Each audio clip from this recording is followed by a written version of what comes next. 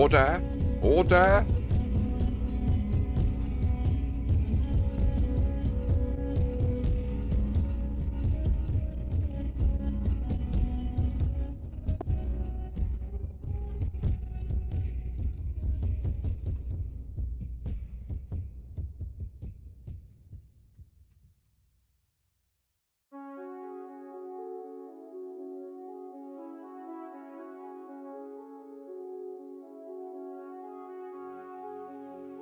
Oh.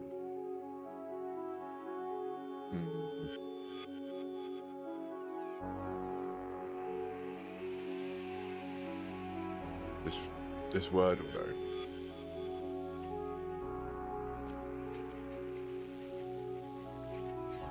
We're going to talk about the most urgent thing that is on our mind and what we suspect is the most urgent thing on the minds of those who will connect with us. Planet Earth about to be recycled. Your only chance to evacuate is to leave with us.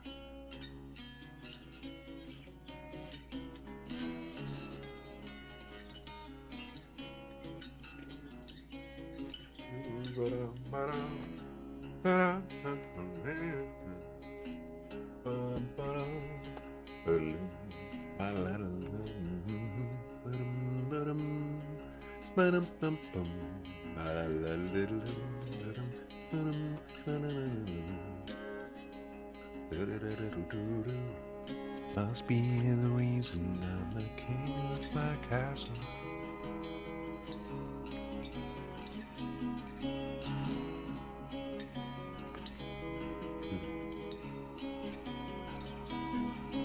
Must be living examples.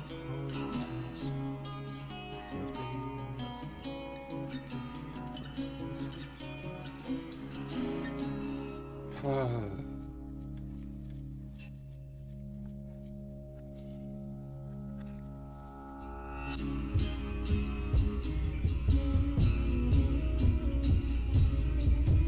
I need to get that mercenary and exo bio rank up.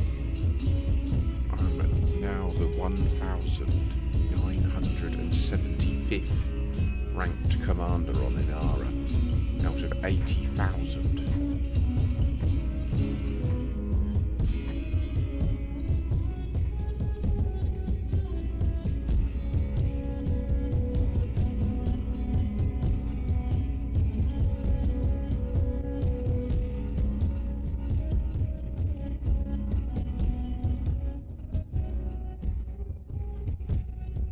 And the only real way I'm going to push the needle forwards on this score is by acquiring more of the badges, which I just need to do high intensity surface conflict zones.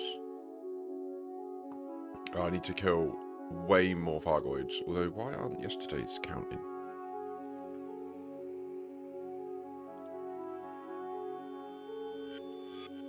Does it only count when you cash in the bonds, do you think?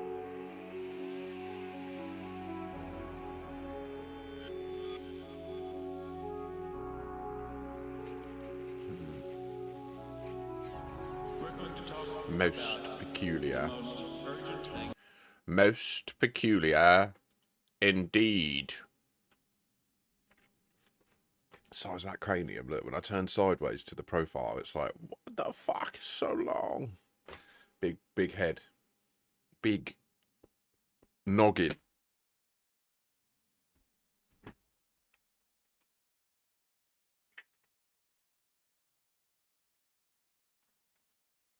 Your lighting's all whack. Oh my god. Oh my god, you see his lighting? Right, so I'm a weirdo, I'm sorry, it's just how it is. I'm in a permanent state of strangeness. Regular programming is resuming.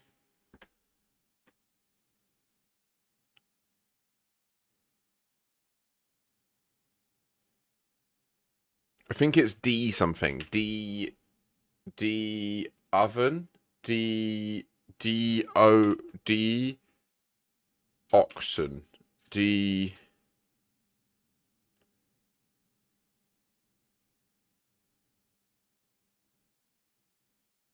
Demon.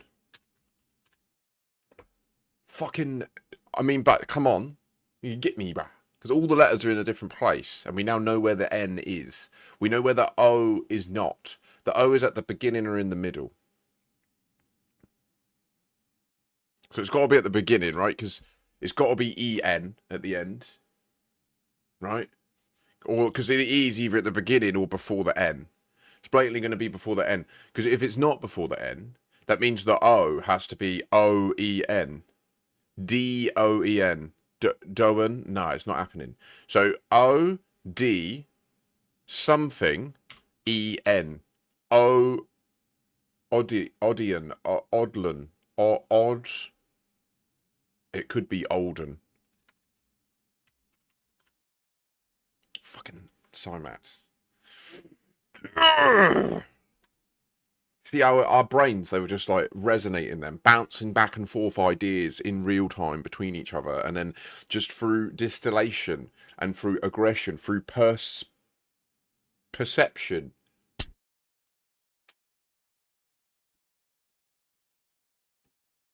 Well, but I have help.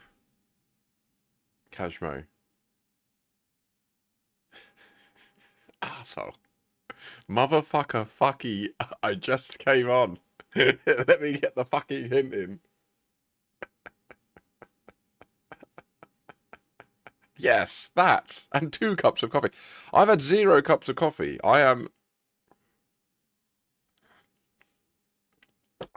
now I'm burning.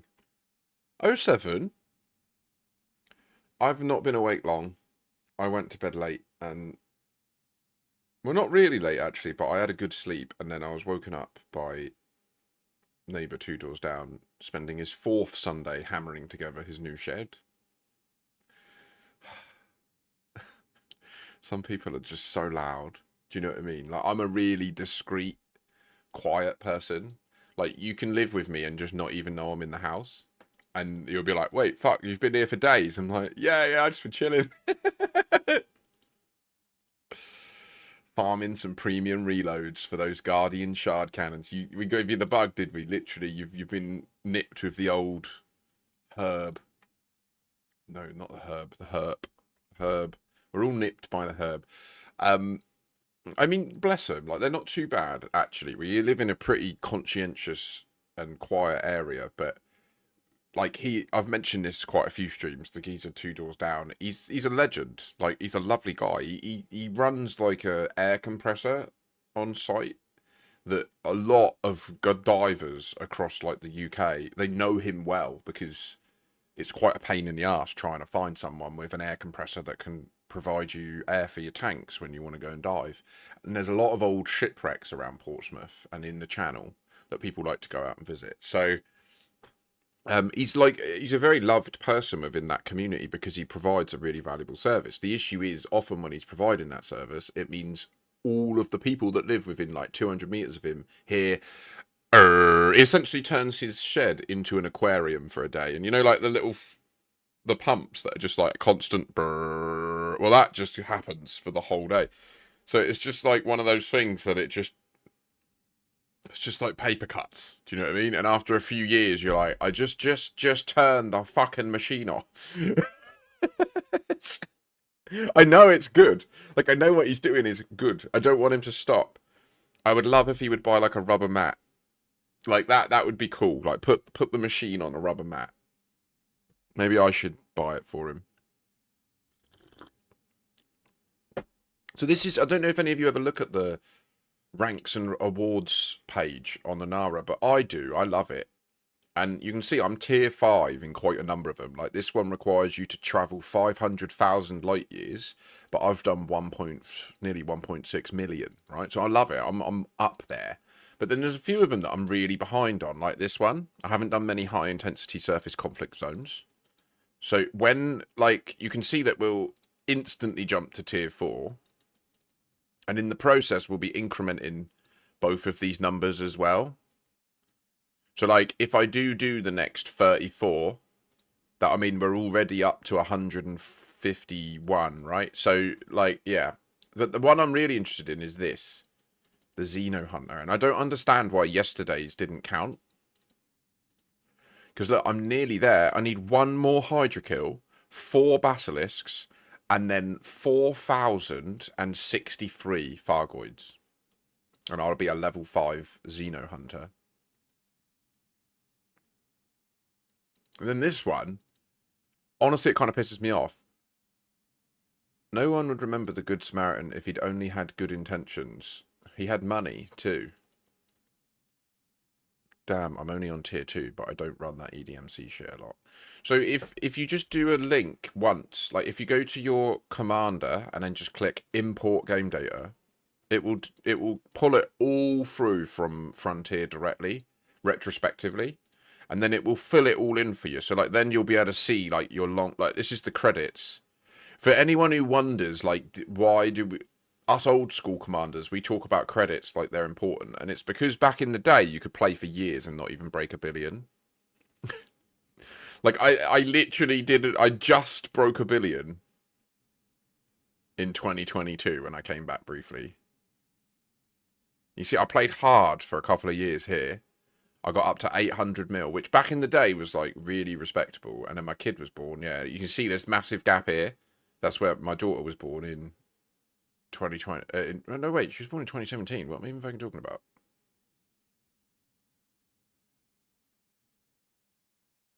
She was born in between these two. That was it. In this window, we split up. We split up here, actually. Maybe even on that. Do you know what, actually? I'm going to go ahead and say 27th of July, 2020 was the first weekend I split up with my ex, the mother of my daughter. And I moved into like a little like student house round the corner from the flat. And I started playing Elite again. So I reckon that is the first time I logged into Inara after leaving my family and becoming a degenerate single man. Anyway, the tale that this account tells, eh? I've got my logbook, which I haven't updated in ages. I haven't done it since the 1st of June. Holy shit. This goes back years. Like, you can read my entire Elite Dangerous story here. And I want to turn all these into videos, but I'm just not motivated to do it. Even though I'm sure that there would be a lot of people that would watch it and it would get people into the channel. And anyway. So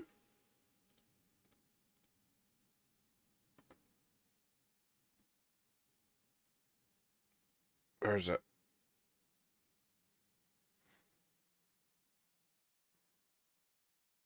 This.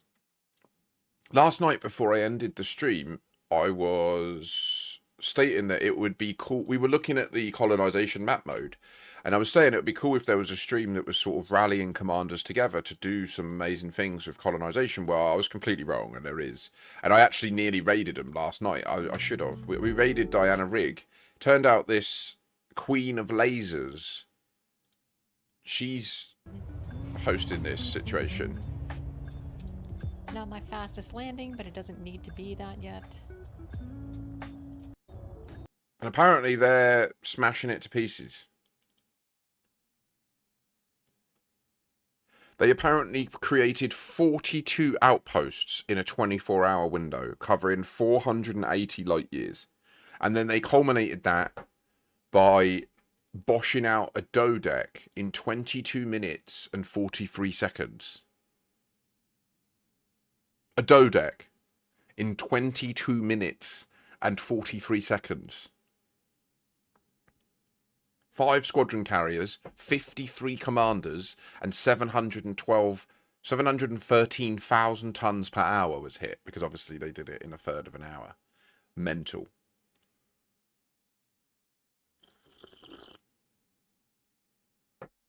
And honestly, I want to rally IOP behind them. I want us to help. I feel like if we want to get our colonization income covering our squadron carriers and fleet carriers, we can keep doing what we're currently doing, which is just trying to flesh out colonies near the bubble. And so there's 2 strategies that we can adopt, right? We can either go wide and have a large number of individual outposts, or deep. Now, so far I've gone deep. I always go deep. It's just my preference. But so I've got a small number of star systems that I've gone deep on. You see here, like, we've got 500 million, 3 billion, hundreds of millions. These ones need finishing. These 2 are all good. They're mostly done. These 2 are my dirty laundry. They're the skeletons in the closet. They need developed. And anyone who's nearby VZXB440, this beast of a system, once you've built Jeffrey's platform, if you can then move on to focusing on these 2, that would be good. Unless, of course, you want to get in on the IOP scheme. So, now, also, if you are a member of It's Only Pixels, please do join on Inara. It seems to know who is a member from the game and who hasn't come on here and clicked. But I would be running this way more actively through this portal if I had everyone over. So please do that if you are able and you do use Inara. Like, I will create missions and stuff for us to do. And like right now, I would like to set up a mission. Like the investigating time travel mission, I need to update. 200 days ago, I kicked that off. We've definitely done that. We've definitely done... See, this is my fault. I haven't updated any of this.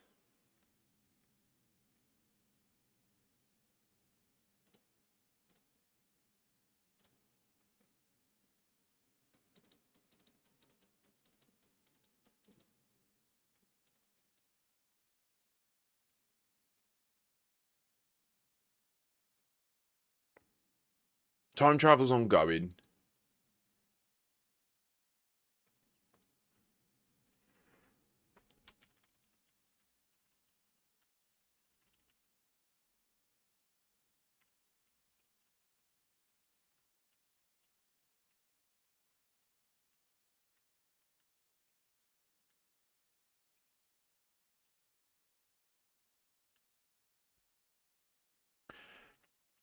Colonization has been in the wild for over a year, and we have still not managed to connect the main bubble to Colonia.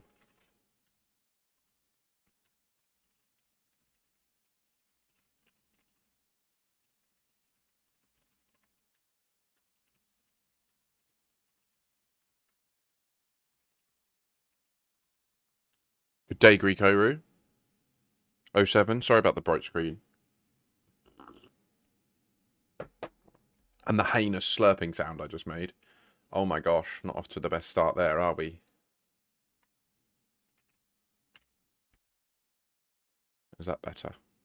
There you go, you can have nice background picture, less white. Colonization has been in the wild for over a year, and we've still not managed to connect the main bubble to Colonia. Project Gautia is making strong headway in connecting the bubble to the core.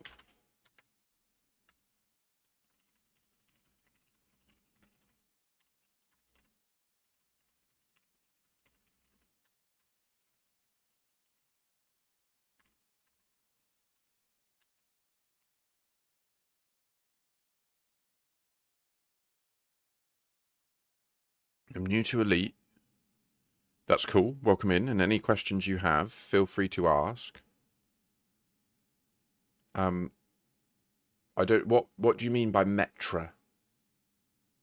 A lot of the last bit of that sentence I'm not following. Sorry, Greco. What metra use for where do I do with it? Nah, you lost me. Oh, and I built the shard kestrel. It's way too hot. Yeah, I mean, I'm guessing that's why he had lots of magical heatsink configurations. Because, like, he had heat sinks configured on the left button, right? But then also separate ones on another button press. I don't know how it worked, but...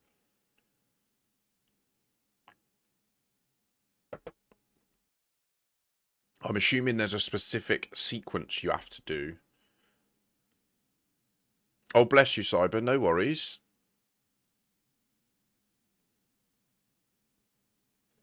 Power play stuff. When you trade stuff for power play. Okay. Yeah, Voodoo. I think that the goal of that build is the build isn't meant to like get into an AX conflict zone. You're fine, Greco. No worries. I will certainly endeavour to be patient with any language barrier because I only speak English. I'm an ignorant English fuck. So at least you're taking the effort to speak in another language. Thank you for that.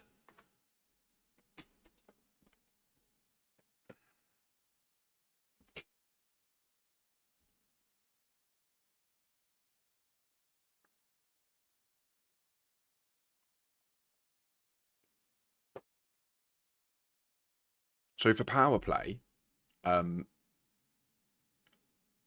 anything that you do, what matters is whether you're in a system owned by your power or a rival power.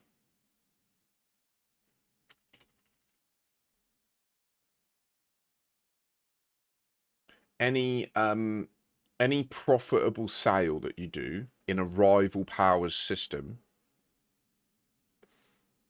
I'm assuming that you're part of a power that needs you to do trade. So I guess I should start there. Each power has different mechanisms it can use to undermine rivals. So they're themed. For example, I'm with Pranav Antal. And Pranav Antal uses social manipulation. So, like, the main way that Pranav Antal...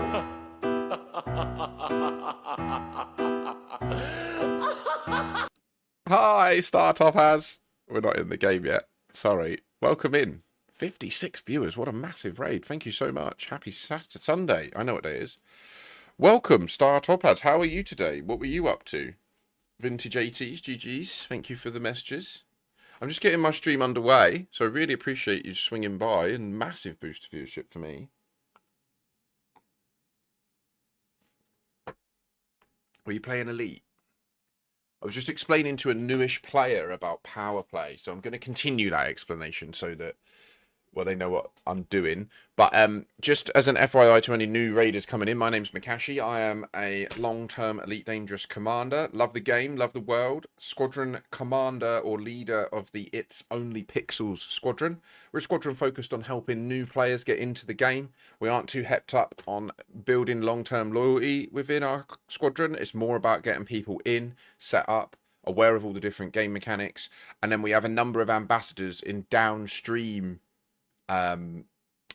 squadrons that are more specialized. So we've got like the AXI people, we've got people if they want to specialize in helping new people, we've got people over in the new player initiative, we've got like ambassadors in various different locations. Right now we've been focused mostly on building up our own colonies. So we've got a couple of little bubbles. Likewise, we support directly another squadron called the Neutron Highway Initiative. So that squadron's goal is to build population centers around pulsars and neutron stars that are in poignant locations. We've acquired some really cool real estate on the back of that mission. So right now, I'm just trying to double down on a squadron goal, which is to really nail bridging over to Colonia. It's not happening. And I'm galvanized. I'm inspired by Project Gautia's post on Reddit yesterday. I don't know if any of you saw it, but they achieved some phenomenal progress yesterday at bridging from the bubble to the core. They built a dodeck in 22 minutes. 22 minutes. It's insane. They built, what was it? 42 outposts in 24 hours. Where's the post gone? Why is the post not the top post in the whole thing? Maybe it's because I clicked it too recently. This is their update this week. Within a 24-hour period, Project Gautia constructed 42 outposts. 1.45 million tons hauled. Now, when you consider that the colony we're currently building and we're building deep on is this one. This is my big beast. We've just cusped 3 billion population. When you think that the total plan for this is only 1.8 million, and they did that nearly in one day together. I mean, I just think that's fantastic, and I want to be part of that. I love it. I love it. But I'm not that keen on going to the core. I don't know what Project Gautia's goal is, though. Does anyone in chat know? Are they going to the core and then out to Colonia? I imagine they might be.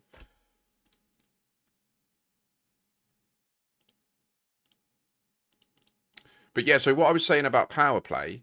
So I'm with Pranav Antau.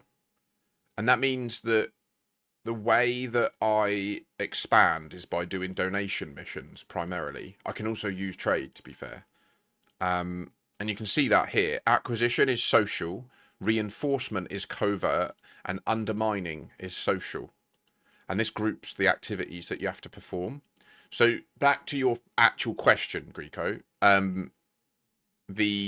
You were saying that you want to do trades to earn merits, I believe, for power play. So that would rely on you having trade as an acquisition, reinforcement, or undermining activity. I don't know who you've picked. Let me know who you've picked and we can tell you. And then you need to identify systems that have profitable trades from your dude into a rival one, or vice versa, depending on how you're trying to get the merits. And you can use this to do that. Do they, Grimorius? Oh, that's good to know. Okay, cool. I'll definitely need to check. Do they have a website, yeah?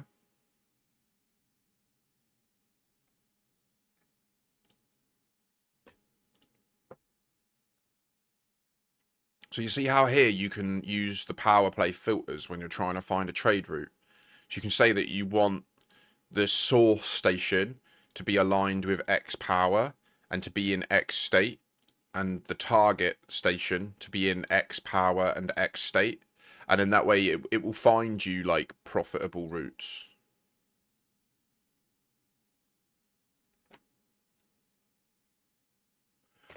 Oh, really?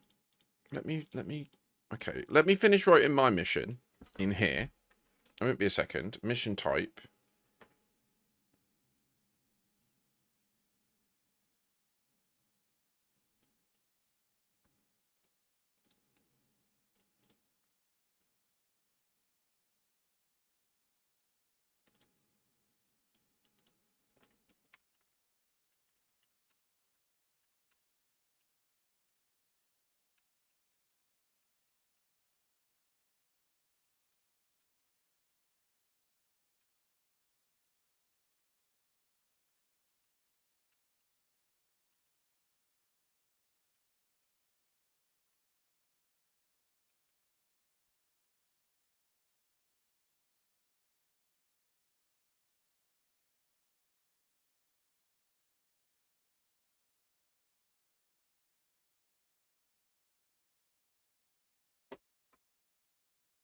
07, Mr. Soweto? Cymats, that would be really appreciated. Yeah, thank you. And Grimorius, thank you for searching for that. If you just pop the link in chat, I'd appreciate that, and then I can just click it. Yeah, cheers. I am a lazy streamer. Right. Okay, so we've got our Colonia mission built. Colonia Bridge and support. Very good. Okay, right. So this is the Project Gautier. They are 57% there. Is a community-driven elite dangerous colonization initiative led by GF Jake. Join the initiative. Contribute to transport logistics. You have meddled with the primal forces of nature, Makashi. and I won't have it. Okay.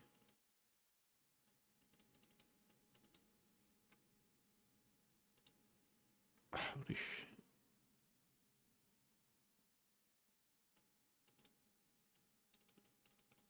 So what we need to do is look at their route. I reckon there'll be a micro bubble that we can shoot off from that will be much closer to Colonia.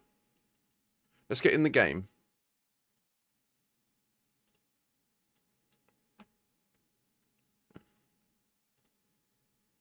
So, firstly, Mr. Soweto, I would say, obviously, I am the leader of a squadron. It's only pixels. So, as a squadron, we're not really focused on a specific area of the game. So, if you have an area of gameplay, if you've been playing 8 years and you know you love, like, mining or AX or something, you might fare better go into a specific squadron focused on that activity. Because I'll be honest, the activity my squadron is most likely to perform is like really esoteric science, looking at the lore of Elite Dangerous, and like we've been investigating the Radicoid time skip. I don't know who's heard of that. It's a whole thing that we've done science on. We've been investigating the green noir jumps. Don't know if you know about them. They're a whole thing that we've recently scientifically proved is reproducible and is not just like a timeout or a server bug or a delay or anything. It is a legit thing. Like the green wire jump is when you do a jump and then like through the jump it's as if you're being hyperdicted and it goes wah, and then it goes all green and then you just complete the jump. Well, we've proved with mass tests that that is not a bug. Like it is literally, it is communicating something to us. We just don't know what. Thanks for following. 07 Greco, thanks for the follow. No worries if you had to go. I did give an explanation of the power play thing. So it sucks that you had to leave. To surmise it, you need to say what power you're in, because you mentioned doing trade for profit, for merits, but each power has a different way that you can gain merits with them, depending on what activity you're doing. Where is their end destination? So our squadron is It's Only Pixels. IOP5 is the code in game. Mexican, how the devil art thou? Are you coming back, Cyber? Did you notice anything new at the Colonia beacon?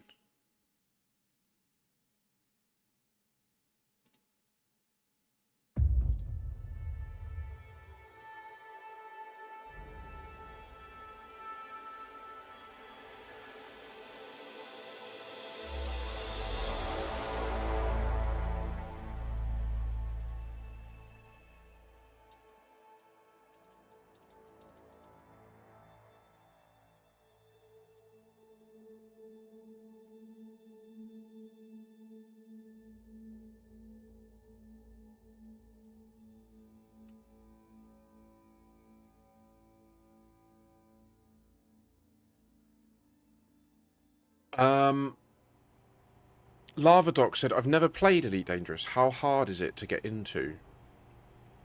Seems a bit intimidating for a complete noob, to be honest. I would say they've made huge progress on this, but you're not wrong. It is... It's a hard one because, like any hard thing, it's kind of like if you don't drive, if you've never driven a car, and you were to say to someone, is it hard to learn to drive a car? And they're like, well, like anyone can do it. You can do it, but it's not trivial. And when you make mistakes, they can be costly. right? So that's how Elite Dangerous is set up too.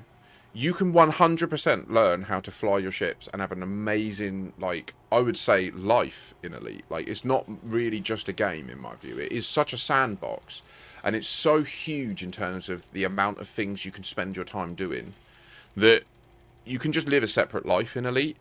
But the process of building competence in flying your ship, it ain't No Man's Sky. Like, it's not press up on the pad and it moves that way. Like, it's a spaceship in a physics simulation. So you're learning to drive a car. Like, it's not easy. When you crash, it's costly and you can lose everything. But the key point I'd say is community is key. Like, trying to just overcome everything alone through secondhand knowledge and YouTube videos and stuff is way harder than just having someone directly show you it. Cheers, Hammerlam.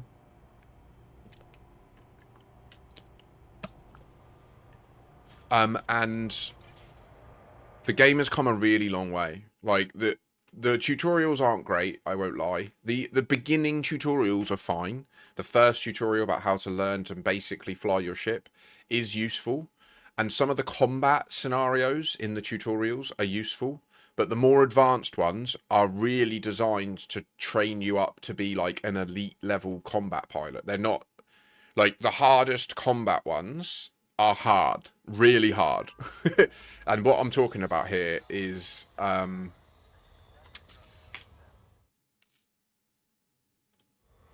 it's in the main menu, isn't it? I'll go out and show you what I mean, just so that anyone in chat who is newer to the game knows these are an option. In continue menu, in training at the end, there's all these different options. So there's the training simulations, which take you through individual parts of the game. But this is what I'm talking about. I would say these two are useful.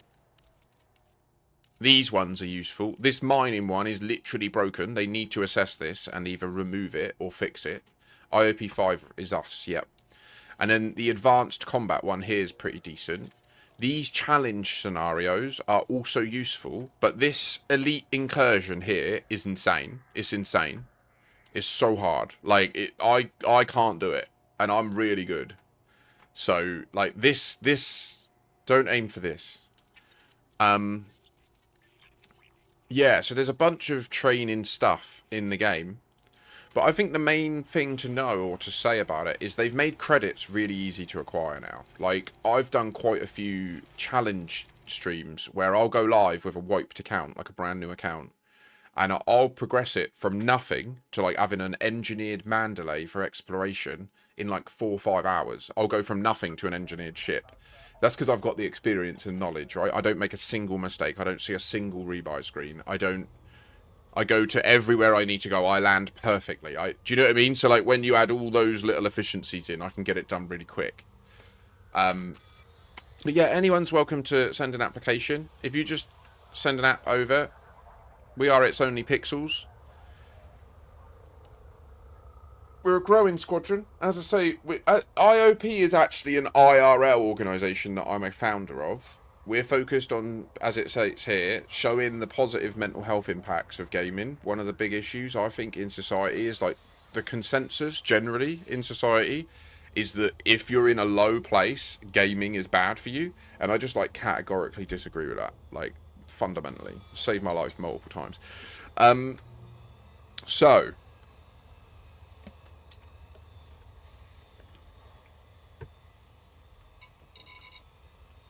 we're at the Titan lore, because we were doing Titan drive component fishing yesterday, but I think I had enough of that. How many are we up to? We've got 14 on here.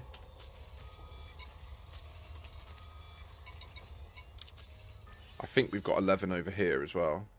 I'll just check.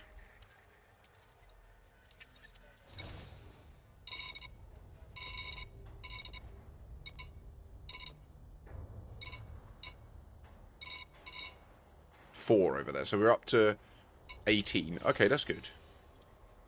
People that helped me yesterday, let me know if and when you need your Titan drive components, and I can provide them to you.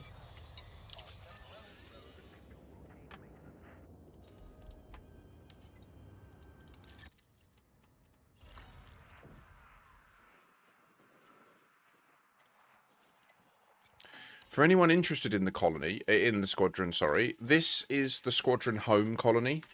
So this is where we're based. This is like the IOP's home colony. Now, the reason I highlight this to you is we have painstakingly built and crafted this system to be essentially the perfect starter system. Like, you could create a blank account on Elite, get to here, and then play the first 1,000 hours of the game, get to Elite Combat, Elite Trade, like, just in this one system. It's amazing. So I'll mention that to you because it can be a great place to base yourself. We get 3 different types of high-grade emissions here, so you can fill up your materials really easy. Nearly all of the ground surface settlements are owned by an anarchy station people. They're owned by these Ashes of Exploration, which means you can raid the surface settlements for on-foot materials, and there's no bounties or anything. You can just kill everyone on site, take all their stuff, and there's no negatives. We've got Empire and Federation present, so we can kick off superpower wars here whenever we want between the Empire and the Federation, and you can fight for either side and earn rank in Federation and Empire. It's just outrageous. Like, we've spent so much energy on this system, so I highly recommend utilising it.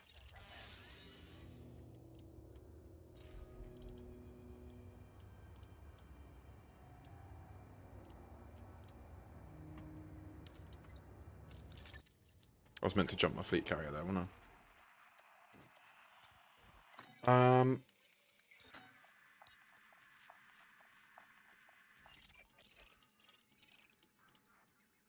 But do I actually want to send it here? I don't. I don't want to go to the squadron home. I want to go to the big colony. So we've also built this bubble up here. This is called the Pulsar bubble.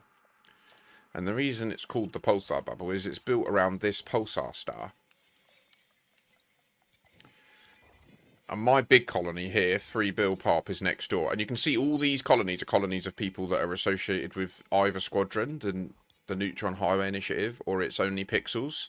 And that's what we're quite enjoying doing at the moment, is just building our own little bubbles away from places. We liked this spot and we went deep on it and built large colonies here because it's actually incredibly well positioned.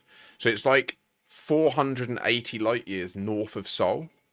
So from up there, you know, from a role-played, like, tactical and strategic perspective, we can essentially project power down on the whole bubble because there's a neutron star there. We can literally jump one system over and then jump down into the bubble anywhere we want. So it's pretty cool from a, like, role-play strategic perspective. Lastly, I've got another colony I want everyone to be aware of. This colony is a tritium colony. We, again, have just recently finished building this colony. It's now built. There's only 2 slots left. This colony is designed to bring the price of tritium down across the whole galaxy, and in time we will achieve that. It's got 6 trit hotspots that are doubles, so it's got 3 double trit hotspots present in it. And all of these stations stock tritium.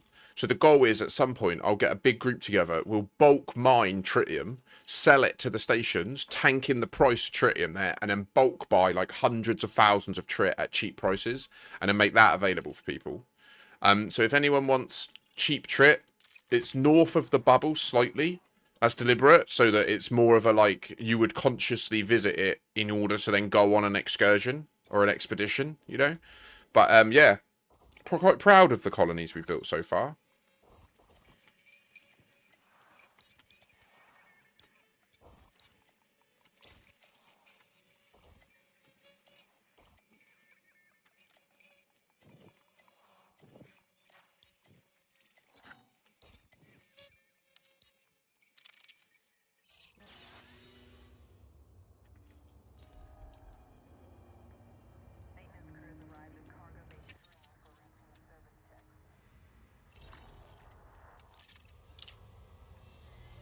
Nice, Sweater, nice.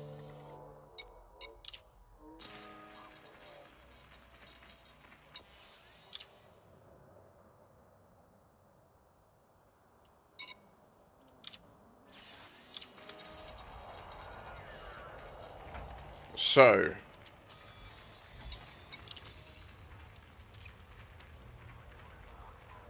hey, where are you at?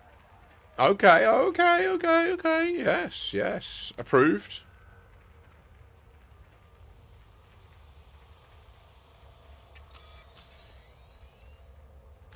I don't plan on AX right this moment, no. I did end the stream yesterday saying that we'd carry on doing that this morning, but I don't know how many people are around, and I don't know. I mean, I'm easy. I don't really mind.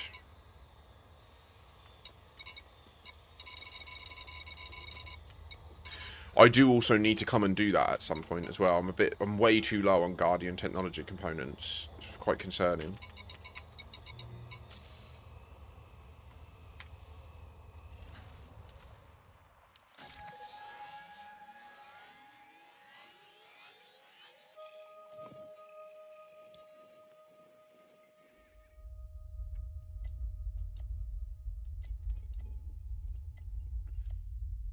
So they're not going to the core. They're going off here.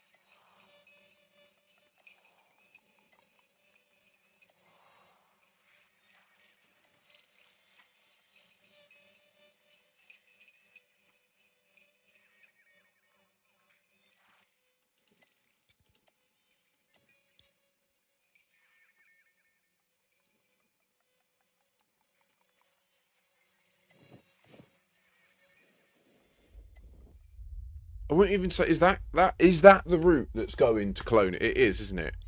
This is the head of the Colonia route. Clive Bowman seems to be the pioneer.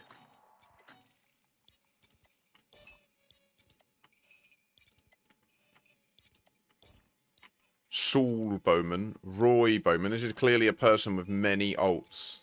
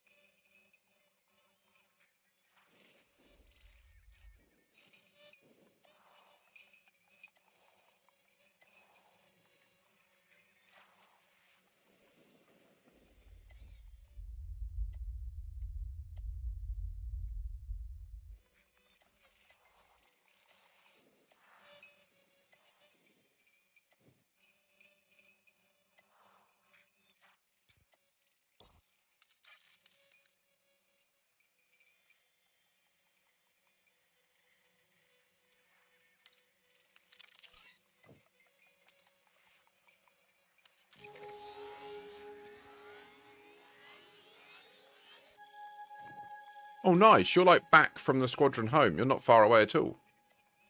That's a mad coincidence, Mr. Soweto. You're literally like... You're in the hood. Yeah, yeah, the squadron home colony. I sent it in chat just now. It's this. I'll send it again. I'm afraid I need to go to the loo.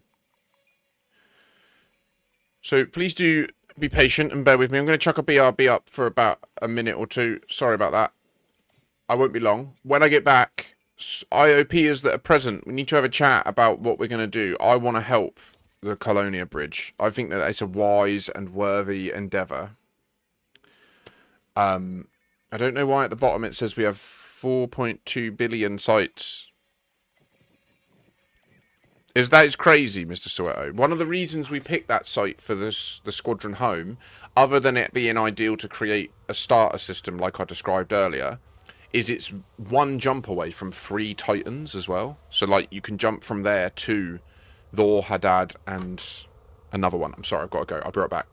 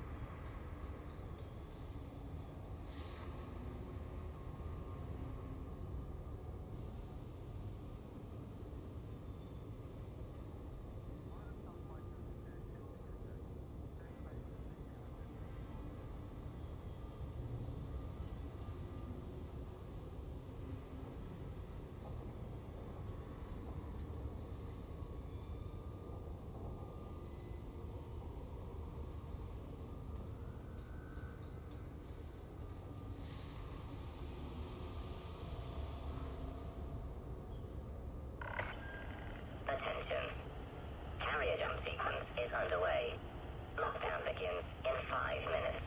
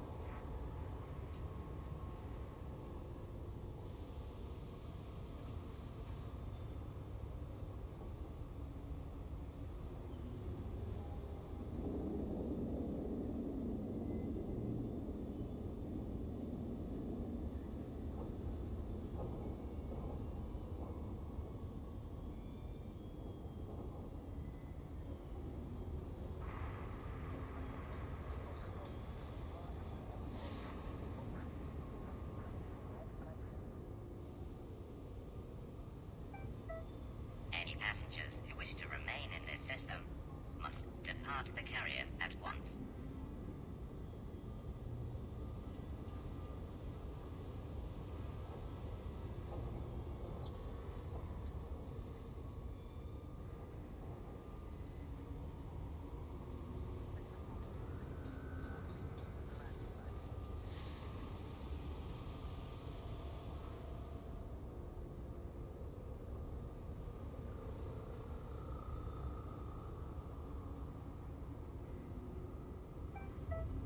Attention all passengers. This carrier has scheduled a hyperspace jump. Please conclude any remaining business in this system prior to departure.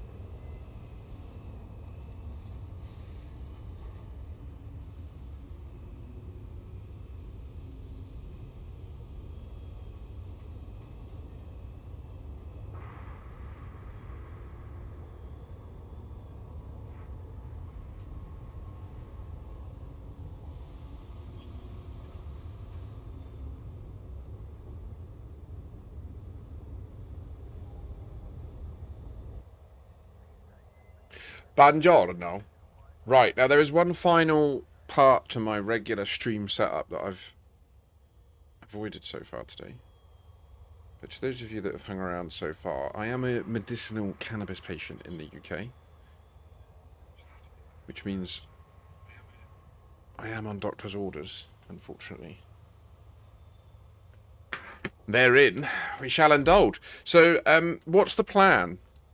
What, like, IOPers, I want to help get to Colonia. I'm not happy, okay? What am I not happy about? Okay, firstly, I'm not happy that I've never noticed that there's so many systems that we can't colonize near us.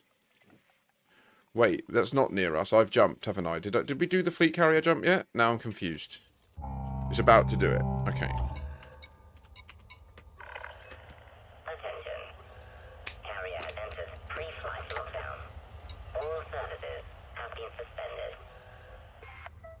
And you thought that my BRB screen was the only fleet carrier jump you'd get to see today. Woohoo! Carrier at once.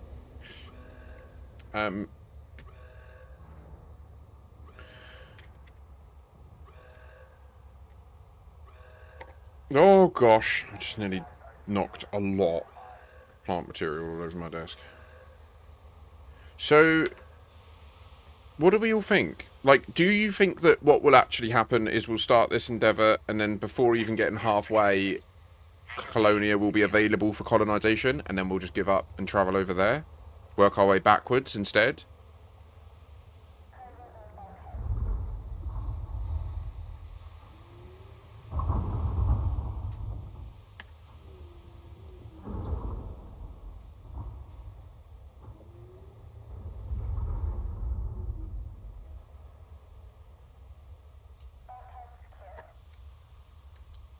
I don't know.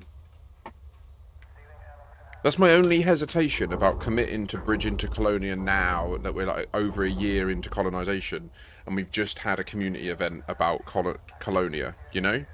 My only hesitation about committing to that is what if we put in all the work and then at the 11th hour they just enable system colonisation at the other end and boom. Although I think it's more likely that they're trying to nudge us to do this, to be honest. I think that's more likely.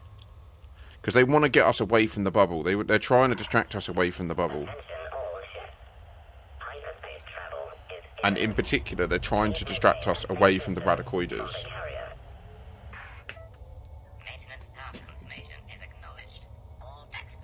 They don't want you all working out that they do time travel. Because then you'll then start to knock down the dominoes like we've been doing on this stream. Thanks for following. Real 07 Scooby, realising that what the radicoides teach us is that your frameshift drive is not something that makes your spaceship move fast. It is a device that changes how time flows. And I'm pretty sure the big secret that's hidden from people in the Elite Dangerous world is that first frameshift drive jump you do, when you do it, everyone you knew and loved dies at that moment. Like, I'm pretty certain that you jump into your own timeline, like on that first jump, and that's it, game over.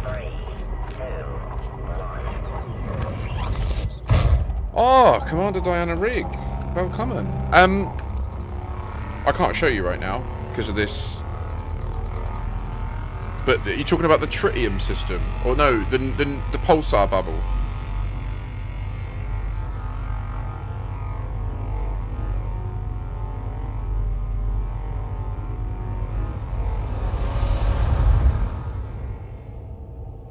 Afternoon, Vantilium. I'm just heading up back up to the pulsar bubble. I had enough of AX.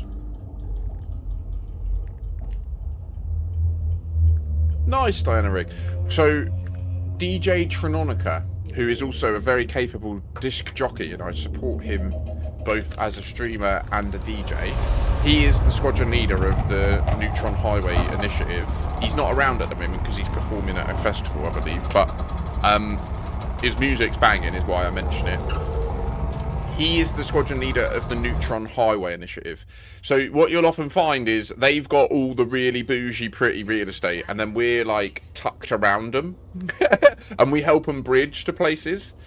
So this is the actual pulsar system, and the reason I mentioned the pulsar system in particular is A, it's absolutely beautiful, and B, there's a chance, if you're good, that if you dock at Jackson's Hourglass and do the Firestorm Rescue, this is a Coriolis station that orbits a pulsar neutron star. So if you can manage to get the Firestorm Rescue to happen at this, it would be insane scenery. We've not managed to have it happen yet. But literally, you would be having to break into a Coriolis that is just orbiting round a massive neutron star in the background, which is like top sci-fis. You can see we like to build our colonies out fully. That's how we roll. So that's why we've been somewhat slow. We build them very thoroughly. This one actually burnt my squadron out. Like, we actually just stopped. Like, we were building this, and then I've set the goal of building all this stuff near the water world, and then Trinonica, for all our help, very kindly donated me the money to buy the Dodec and deploy it. So we built all this in a weekend. And then at the end of the weekend, I got the donation. I bought and deployed the Dodec. And then the next day, Frontier put an offer on and halved the price of the Dodec to 25k. Now, in Frontier's defense, I did email him and I said, look, that sucks. Like, that really sucks. Like, we'd waited nearly a year to build our Dodec. And that they refunded me the difference, to their credit. They gave me back 25,000 ARCs on my account and said, like, we get it. Fair play. Big kudos to Frontier for that. Because they could have 100% just said tough. That's just how it goes, you know? We recently did have a little bit of a butthurt situation. So this pulsar is another one of Trinonica's pulsars that's in progress right now. It's only got 2 weeks left on it. And the main port is a Dodec. So it needs help. It's nearly there, but it needs help. So I think this will be the immediate goal. We'll help Trinonica build out this Dodec around this other pulsar. Now, that pulsar had a named star available for colonization, and Trinonica very kindly informed me of that. And I dilly-dawdled, and someone stole it. Well, they didn't steal it. It's fair game. It's just out of the game. This silly valley here, this Darius Haley came over and stole it from right under our nose. Again, it's not theft. The one thing I was going to be salty about was it looked like they weren't going to develop it. Like, it looked like they just stolen it to have it and then not develop it. But it does look like they are they are actively building stuff. So I fully support that. Like, GG's to them. Fair play. They got in. White Tip Operations now owns Silly Valley. And they're developing it out, and that's what I'm all about. And I just want the galaxy to thrive for us all, you know?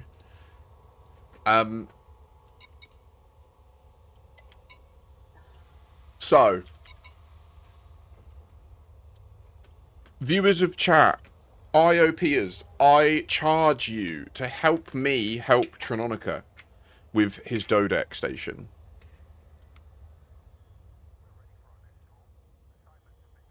Objective. Load the iron price.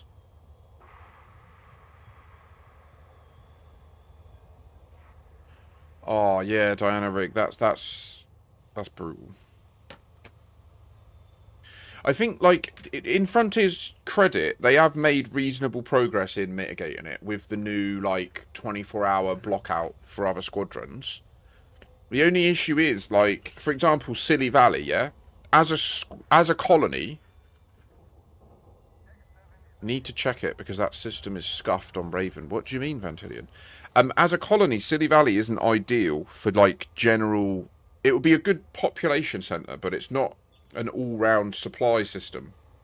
You'd ideally want a system nearby that would provide all the CMMs and stuff. I had some potato wedges with some cheese and some milk noodles for dinner. Thank you for adhering to the rules, Awakey. Very rare that people do that. And I can't remember what I was talking about. the claiming, the sniping. They improved it by adding the lockout for 24 hours. But then, so with Silly Valley, what I worked out was the system that it was most logical to bridge to get to it was also an excellent supply station. So I claimed that with an Orbis port. And then I was literally like, I did that on the Saturday. And then I had, on the Sunday, we were making plans to start loading for it. Some people from our community went out there to start hauling for it. And then literally on the Monday, we realised that someone had come in overnight, built an outpost somewhere else, and then claimed the destination system. So you just, like, that can't be helped, right? Like, what we could have done in hindsight is we could have counterclaimed everything around it in advance, but I don't want to do that. I don't want to. I want us to have nice things. I don't want to play by those rules.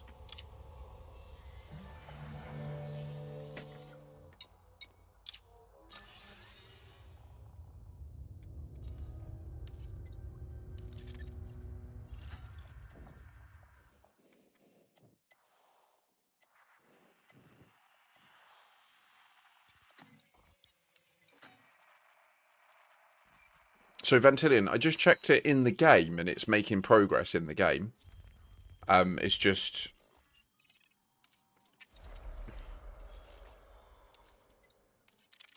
For anyone not aware in chat, that's a top tip. If you're doing loading of fleet carriers, target the ground station that you want to actually load from, and there's a non-trivial chance that the fleet carrier will jump in like directly above it. And then I don't know if you know about speed loading, but you can then use speed loading techniques to speed load it. And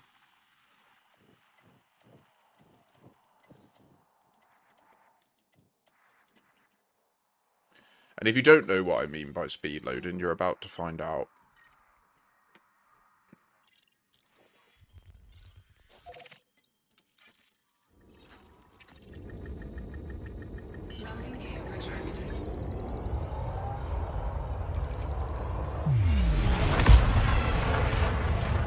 So an hour and 12 minutes into the stream, I finally took off.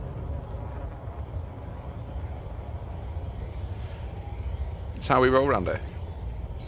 When I arrive, I'll probably do an operation as well. Does anyone want to get in on an op? Launch successful. Good luck, Commander. You want the pew-pew?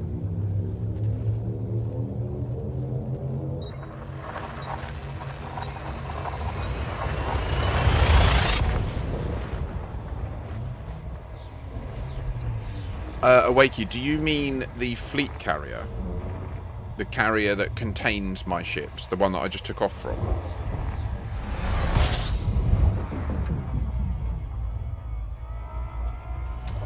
So each account can own one fleet carrier. You're technically not buying it, actually. You're technically leasing it. It costs 5 billion credits to acquire it. And then you also have to pay maintenance each week to keep it running. Which is why each one also has its own little, like, bank. So you can see in here.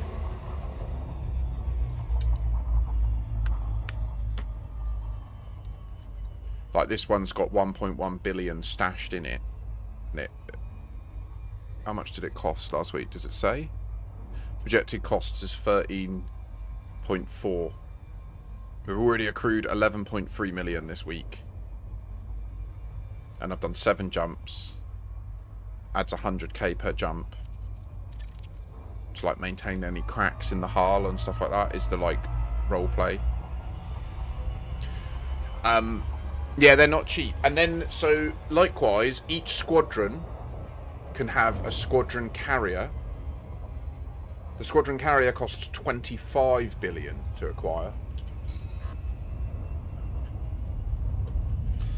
That took us a long ass time. So the reason our squadron carrier is called the Iron Price is because when I formed the squadron like a week into squadrons being created as a feature, and the first thing I agreed was that it was a new player focused squadron, and we would not accept a single credit from before the creation of the squadron. So all 25 billion credits required to buy the iron price were earned by members of the squadron in squadron activities since the squadron was formed. A cow for all seasons. Welcome in. That's a name I've never seen in my stream before, but I know of you very well. Welcome, cow. We do know of the lands of salt, and we do pay the iron price, indeed, at all points. For it's the iron price that you pay.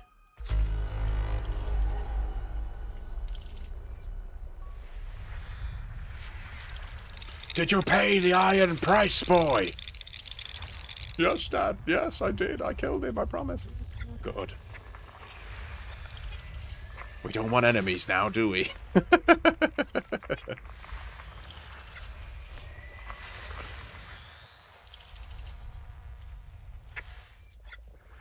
Thanks for following. I can't imagine being prolific in the Elite Dangerous community. Thanks for the follow. Is it me, or does your zoom in thing look different from others? This? What? FSS? I do have some different colours, so I don't know if that's what you're noticing. System scan complete. My whole HUD is different colours, isn't it?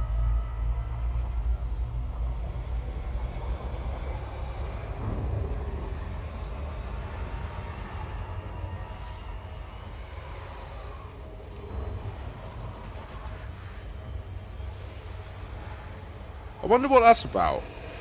Do you think they just know that if you haven't watched someone in like a year, you might as well just unfollow them? To be honest, I don't disagree with that. I'd rather my follower number reflected, like, the people that actually follow the stream. Do you know what I mean? Like, I actually would rather that. Even if it meant that it was like 50 or something. At least it You would have be... meddled with the primal forces of nature, Makashi. and I won't have it! All my alerts are wrong. I'm sorry, that's not meant to play. Thank you for the follow, though. I've recently moved from Stream Elements to Stream a Bot locally, and I have not got it right yet.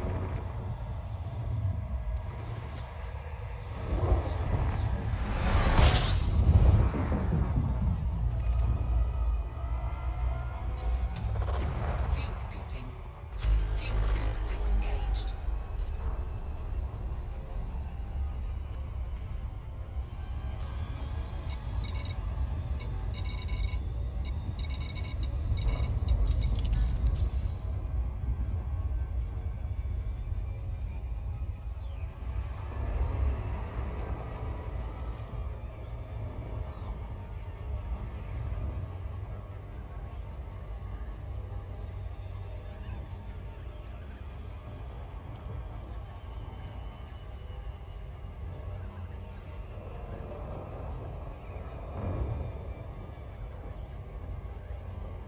So right now we are going to dock at the squadron carrier, the Iron Price. I'm then going to do an operation. But if 3 other commanders in chat would like to join me, we can go and do some pew pew in space, shooty shooty fun times. Once we have completed that operation, because I'm nearly at my weekly limit, oh no I'm not, 417, cushy, okay. Once we've done an operation, I'm then going to start loading the Iron Price.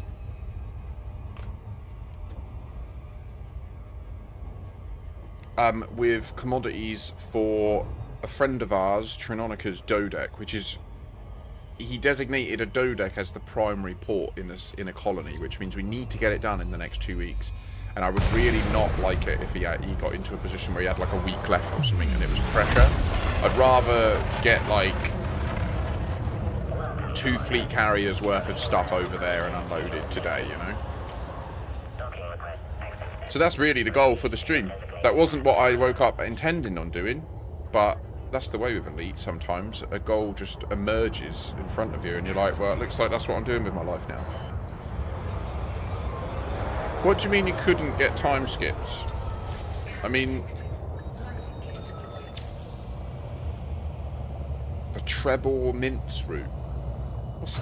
Oh. You're going to the shop. Is that what you mean? I currently only have 2.4 billion.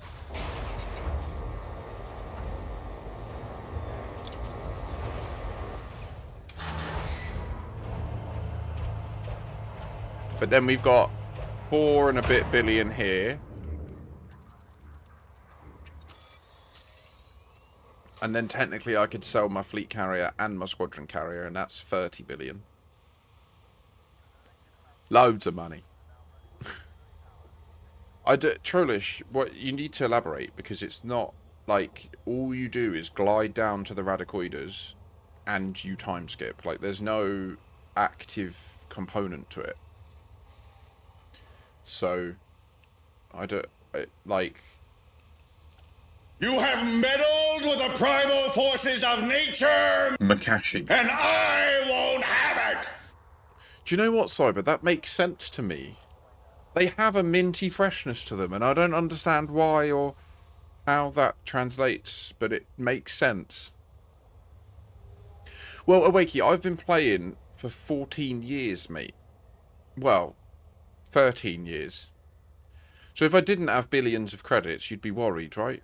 You certainly shouldn't be watching if I'd been playing that long and I didn't have billions of credits. Yeah, Trollish. I think it's more likely that you don't know how to check, to be honest, than the time skip. I kept comparing the Sol planet alignment. It was always the same.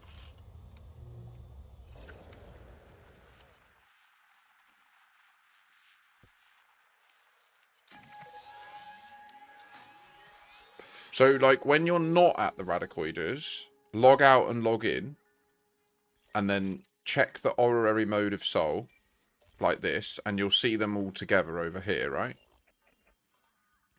And then glide down to the radicoides, and when there'll be a point in your glide, or as you approach them, to be fair, even if you just glide away from them, 100 kilometers away, and then fly manually towards them, which will take like 5 minutes. But there's a point where it will flip, and you'll see in the top right corner, it will say something to the effect of it can't communicate with the nav beacon anymore. There's like a problem. And when that happens, if you then check this screen again, you'll see that the most obvious one to notice is that the gas giants are now in wildly different places. So that's like how you know you've done it and how it's happened to you. And once you're in that state, once you've done it and you have gone down to the radicoides and time skipped, until you log out again, you will remain time skipped. So if you fly away from them and then check, it will still show it as time skipped. And I think that's what you're doing. I think you've gone down and checked it, and then you're going away to see if it's changed again, and it doesn't. Do you know what I mean? And so you need to leave the radicoides and log out and log in, and then you'll see Sol in the normal real-time moment. And then, yeah. Does that make sense? I hope it makes sense.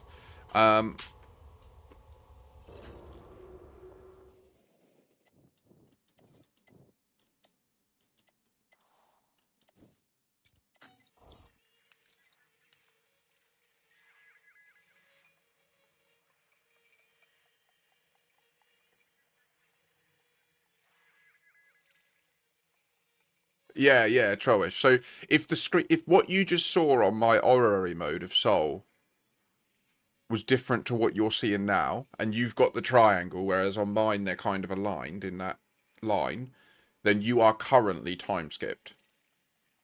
To anyone who's unaware in chat, this is a somewhat controversial thing that we've sort of pioneered on this stream, and it is a very... Within the long-standing followers of Elite Dangerous, this is quite a controversial thing. Many people will tell you that this is just a bug, and it is just a bug. You shouldn't waste your time. It's just a bug. The game is buggy.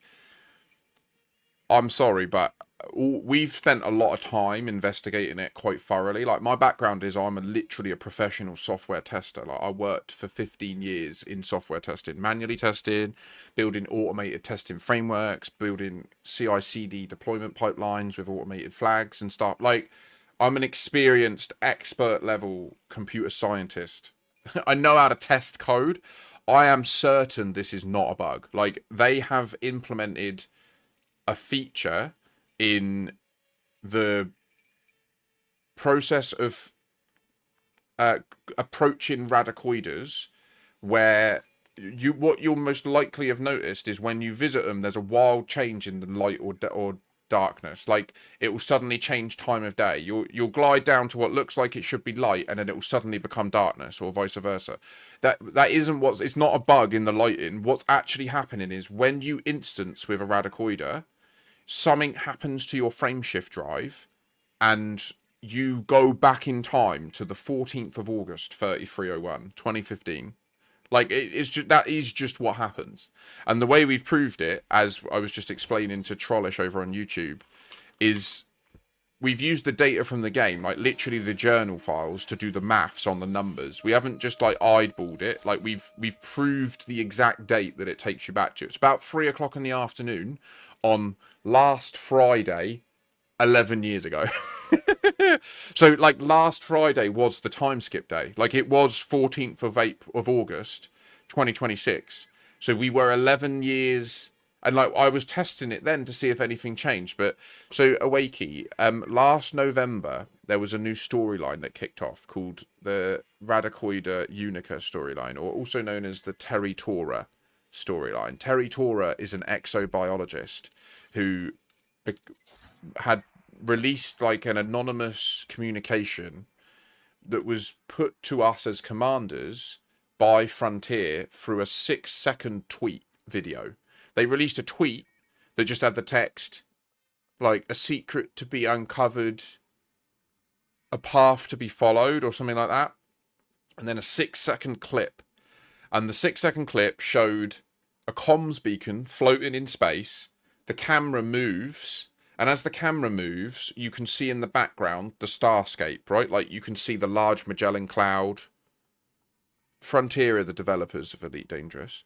You can see certain specific bright stars in the background. Well, we're hyper nerds. We're nerds on a level you have never experienced before. We worked out where it was. I live streamed this. It was the biggest stream I've had in years. It's the biggest stream I've ever had on Elite. So we used our knowledge of the brightness of stars, the position of the Large Magellan Cloud, etc., in order to work out where the beacon was. We went to it. It gave us a scrambled message. A week or so later, it turned out for the next week, I had some huge streams then when we were trying to reverse engineer the message and break down, like, if we could break the encoding on it and then see what the message contained. It turned out that they'd time gated it and we had to wait a week. Do you know? No, I didn't really clip it. It was all moving so fast back then that I didn't. Also, I just didn't have a very good mechanism. I still don't actually to this day have a very good mechanism set up to convert events like that into moments socially. You make a really good point though, Awake. I need to get on that. Like there are so many, like with the Green Noir recently, like the moment where we realised that the Green Noir was a thing could have made such a cool little video. And I just don't do it. I don't capitalise on it. It's frustrating. I'm sorry.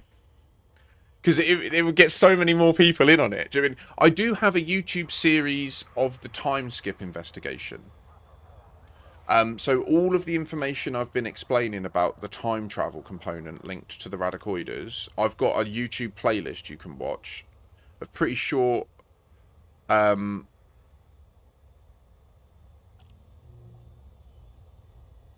Really, Voodoo? That's interesting. Apparently Twitch is using AI and you can just say Twitch, clip that, and it will clip.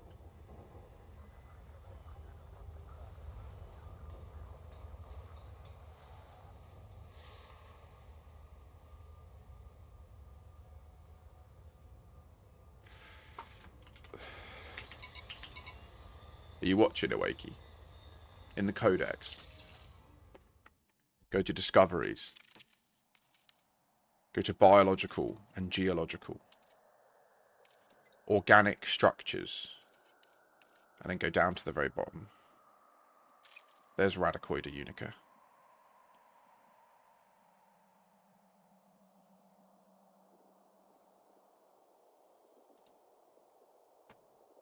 Ho.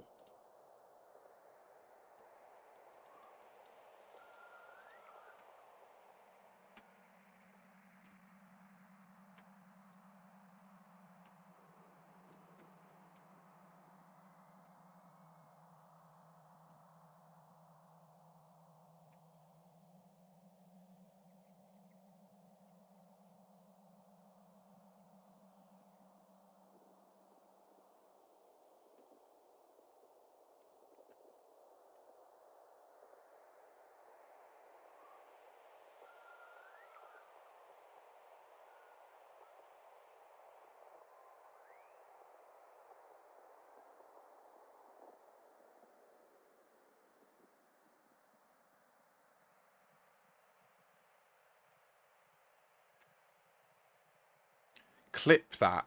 Clip created from your stream using the clip that voice command.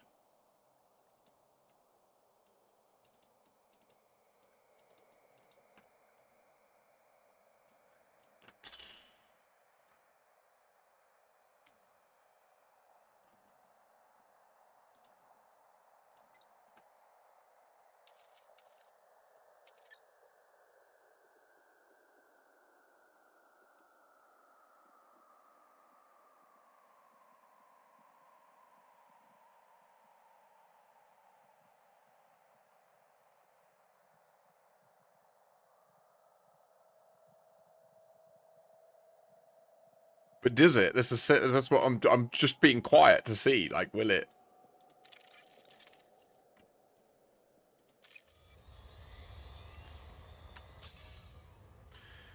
I need to know what's on Trinonica's stuff and what he's loading where.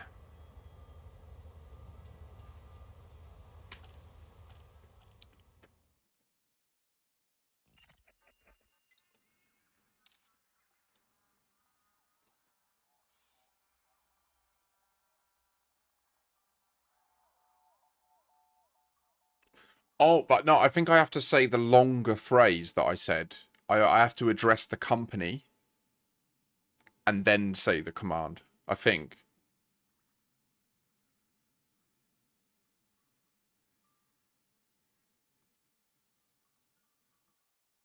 Pre-roll ads have been disabled, which means I think you may be in ads right now. If you are, I do apologise, but I literally don't have a choice.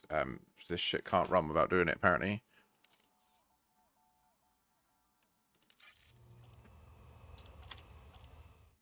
So firstly, Awakey, the only way for anyone to ever gank you is for you to play the game in this mode that you see me playing in here, open. That's the only way for you to be, like, connectable to by another client. If you play in a private group or solo, then you're just completely safe. Well, no, you're not completely safe. It's Elite Dangerous. The pirates will gank you. Gregorius asked if we've checked the time skip in Trapezium sector there, where the Anaconda Proteus landed, and there was these Guardian and Fargoid battle sites.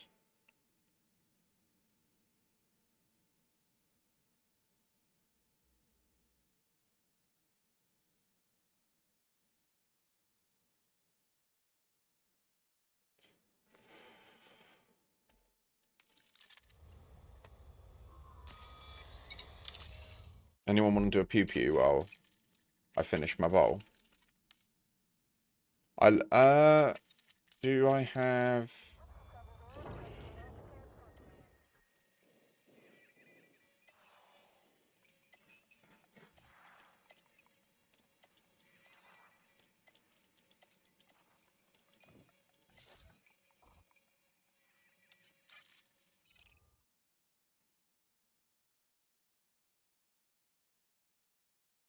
But yeah, in terms of how do people gank, and so you have to firstly put yourself in a position where you are gankable, I would say, in order to experience that emergent gameplay. Is there anyone about who wants to do the hardcore, ultra hard power play, undermining?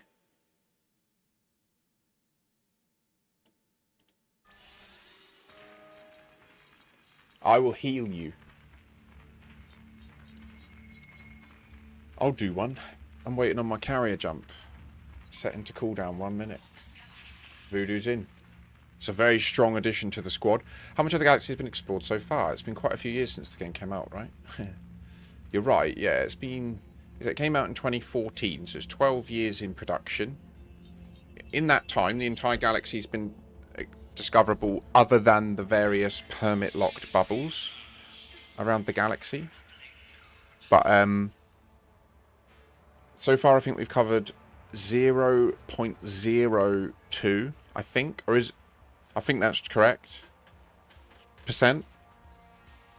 0.02, I think. Let's just double check. Hang on.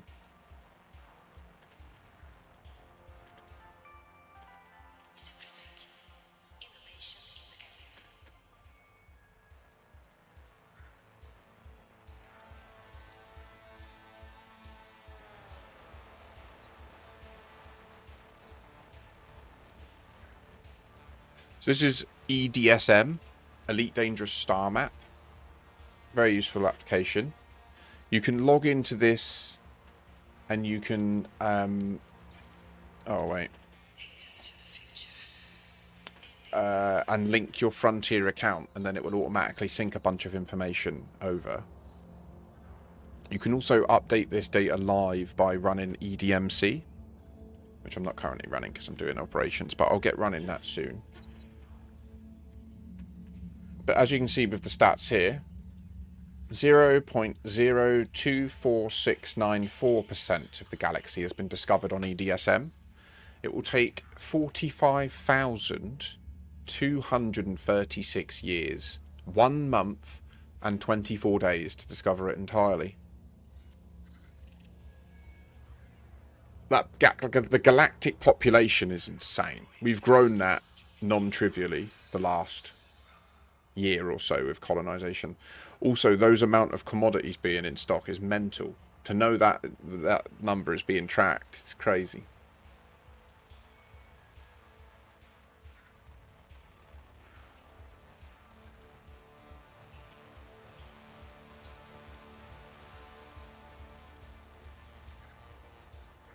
Herculean machines. Function first. Memphis Reigns, 07. Grimoria said there was a similar effect on the daytime change when approaching the Fargoid sites, and at one time after the narrative moved on, the sites were glitched completely, crashing to menu with coloured snake. Like Movada, etc. That is absolutely insane. I would have honestly expected it to be something like 30-40%. No, there's 400 billion star systems. And then each star system can have up to 256 primary bodies, right? That can have up to 256 satellites that can all have moons. Like, it's... And then each of them is a surface area that you can plausibly land on and drive on and mine and soon surface mine and build colonies on. And it's just like the...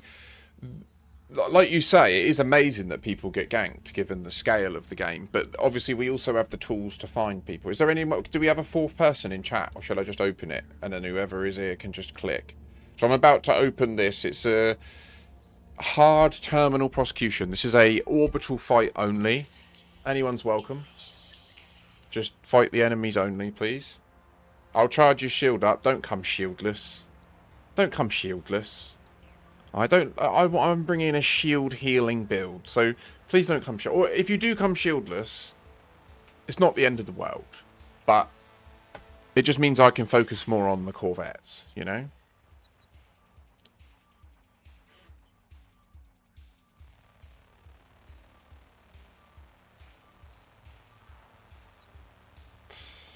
So I have tested. You can ask any questions, Memphis. Please do ask questions. I might not immediately respond, but I will. We have tested the time skip elsewhere. We've tested both being time skipped and going places to see if it's any different, and going places and seeing if we time skip. And we've just found nothing so far. We found no time skip changes and no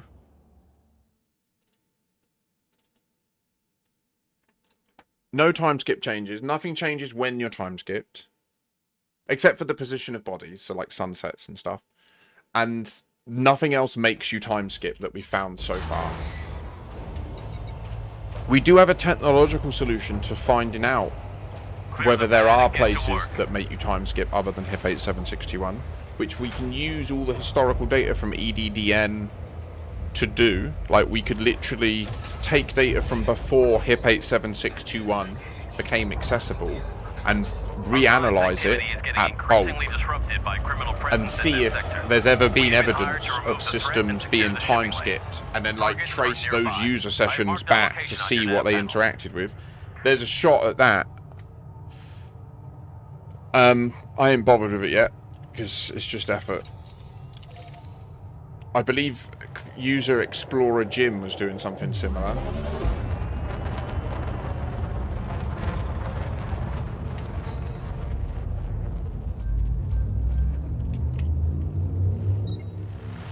07 Fandangly, thanks for the kind words. I hope you're doing well too.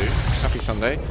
Are there any builds where you can just ram your ship into the enemy? Yeah, all these builds are ramming builds. These corvettes, if they ram, I will charge their shield, and then they can ram more.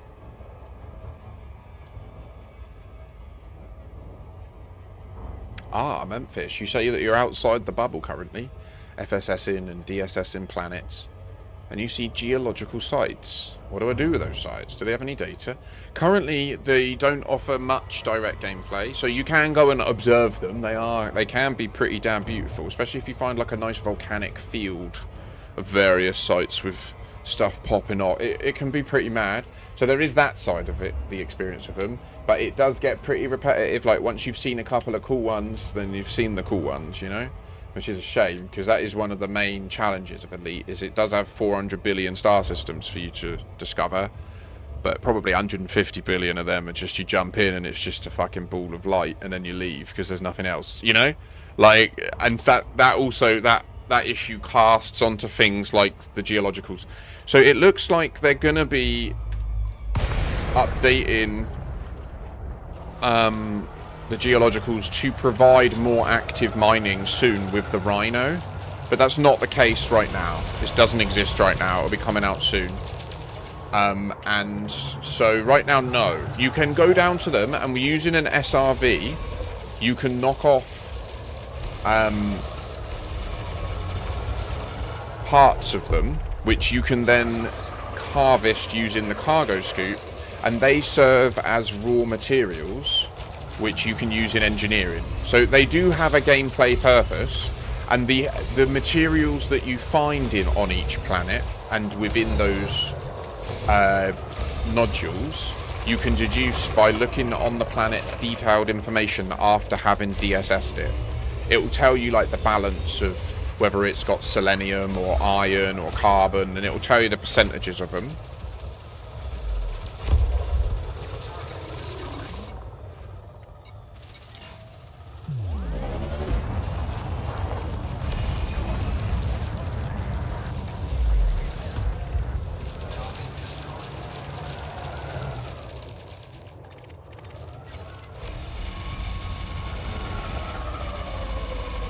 Get ready, motherfucker, because the bells are ringing. Charge the Carter up, charge the Carter up. This charter's got a fucking jank shield. If you don't mind me saying, it is a bit blank. Yeah. But that's fine. No diss to you. It's easy for me to charge up a smaller shield. Look at this thing. Look, it just doesn't even go up. 2%.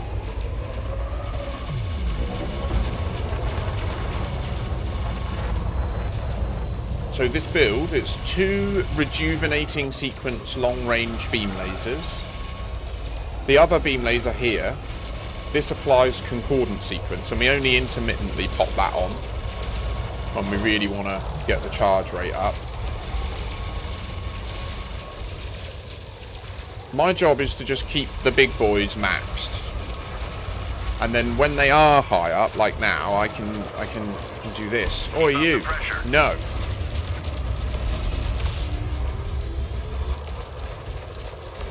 I've applied corrosion to him.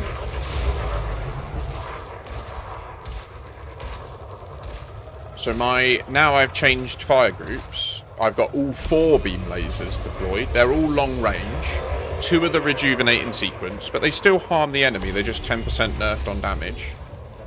But the long range sort of mitigates that, really. One's a thermal vent beam, and the other one's obviously the concordant sequence. Lastly, on my right button now, I've got my multi-cannon, which is a long-range corrosive shell. So I just intermittently pop that at them.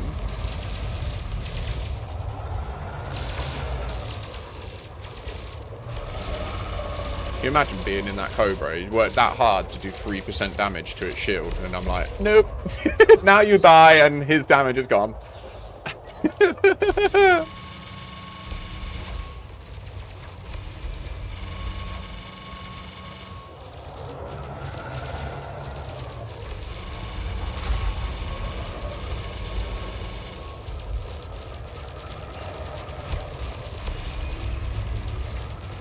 Oh. Top tip, if someone does that, if they chaff you, if you just unselect everyone, then your gimbaled weapons will go into fixed mode. So it means that A, you get training in fixed mode, which is useful if you don't ever do it and you never used fixed weapon. I don't really ever use fixed weapons. I really should graduate to them. I'm clearly ready. But it's just a bit of a pain, you know. You have a lot less time on target compared to gimbaled, and gimbaled saves you time, which is pretty valuable. Like, it is really in IRL, it's the most valuable thing, you know. More hostiles inbound. So another top tip is if you pre-synth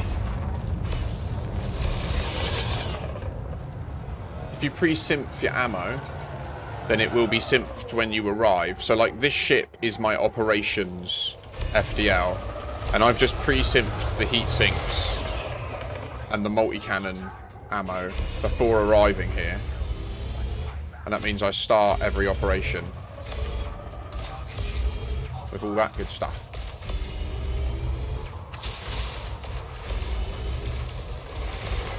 You see how much more effective my beam lasers are once it's corroded. I'm getting clusterfucked by a Corsair. Please make him stop. I don't like it. It's very ouchy, and my shield will go soon. Oh, kill him.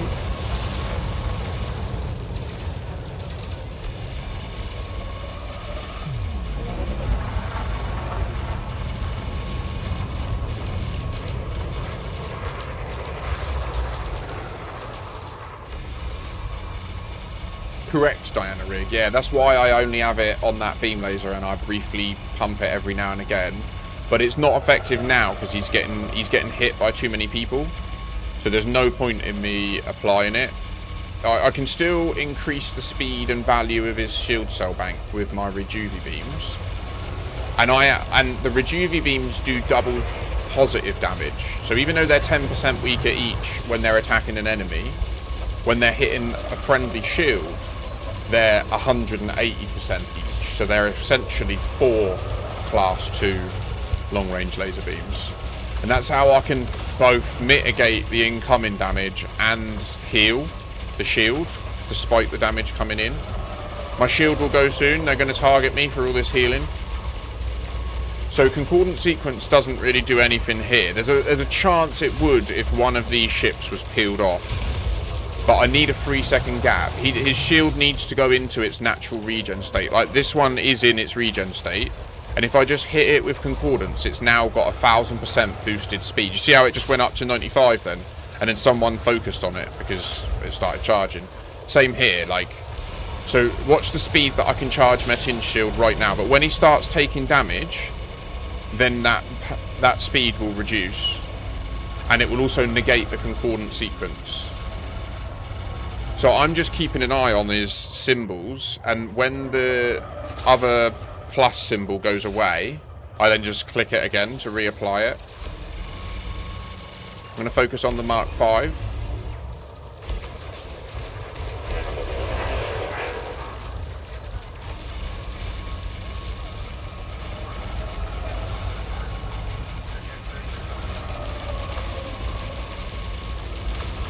Pull aggro off the cutter if you can.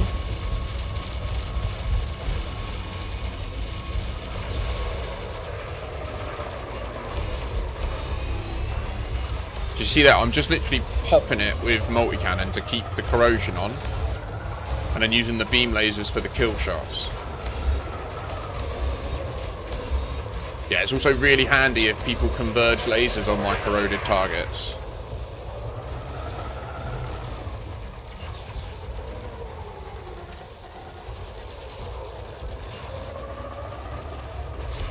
Three out of 10.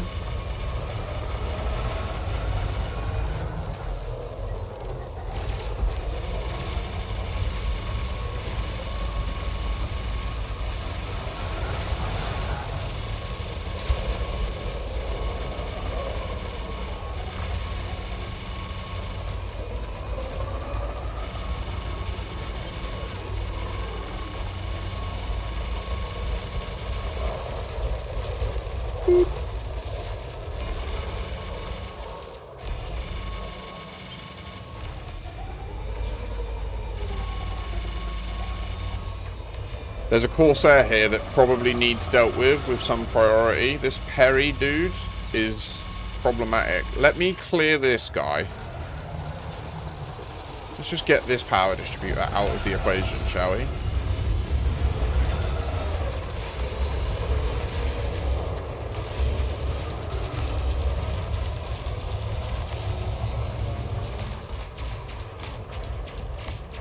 GG's. Any other littler ships that we can just smash? We should focus fire the Mark V. We should clear him out. He could do so much damage, and we could just clear him if we just focus fire him.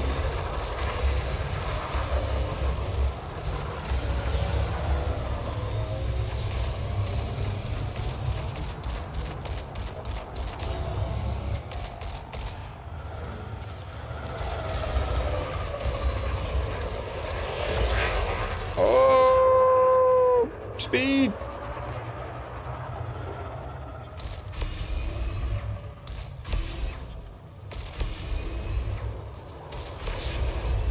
Yes.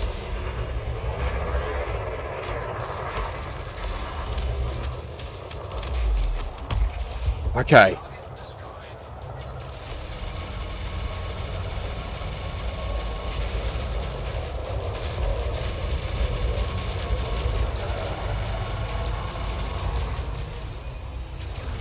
Let's top off the Corvettes. I'm really not happy about my shield either, to be honest. This 37% is rough.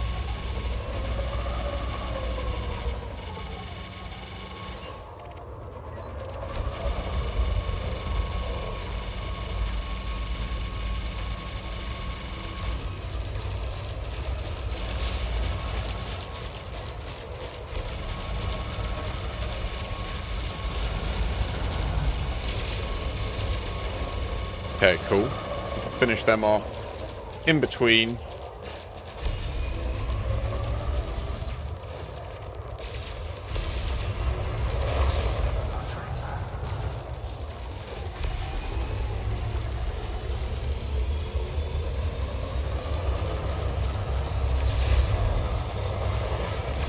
Boy just got rolled. His shield just got absolutely shredded.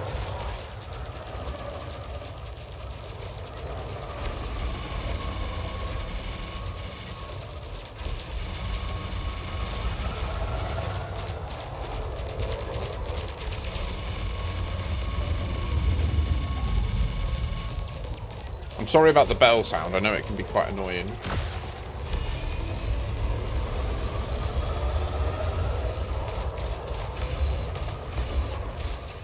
Look at that! Oh, the corrosion and all these beam lasers just shredding him. Oh, Loki Spearwolf just got rolled. Real drastic.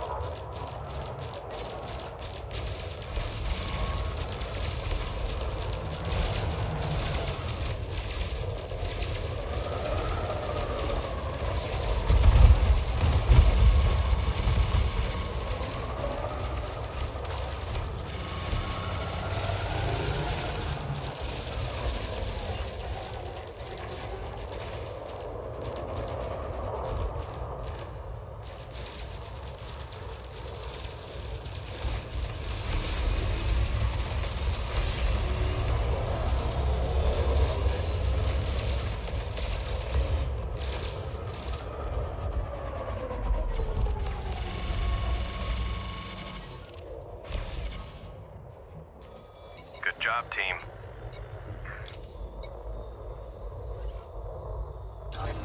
This is risky. This is risky, but I think we can just pull it up.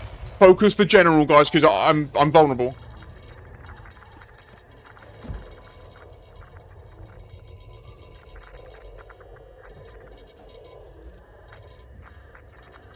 Enemy reinforcements inbound. Scans indicate a general is leading them to battle. That was worth it. That was worth it. We gained like 12% shield. General chaos. Focus fire. Full power. Ooh.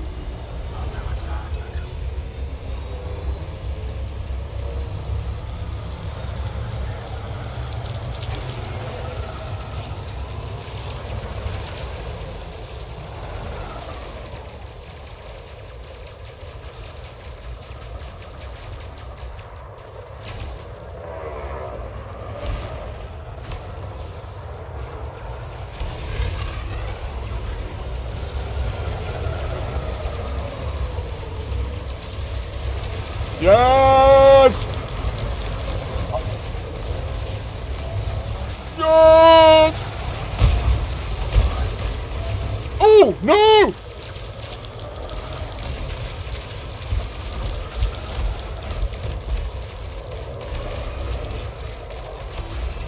Kill!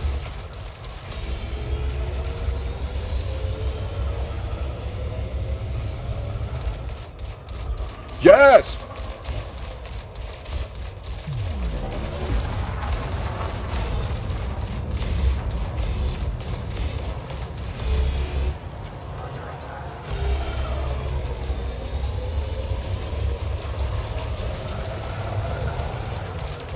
GG's.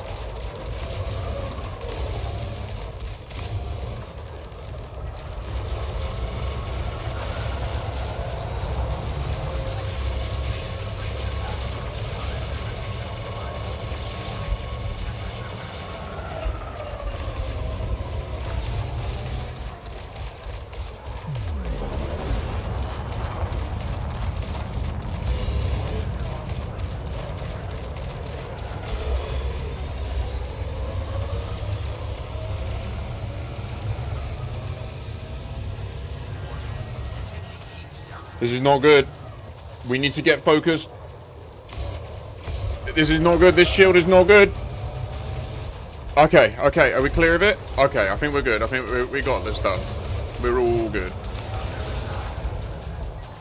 Just need to keep this cutter's shield in place.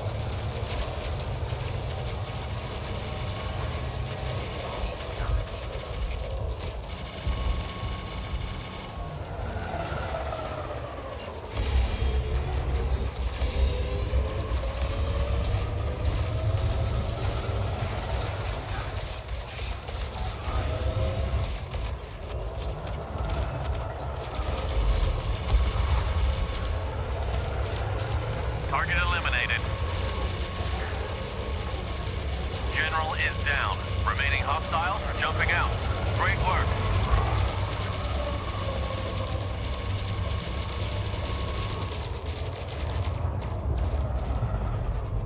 That was fun.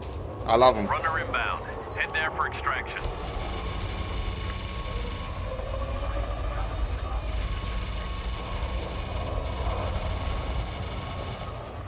I wish they'd changed the sound effect though. Like, this is cool. When that happens, and then it doesn't make the bleh sound, that's fine.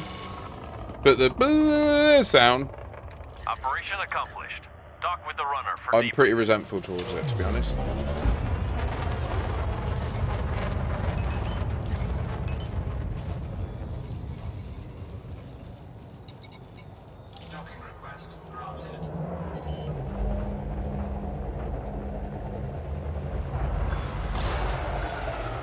It doesn't matter that I took more damage docking than in the fight.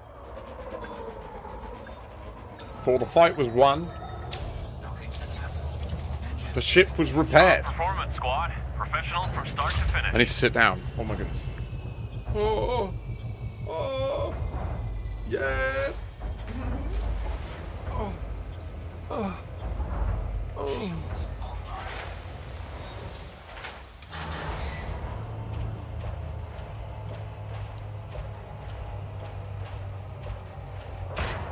Yeah, there is no weapon sound effect slider.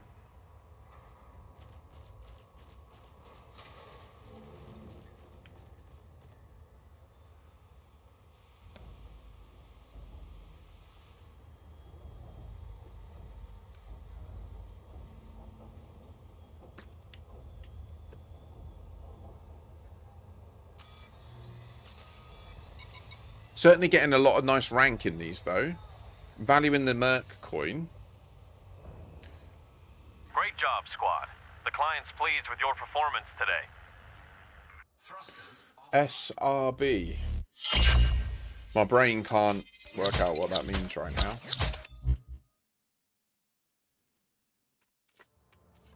Obviously, because I don't get many materials now because I'm so full. Short range blaster. I started blasting.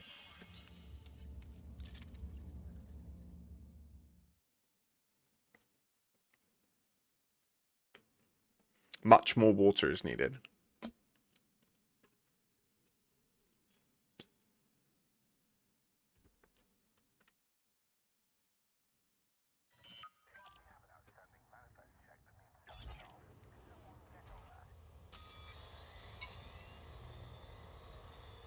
I only have a 1.5 kilometer range on the vet with the multis, so it's hard to get damage out sometimes. Right, yeah, okay, I didn't realise that. Yeah, I think that overclocked would be better just for the true DPS.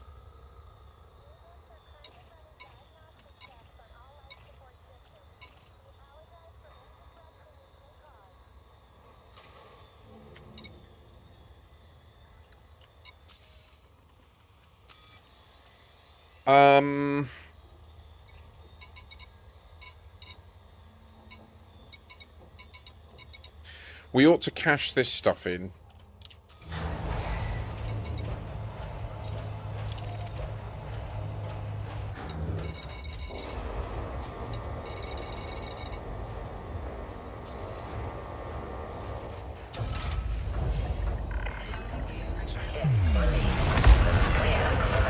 Is it really that close? Do you know, the other day, I managed to have a low intensity conflict zone in the instance of my fleet carrier. It was amazing. You just lure people over to it and then it would get wrecked.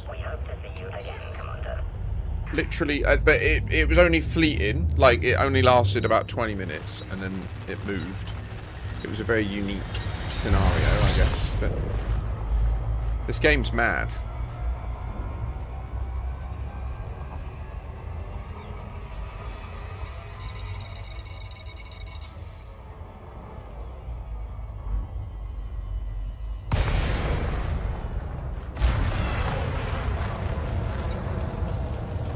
Earlier on, I think Grimorius was asking about the Proteus site. I don't think we've been there and tested it.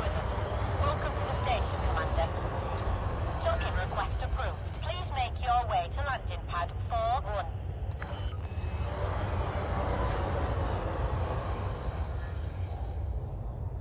Landing gear deployed. Scan detected.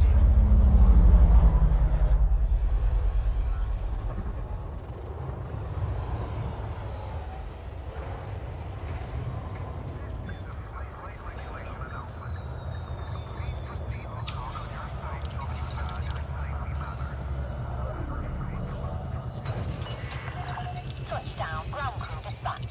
Welcome to the station, Commander.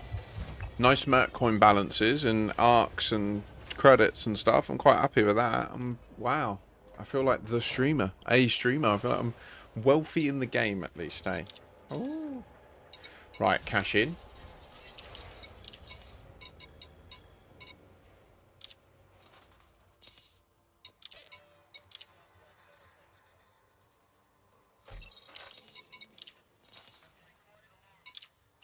Incoming message.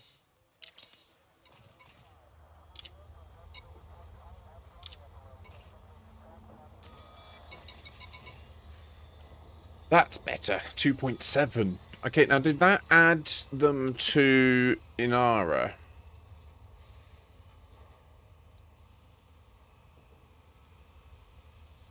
Commander. Import.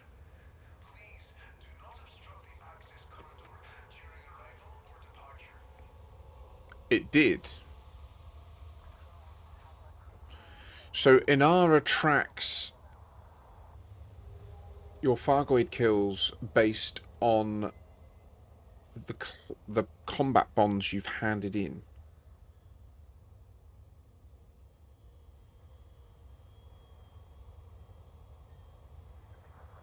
Interesting.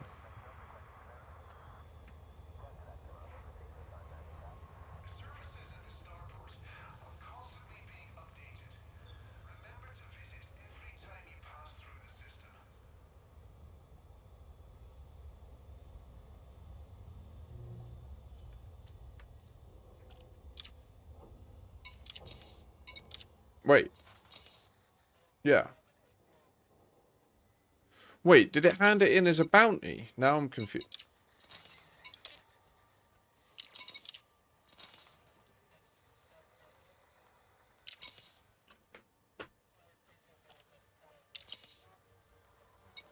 No, maybe I did it correct and I just forgot. That's the most plausible situation.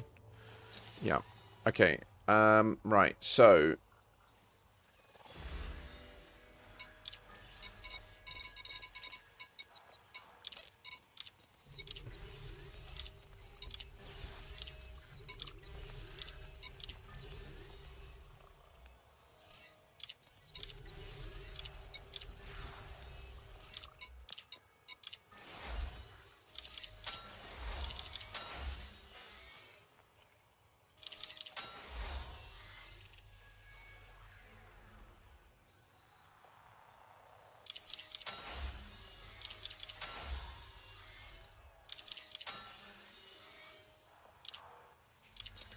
okay, that's good.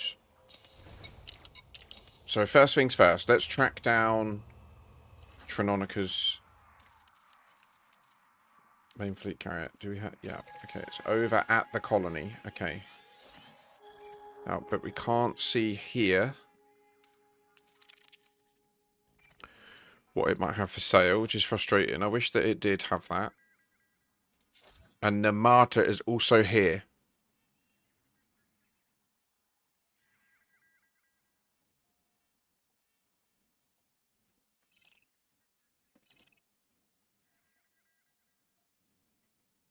Fair Cyber, that's interesting. I didn't realise. So is that the little Fargoid mite things? Okay. Fargoid scavengers, I think they're called.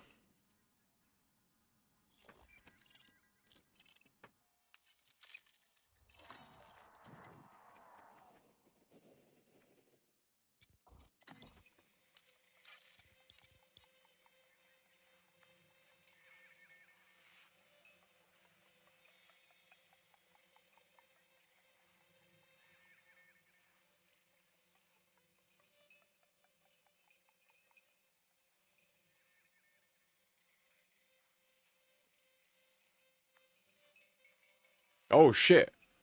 Hold. He's got a lot of it there.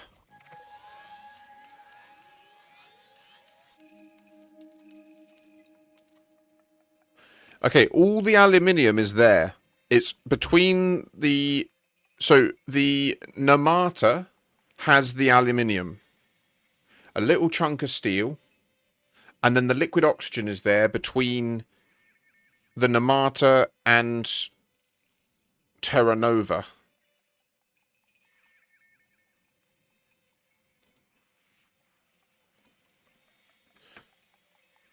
So he needs titanium and steel.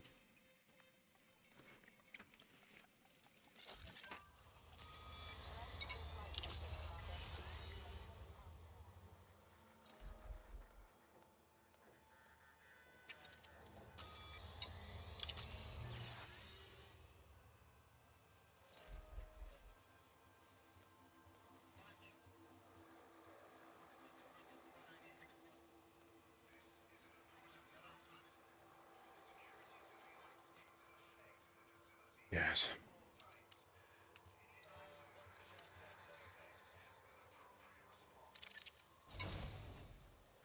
How much? Oh, fuck's sake. None of the upstream tools are updating for this system correctly, so I'm going to have to do the old...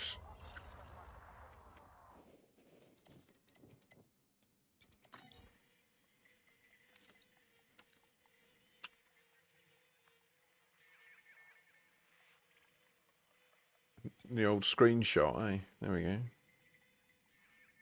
Nailed it, though. Boom.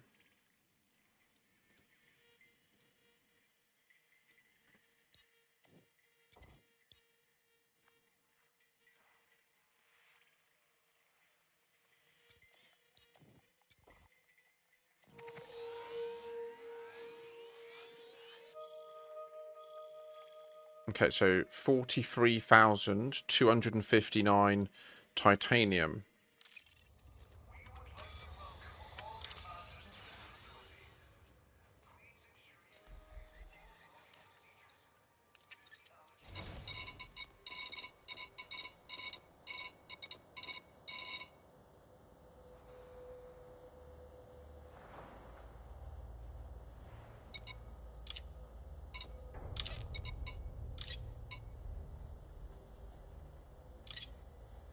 Why can't I just type it? 43259. 43259.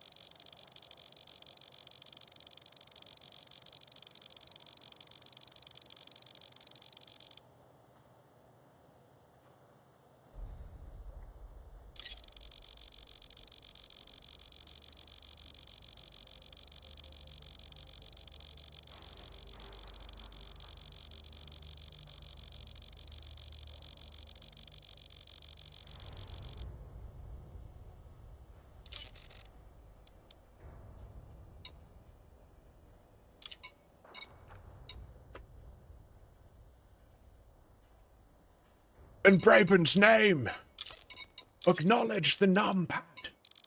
Whoa. Sorry, it harms me, guys. It harms me. Okay. Loading titanium and steel onto the iron price.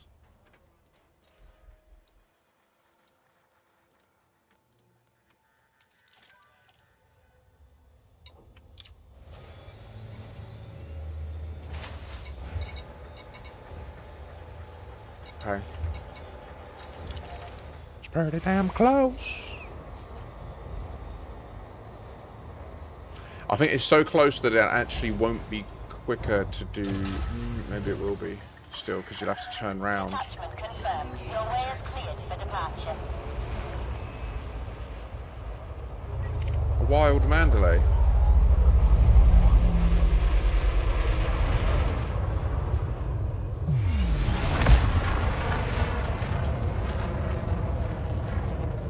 I'm just about to start doing that, Commander Diana Riggs. So the basic premise is you never want to be flying back from a station or from your destination empty.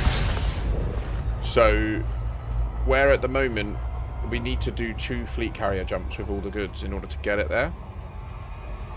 So it makes sense to just load it all here and then jump the fleet carrier out and then offload it there. At the other end, we can't use this because there's no speed offload other than having lots of flippers on board and just all helping. But there is a speed load. So what you do is you have 2 flippers. So mine are slightly different cargo size because I only have one that's got all the extended racks, but the other one still moves more than being empty. Do you know what I mean? And then so yeah, 100%. That is it. Yes. I didn't know that motto, but I'm embracing that big time. An empty hold means an empty head. Oh.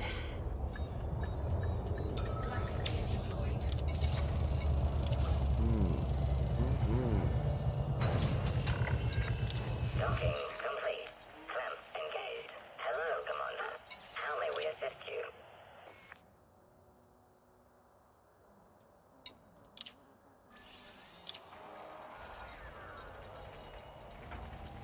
So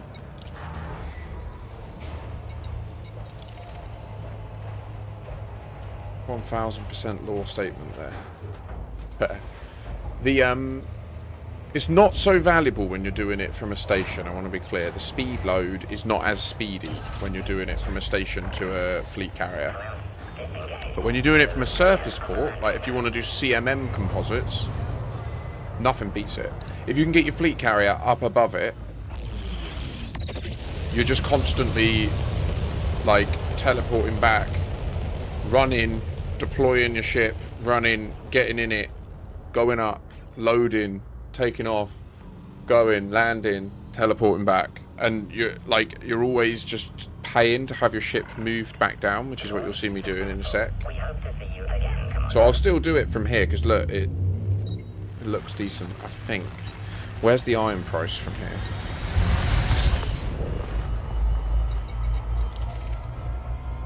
Just further away. Okay, that, yeah, it's going to be insane. And then the other benefit of doing this is we can do this.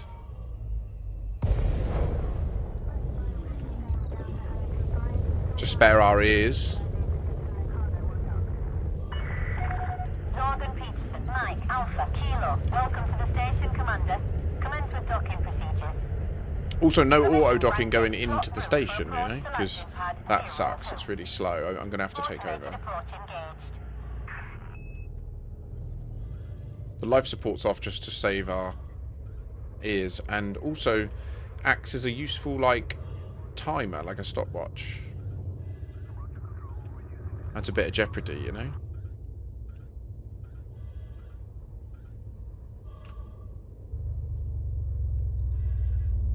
Two loops of shame, you start choking a little bit.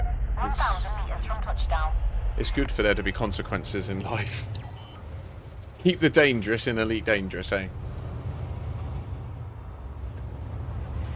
So on this first run, we just dock. So this act of docking here has just set our last port to Harper's Progress. Touchdown. Engaging docking restraints. Enjoy your stay with us. And the first thing I'm going to do is I'm going to move my other flipper. Get that clock counting down.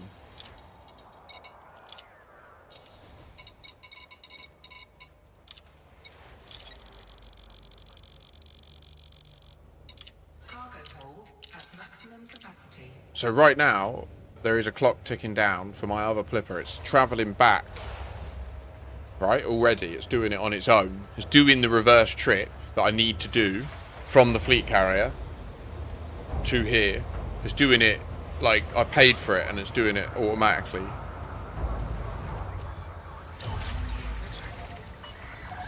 Detachment confirmed. And my last port is still this station, right? So when I dock at the fleet carrier, it doesn't change your last port.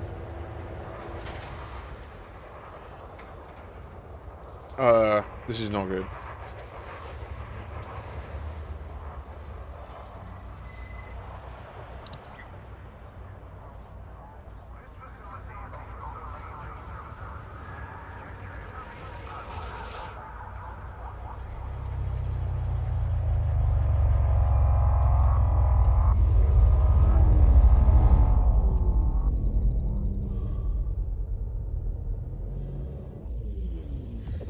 We nailed it.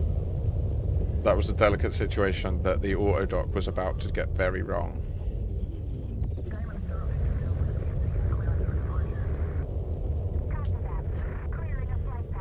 So we're a nice little bit into the other carrier. The other flipper is already nearly at the place.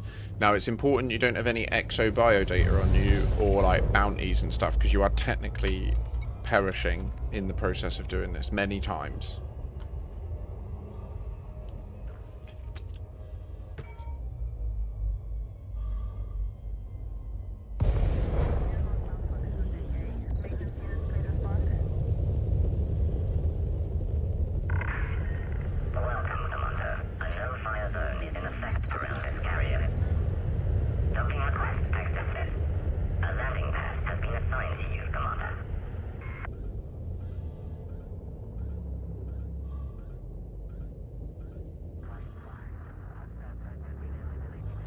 Now, I'm not going to lie, this is literally a perfect load. Like, we're literally just coming out, turning left, and then the pads are facing where we're arriving from. This is, like, outrageous. This is maybe even a full double boost last minute zero throttle into landing. Wow. We're going to load this very quick.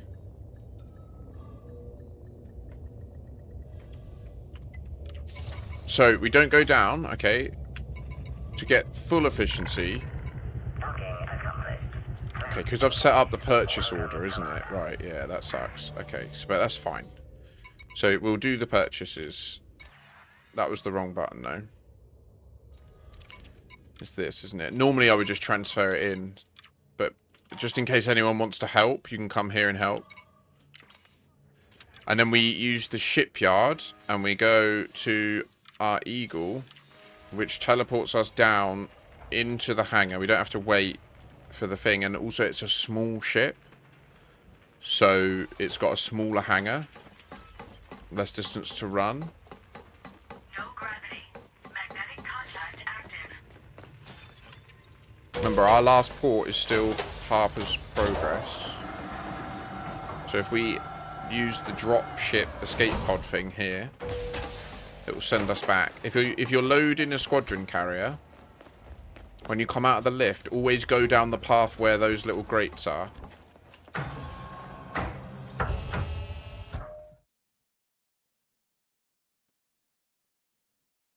See, I just looked down briefly and then I went the way that there was that grate on the floor. That's how, because you don't know which lift you'll come out. It'll either be left or right, you don't know. But that's how you know. You know by looking down, wherever the grate is, that's your corridor. Like, these are the random tips I've learned on how to maximize your speed of speed loading. But you can hit insane speeds doing this. So then we run over. We haven't had the pop-up yet. We were too quick. Our Plipper isn't here yet, right? Take your time. But we've got a Sidewinder in the bank. So the process of deploying your ship can start, right? We can now run over here. It's going to soon say your Sidewinder's ready. And we can go to the Sidewinder. But our Plipper just arrived, yeah? Look, you see in the bottom right. It's slick. So the time we're saving for this, it isn't huge. Like, it still takes time to load, to do this bit, to go, right? This is all taking time that we could have just taken off from the fleet carrier and been flying back, right? But the variability of whether you'll get a quick docking... If you're using auto dock for a station, whether you'll get even through the letterbox is a variable, right? Like, whether you'll crash, whether you'll have anything like that. Like, all those different things are just eliminated by this. It's completely predictable and consistent. So I get in the Sidewinder, I deploy the Panther, I go up, and on the way up, I buy a full load of titanium.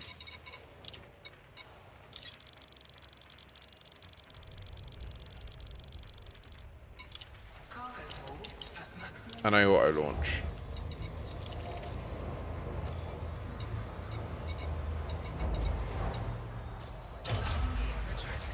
And that's it. This is it. This is us. We're doing it. This is it. We're locked in now. I'm locked in. I'm done. I'm doing it for like hours.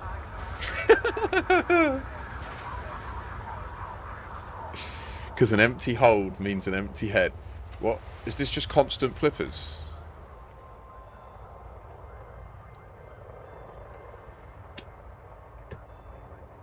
Oh, 07 Hamalam, thank you.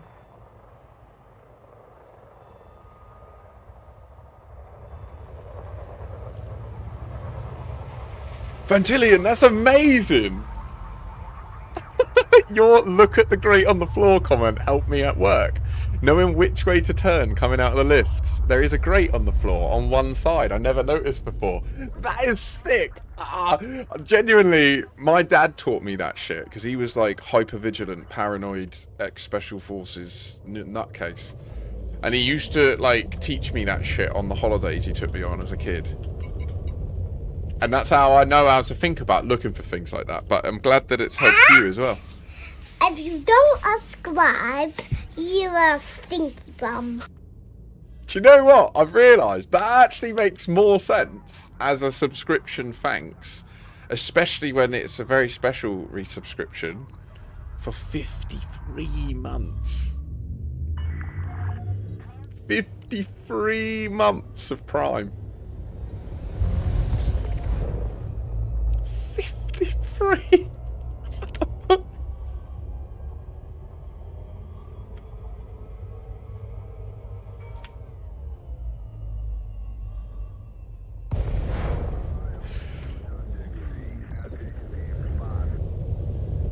Wow.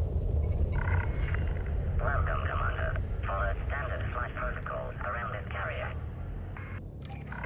That's crazy. Do you know, I think it's now that it will be true that we've spent more time like in each other's awareness than I have with my own child, which is very sad, but it's just part of life, isn't it? And who knows, maybe there'll be time in my life where I'll be able to fix that. I hope so. Very unlikely, but anyway, we can dream. That's amazing though. 53 months subscribed to the channel. Exactly, dude. Exactly. It's just a weird thing to consider because she's only a little bit older than that. Man. Here's to 53 more. Absolutely. I'm not going anywhere. I love doing this. I love it. I love talking about Elite. I love sharing Elite. I love making progress on my account. I love getting these random little schemes where we help other people out. And especially I love teaching people stuff like this, like the speed loading. Like the amount of time this can save people is insane. Like when you just think about how much time you might have spent flying back empty. It can make some people feel a bit sick. It makes me feel a bit sick sometimes when I think about how much time I know people have wasted not realising this was an option. So I fucked up. I didn't pay to transfer my other ship back. Did you see that? I just noticed. I was too speedy. That's the one issue, is the human in the chair can be the floor. I didn't do my other transfer.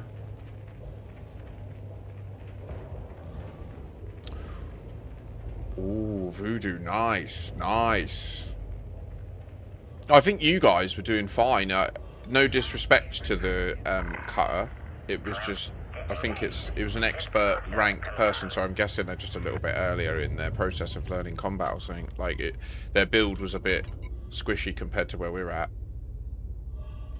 So we don't get the privilege of benefiting from it this time because I ballsed up. But that's fine.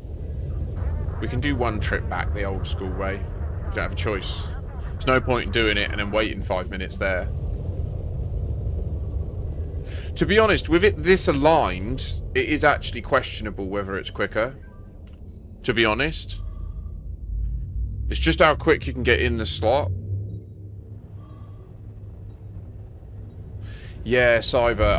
It's because I'm chatting about it as well, and that, and then we've got mad events going down in chat and stuff, which is good stuff. It's what it's all about. It will inevitably let errors sneak in, you know.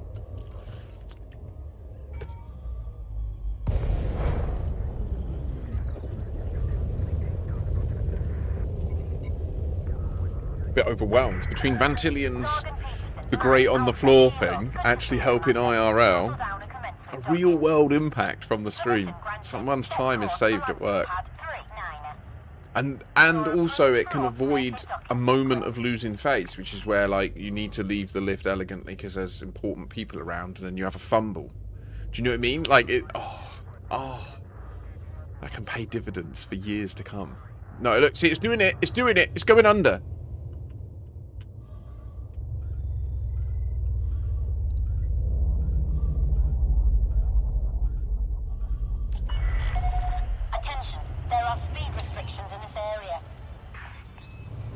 You gotta watch it.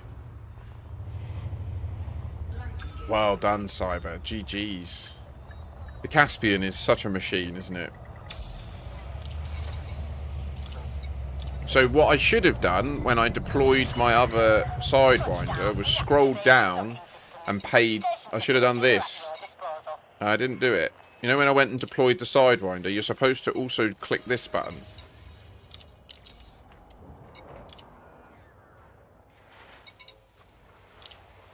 Is it back, Vantilion? Or are you meaning that was what I was just dealing with when I had to intervene? Cargo hold at maximum capacity.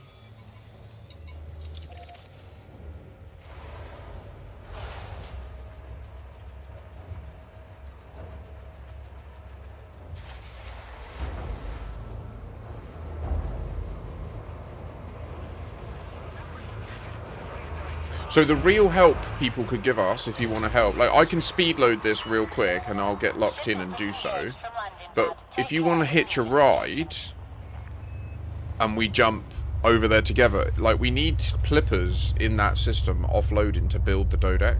Like all the stuff will be there as a product of Trinonica's previous efforts and my efforts now. We just need help offloading it. So if anyone wants to help, GG's, like, it'd be really appreciated. Will you answer the call? Will you pledge and do your part to press forward humanity's strength? It's worth noting that this is actually a special pulsar system, by the way. There's a reason that he's doing a dodec first. It's a pulsar system that projects huge power into the Witch Head Nebula region, and could be the key to us overcoming the permit locks over here, we think. So the reason that we wanted to secure Silly Valley was we think it might be a deliberately named system as part of future story. Because it's just in the middle of nowhere, 1,000 light years from the bubble, in the direction of Barnard's Loop. But what you might not notice straight away is if we just focus on the pulsar, let's target focus it, and then just zoom out this map mode until we can see the ball of stuff. Go to the bottom. See all this red? This big part of a sphere. It's the beginning of, like, all the permit lock fuckery going down into the Fargoid space. And this pulsar system enables you to jump straight through it into this stuff, where humanity has already colonized round the other side. They came round the back into there.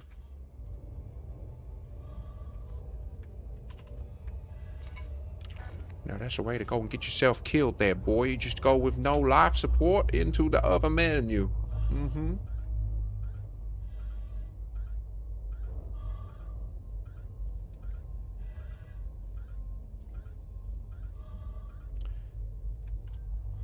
Hi, Pulsar. What about Colonia 3 Tier 5 cargo rack after the CG? Hi.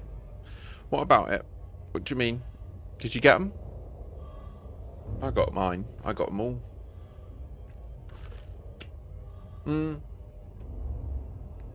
I didn't get one of them because I didn't get there in time to contribute. So I got 3 class 5s for that.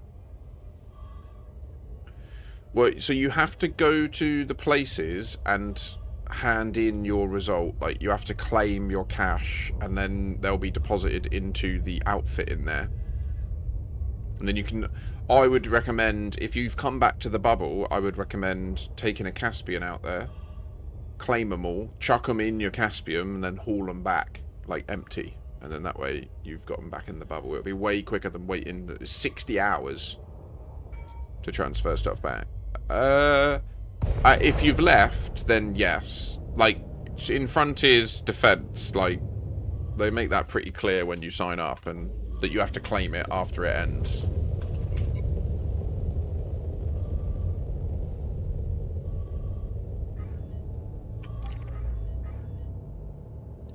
But I assume you're newer and you haven't done many community goals, because every community goal works that way.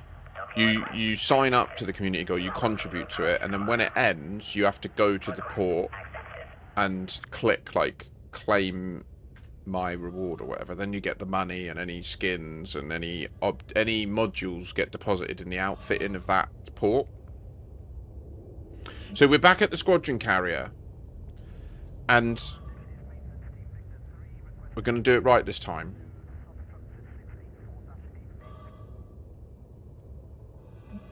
You do.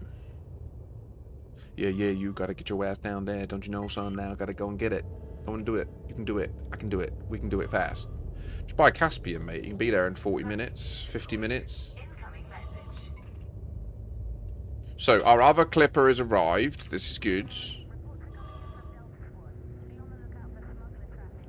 The one thing about this technique is you can do it wrong, you know? Really, Vantillion? Wait, what? I didn't claim any. They were just available to transfer over from the bubble. What, you didn't hand in at the end? Okay, confirmed. Ship has docked. Welcome to this carrier, Commander. Okay, well, I can only comment on what I did then. Because what I did was I was out there. When they ended, I logged in the next day. I went to each station. I handed in my results. And then I came back to the bubble, and then like a week later they released all of the cargo racks and I paid to transport them. The money needs to be claimed if you want them in time, or it takes 2 weeks to deposit automatically. The items get deposited after the CG ends automatically. Oh, so they are just separate events, and I thought they were linked because of the order I did stuff. Go into outfitting and go to cargo racks. They should be there to transfer. Yeah, it takes 60 odd hours to get them from the from there to the bubble.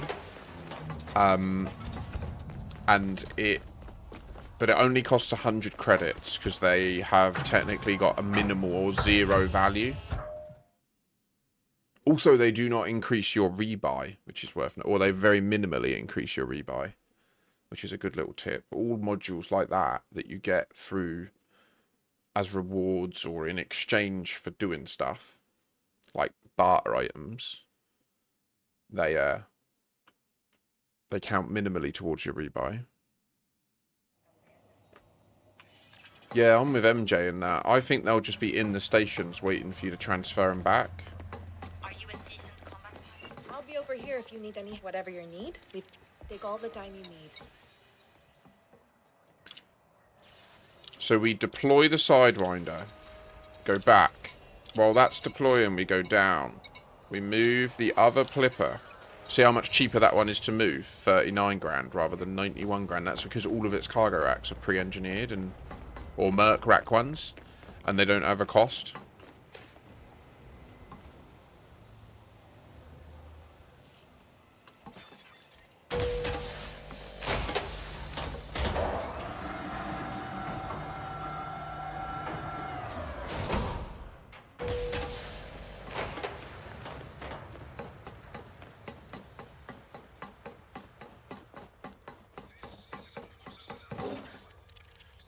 Another little efficiency that we've learned is Orbis ports like this, you want to use a Sidewinder, but fleet carriers and surface ports you want to use an Eagle because they use side hangars where you run out to the side of the ship, and it's quicker to go to the front of the Eagle than the back of the Sidewinder. We've done those checks.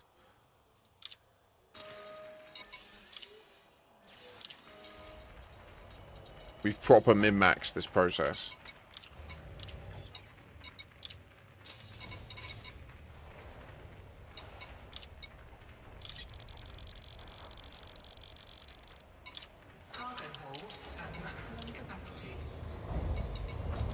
So again, the other one's on the way back. We made sure of that.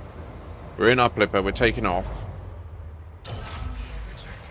The one problem with this technique is it's so full-on and constant to be efficient that I do find I end up sitting here for ages and needing a wee. Like now.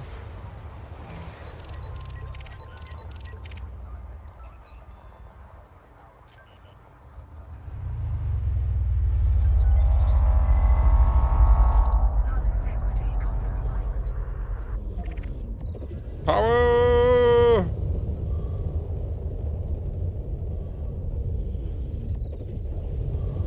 Wow, that was a lot of expensive stuff.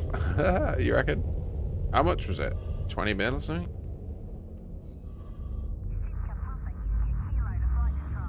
I do use auto launch and auto dock. As you can see, it does kick in and say like it's doing it, but occasionally it hesitates or messes about, and so I just take over.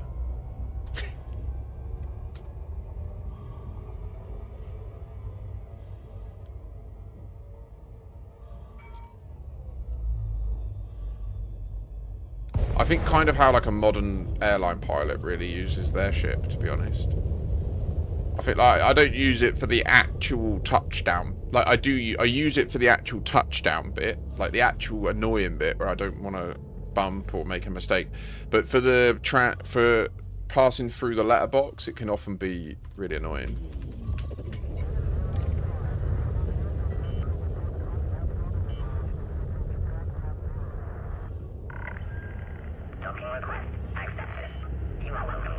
So like now I'm interrupting the auto dock.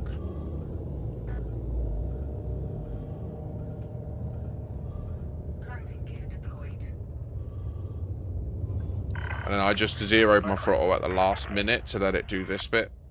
Because otherwise it would go really slow. Like it would try to be within the speed limit all the time.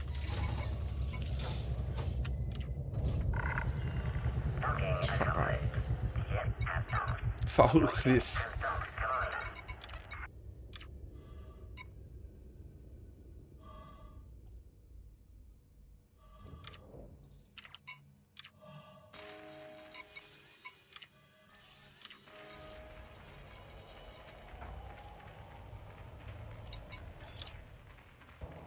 That sounds about right, Pulsar.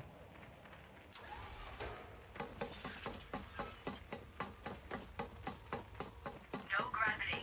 Magnetic contact active.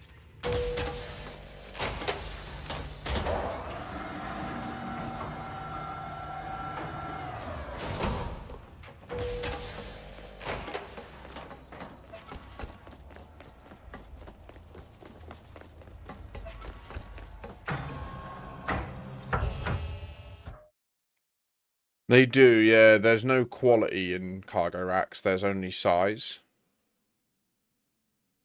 Although now there's marks. There are Mark II cargo racks.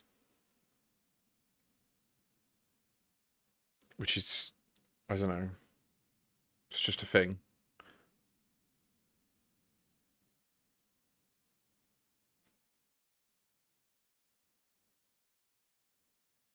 Where are you at, Awakey? Where are you?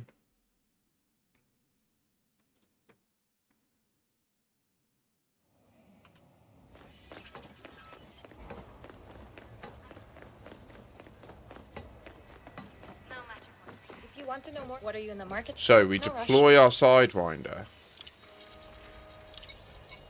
We pay for the other ship to start its return journey.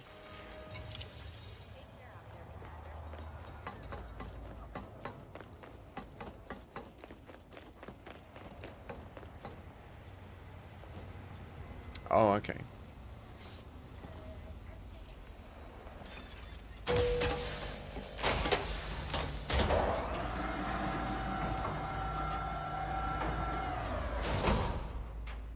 It's worth noting as well, multiple people can speed load a fleet carrier that has a shipyard. So as long as both sides have a shipyard, you can all do it together. Like, people on Project Gautia, for example, I hope you're all deploying these techniques, because you could increase your ton per hour drastically.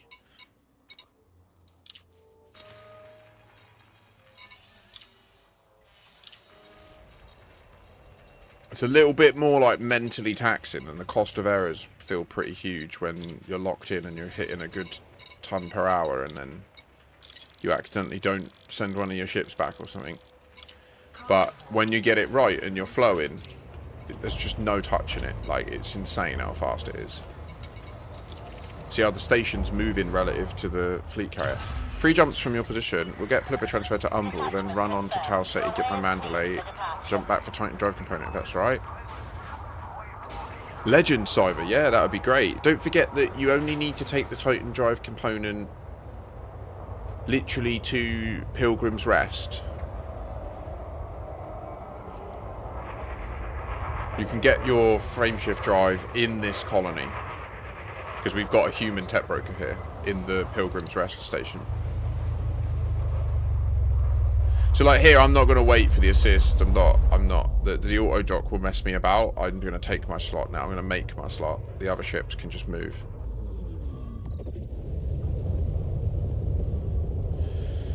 Isn't Tal Ceti the star from Hail Mary? Does it exist in Elite? Tal Ceti is the first colony from Sol.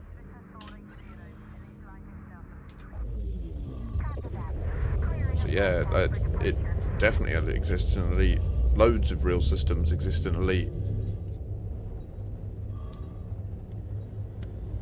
Beetlejuice exists. I reckon they've got like a whole supernova experience stashed for Beetlejuice. And they'll do it in the game when we get evidence it's happening in real life.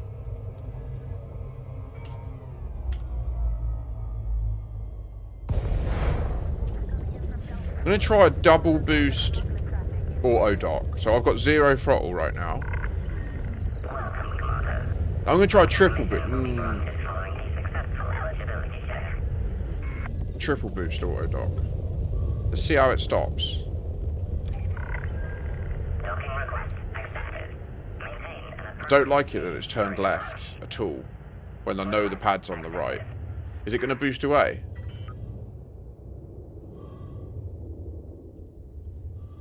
Okay, the distance is only going down. Now it's going up. Yeah, Wakey, yeah, I got quite a few.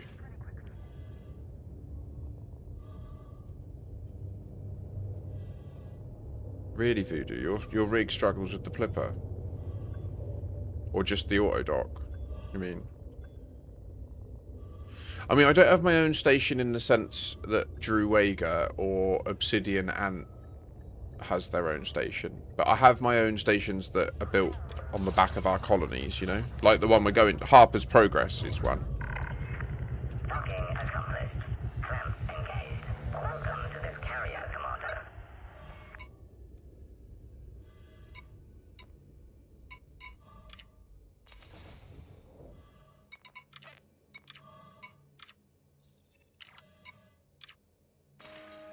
No, System Architect currently only pays profit. There's no negatives to being an architect currently. I actually think there should be. I think that there should be a tax. And you said, what did you say, Diana? Jameson's crash site nearly featured 2 crashes. 43%. Oh, God, as my Caspian decided not to stop.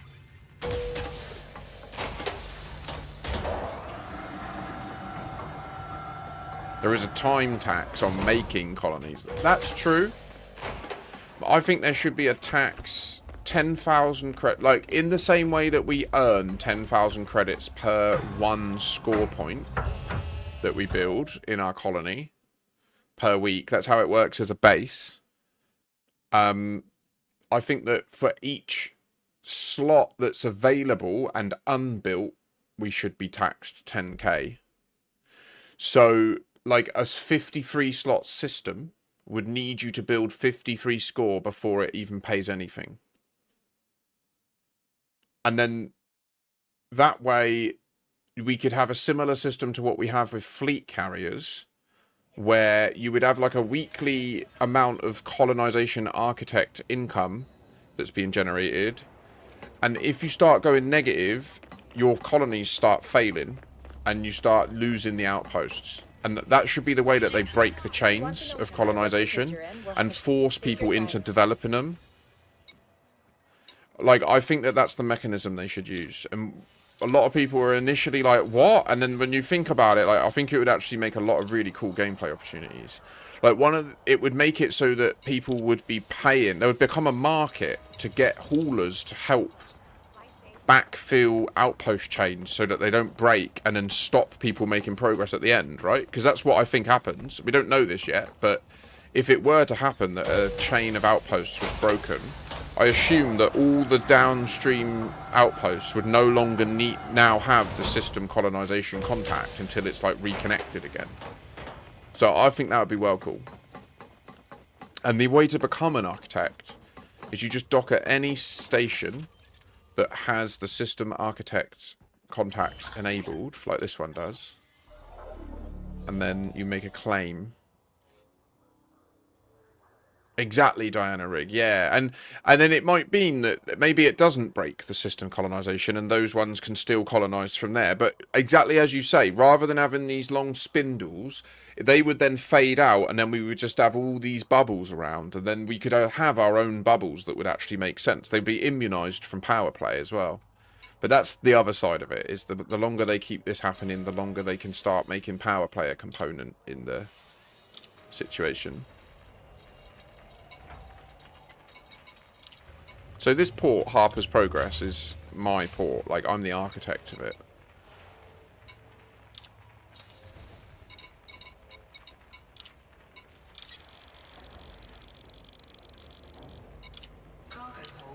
And if I wanted to claim somewhere nearby, you just go through that process, contact, system colonization, and then you can see this many. I don't think there's many places nearby at the moment, but... Okay, yeah, there's none. In range. It's only 15 light years per place. And I think is it 25 million credits for the claim? So it's pretty cheap to get in on it. The caveat being it's not very easy to do if you don't have a fleet carrier. Like, but you can see the sort of income we're talking. Like, I pulled in 7.2 million in the last week from my colonies. I don't have a huge number.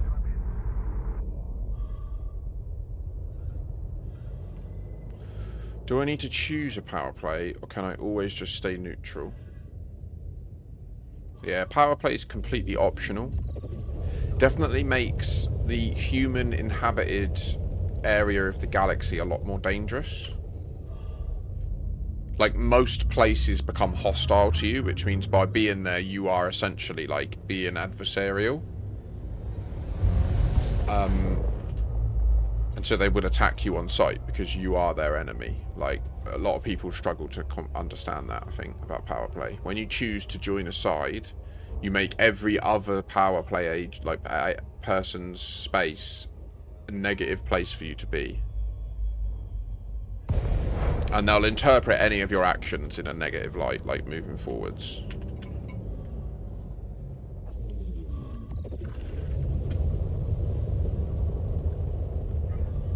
Yeah, that's it. But as Voodoo says, Awakey, you do have the option of just like pledging, making a bunch of progress, getting really high level, buying all of the special power play items, stashing them in a station somewhere, and then just leaving. That is a choice. Hello, Raxler Redacted. I need a wee. I'm going to be right back. I've got to do it. Do you know what? I'll get the loading screen going for the teleport, and then I'll go for a wee. This is the problem with this technique. Honestly, I do this so often where I end up like with my bladder nearly exploding because I'm trying to keep my times down on my speed load. There's a time tax and there's a bladder tax.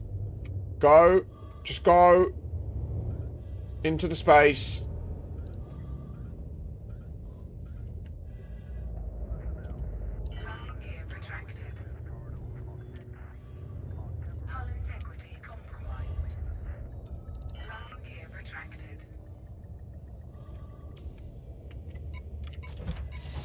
$27,000 credits to get down quicker. Easy price to pay.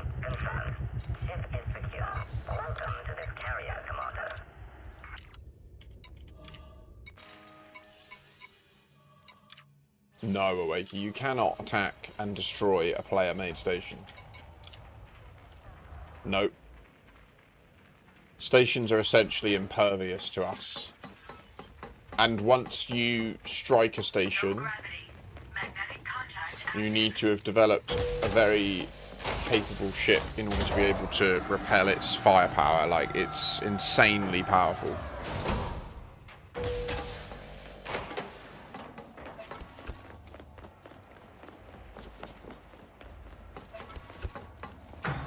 Going for a wee. I'll be right back.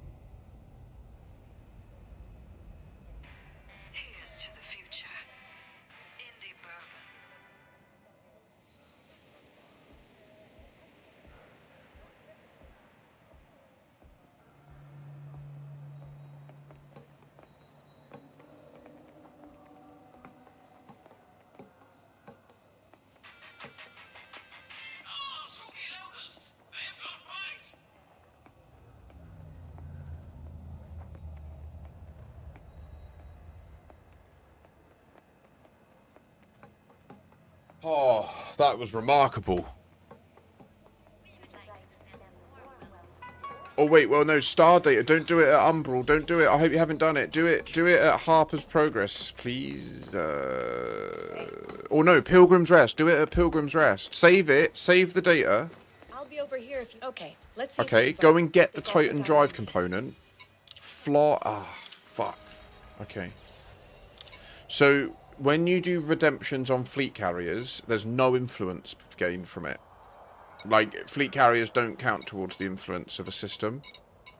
Whereas, if you'd have done it at Pilgrim's Rest, which is owned by Azura, then the data would have given them influence, but it doesn't matter. It's literally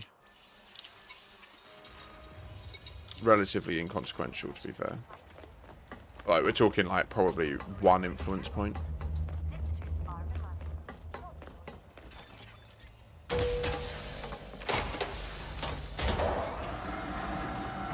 Is it really cyber? Okay, I mean, that's not too bad. Considering, like, once you lock that in, I can then just do the jump, and it won't take longer. And it's... Also, no, it's to do it to the iron price, by the way. It's the iron price that's going out there. Not the Umbral Reliquary. I hope you... But have you locked it in? It's okay, it's going to take us more than an hour to load it, I think.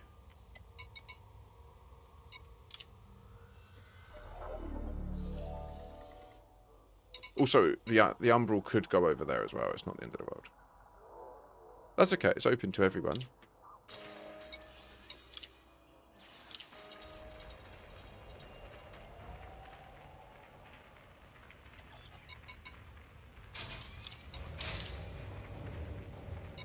Nice.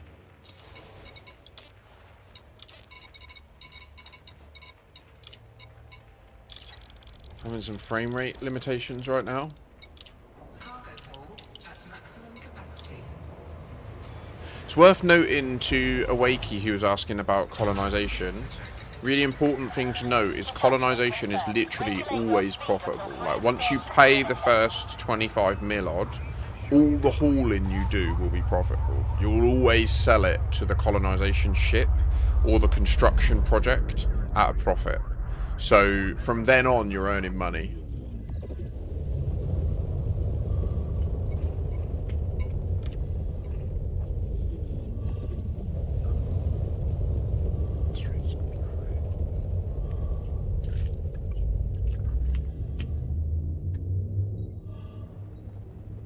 I've got my big bottle of water downstairs, but I'm a bit locked into this.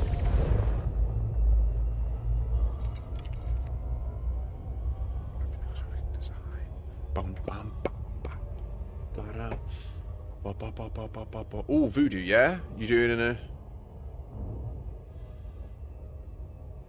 I could be tempted by another operation. I do like to change it up quite frequently. My brain gets a little bit bored. I don't know if you noticed, it's a bit like a pinball machine in this stream. It's like bing, bing, bing, bing, bing, bing, bing, bing, bing. Wherever it hits, we start talking and doing that.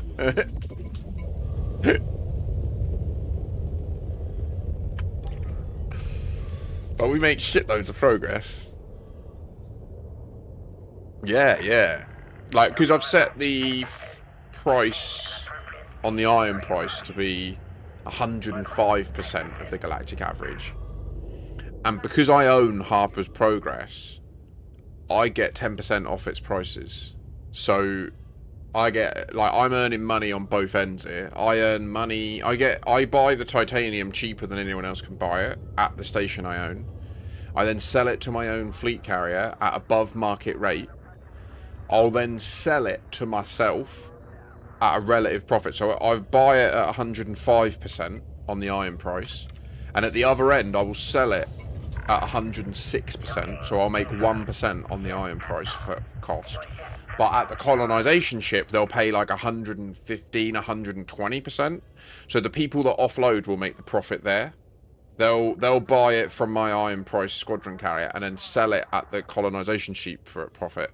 So if you wanted to earn money helping Awakey, if you just came to the iron price, at the other end you could earn money loading it and offloading it. You'll earn money either end. But what you would see is you would also see that you'd pay us some money back to the iron price, essentially for the trip, because it's 1,000 light years out to the colony.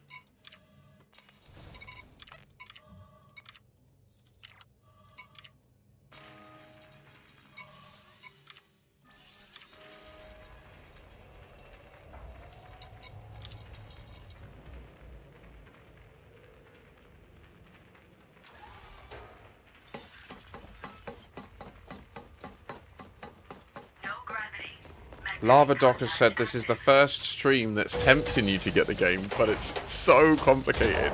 So, yeah, I agree with Voodoo. It is only pixels. It is both the squadron name and the reason it's named that, because it is only pixels. All of the complication is built to be meat on the bone. The absolute core, fun, enjoyable gameplay experience at the core of this game is enjoying flying your spaceship. Whichever context you're most drawn towards, whether it's combat, exploration, mining. Do you know what I mean? Like, that is the cornerstone of the game. So, like, what you're seeing me do here is a proper niche, like, edge of the gameplay experience, where I've maxed it to the absolute edge of efficiency. And you're seeing me do all this janky stuff like teleport about, and you're seeing me, even me, an experienced person, make errors. But that's just because I'm taking it to the absolute nth degree. Like, none of what I'm doing here is obligatory or really the intended path, to be honest. I don't think that this is what they intended on us doing with all these features.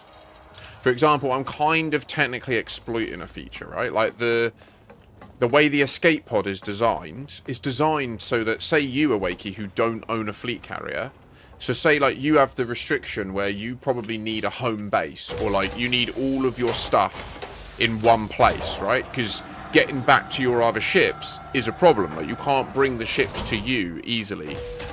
So the reason there's escape pods on fleet carriers is so that if you do dock at a fleet carrier and then overnight when you log out, that fleet carrier moves a long way away and you just didn't realize it was going to happen, you can just use the escape pod to teleport yourself back to where you were, and then you can carry on playing the game. Like, that's literally why it's in the game. And I'm kind of exploiting that.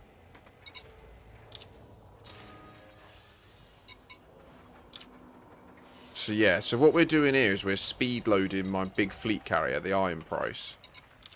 And the way that we're doing it is we're using 2 flippers to make it so that I never have to fly back empty, which cuts out half of the travel time as well, right? Like, I'm only ever taking off once and landing with a full load, and then I'm teleporting back, and I'm then deploying the ship.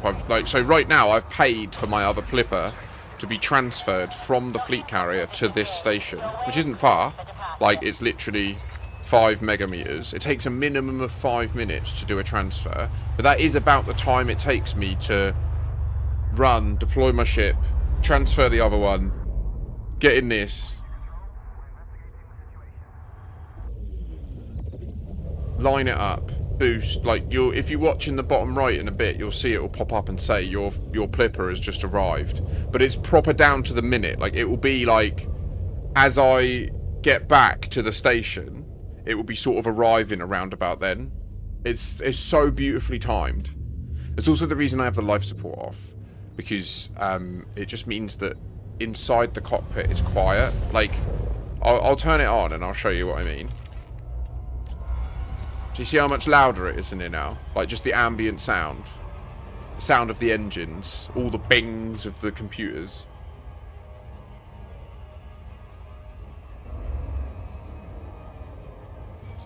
More importantly, the sound of the boost. Compared to this. That's why I have the life support off. Just to save our ears when we're doing this. Because I want to boost all the time. And I don't want to have a headache. I'm not joking. Also, I do like it that if you make mistakes, your dude starts to choke. Like, I think that that's a reasonable... Do you know what I mean? Incentive. Unless, of course, you're into it. And then you start making mistakes on purpose. But...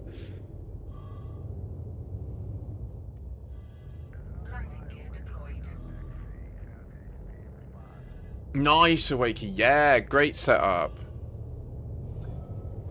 Well, Ross, we're actually helping Trinonica, if you wouldn't mind helping us. I don't know how long you're around today. And GG's and 07 and GLHF. Howdy do da, Senore.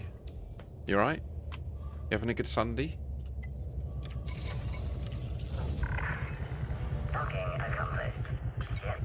Yeah, Awakey. So on this stream, we actually pioneered a whole thing where we've learned how to keep that permit. There is a way to play this entire game. No door is closed to you at all. You can do anything in the game you want, but you can keep the starter permit. We actually have people out there that are maintaining accounts with that starter permit. It's a whole thing, though. You can never dock anywhere, like, manually. But there are ways to dock at places without docking. Like, for example, you can land on a planet and get out of your ship and dismiss your ship and then get a taxi to the dock and then summon your ship to the dock. That doesn't get rid of your permit. Right? Or you can land at an engineer on the surface of a planet, deploy your SRV, send your ship away, request docking in the SRV, dock in the SRV, and then summon your ship, and it doesn't count as docking. So you can engineer ship, like we've done it where it's actually quite cruel. We've played in open. We've done starter area ganking. Unfortunately, we just didn't find any. You see how it just popped up there? Your Panther Clipper just arrived. So this Panther Clipper here just arrived literally as I ran up to this desk. It just got to this station waiting for me. Now I transfer the other one. That takes 5 minutes. And I'm on the clock. 5 minutes to get there and teleport back. So yeah, we did a stream once where we wiped my account, engineered a Mandalay with engineered beam lasers and hull, and then cruised around in open in the starter systems in an engineered, like, ship. But no one plays it open. Like, I would have attacked people for a laugh, but there was no one in open. Everyone plays in solo, I guess.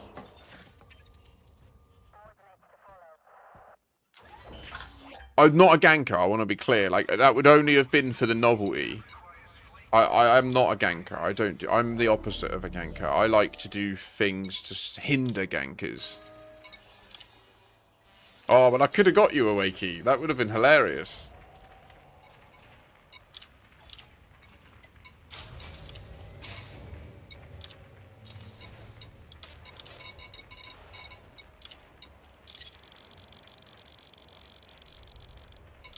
Cargo hold at maximum capacity. I think I was Cyber. I'm pretty sure I was time skipped, yeah. As well. Ship is disengaged from landing pad. Depart safely from the station. There's been a lot of people migrating from other space games into Elite recently, and I'm well here for it. I think Elite deserves it. It deserves all of you. All you Star Citizen and Eve enjoyers. I feel like Elite is the middle ground between those experiences. It literally is. Elite is what you'd get if you took Eve and Star Citizen and bred them. And I think their monetization model sits right in the middle as well. I've not seen the trailer for Verse Project, but I've watched a fair chunk of Obsidian Ant's video on it.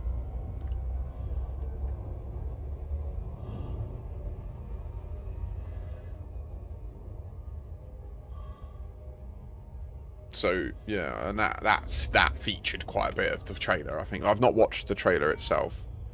I am open to other entrants into the franchise, but my preference would be that Elite just continues to, like, just becomes the boss. You know, that would be.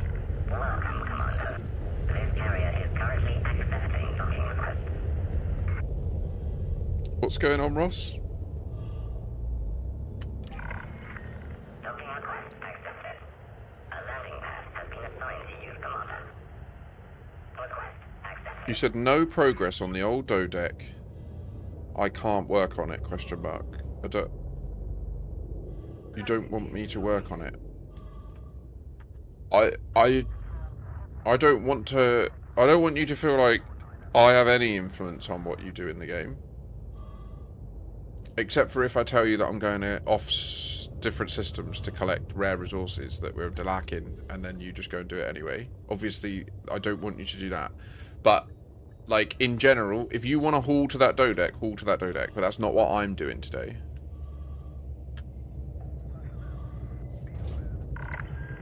It's an odd problem. The PvPers say no one plays open, but the PvPers are the ones who made open not fun for others to be in, lol. A chicken and the egg situation. I do agree, Jack Sego, although I would counter you and say the only action you can take to negate that reality is playing in open and not being a ganker. And that's why I play in open all day, every day, and I encourage you to do the same. And don't gank people.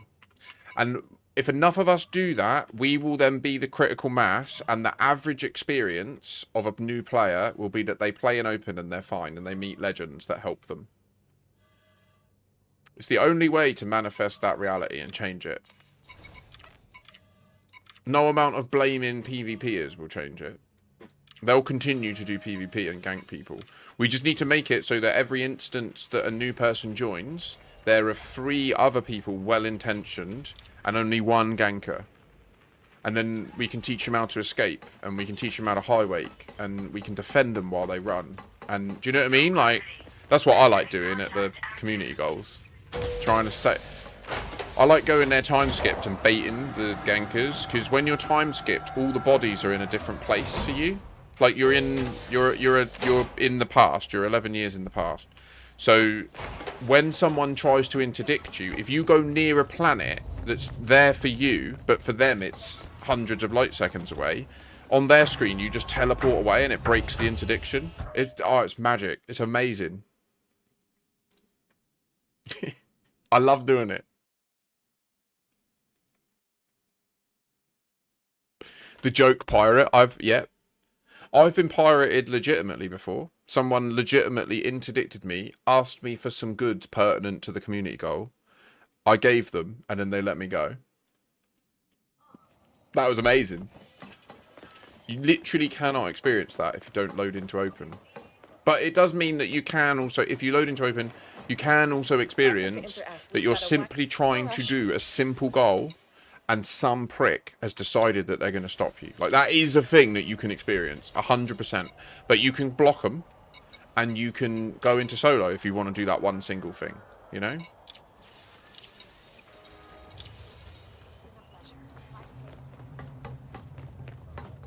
I keep getting interdicted by NPCs during mining. That's the thing, is it's Elite Dangerous. Like, there is no safe place. That's what David Braben's message is to you, I think. That's what he wants you to know. There is no safe place. Even in solo, the NPC elite level anacondas will try and interdict you and blow you up for a laugh.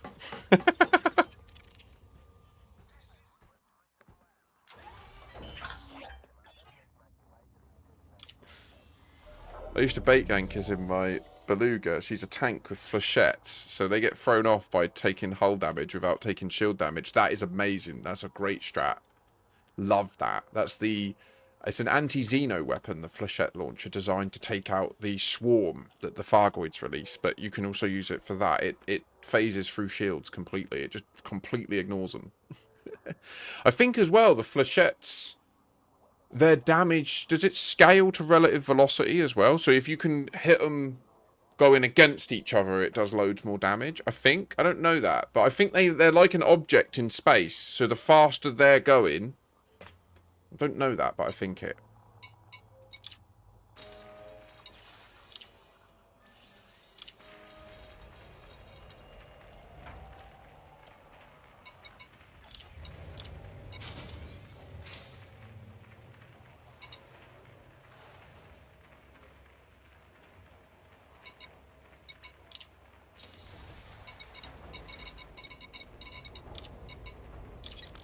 I play in the open, and I play in open, and the only time that I saw a real player was back at the tutorial area. Oh, that's cool. Good for you. GG's.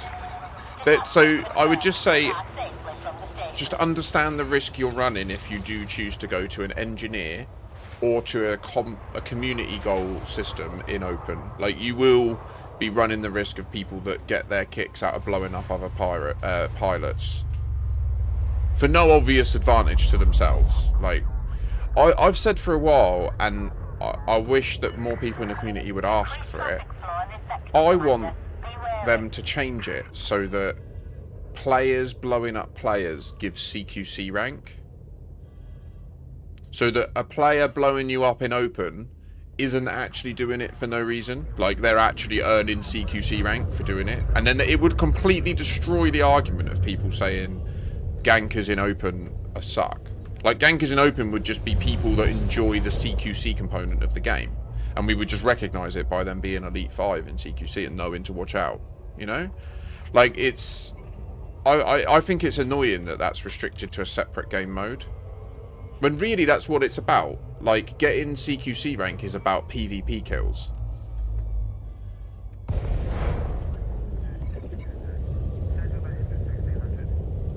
Because right now it's justified to say that them attacking you is unjust. Unless you're allied to a rival power play. If you're allied to a rival power play, then you have given them permission to attack you if you've loaded into open. 07 Scooter. The funniest PvP thing I saw in open was the fuel cats. The mad lads that would interdict people and force fuel on them.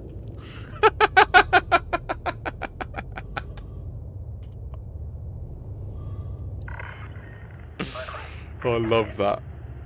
Awakey, do you mean the fleet carrier? How do you maneuver the big ship? Can you move it like normal ships? No, the fleet carrier moves more like a station.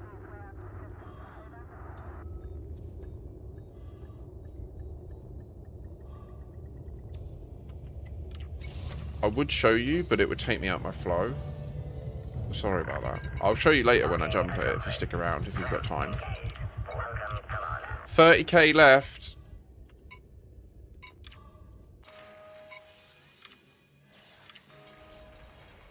I read you can switch back and forth from solo to open. Is that true? Yeah, absolutely. Yeah. When you log into the game, when you load the game and it shows you the main menu and you click continue, that's where you pick what mode you're in. And you can just at that point load into open, solo, private group. You'll be exactly in the same place in any of the modes. Like, it's the same galaxy, it's the same commander, the same account. It's just the mode you're loaded into is, yeah, a person filter, essentially. So if you're in open and you jump into a system, the game will attempt to connect to any other game client that's in that system. So you'll just see any other person that's in open. But if you're in solo, it will not even run the code that does that. Like, you can actually make the game more stable by running in solo. Like, when I do speed runs, I often do speed runs from Seoul to Colonia. And when I do that, I do it in solo, because then it never even does the connections to see if there's players nearby that it needs to connect to. And then lastly, there's the hybrid private group. So every character has their own private group, and you can create private groups for specific purposes. And they're a way to shortlist who could possibly connect to you. So that's a way to still play like... It's like a hybrid, yeah. It's like solo, essentially, but with a list of friends.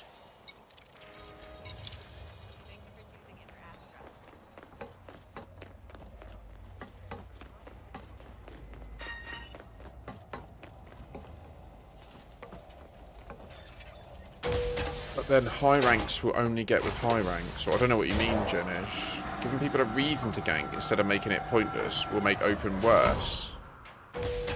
Why work? No, it wouldn't. No, I don't agree. Does Elite have stuff like high sec, low sec, and null sec systems? I mean, that's an Eve concept I don't really fully understand, but I think it pertains to the amount of security and I think Jack Sego has answered. In a way, yes, but not as prominent as one might think. You can have a high security system where the cops respond quickly. Yes, yeah, Commander's what Jack Sego said. But the crime and punishment system in Elite is a bit different. So crime is judged... What is criminal is linked to the government type of a faction. So, like, here we can see that this station is owned by Rajukru Blue Advent.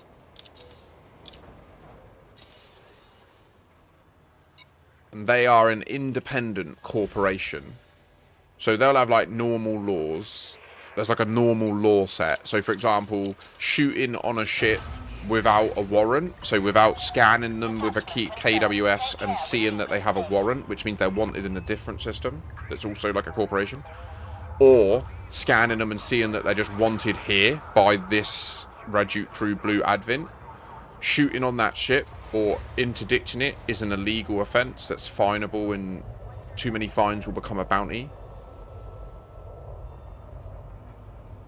But Rajukru only can enforce their law in the sphere of influence of the assets that they own, or because they own the controlling port, which is this port. They are also the main faction of this entire system. So the normal space is their jurisdiction as well. But like was mentioned by Jack Sego, a faction can be an anarchy faction. And that will mean that they don't enforce any laws, which means if an anarchy faction is in possession of the controlling port of a system, then the whole system will be an anarchy faction system. And that means you can do what you want. You can interdict anyone, shoot anyone, blow them up. There's no fines, there's no bounties, there's no police, there's no law, there's nothing. So, yeah, anarchy does exist. But anarchy's pretty rare these days. Now that colonization's in force, anarchy systems are quite difficult to maintain. There are still sways of anarchy systems, but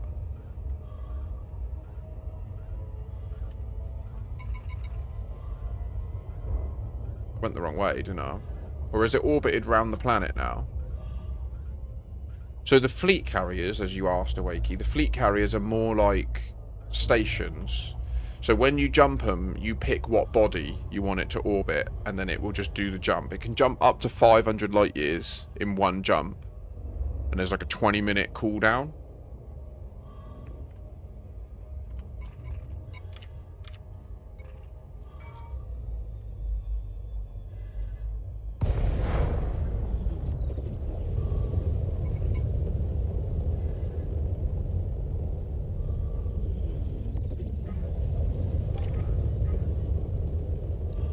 Yeah, it's orbited round, so it's no longer facing the right way, eh? Docking request accepted. Proceed to your designated path, Commander. Request accepted.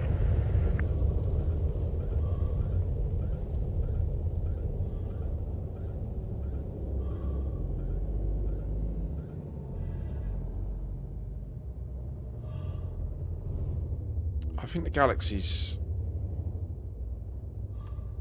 in total 120,000 K, but or 100-ish K across, but from Sol to the furthest point is about 65K.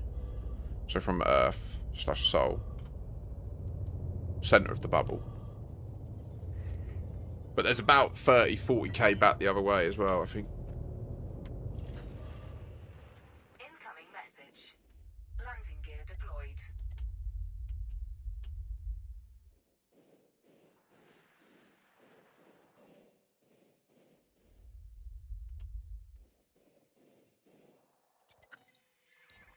$13K that way.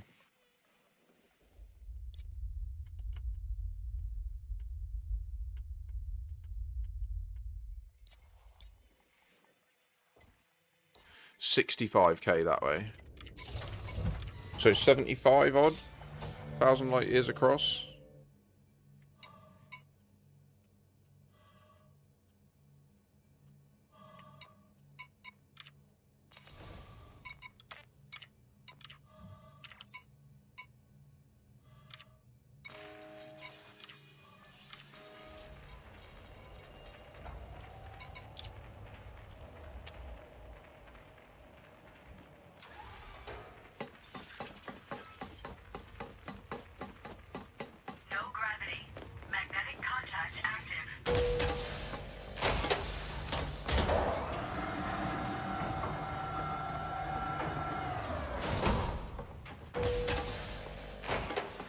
Maybe, I mean, I don't know, the idea of flying it alone feels a bit crazy. If it was plausible, I guess, because of the size of the ships we can pilot solo. You know, the Anaconda and the Cutter and that, the Plipper. They are insane. They're insane. Like, the Plipper is so huge.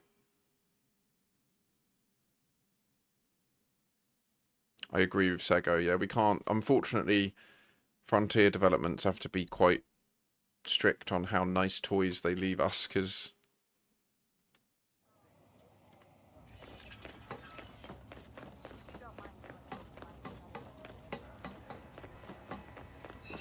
I'll be over here. Okay, take your time.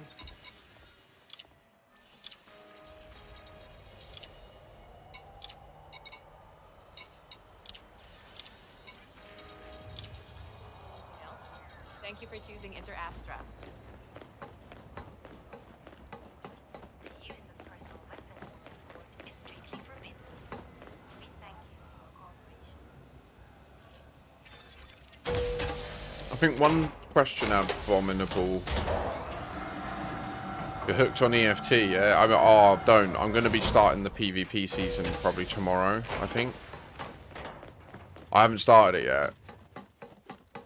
I've been really enjoying the PvE since that launched last year. I've missed the PvP side, but the cheaters were horrendous. But it does look way better now. So, yeah. I would say with Star Citizen, like, it is technically beautiful. But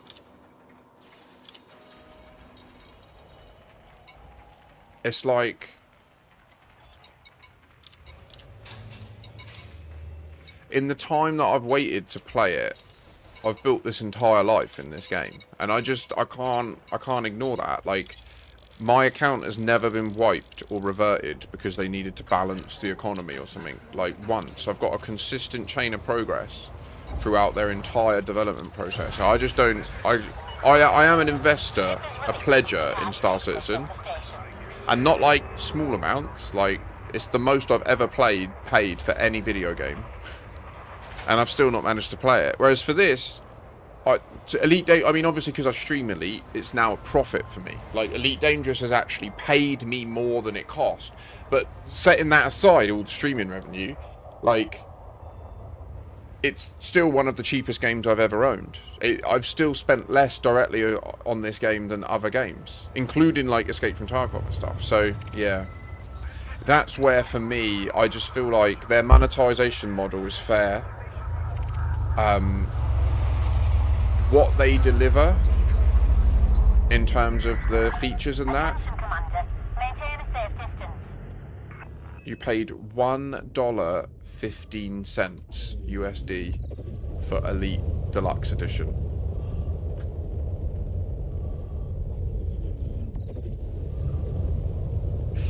Literally, if you go onto the Robert Space Industries website and you say, I would like to play Star Citizen, I have $1.15, they will IP ban you from the website.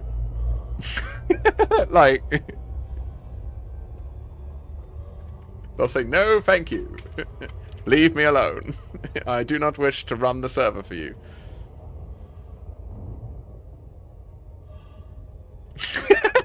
Yeah, they will charge a $1.15 service fee and ask you to leave. Yeah. And I morally object to their attitude towards monetization. As I literally would sooner see, like, please don't spend it on Star Citizen. Buy Elite Dangerous and then spend it on gifted subs on my channel. Like, we'll have way much more fun than what you'll have in Star Citizen, I think. But that's only on the basis of me trying to install it every 6 months and stream it, to be fair. So I will admit that I am adding the load to my system of trying to run an incredibly demanding game and stream it. But that's what I've done. For the last 6 years of streaming, every 6 months, I have given Robert Space Industries or Cloud Empyrean Games the benefit of the doubt freshly installed the latest version of their launcher, freshly installed the PTU, attempted to log into my account, complete the tutorial, and take off in my Corsair Black, and not once in 6 years have I successfully completed that process. And I'm being quite rigid with them at this point. Like, I'm now at the point where I explicitly must be able to do those things. Install it from scratch, log in, complete the tutorial, and then take off in the ship I purchased. That is the list of tasks I want to complete. I'm not accepting any divergence from that. If they say, but that's a bit buggy, and if you just do this, it would work. No. It will be that list, like I can do in Elite. And, yeah, I still can't do it. So I can't recommend you buy it. I don't have anything against them. I want them to achieve what they sold me. I want them to do it. I would stream it if they achieved it, but I just can't. I literally can't. I keep trying to, and it just doesn't run. So I cannot recommend that you do it. This is my TED Talk on Star Citizen.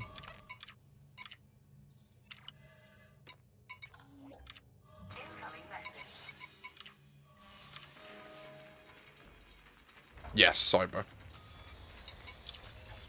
Please tell me when you've bought it, because I'm very hesitant about leaving the thing up.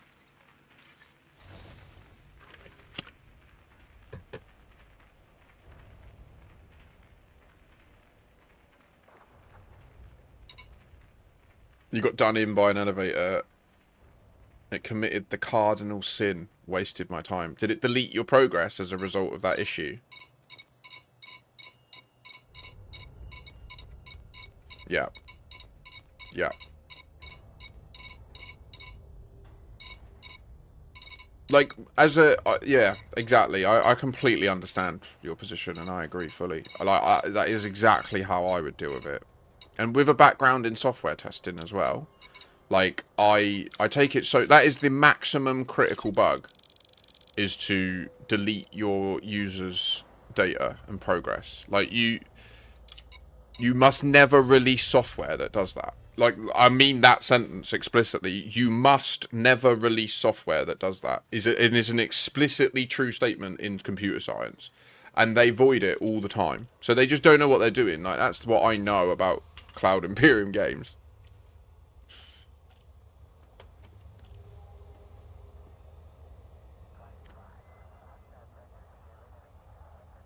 Yeah. But again, let me stress it. If they release the code that proves me wrong, I will install it and play it and stream it and love it and sing its praises. And I hope to be able to play Squadron 42 and share that with you in the stream, you know?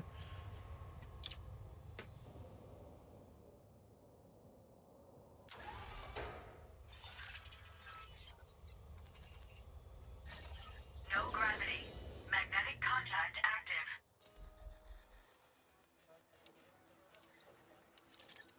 I call one of my friends software as SC whenever he does 100 things and moves on to something different without fixing the 100 things properly.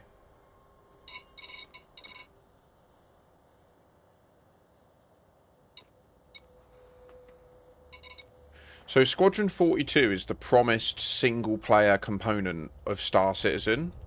So the original selling point, or like idea of Star Citizen, is that they were building the greatest sci-fi single-player game to have ever been made, called Squadron 42. And the final outcome of the Squadron 42 player campaign is that you earned citizenship in Star Citizen, which would then be essentially Elite Dangerous, a massive galaxy for you to go and explore. And the idea was that what they sold initially was that they were going to build Squadron 42 so that all of the technology they developed would then extend out into the galaxy for you to discover, and that when they finished, Star Citizen would then be free to play, but you wouldn't be a citizen. The way to become a citizen would be to buy Squadron 42 and play the campaign. And having citizenship would have benefits, but they've just basically not done any of that. They just haven't, like, they literally haven't. Like, the entire concept of exploration in the game has just been completely de-scoped. Like, there is no galaxy to go and explore. They've literally de-scoped that completely, and it is now just a set of systems that they will architect and design as they go, which is literally what Starfield did from Bethesda.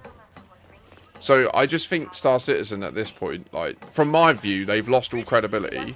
And I view what I paid as being a down payment on Squadron 42's development. And I do believe they will ship Squadron 42 at some stage, and I'll be able to play it. But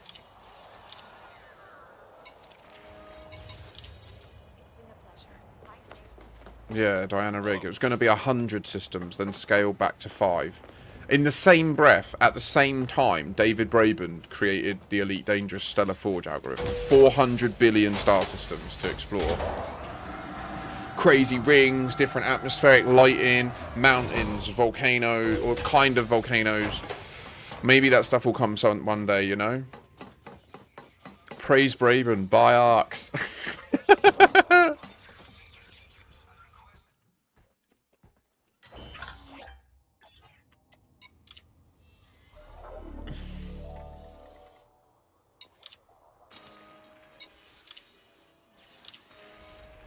Wait, I did move the other ship, right?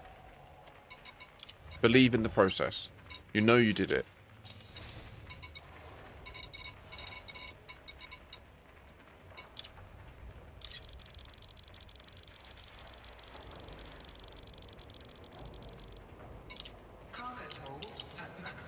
Exactly, Commander Diana Rigg. I fully agree. Exactly. That's what they're showing with HIP 87621 is Star Citizen just made the wrong gamble. They took the wrong approach. They thought that what they needed to do was build deep, rich ecosystems on Earth-like planets in order for people to like their space game. And there's nothing to do in any of them. There's nothing to do in the big forests. Do you know what I mean? Like, that's why Elite doesn't have landables at Earth-like worlds. Because there'll be nothing to do on the massive forests and in the oceans and stuff like that. Even if they add fish and they add submarines. Like, No Man's Sky suffers with... There's only so much AI procedural slop that we'll cope with before we just go, nah. And that's what Elite, I think, have mastered. They get that there's got to be a balance between like what they build and the actual utility in a long-term gameplay loop. That's my view anyway.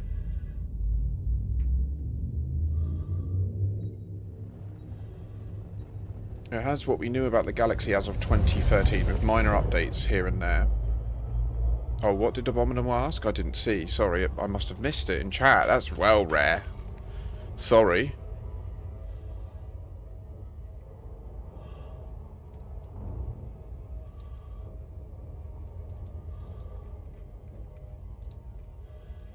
Oh, no, that's perfect. You're all good. Ha, you're fine, Sega.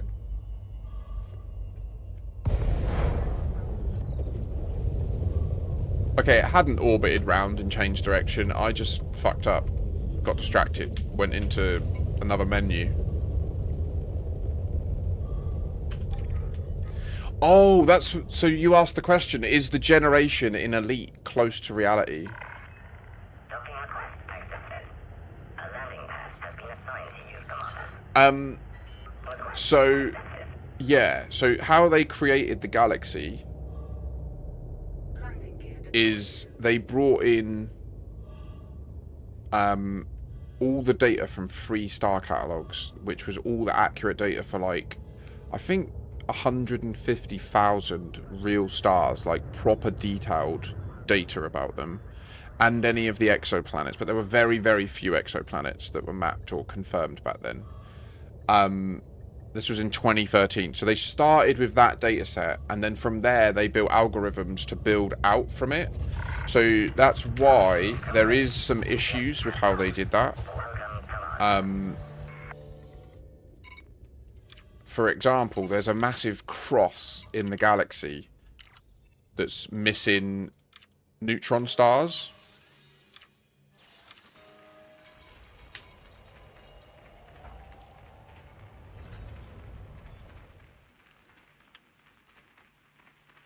So if we go to Sol, and we go in realistic mode, you can literally see the constellations, right? And the reason you can see the constellations is all the stars for the constellations are in the game.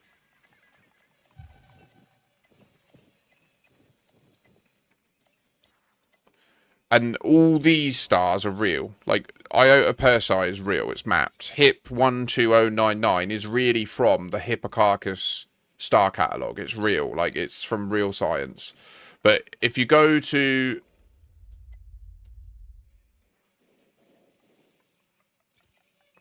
BYA EUPDA-A D44 does not exist, or may not exist.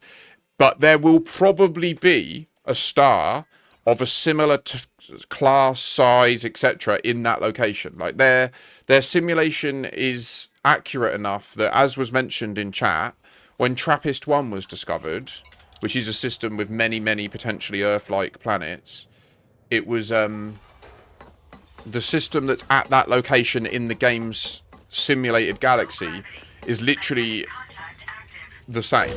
Like, it's mental how close it was. Crazy how close it was.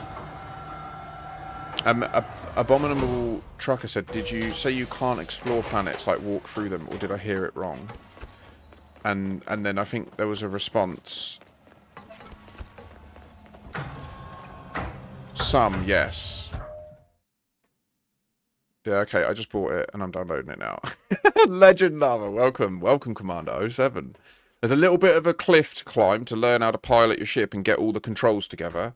But you're very much on your way to having many, many happy memories, I'm sure. It's dead cheap and all.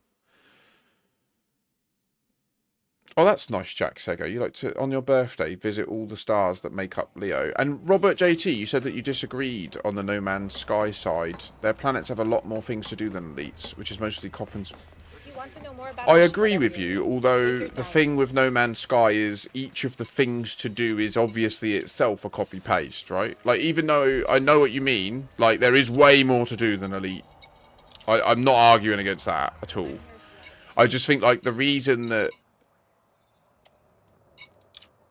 Do you know what I mean? Like, you can do an archaeological dig. You can do a, like, sentinel pylon thing. But they are all... Once you get to that gameplay event, it's always the same gameplay event, isn't it?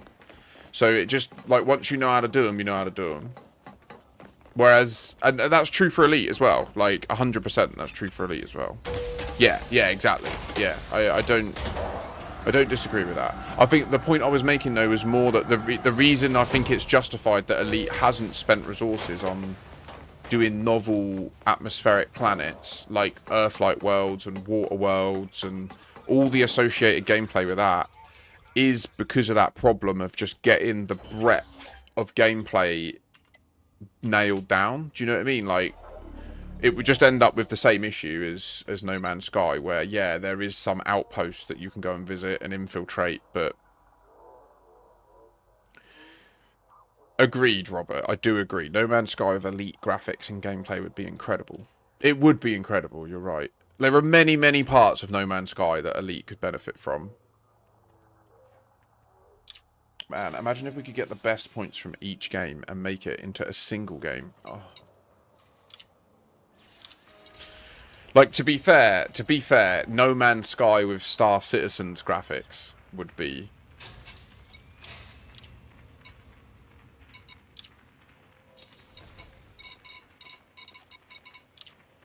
Like, I ain't sleeping on the reality. The Star Citizen looks more beautiful than Elite Dangerous. Like, I'm not a mug. I'm not an idiot. Do you know what I mean? I get it. It is fantastic. When Star Citizen works...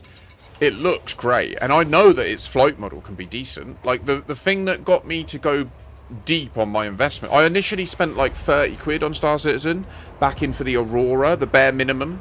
And then when they released the Arena Commander release, and I started playing that, flying around in my little Aurora, I wanted a better ship. So I paid for a better ship. I paid for the Corsair Black.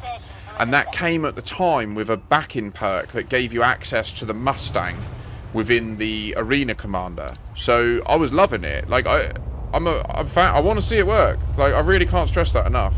I think people can easily get the impression that I'm like anti-Star Citizen, and I'm not at all. I just cannot at this stage recommend anyone spends money on it. Like, they need to receive the economic model that their actions are unacceptable. And yeah, the only way you can send that is by not giving them money. And more importantly, if they receive the economic signal that their direct competitor is having a massive boom in revenue, that will get them to up their game.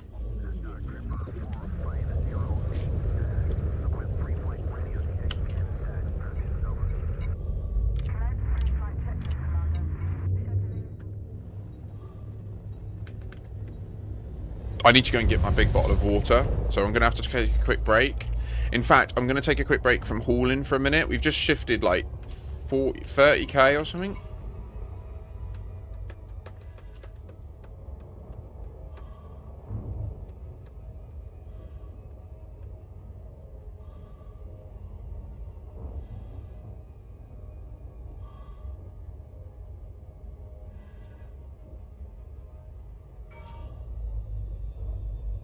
What do you mean, Voodoo?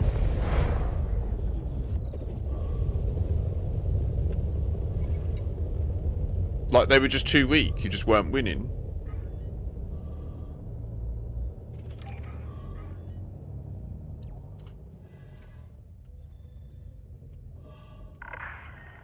Docking request accepted.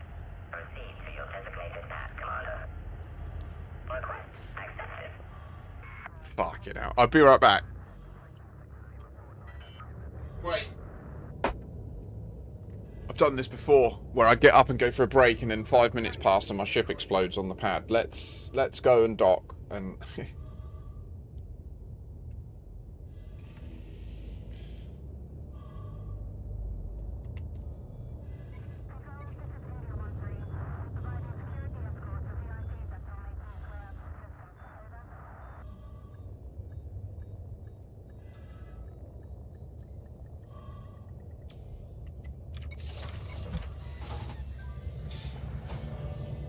Me.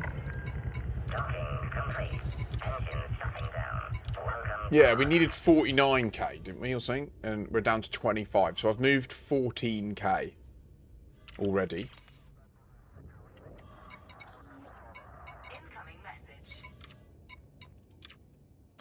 Honestly, what you're seeing right now is the problem with the speed load thing. There's always another button to click, and when you want to take a quick step away, you're like, oh, but if I just do that next bit, then when I'm walking downstairs, it will be in the load screen. And that will be, like, less lost time on progress, you know? Magnetic contact active. Ugh. Honestly, I mean this. If an employer could make a job that taps into whatever's happening to me now where I just don't want to stop, that would be it. Humanity would win. Like, if an employer could just work out how to make the tasks in your job, like me speed loading my fleet carrier, I would never stop working. Like, everyone would be happy. Right. I'll be right back.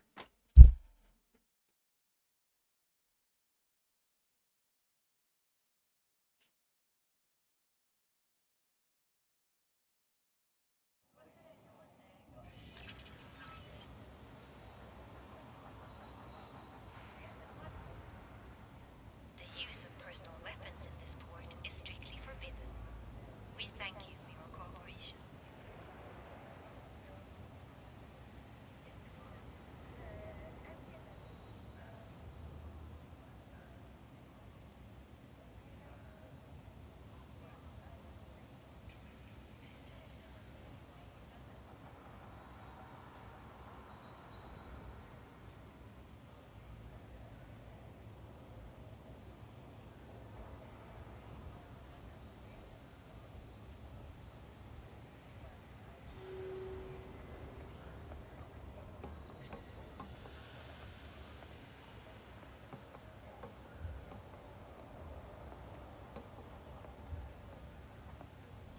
Visitors are reminded to observe health and safety protocols.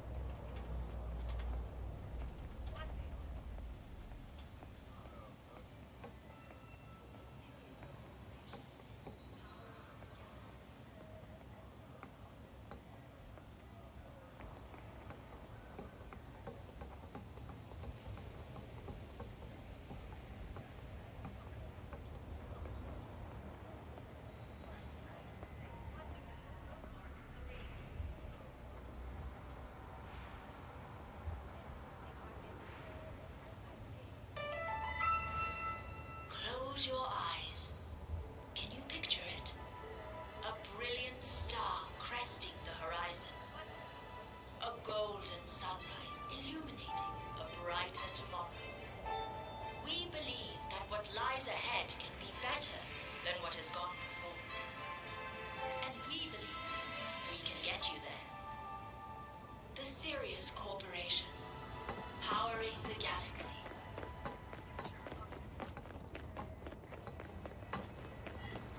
I'll be over here if you need. We've got a wide. I'm here if you have any questions.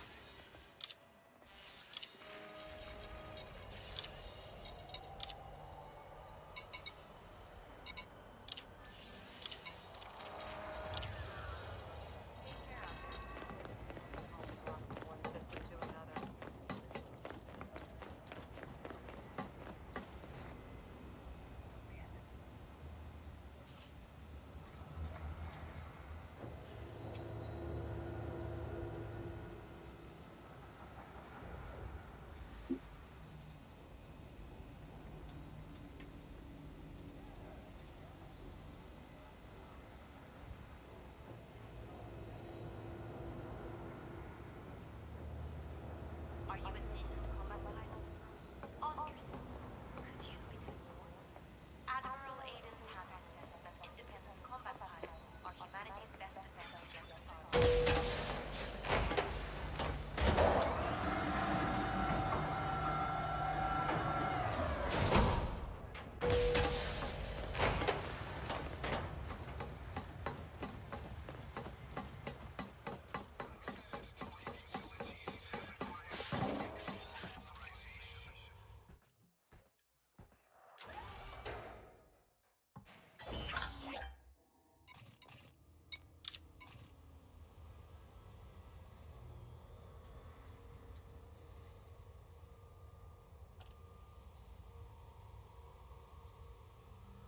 Cyber, what?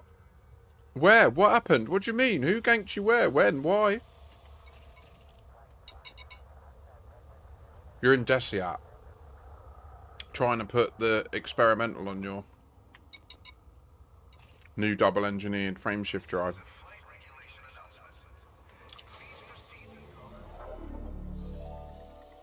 I mean, really, Commander Karanos. That's a very, very renowned ganker as well.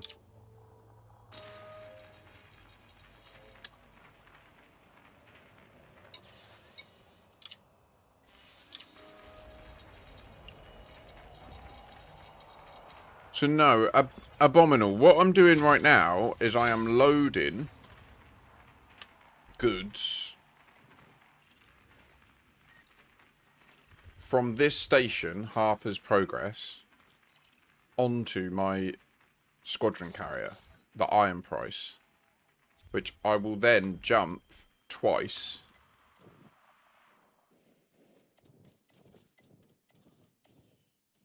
Fuck me, where is it? Over here. To my mate's colony, who is building a very large station, and there's nothing nearby whatsoever. You have been colonizing wrong. So he's this squadron carrier and this fleet carrier already contain all of the aluminium, liquid oxygen, and a little bit of the steel. And my squadron carrier has an order that will get the rest of the titanium and a bit of the steel. So the goal is to, over the next few hours, load my squadron carrier with all this titanium and a bunch of steel. Get as many of you lot as I can on my squadron carrier with your flippers and that. We'll jump out here, and then there's going to be all these fleet carriers to unload into here. It's not a, it's a lot. It's a lot. Like, it's a lot. And yeah.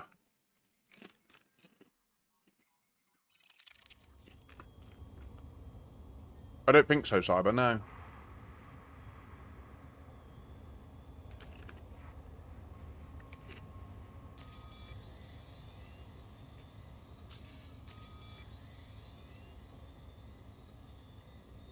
Ross, we do need one more carrier of steel, yeah.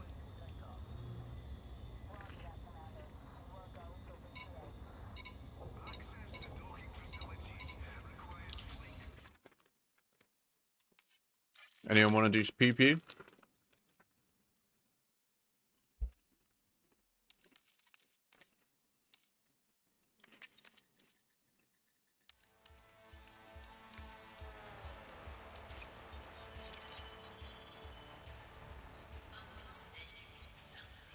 Yeah, Cyber. They are a notorious ganker. That's how they like to play.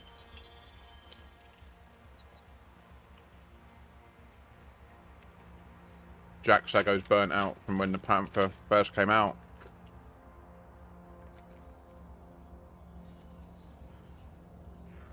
Ross, the Dodec in that system is the priority in that system. But, right, I realised that, bless, like, Trinonica's really busy, and he's only got 2 weeks left on that colony now.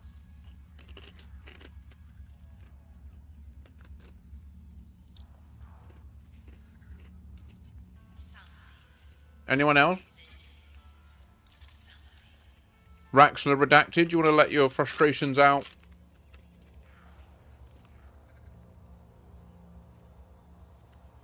Yeah, Ross. So then today I was like, well, what am I going to do? Let's give him a hand. And then when I noticed that he's already loaded all of that aluminium and stuff, and it's there waiting to be offloaded, I was like, well, definitely, let's help. So I know Cyber, you're moving your Plipper up here to help, aren't you? So is there anyone else that can give a hand with the hauling? And then also, does anyone else want to do some pee-pee?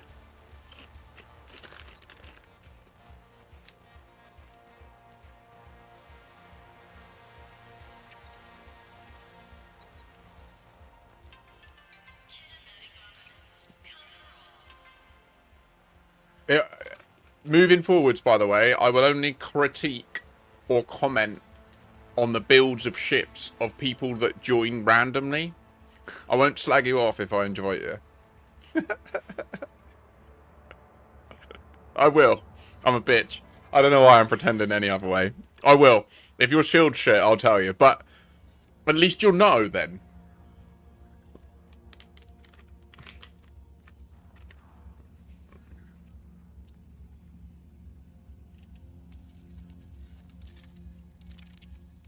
But I sent you it. What are you doing?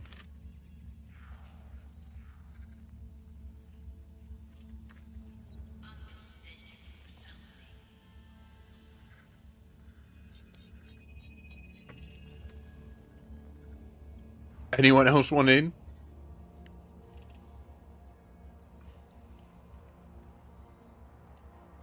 Oh shit, wait.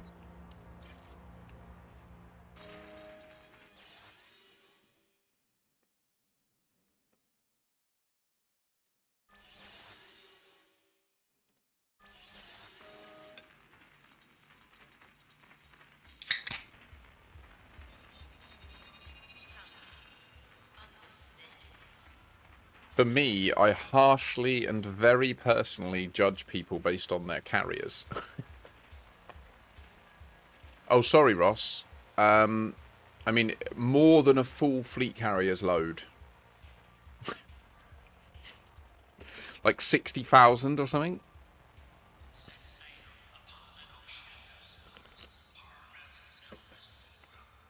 Chat, I'll open it up in a sec. There's people in this list that I know enjoy doing them.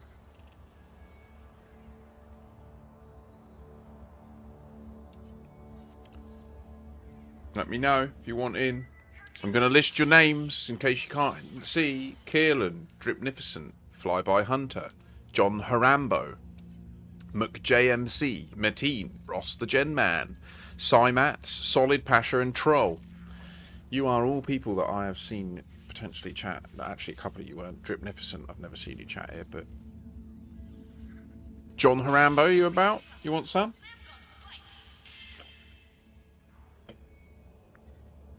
So it's likely by the time I load the carrier, you won't need it. Yeah, I mean, can you just help us load ours? That would be a massive help. I'm opening it to... Oh, wait. Jack Sego, you said you'll see if you're at a station. Okay, cool. I mean, I don't think we're friends, so it'll be easier if I just open it and then you join.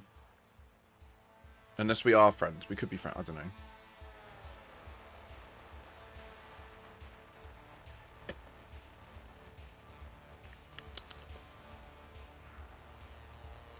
I mean, the Dodec needs to be built in 2 weeks. But right now, at the site, is nearly everything other than... Like, I'll be finishing off the titanium. I'm loading titanium onto the iron price. And then all that will be left is the steel. But there's shitloads of offloading to do there.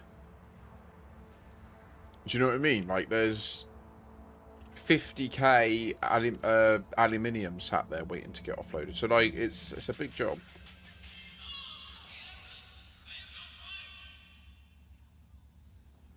So the point being, I don't know if you're right about the steel. I think if you were to commit to loading your fleet carrier with a load of steel and jumping it out there, I think we would need it by the time we're done with everything else. If I had have been carrying the TDC and that happened, I would have lost my shit completely. Oh yeah, of course. Is this the cutter, Voodoo?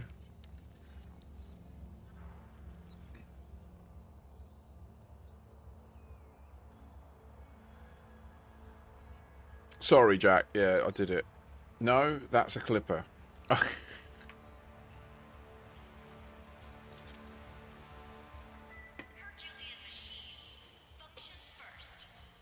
Let's go, Cyber. Yeah, you're in. You're in. You're in. Let's fucking smash these bastard bitches. Sorry, that got a bit obscene.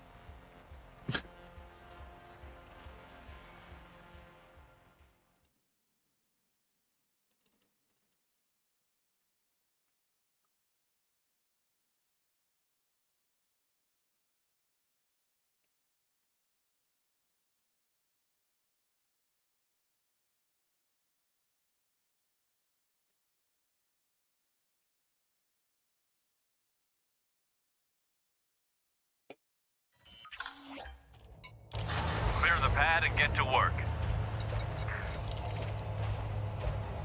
Fading away like a moth into the flame.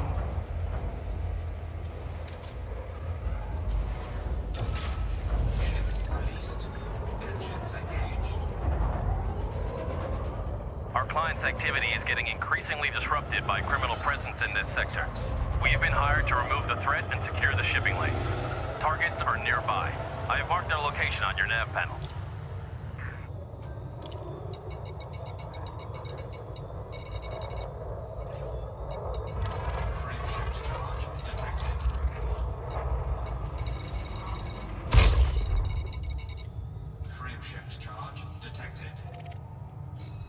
Why are their drives blacked out? What's that mean?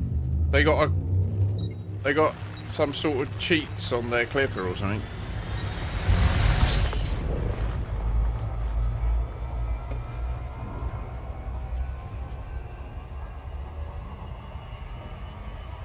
We're faded, the death of a star. Darling, when I'm in the dark.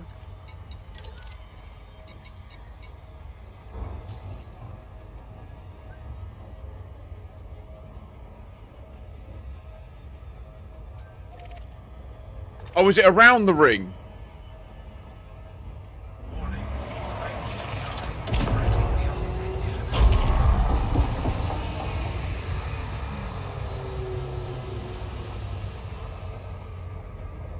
Is it around the ring? I ain't high enough for this shit.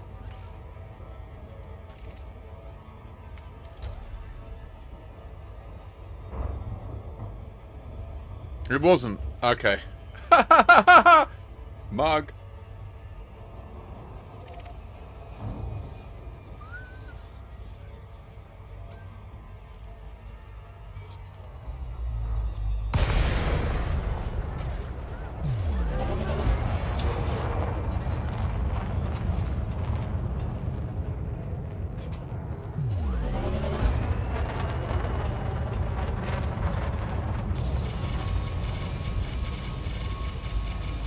I shall restore you by the power of Saluna.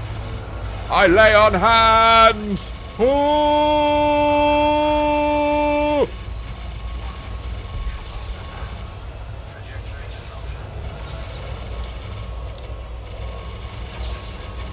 Who knew there was healer gameplay in Elite Dangerous?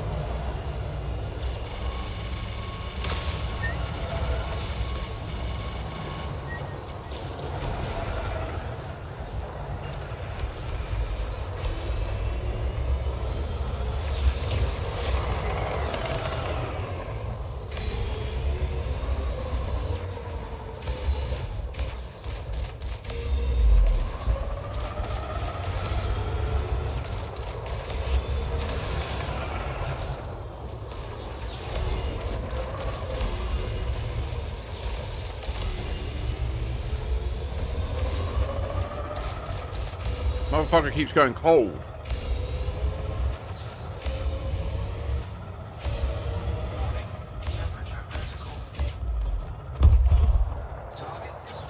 Keep up the pressure.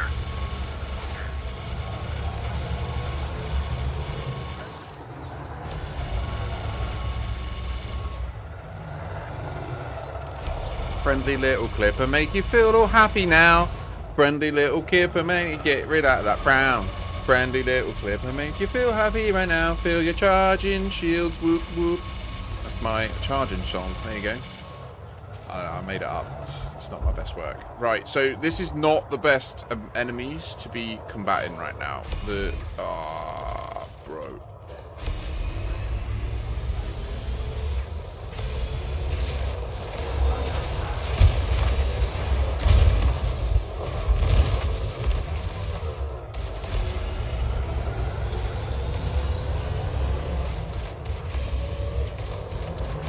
Did you smash his chaff? You smashed his chaff, didn't you?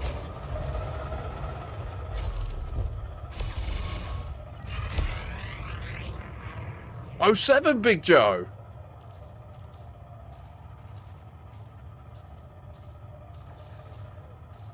It's the one thing I missed from the Fargoid Wars. I got to play support in my vet. Well, no, you can play support now in operations, and there'll be the new baddie coming soon as well. Ah, you're.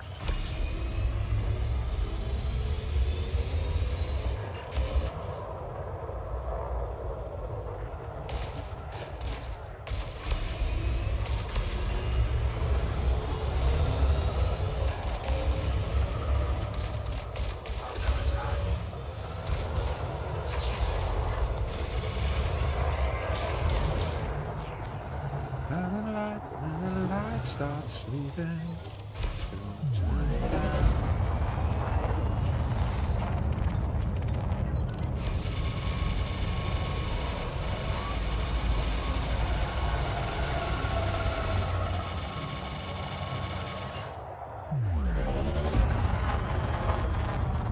We got a runner.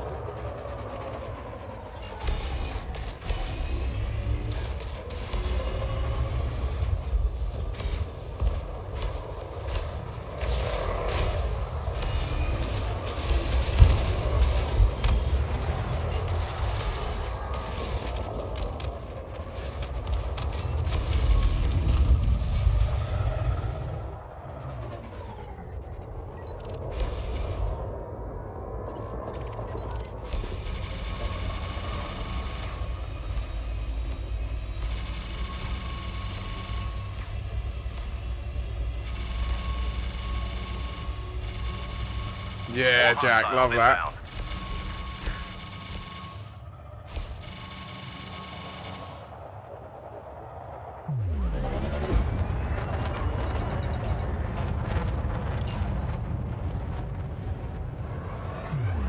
So given I'm mostly in the healer role, that's why I like to go for these smaller targets and just get their power distributors out of the fight.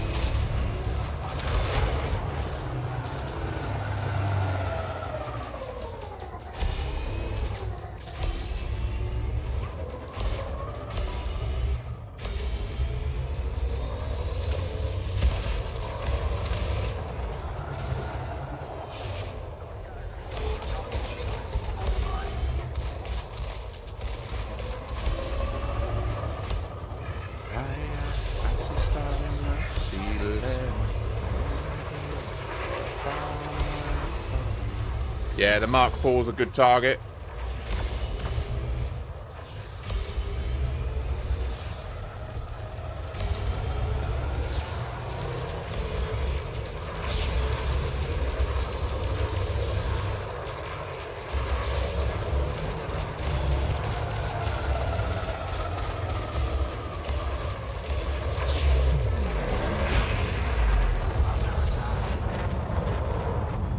getting wrecked.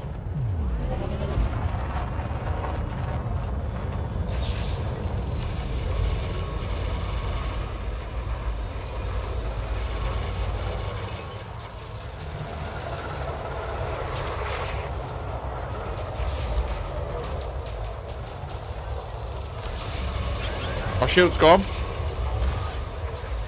Don't try and charge me.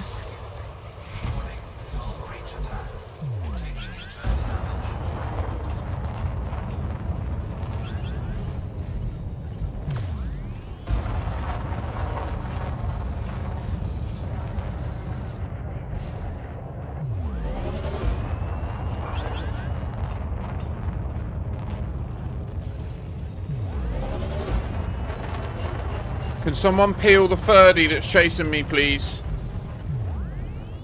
Nosferatu. Wild Curse.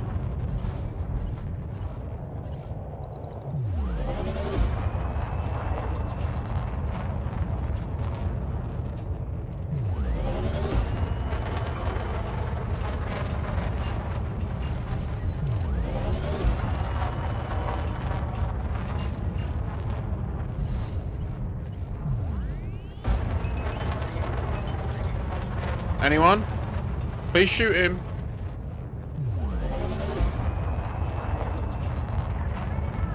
Aha.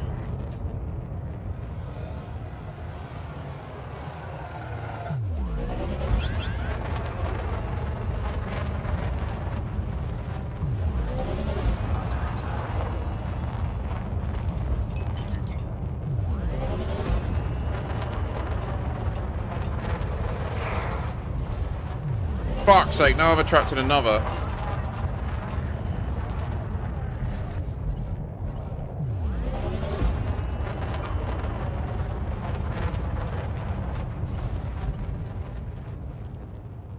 I need my shield back, guys. Like, can someone just focus on getting these guys off me, and then I can come back to the fight?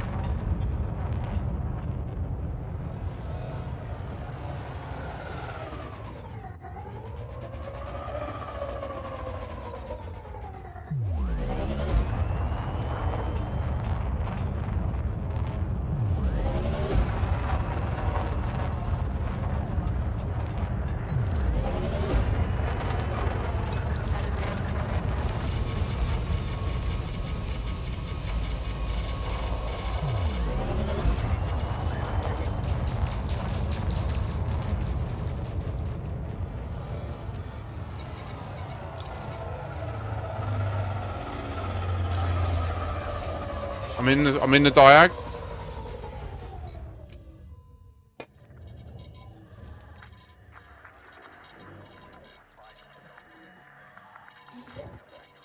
We need allies to keep their shield. Fuck.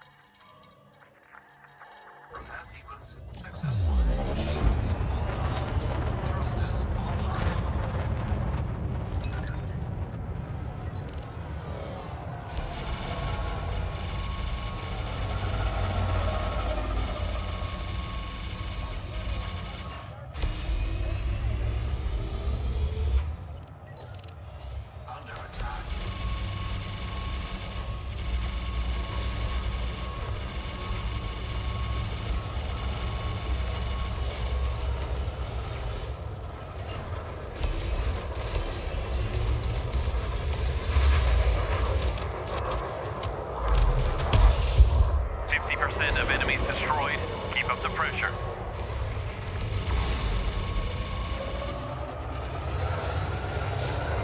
Raxler, Cyber, can you charge my shield, mate?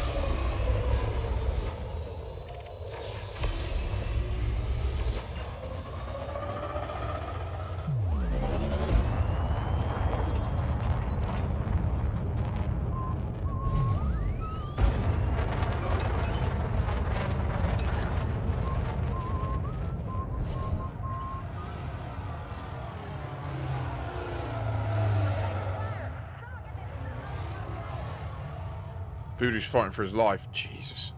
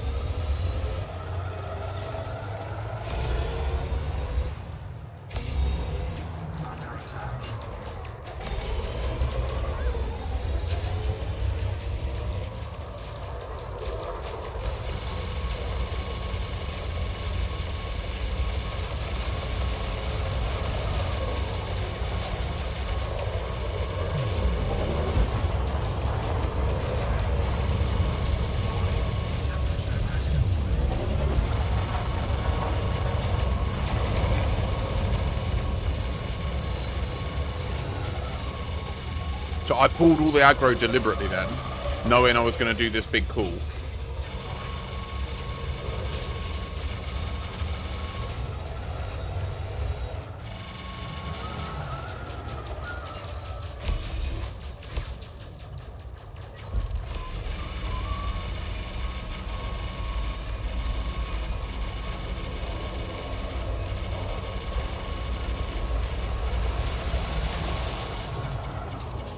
Raxa, can you charge my shield, mate? I don't understand. You're not doing it.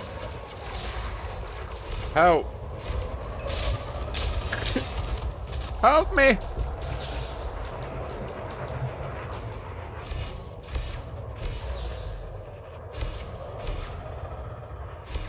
You don't have a Healy beam? I thought you did. Oh, okay. No worries. No worries. No, you're fine. I didn't realise. Sorry. I thought you had it. I thought at the beginning you were shooting me. I swear you were shooting me with it. Oh well.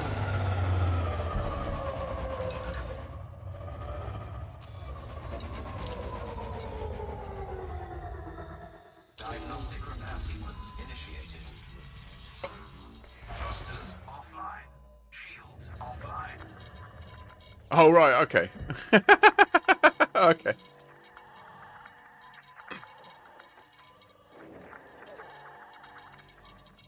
Repair sequence successful. Shields online. Thrusters online.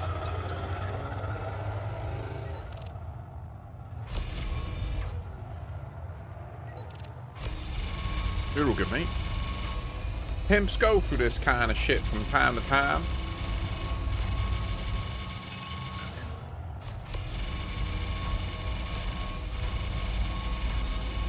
Right, are we ready?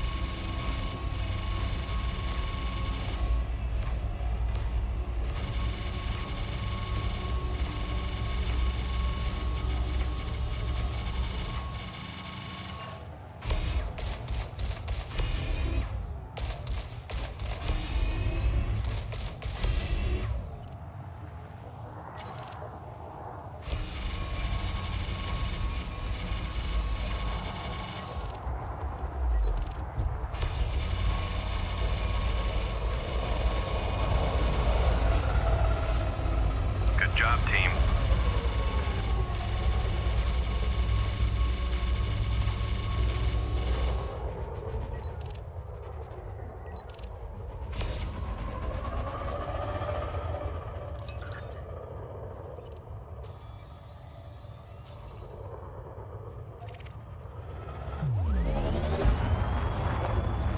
Enemy reinforcements inbound.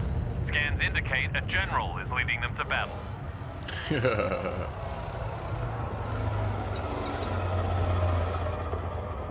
Oh, sorry. Now I see your comments. Ha.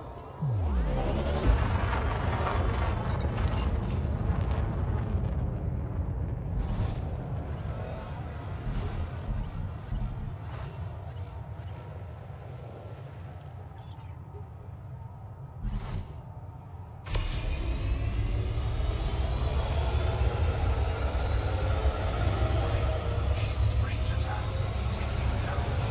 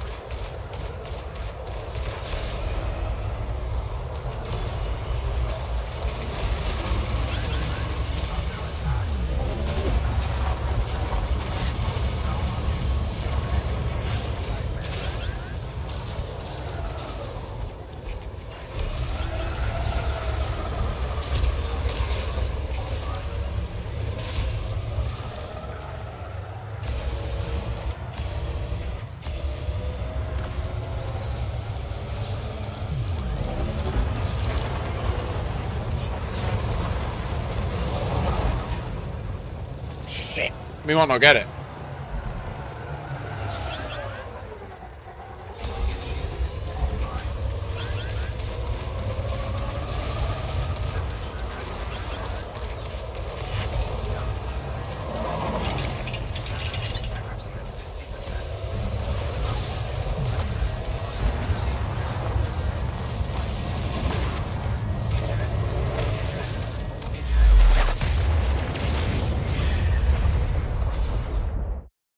Would have been a nice little chunk there. I was at peak velocity.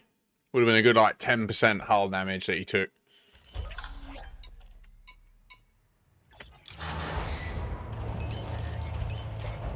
Would have done the job, I think. I think we won that. We were in the last few percent. That big boost into him. The combined firepower of the rest. Yeah. Oh wait, did Allied die as well? Oh no.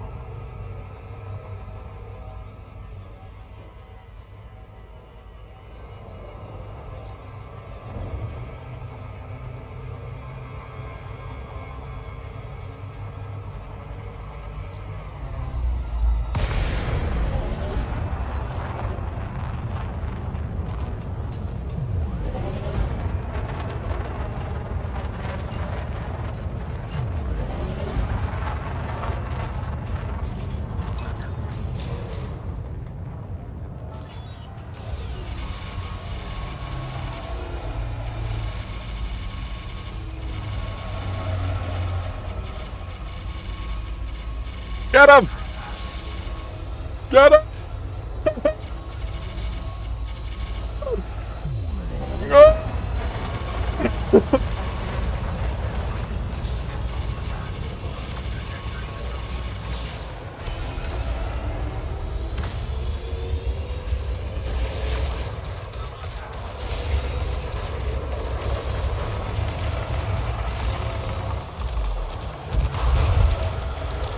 Target eliminated. Woo!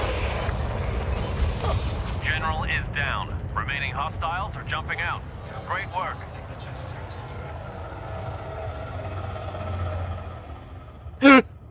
Holy shit! I didn't realize the general was still up. The runner is heading to your location for extraction.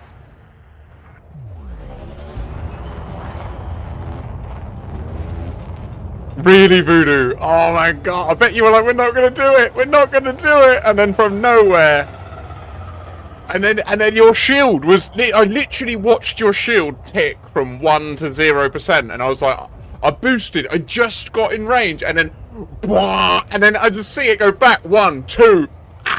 Operation accomplished. Dock with the runner for debrief.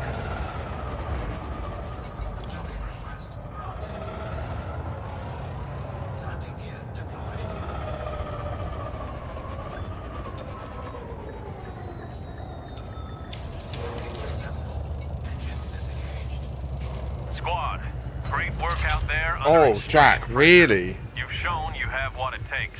That was proper close.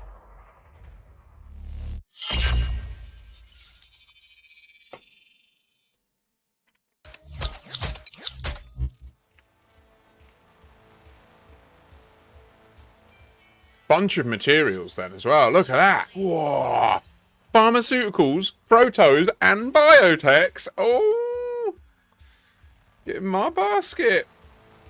Yeah, exactly. I'm the same. Now I need to just mong out with some hauling again. Because that was chaotic AF. But well needed. After that is what I'm so happy with Frontier developments for the creation of the operations feature. Like, the fact that I'm in the middle of doing this speed loading, and I was like, I need to change it up. I just want to shoot some geezers. group up with my mates and just play the game together. None of this like, oh, do you want to meet up in Rajakuru VVDW 1922/0 at 1700 hours and we'll do 17 minutes of bounty hunting? Like, you just literally, boom, play. Like, oh. I love it. I love it. And I bet your Plipper's here now, innit?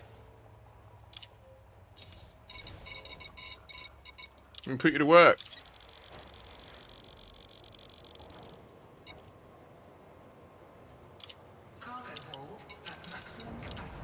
Oh! Having some frame rate challenges. I like how close that fight was. Oh, shoot. You're right. I'm so sorry, Mac. I'm so sorry. Chat, it's gone past 4:20. We're 11 minutes late. Prepare the Holy Sacrament.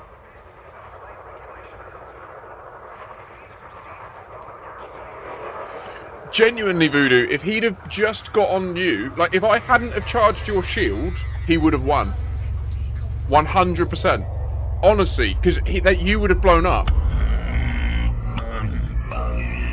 Yes, Liam, this is the way. Has anyone seen the YouTube video where they changed that chant to someone just saying hamburger, hamburger, cheeseburger? It's so funny. Honestly, Voodoo, no joke. Like, I watched your shield go from 1 to 0 and I was out of range. Like, I couldn't charge it. I was like, no, no. And I was like, fuck it. I'll shoot it anyway when I get in range, just in case you're on like 0.2% shield. And it's just that your shield is so massive that that matters. And it was. Like...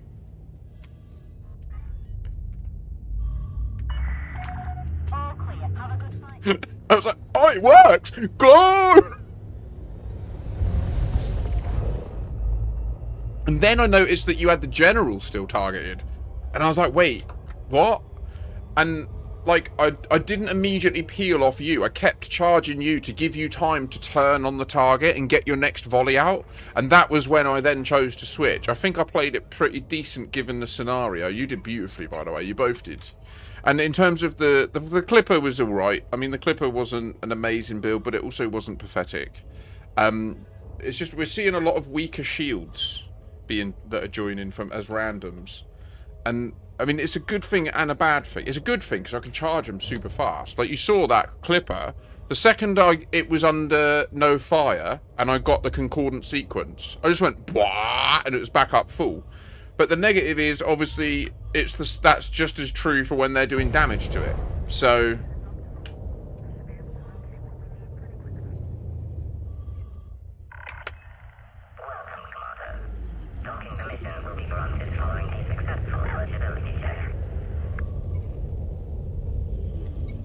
That was a proper rush at the end there. I love it. Docking request accepted. Proceed to your designated path, Commander. Request accepted.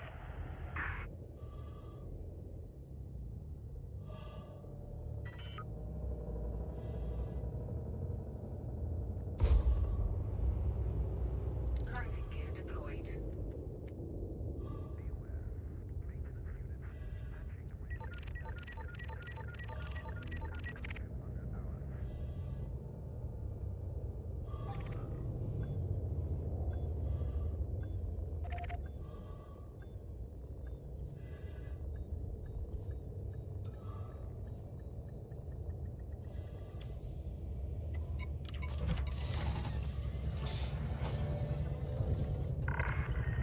Docking confirmed. Ship is secure. Welcome, Colonia.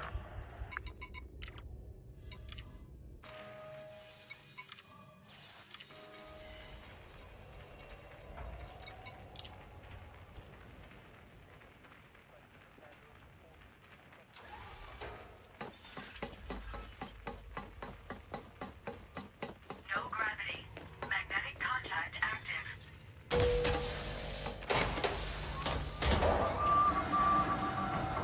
Oh, yeah, yeah, listen to this song. Don't you know it's true? We're gonna do this now. Yeah, you know it's true. I nearly got dirty with my little tune, but I'm keeping it clean. I'm trying to do that, you see. We're gonna hit a little ball now. Womp womp. It goes off in my hand.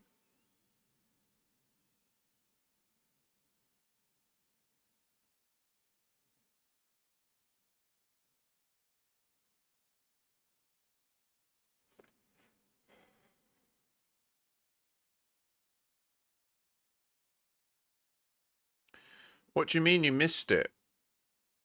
Do you normally do a regular trip to it? Or do you mean you missed 420? Maybe that's what you mean. I don't know. I'll be over here if you need. What are you in? No rush.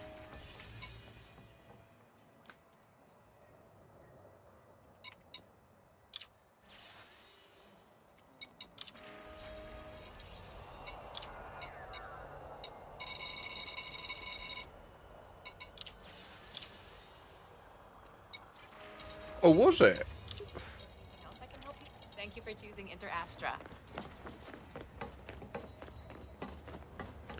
Interesting.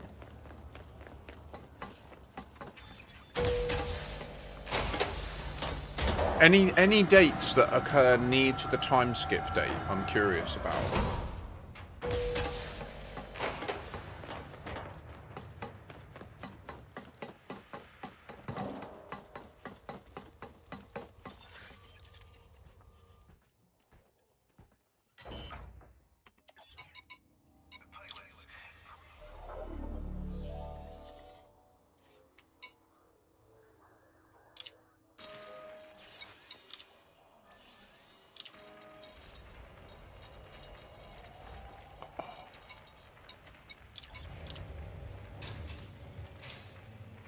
Sidewinder?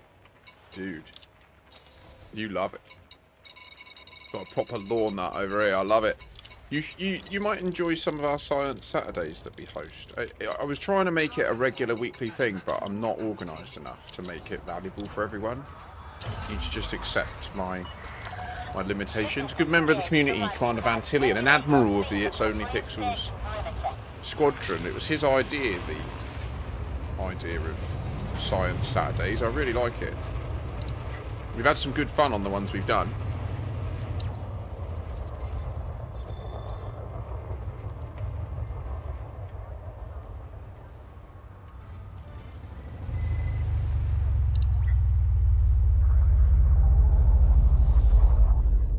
Yeah, exactly, Jack. We've got some amazing footage at the time skip, like doing random tests. Some of the best footage I ever got was where I'm docked in my Cobra Mark 5, just like on the surface, on the stream, watching like the sunset, and then another Commander Brown Bread, has come to the time skip. So like I've time skipped. When you time skip, you go back in time to like a specific moment in time, on the 14th of August, 3301, about 3 p.m. And that's what it does. Every time you skip, you go back to that moment. So you can go to a Radicoida site, time skip back, leave, come back, and you'll go back to that moment again. Like, it always does it every time. But what you can also do is time skip and then go somewhere and then wait. Right? You can time skip and you can be in like the time skipped time plus at 1 hour. And then someone else can time skip.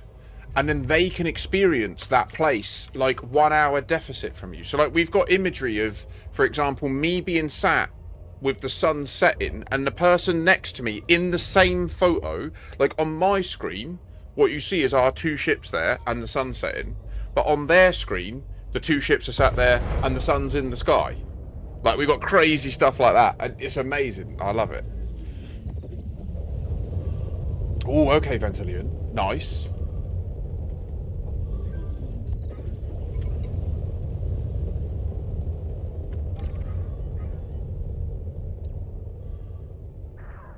If you're able, I urge you to stand up, even just for a moment.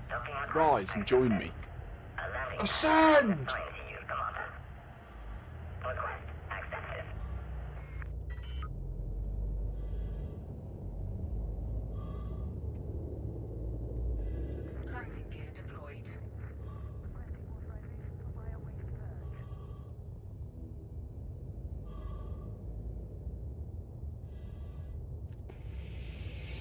honestly, dude, the Radicoider thing is them communicating to us something very important about how the frameshift drive works. I'm 100% certain of it. Like, I'm certain of it. Because they've alluded to it in various Galnets as well. Like, the thing the Radicoiders do that's worth permit locking the system and imprisoning scientists over is they enable time travel. And it's the cornerstone of how the frameshift drive works as well. And that's, I think, the ultimate thing. I think the thing that... The big secret, other than the fact that it ultimately leads to us creating the Thargoids, I think the big secret that's at the core of the story is that we, like, as commanders, we exist in a weird timeline. But it makes sense when you think and talk about it. Like, relative to a normal citizen that lives, like, at Harper's Progress, the station I'm about to teleport back to, like, to them... Like, what's their day on this day? Oh, we received the same escape pod, like, 8 times. And the same geezer got out of it 8 times. No, like, what they... Each one of them is a different timeline. I'm now going into a different timeline. Every time you load an instance of somewhere, you're loading a different... Of the infinite timelines, you're loading a different timeline. And that's why it all makes sense. That's why you can go to the same settlement. You can glide down to it. There'll be a group of people with X names. You can leave, glide back down, and there's completely different names. It's literally like... That is, I think, at the cornerstone of the lore. It's how the frameshift drive works. And we're not told it. So we don't realise that every time we use our frameshift drive, we leave the timeline that we were just in. Which means the first time you used it, everyone you love, everyone you care about, is just deleted. And I think that that's the ultimate, like, difficult crux of it.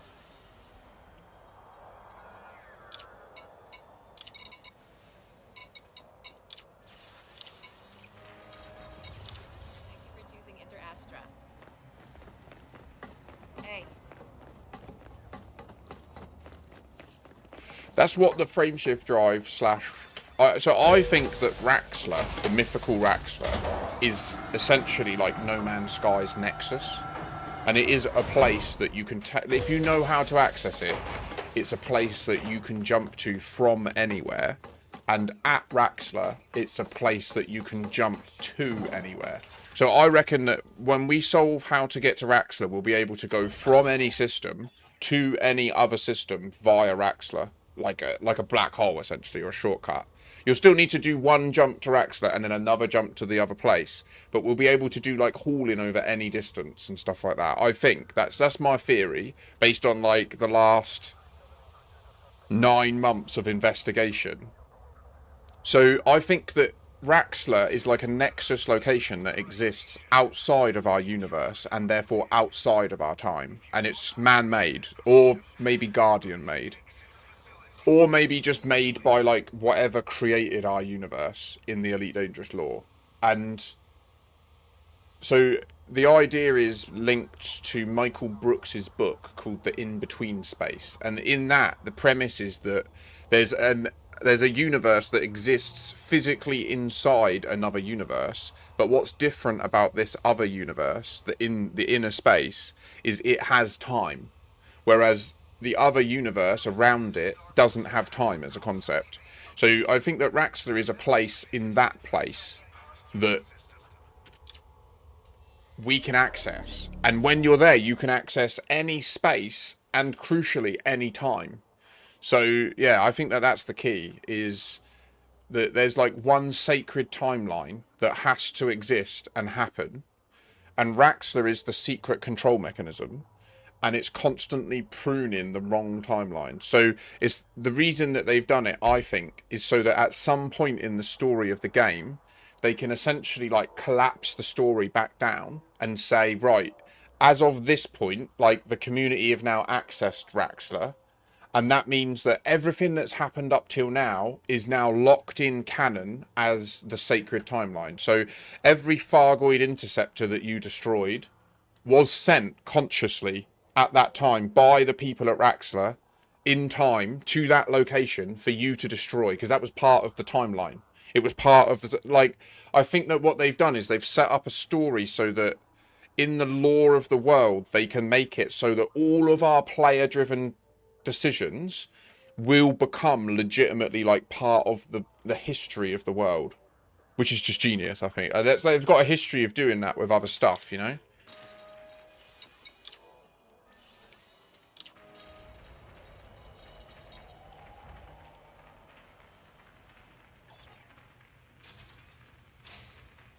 Yeah, don't though, Basso. So the constant timeline hub. So that the clock in the top right corner is what makes it possible for us to see each other in the same timeline and choose to visit each other's timeline.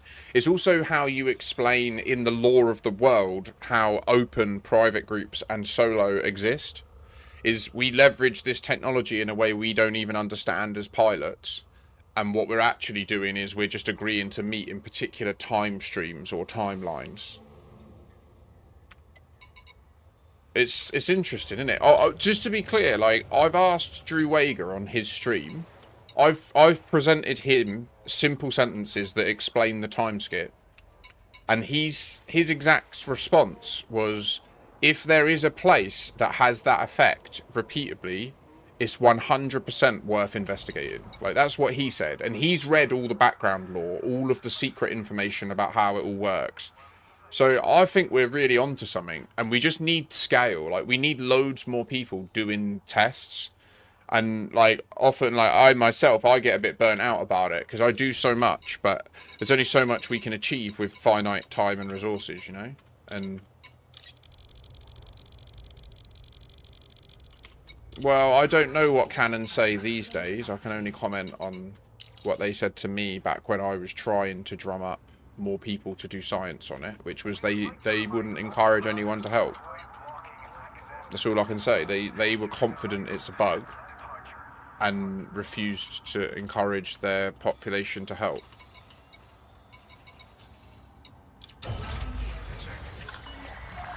Detachment confirmed. Regulate your speed until free of station perimeter.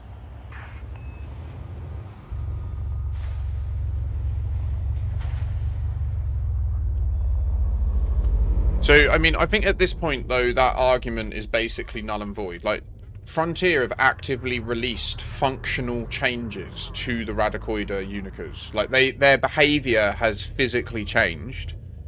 There have been development activities subsequently in that area, and every single one of them people that posits it's just a bug, when you get down to the nitty-gritty of what they think that bug is, they think it's some bug related to some developer wanting to take some pictures at a certain time. And it's nonsense. It's complete nonsense.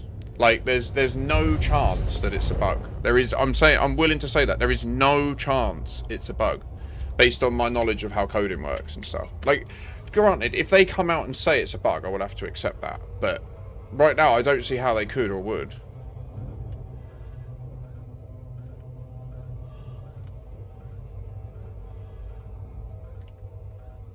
What do you mean, Cyber? Did you not transfer the flipper?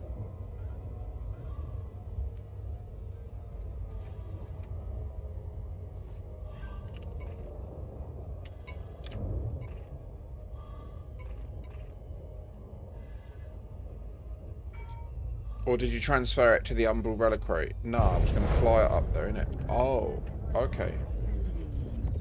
No worries, mate. Well, we'll see how far through I am, and I might have jumped away by the time you come back, if you come back. But yeah, GG's, have a good feed. Did I just chaff? I did, I chaffed. Whoops. Glitter! Release the glitter!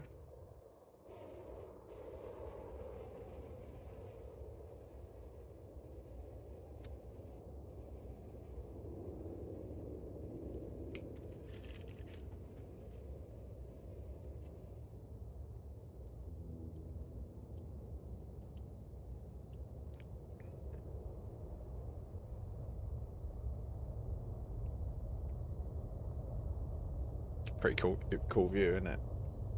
I like doing this, just catching a random angle.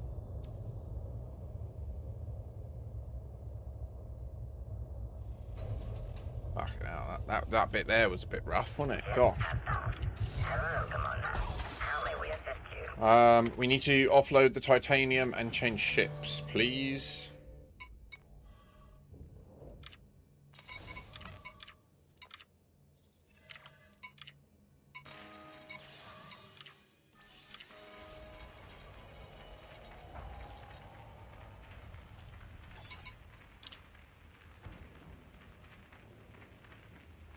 I need to get a cutter so I can peel for you faster. No gravity. Magnetic contact active. I mean, to be fair, I think if we want to work on efficiency of getting through the hard terminal prosecution, like if we want to see gains in the speed we get through, being on Discord and in active communication directly or in the in-game voice chat, to be fair, would be a huge step up. Being able to actively, consistently discuss what we're seeing. Yeah, exactly. Exactly, Voodoo, yeah. Like, we could literally be like, right, yeah, we'll so, Awakey, peel, like, the concept of peeling would be, there was a point in that one where what I wanted to do was boost away from the fight with no one targeting me, reset my ship, because when you successfully reset your ship and don't take any damage in the process of doing it, your shield will turn back on at 50% charge. Whereas if you just, like, in a normal fight, you lose your shield and then you chill out and you wait with full pips to sis, you wait for your shield to regenerate. Once it turns on, it'll just be at 0% and it'll start charging back up again. So... If you want to know more about whatever your needs, yeah. I'm here if you have any questions. Whereas if you do the restart, boom, it's just instantly on. So I was trying to do that, but there was a Cobra Mark 5 chasing me, and it was just faster than me. So I was evading it, and I wasn't taking more damage. But I said into chat, can someone peel this Cobra off me? And that's what I mean. Like, it's chasing me, and I need someone to aggro it so that it peels off me and goes on someone else. And so I'll also do that. I'll peel. Say, like, one of the Corvettes is having the shit kicked out of it and its shield goes below 50% and I want to give it a really good charge. What I need is a 3-second window minimum where it doesn't take any foreign damage, like any true damage, so that I can boop it with the concordant sequence. And so after 3 seconds of not taking damage, your shield will then start to go into its charging state. So your shield has, like, essentially its own health bar. It has megajoules, which is like energy or points or damage points. And every time it's being hit, whether it's like a beam laser that does X points per second, then every second it will take that number. And that's the number that will go down of energy in your shield, right? But we just see it as a percent. So if you've got 1,000 megajoule shield at 100%, at a 25 DPS beam laser would just be chewing into it 100 every 4 seconds. You know, 40 seconds your shield's gone. But if you have 4 pips in shields, so that's with 0 pips in shields, right? So if you had 4 pips in WEP and 2 pips in engines and 0 pips in sys, that's what would happen to your shield if you were getting hit by a 25 DPS, like beam laser or something, constantly, with 1,000 megajoule shield. But every pip in shields, I think they're all equal, or maybe it scales, I can't remember, but there's essentially a damage reduction base that's applied through your shield. So at 4 pips to shield, there's a 60% damage reduction just flat. So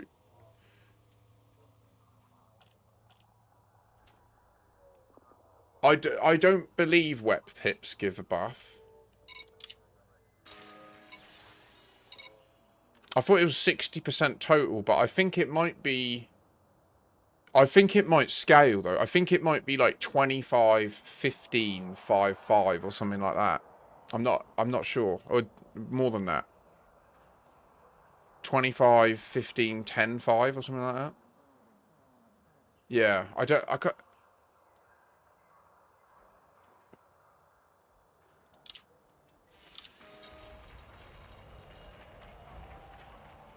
Anyway, the point stands. Having pips in sys applies that damage reduction base. So, like, in the calculation of every, like, moment, it's constantly calculating, like, what is your shield doing, right? So there's a 3-second timer where once you've taken no damage, your shield is now in its charge state. So what that means is it... Ooh, okay, let me take off.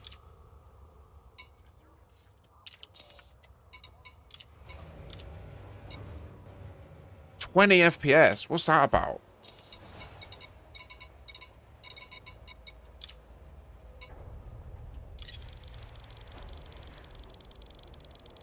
I know what it is. It's because I'm sat in here and there's loads of NPCs up top because the station's now really busy.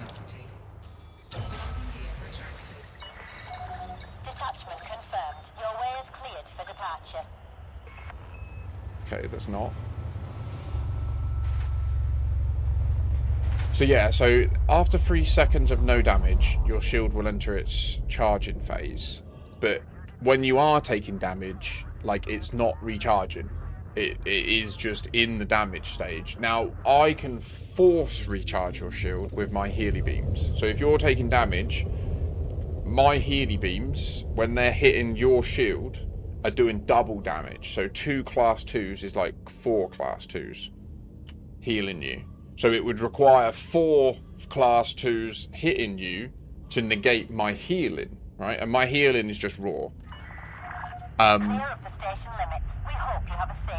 But once the concordant sequence just gives you a buff to your shield's regenerate, right? So say for example your shield can recharge 1 point per second from the power distributor. You would see that go up incredibly because it gives 1,000% increase. And my oxygen timer's on because I have the life support off, just to reduce the boost sound and some of the bleep bloops, but also to add a little bit more danger for any errors. Like if I miss or do a loop of shame, he starts to choke and freak out. That's cool.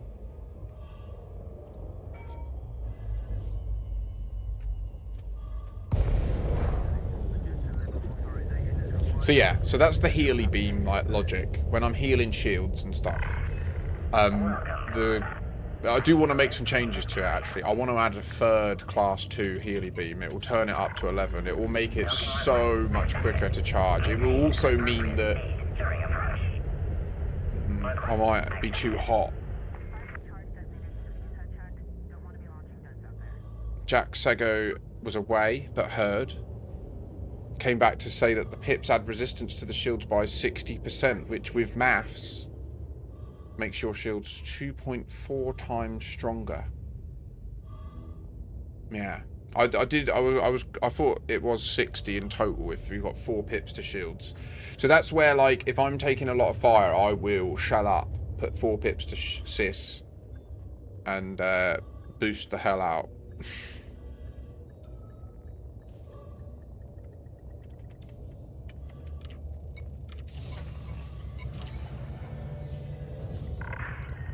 Docking accomplished.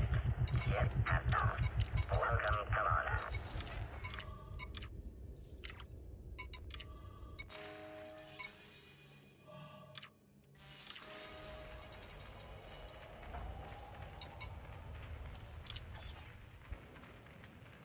Some do stack, some do compound.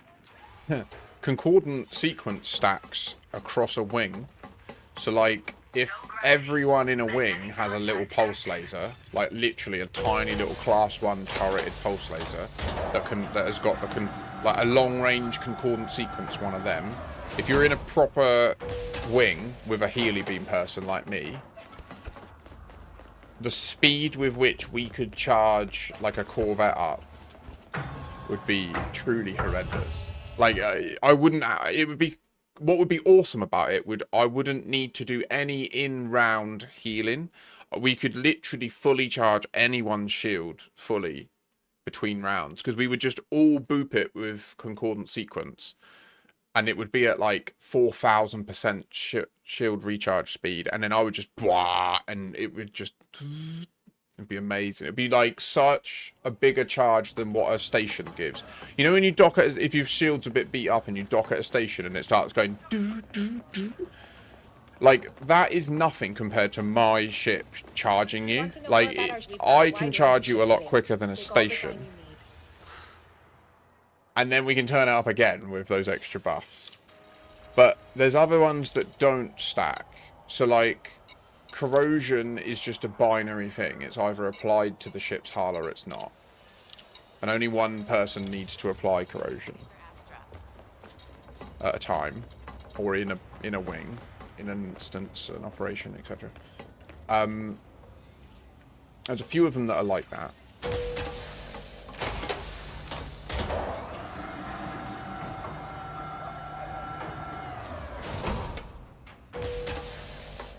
That would be faster, Voodoo, and the issue is it could also be faster to go down the other way, you know?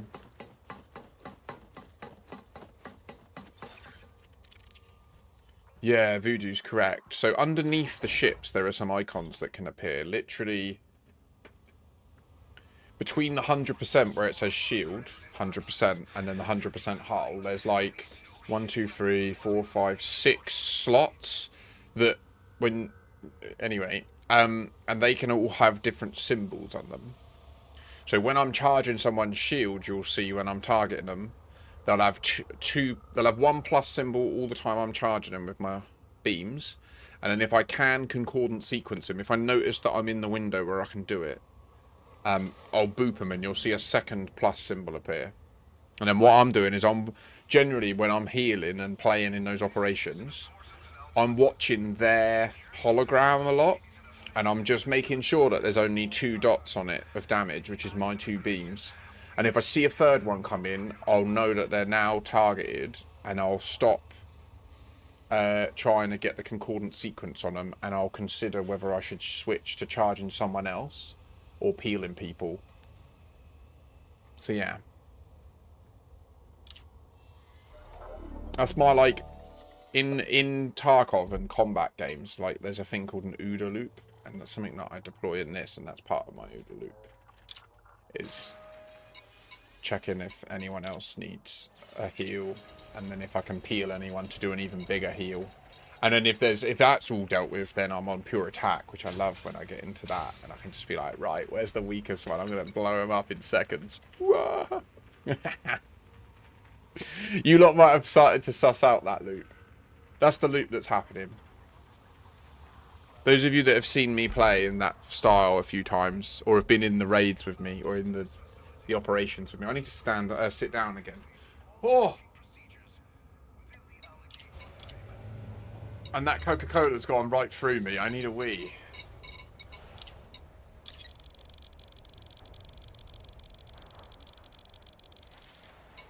Cargo hold at maximum capacity.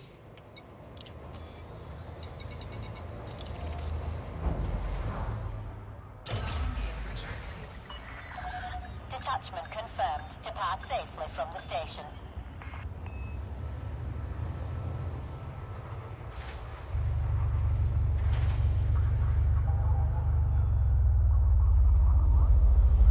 So yeah, Voodoo, I mean, I've certainly got no comments or complaints about your shield builds, mate. You know what you're doing there. Oh, yes.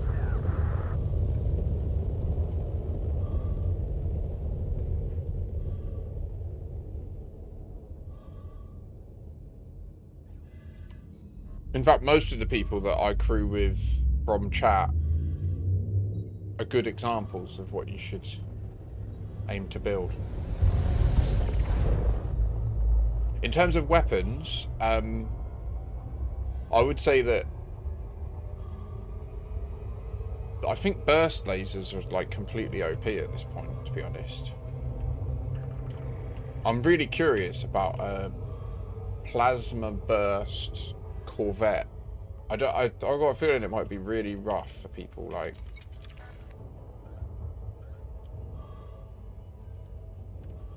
a Healy burst Corvette as well. That would be interesting. Ugh. And if you could have it paired with a Healy multi-cannon, just rows of multi-cannons, just ba, ba, ba, ba, ba, ba, ba, ba, ba, ba, ba, just never ceasing. Do you know what I noticed when I was doing the AX combat yesterday? I noticed that the Azzy Malarkeys, the Azimuth enhanced AX multi-cannons, they come pre-engineered.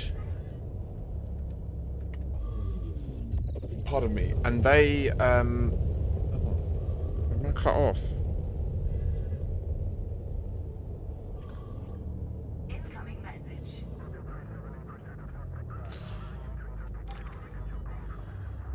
They auto-load, so as you're firing, they're reloading. And it is almost like yeah, it sort of keeps track with you.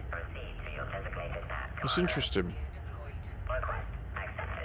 Considering how hot they are, you need to take breaks in firing, so then in that moment it catches back up with itself. It is a little bit, it reloads a bit slower than you fire, but...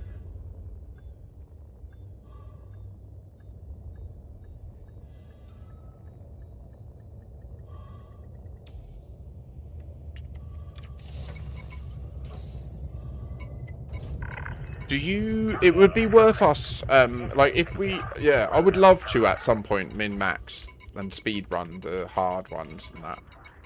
Get a proper squad together where we do it, because they are good fun, they're good merc coin, and more importantly, there is room in that to do it, you know? I like speed running, getting really locked in, getting competitive with yourself. Just got to make sure you don't get competitive with others, innit? That's the bit where... it's PvE, so there's no need to be hard on each other. We'll all make mistakes. We'll all mess up.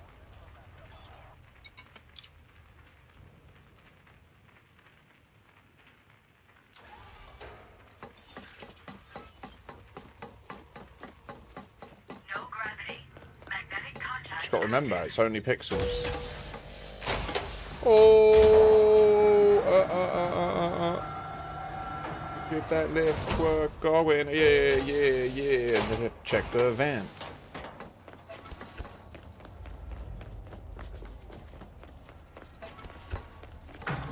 Teleport back.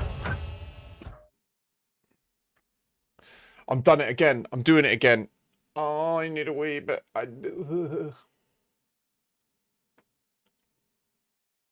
That was when I was meant to go as well.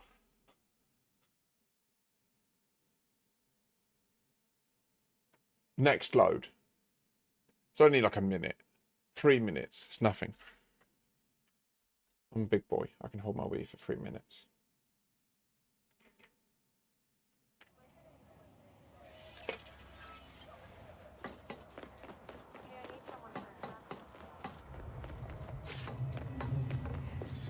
If you want to know more about, we've got to take all the time you need.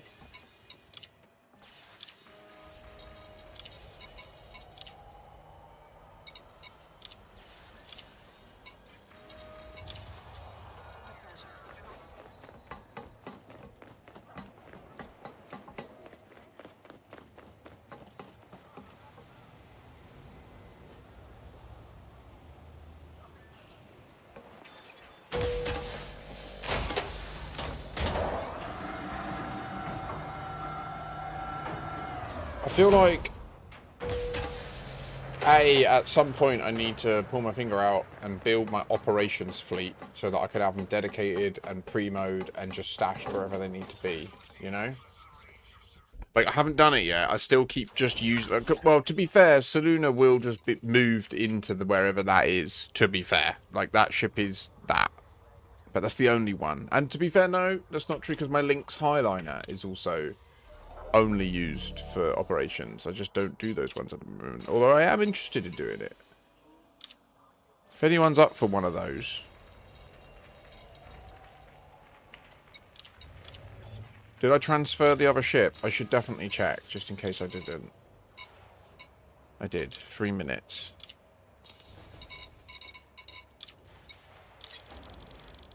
Frame rate's degraded. Power! Power! Oh. So I think we're sort of like on the other side of the orbit at the moment, and it will be coming back round soon. I reckon. Since, like, you know, the body's core, the core of the moon is 5.24 megameters away. And, yeah, you know what I mean? I reckon...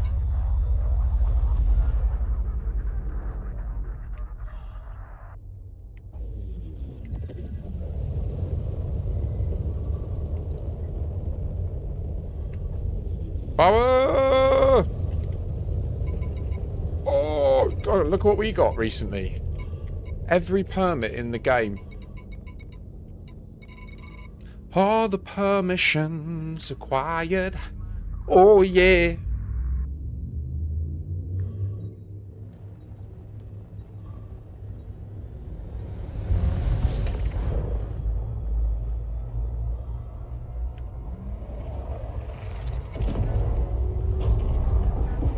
Engaged assist in case I overshot.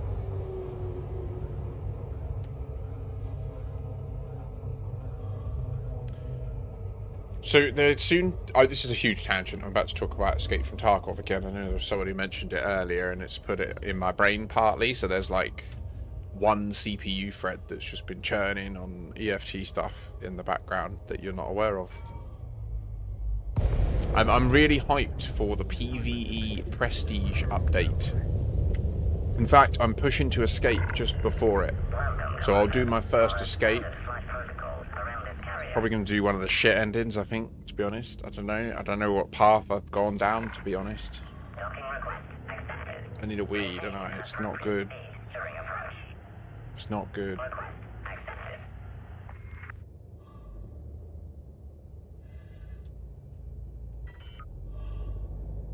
I feel really good after that last bowl, though. Right now, I feel safe. It's nice. I'm not happy about this at all. Get a move on. What are you doing? Gravity Whirl was there. What are you up to? Damn.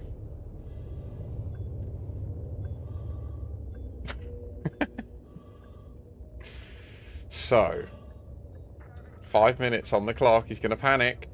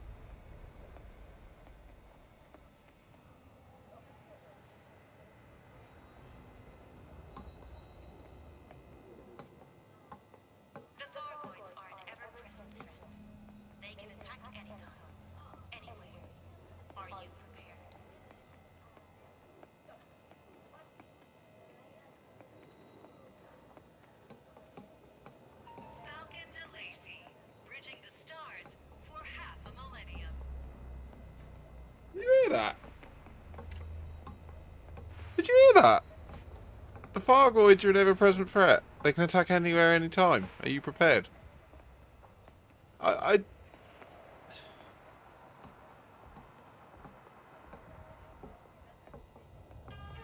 Interesting.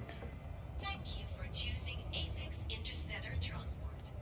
Founded in 3222, Apex Interstellar Transport is the largest shuttle company in civilized space, with unrivaled reach throughout the core systems. So wherever you're going, Apex can get you there. Very interesting. Okay, so we've only got 18 trips left.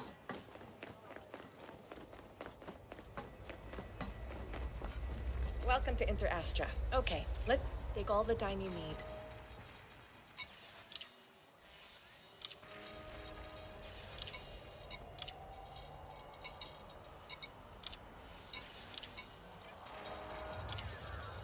Take care out there, Commander.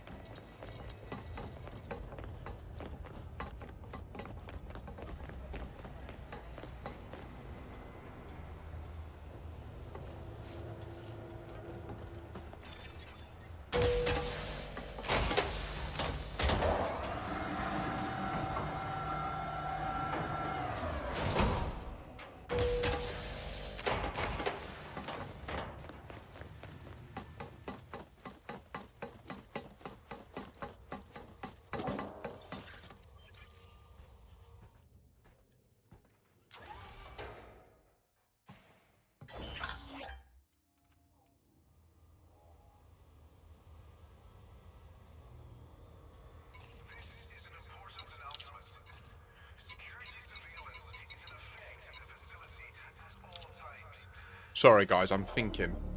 It's dangerous. It's happening. There's the old brain thoughts. He's got the old brain thoughts happening, you know?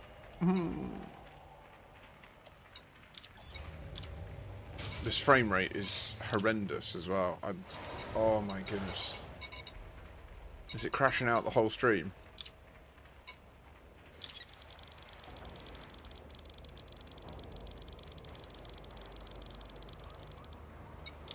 Cargo hold at maximum capacity. Ship is released. Your way is cleared for departure. 12.6 megameters, so maybe it hadn't quite yet peaked in its distance.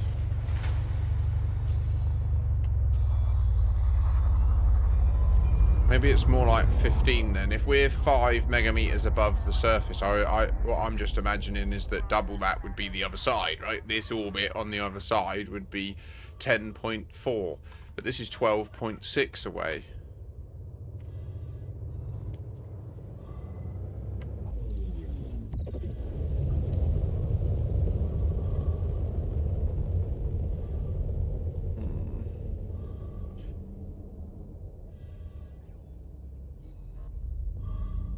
It's a good breath.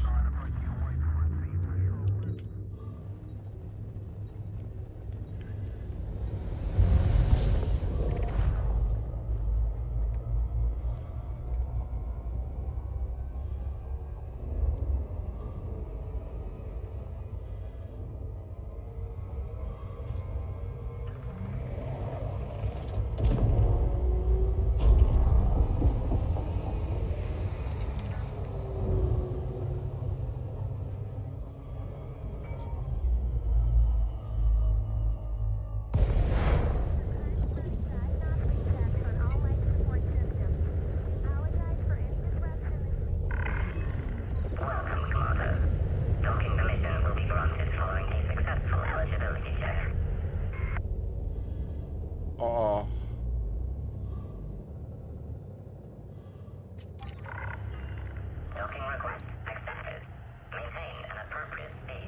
That was a good scratch. It was a good scratch, sir. Right, so we will dock. We will offload our titanium. We will teleport back to the station. And then transfer this ship there. You have meddled with the primal forces of nature, Makashi. and I won't have it! I honestly cannot explain why that plays when someone follows me, but 07 for the follow, thank you.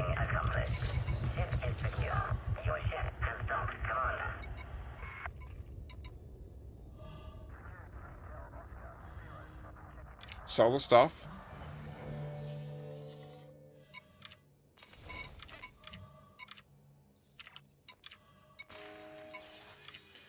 Teleport down into a smaller hangar than the Plipper needs in order to reduce the distance I need to run from the ship I leave.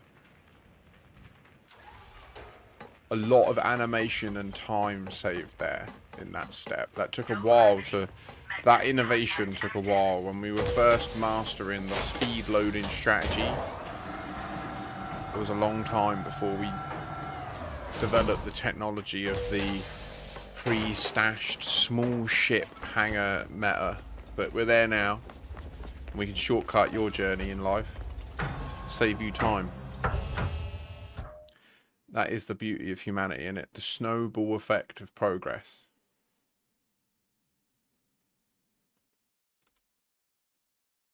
I'm like really low on the lens right now. I really am, you know. What the fuck? What's going on, man? What the fuck's this, dude? There you go. That's much better, isn't it? Now you can actually see, like, me. Go!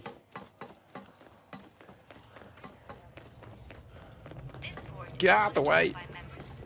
Hey. I'll be over. Okay, let's. No rush. Cool. Deploy the Sidewinder so the distance to get in the ship is shorter. Transfer the other Plipper that we just left behind on our fleet carrier.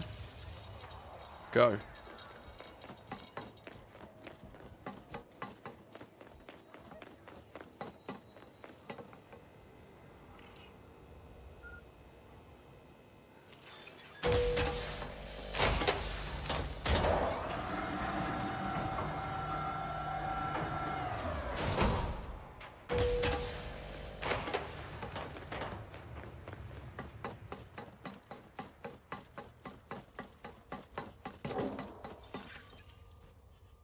Board the Sidewinder, specifically chosen because it's mounted from the back, or entered from the back rather than the front like the Eagle.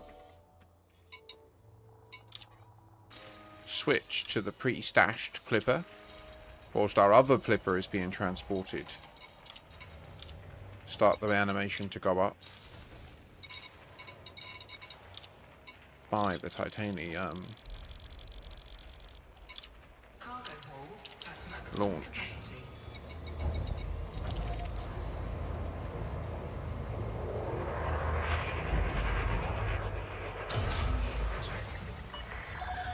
Ship is disengaged from landing pad. Depart safely from the station.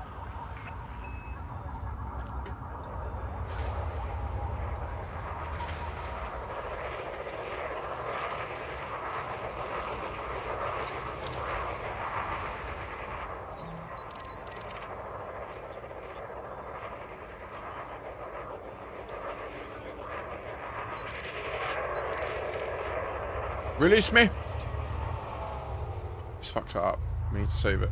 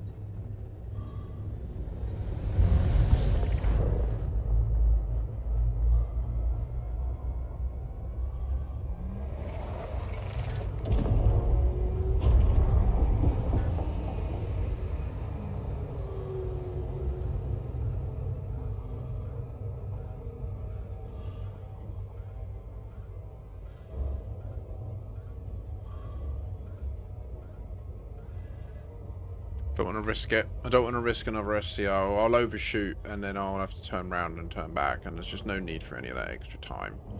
Let the machine do its job. Do you know what I mean? Trust the machine. Trust the machine.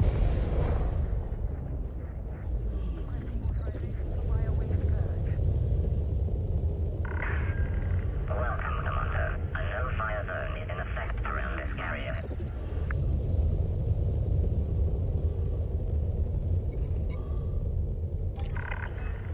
Docking request accepted. You are welcome to approach, Commander.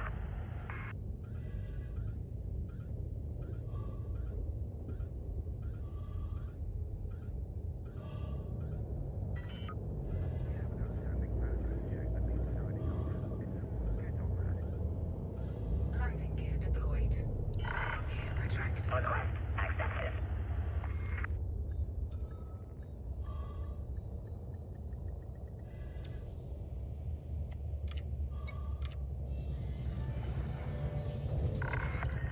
Docking accomplished.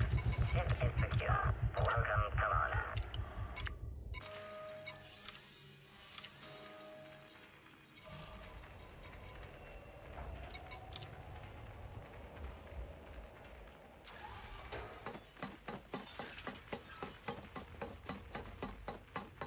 No gravity. Magnetic contact active.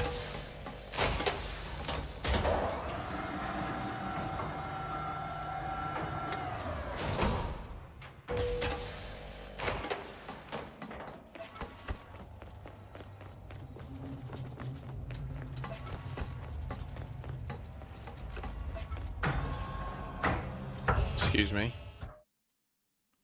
Nearly went up to the bridge then on autopilot.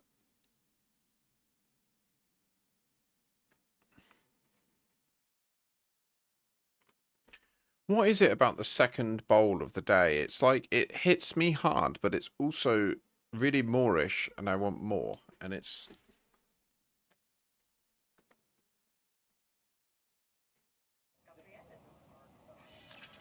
As a new player, I have a question. Why and when do you crash into the Fargoid? Any breach of the law will be met with an approval. If you need any, what are you? Take your time. You shouldn't really ever boop them. Unless you can boop them and bounce and then boost away before they electric you. Being electricked by them is really bad. I didn't realise those hunters can electric. That happened last night at the AX thing.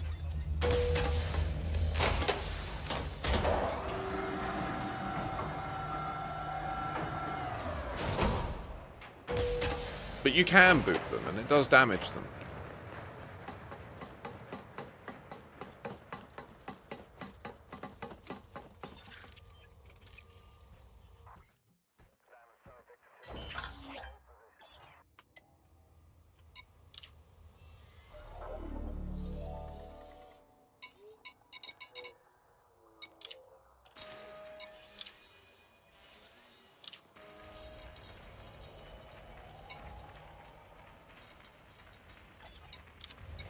Trust the process.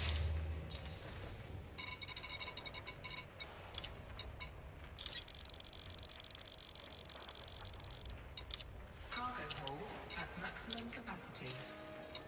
Trust but check twice. Hey.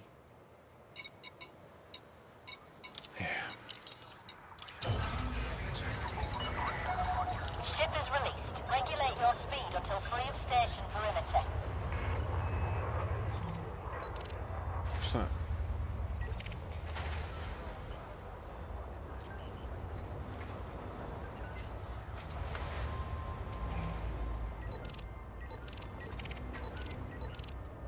Me now?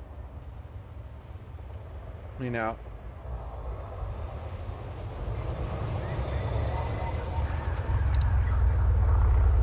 Me now.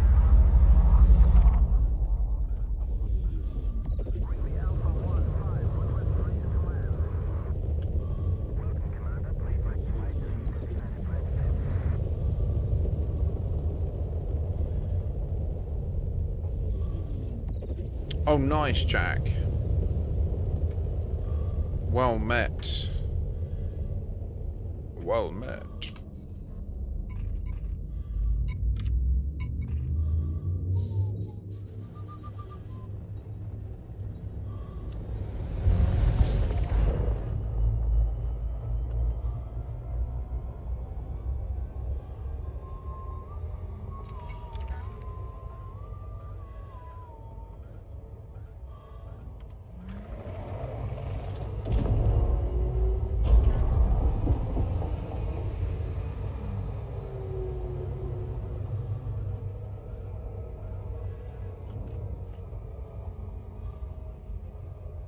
What did you do? Just Super Cruise assist it?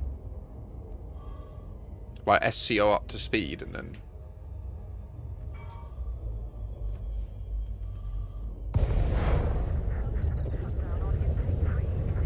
Fair. Welcome, Commander. Communications are open if you require docking access.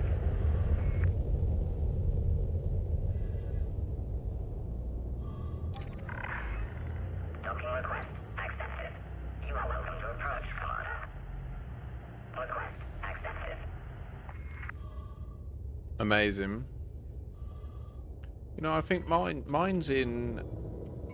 is mine in Wolf 406? Hamilton Gateway? I think it might be. Landing gear deployed. Or maybe it's in Jin Jiao.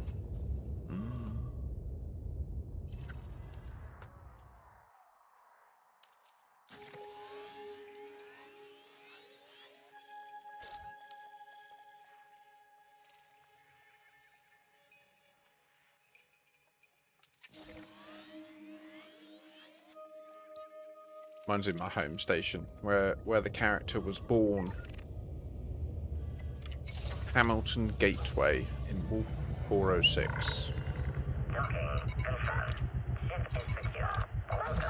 Natural birth, no clone, no gene eds. Just raw back mum and dad.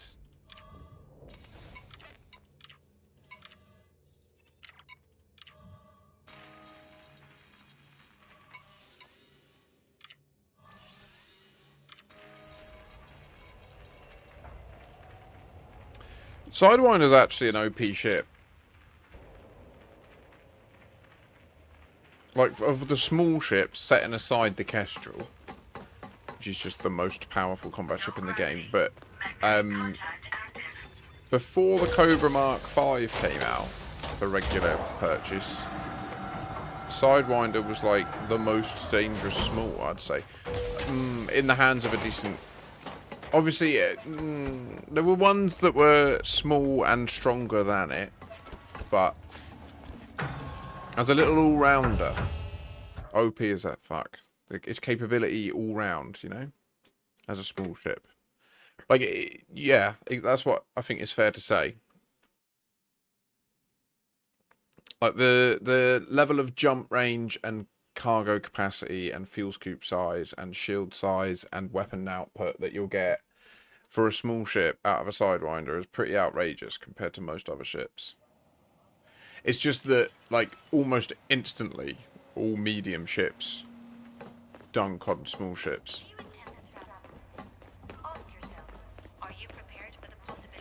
Except the Kestrel. I'll be over here if wonderful. I'm here if you have any questions. I must admit, I've never installed a prismatic shield on a Sidewinder. That's...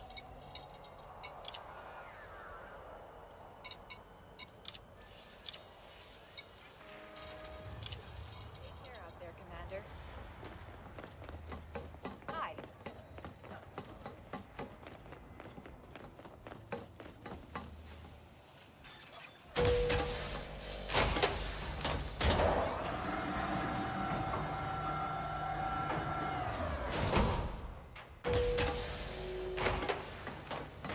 Yeah, Voodoo. Sidewinder Syndicate. Damn.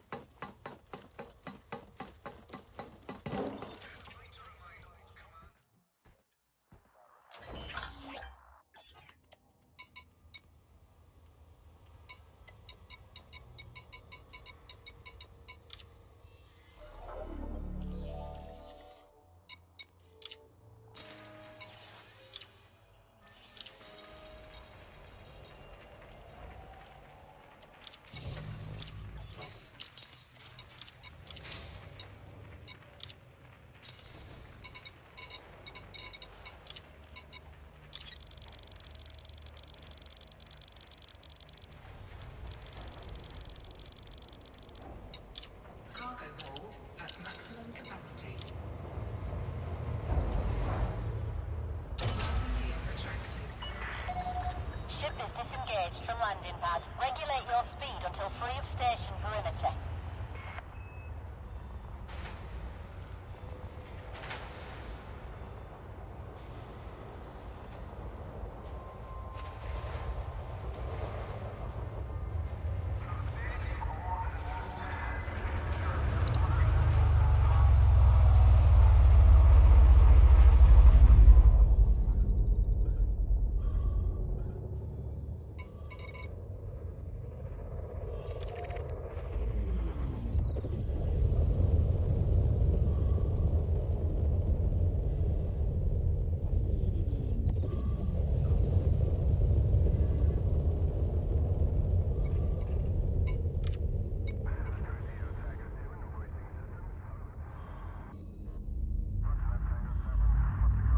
I'm getting very peckish, I'm not gonna lie. All I've eaten all day is 2 Weetabix, a pan au chocolate, and a bag of crisps. It's not on. I've got the munchies like a motherfucker. Pizza time! Ooh. I could walk around the shop, get a pizza and some shit, but... Oh... Yeah, I could. Oh, but I need to do a shop, and I've got very little money until the week.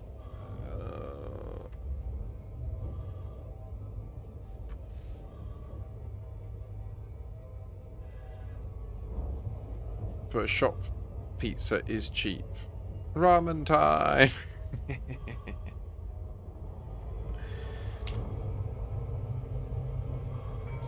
The other thing is, I've got eggs and bacon and beans and toast, which I know is a poverty meal, but it is also fucking lovely and honestly like a really reasonable, nutritionally rounded meal, to be honest.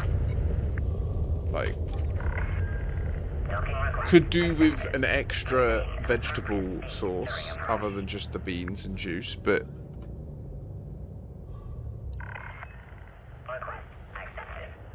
pig and chicken.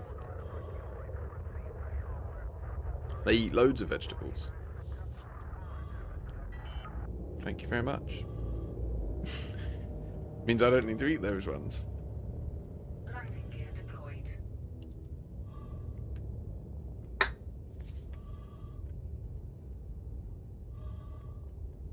Good animals. But I might have to go for my... Apparently I do this now. I go for a walk during my stream. Just going to start normalizing it, I think. It would actually enable me to do much longer streams. Like, quite frequently I get to a point where I'm like, I just need to just go for a stroll and just, like, leave the house a bit. And often I'll be like, right, well, I'll just end, and then I'll go for a walk, and then I'll just come back, and then I'll, like, load up a different game or watch YouTube or something.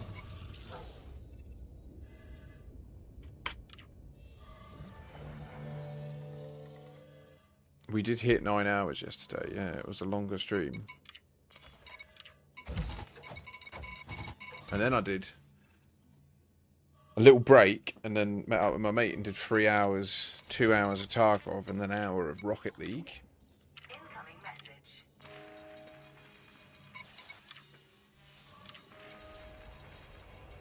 So it was frustrating. I've just completed the mission Escort. And then he also helped me complete the mission, the Huntsman Path, Relentless. Both very challenging missions in Escape from Tarkov, where you need to do multiple raids. So in Escort, you have to... They've nerfed it quite a bit, actually. It was a bit annoying, because I'd nearly completed it in its older version before they reduced the amount of kills you need. And then they've nerfed it down, and I only needed to get 2 kills on the last one. But, so you have to get 2 kills on PMCs on a set of maps without dying. And if you die, then it all resets. Which is brutal. Even on PvE, that's pretty savage. Although I got that done. And then the other one is you have to kill all the bosses once without dying. Well, not all of them actually, but Killer, Tagilla, Sanitar, Sturman, Gluhar. the main bosses of the old school maps. And I also got that done last night. So it's pretty mad. If you need any advice, Like, I'd already had take your some of the time. kills all queued up, and I just managed to not die for ages. In fact, did I die last night?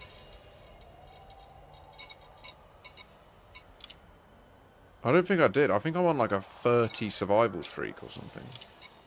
I've basically mastered PvE, to be honest.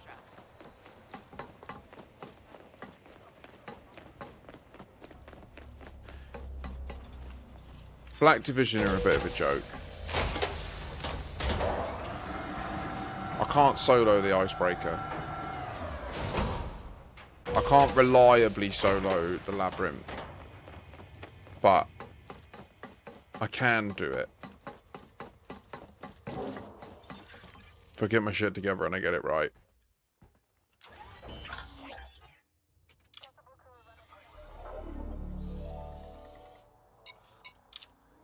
What I know is I can have fun fighting humans.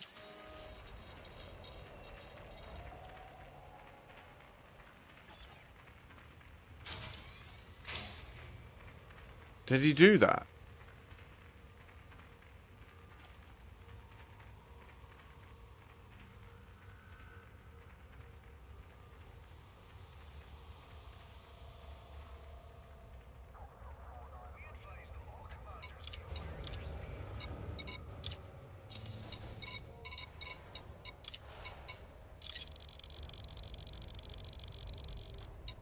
Cargo hold at maximum capacity.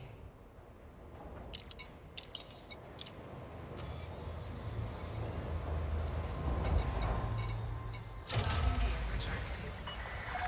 Detachment confirmed. Your way is cleared for departure. Sorry, I'm like, my mind's melting.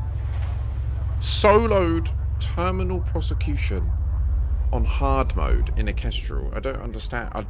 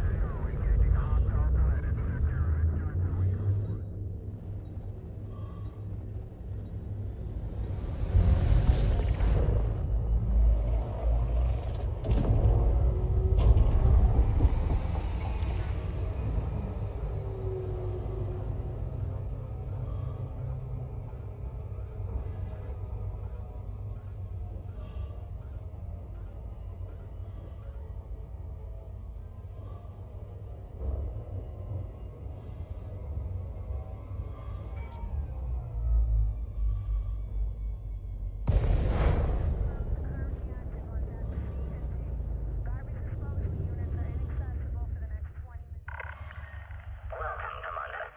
Remain aware of other ships in your vicinity.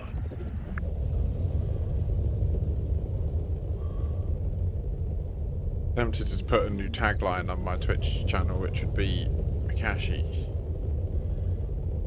Not the creator you wanted, but the creator you deserve. And maybe that'll work. Maybe that'll work. Docking request accepted.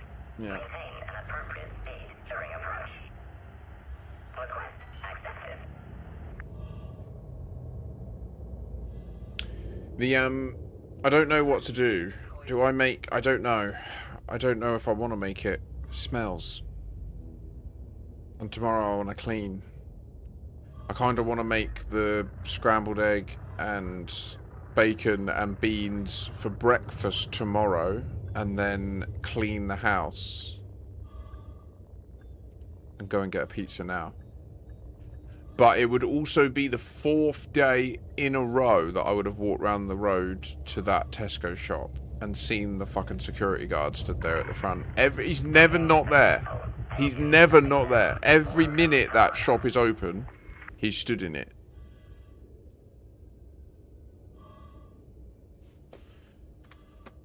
It's just baked beans, mate. Heinz baked beans, just from a little tin for one.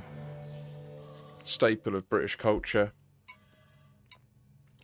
Backbone of the economy, mate. 07 Ross.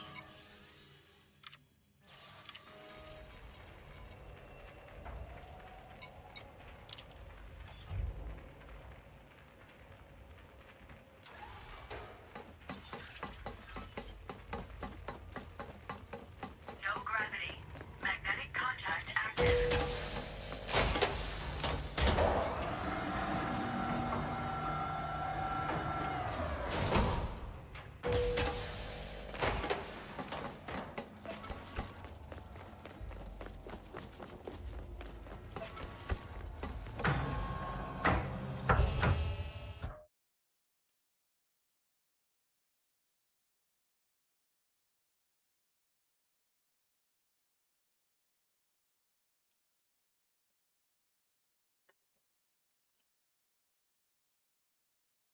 Here, our beans are done in maple syrup for breakfast, not tomato.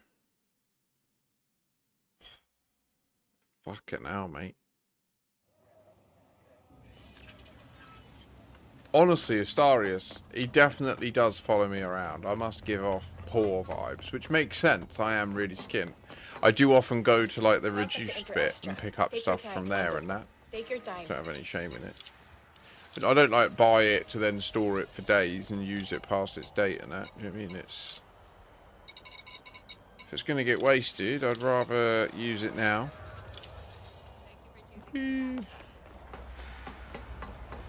But I used to do that even when I earned good money.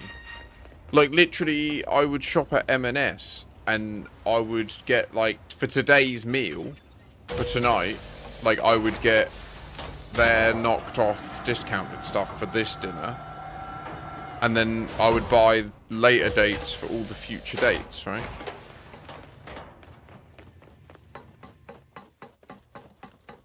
It's illegal, voodoo.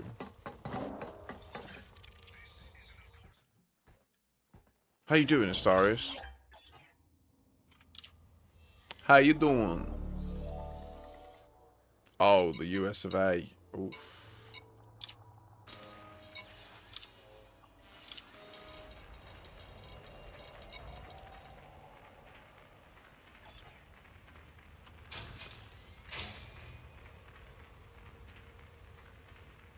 Unfortunate spawn point. Heinz maple style beans. Is that a thing, Dusty? Do you have them? If that's an option, I want to understand more.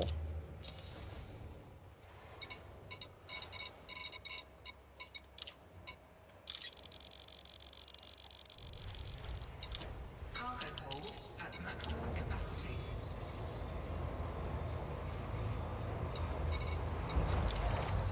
It must be like cocaine. I reckon this is like one of those things where they say about how when Coca-Cola first came out, it had cocaine in it. I reckon that there'll be a time in the history of Canada where they're like, and there was a day when we used to sell beans in raw maple syrup.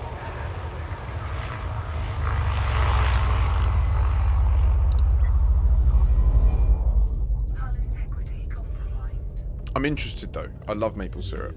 I love pancakes. I haven't had pancakes in years, actually.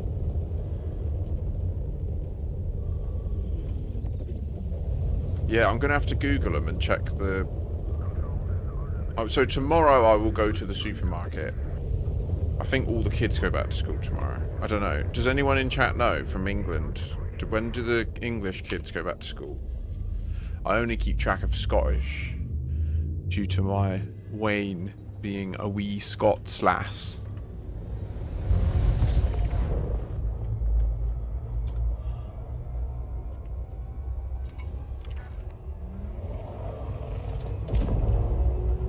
September?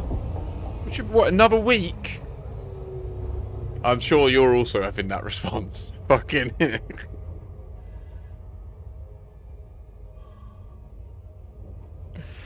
I'm over in Canada, so I have to go to the exotic food section to get Branston pickle. So are you English in Canada, Dusty? In Canada? You're English in Canada.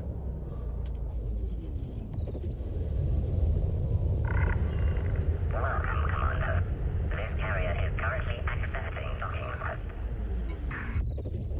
Touche, Ventilian. Docking request accepted. A landing pad has been assigned to you, Commander. Request accepted. There'll be no more maple syrup. Got to slap on tariffs to save American workers. I don't know, I mean, I think...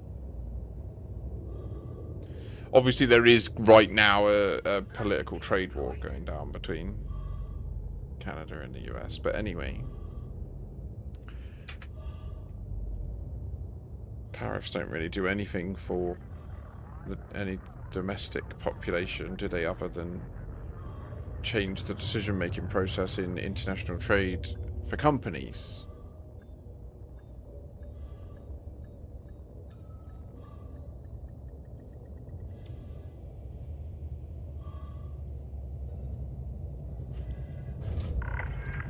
Docking complete. Ship has docked. Welcome, Colonia.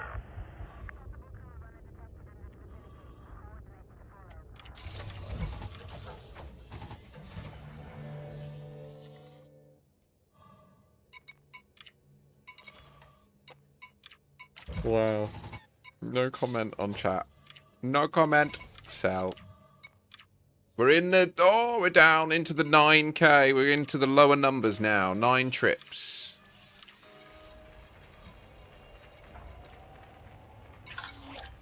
Incoming message. Do massacre missions give more Empire rep? No.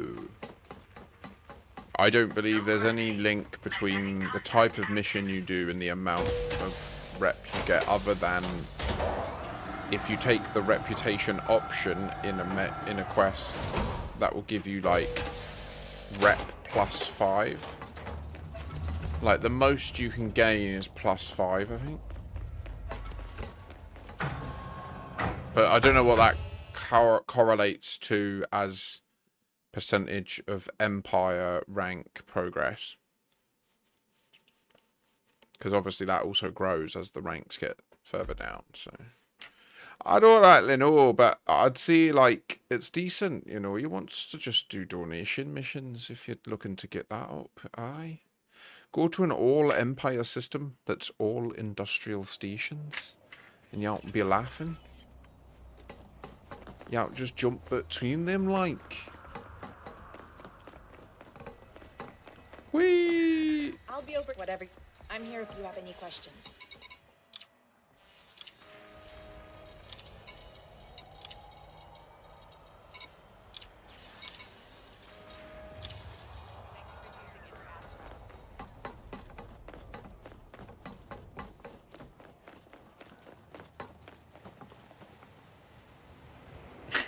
yeah. I'm just gonna sit here and wait for donations, yeah.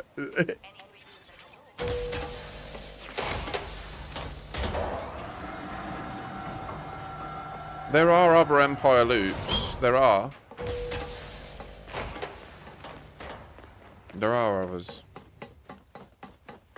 They are harder to find now that the Federation have been able to sneak round the back of them, though, from colonization. I did that. Part of that. Whoops. You've been 4th columned. I want the pizza now. I just don't want to go. I don't want to leave. Make America Great Britain again. The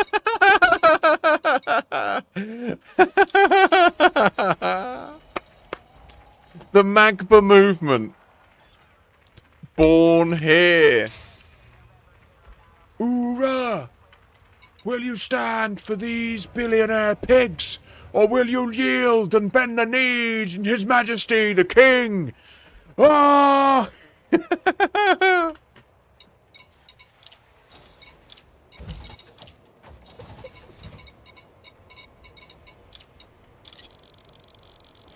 We'll ignore he's a billionaire pig too.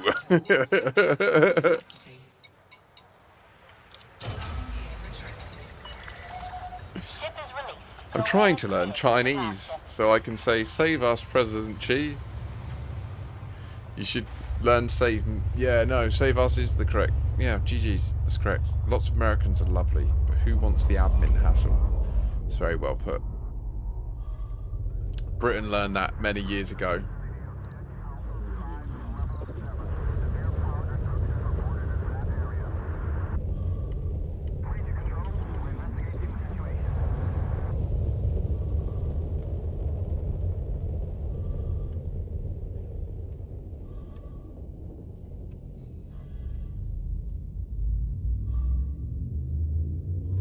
It's literally mental that Meghan Markle is now a princess of the United Kingdom's royal family. I remember watching her in Suits when I was like early in my career. Like, as far as TV shows go, Suits had quite a strong impact on me. Because I really resonate with the main character's story. Like, I'm not anywhere near as a prodigy as he is meant to have been in Law, you know? But that idea of, like, just finding education easy and never being challenged by it and sort of flunking out because you just don't try. Yeah, that makes sense to me. Ending up in drug deals and shit. Yeah, no, this is all resonating deeply with me.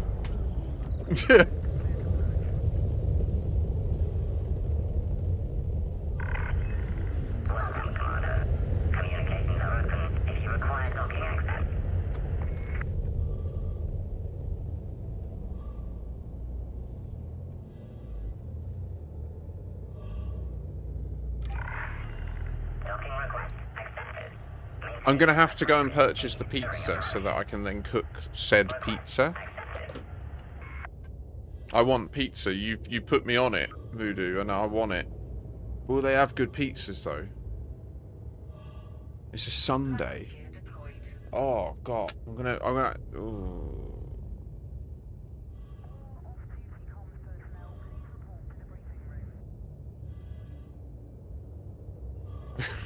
F this, I'm leaving. Can I swap? I'm in the UK, not the stream. Touche. Well, we are available to all in the internet who have access to Twitch's domain, I guess. Or YouTube, which is kind of the whole planet, I think, actually.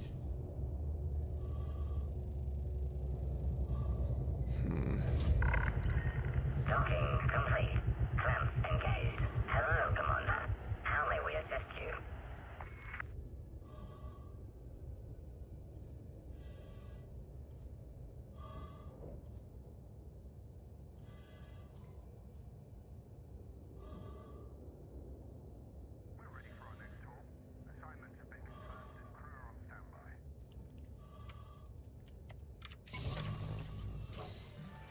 Really, Voodoo?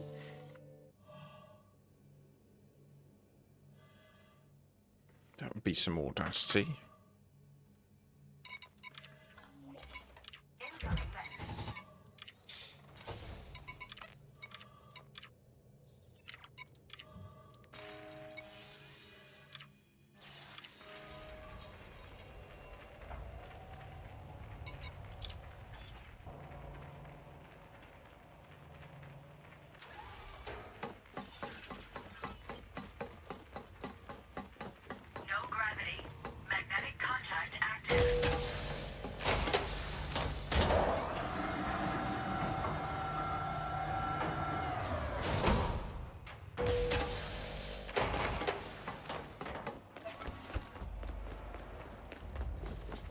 Germany.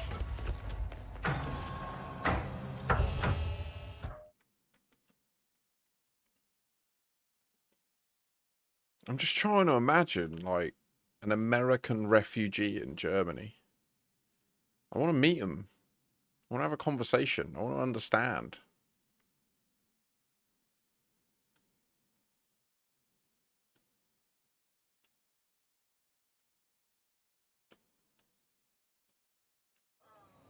The Deutschland.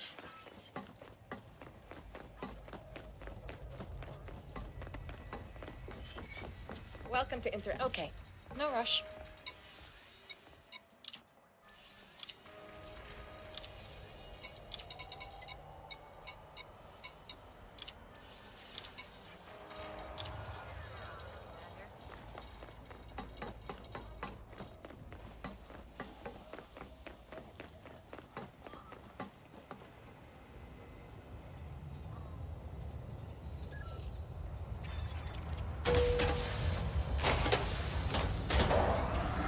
Really? Interesting. I mean, honestly, I struggle to understand, like,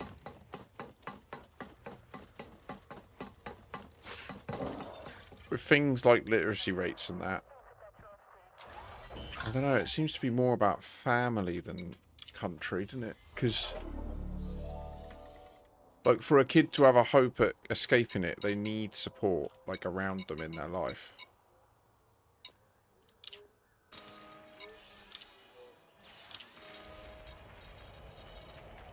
But there's, like, a certain threshold of, I guess, like, social development that if you don't hit, the education system just can't lift them out. But I thought, like, in our Western countries, we've mostly solved that. I thought that education was capable of filling a gap, even if the parents were illiterate and, like, counterproductive to a degree.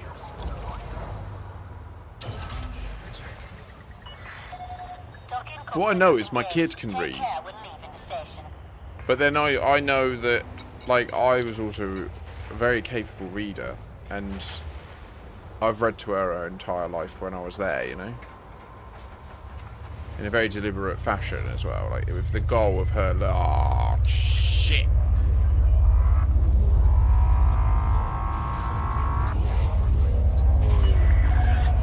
Fly carefully, Commander. Fines will be issued for reckless maneuvers.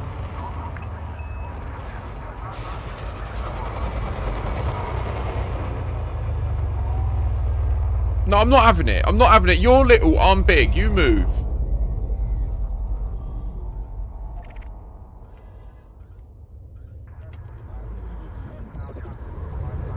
Can you imagine being in the fucking cockpit of that beluga? Roger that, Control. I'll follow your advice and proceed through the letterbox. There's a fucking blipper! Boom! The boom that would have made inside. The worry you'd have at that glass cracking.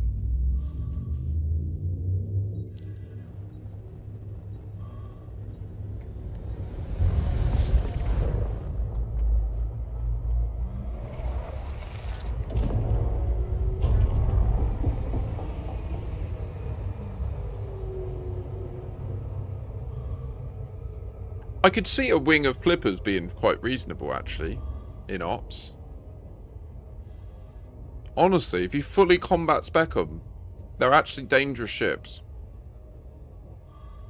It's just that you always like, but it would be good if it had some cargo, and then you start to compromise the combat effectiveness, you know? Because it's a Plipper, and you might as well have a Kestrel. Like, a Kestrel would destroy it, but I reckon a wing of Plippers would be nasty. If you had a healer Plipper as well. Ooh.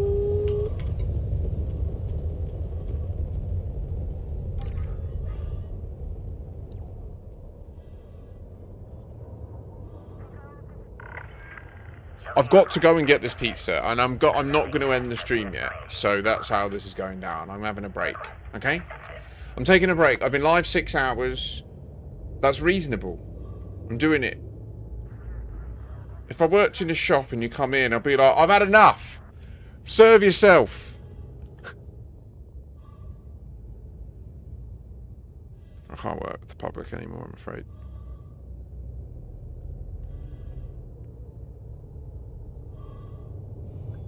I'm literally going to put up my BRB and I'll run round. I'll only be a minute. The shop is literally like, I go out and it's like one road away, and then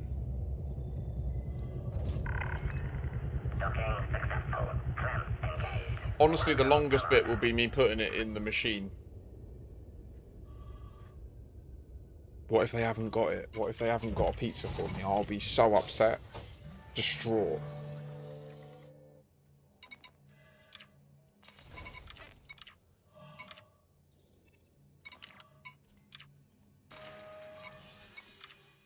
I'm gonna do that.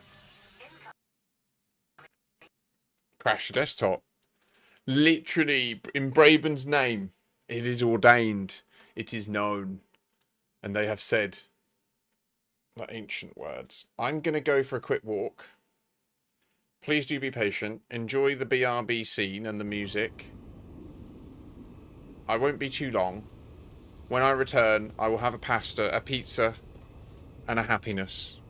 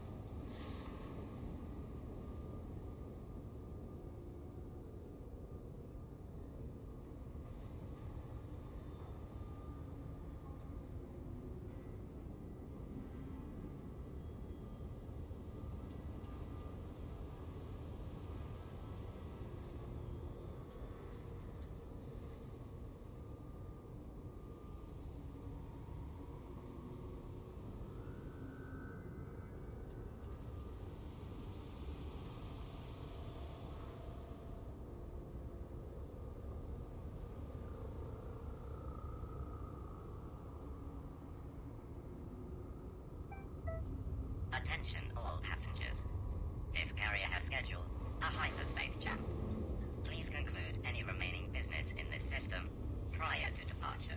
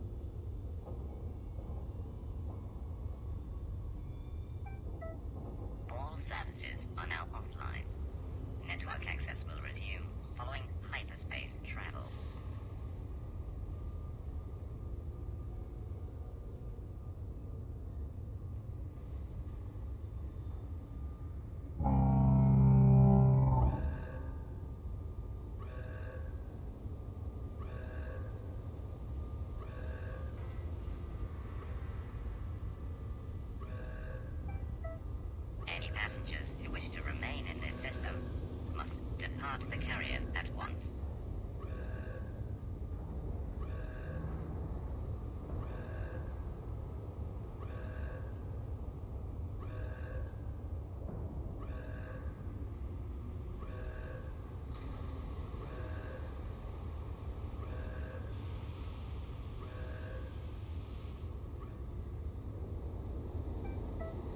Landing pads retracted. Hangar bays secured.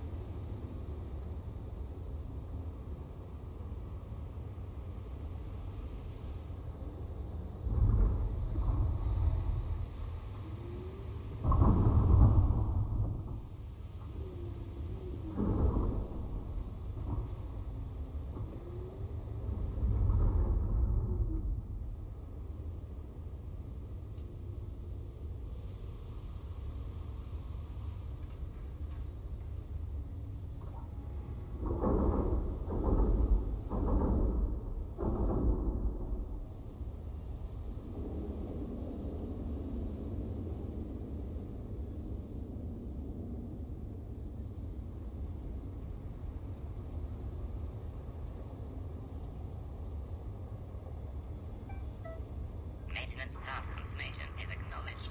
All decks are prepared for hyperspace.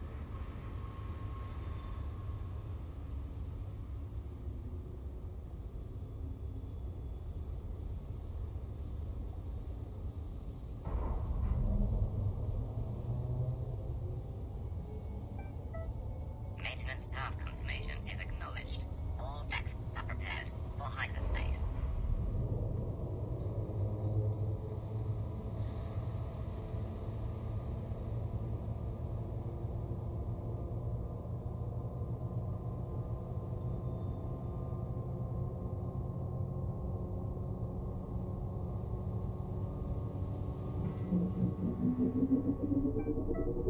Attention, all carrier crew. Frameshift drive engaged.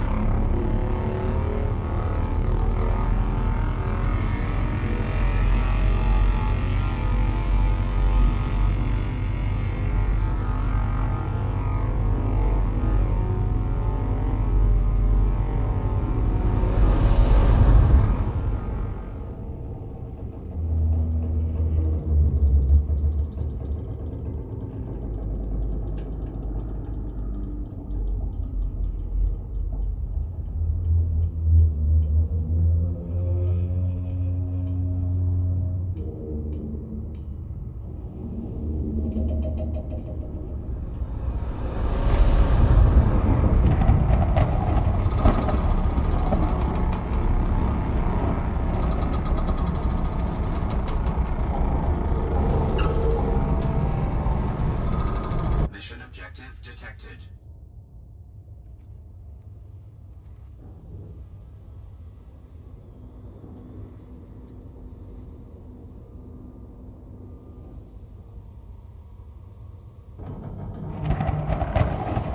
Carrier jump successful. Telemetry checks in progress.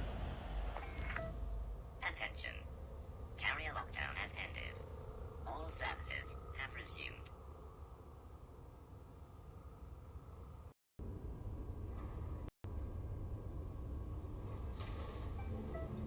Any passengers who wish to remain in this system must depart the carrier at once.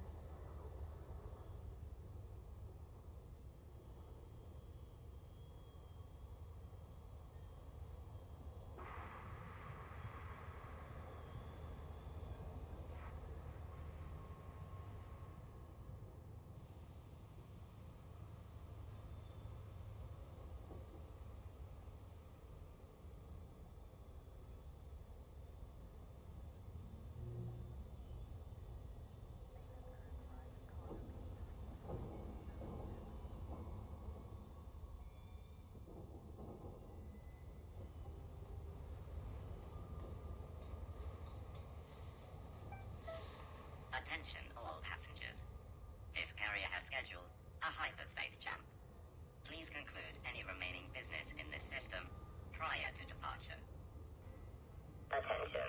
This carrier has scheduled a hyperspace jump.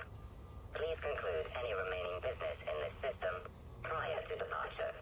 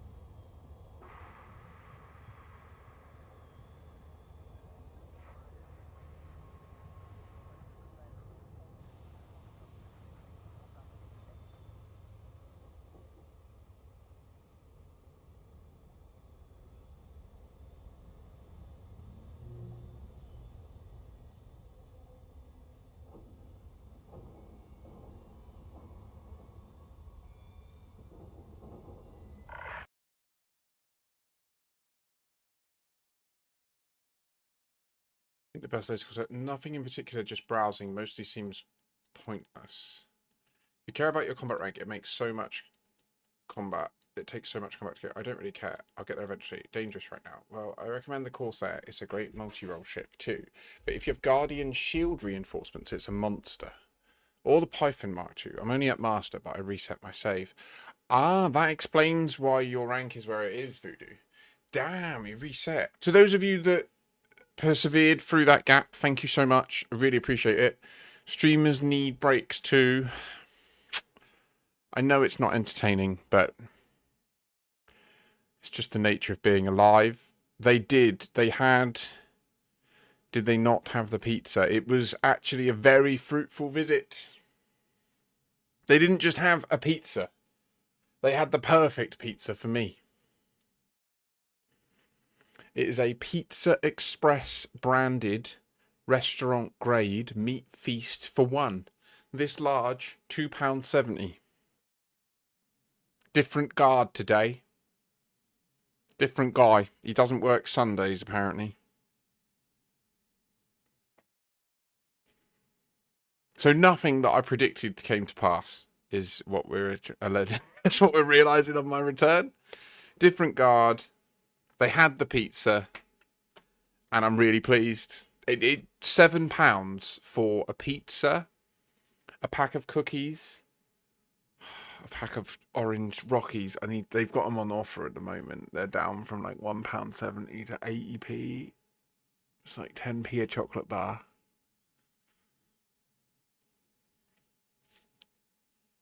I love chocolate orange. It's my absolute kryptonite. And the problem is I keep buying the pack. And then I'm like, oh, just one more. Oh, just one more. And then I've eaten 7. And now they're all gone.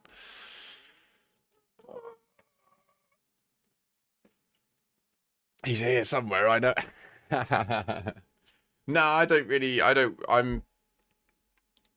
Those who walk the path of the righteous never need to look over their shoulder. Fucking, I'm not preaching it. It's just genuinely true. Like I don't. Yeah, I just sometimes notice like, wait, he's at the end looking down here. Like, okay.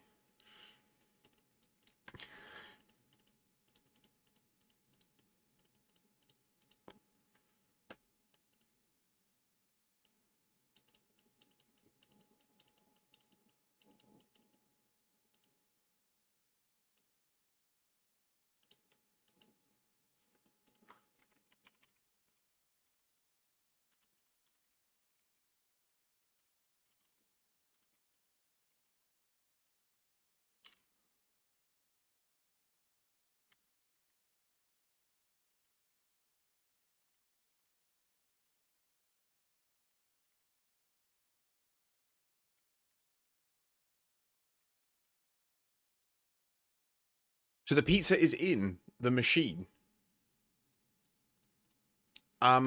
Now the game died, didn't it? It was like it knew that I needed to just walk away and get something else done. It was like, it just crashed. I went to change ship and it just crashed. And I was like, okay, yeah, the universe is conversing through chance. There's no such thing as chance, guys. There's only serendipity and coincidence in everything. Secretly, you're in my server, guys. One day I'll work out the answer and then we'll all get deleted. It'll be great. Woohoo!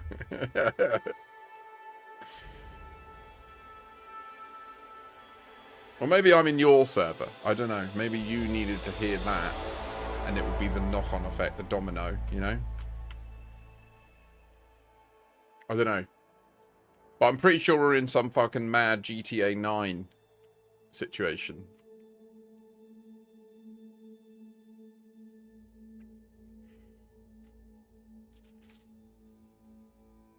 It said you're done for today. Hmm? Who said that? 07 Viking Racer.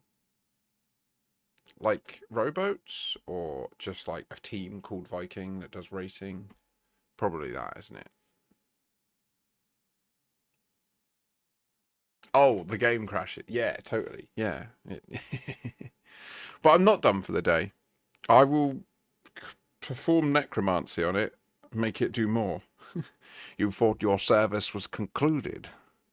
Alas, your rest will not suffice. Look at this majestic beast. I'm genuinely convinced... Oh, you can't see them, can you? Because I'm pointing down. I'm genuinely convinced these...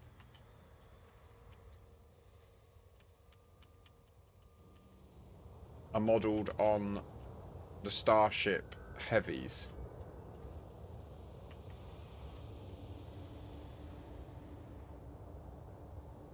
One in the middle, 6 around that, and then loads more around that. That is the configuration of the Starship Heavies Raptors.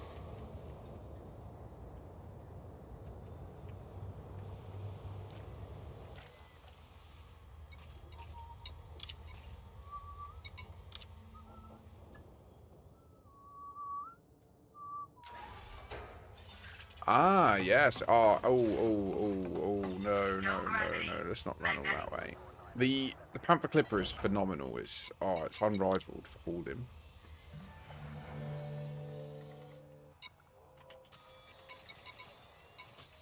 Right, so I sold my stuff.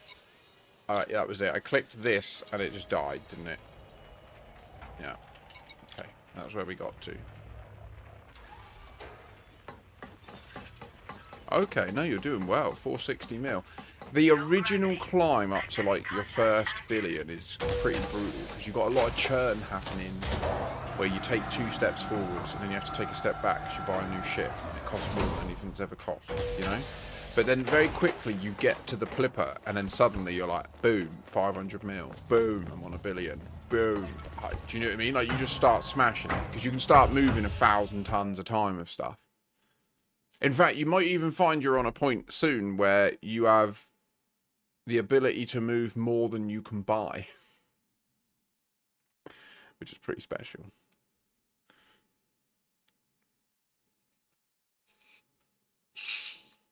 Maybe not, because you've got hundreds of millions. But yeah, the Plipper's glorious. Get it as quick as you can.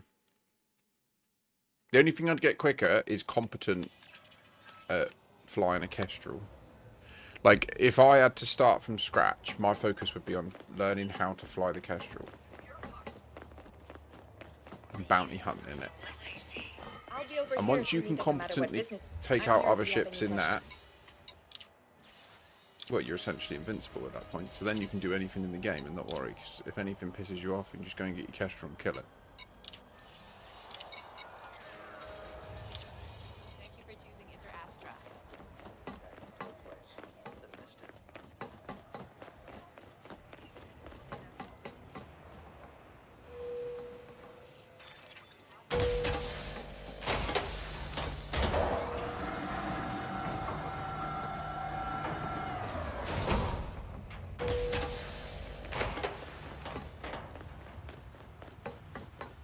Really beautiful. What, a kestrel?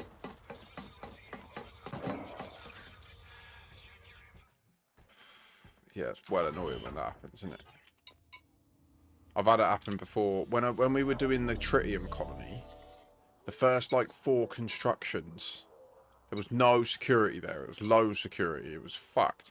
And literally every trip was like 3 interdictions to get there. It wasn't even far. It was infuriating. Oh yeah, Viking, nice, nice. I mean, the Type 9 is a great introduction to hauling. You're in the big bucks. You're seeing big money move. You're used to it moving like a dog or a cow or a whale or whatever. Going up to the Plipper is such an amazing jump because not only does the amount you're moving go up, but also your maneuverability and your jump range and everything. Like, it's just such a huge leap in trading capability.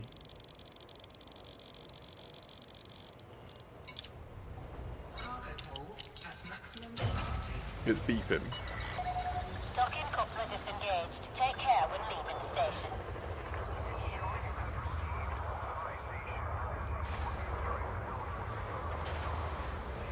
Look at the majesty of it.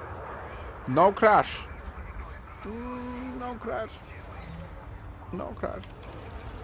No crash. I say no crash. No crash. No crash. No crash. You do crash, bad boy. My pizza is beeping. I'm so up for it.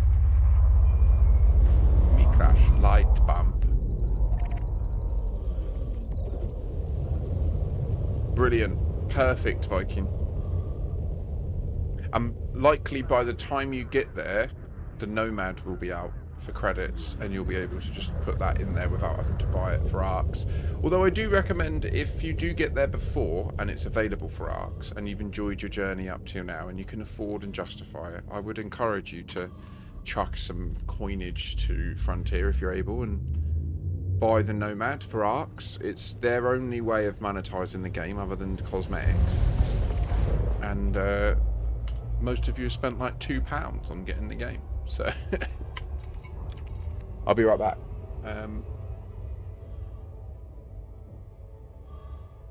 Or do I'll get the docking sequence go? No, it's fine, it won't be 6 minutes.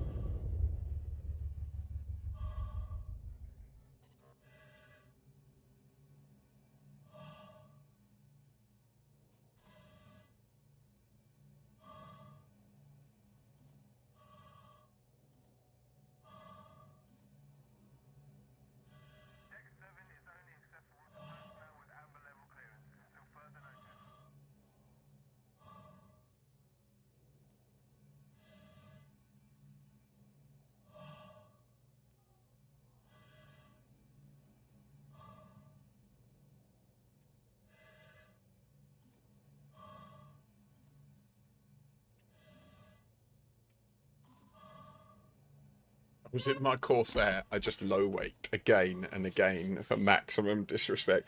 Was it a player in a Kestrel? After the Panther is the Caspian, so I can do long range exploration. I already read that, didn't I? And responded.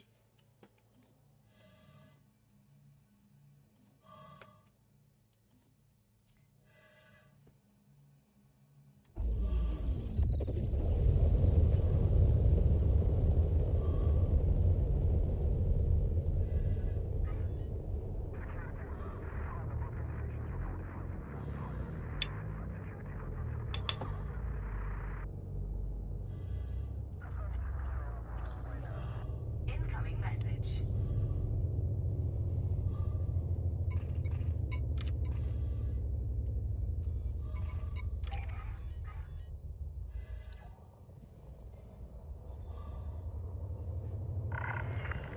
Docking request accepted.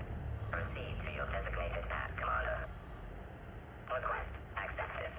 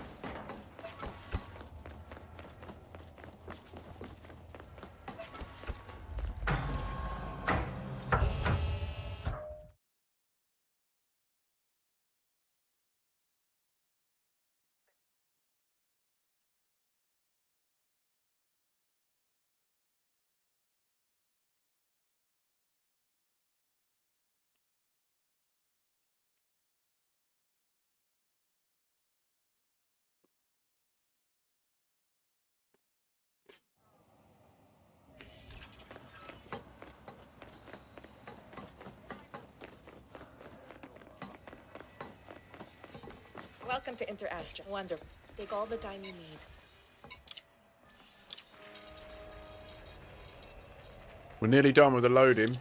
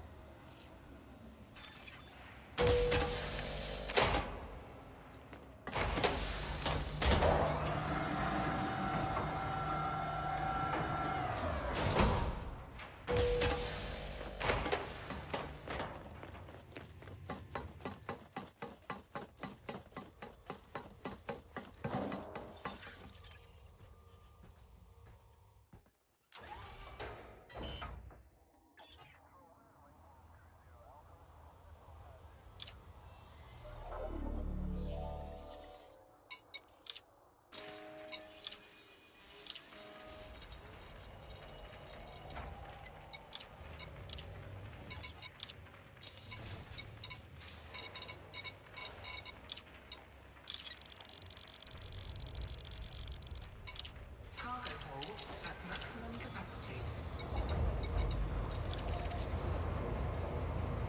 Yes. Landing gear retracted. Docking coupler disengaged. Depart safely from the station.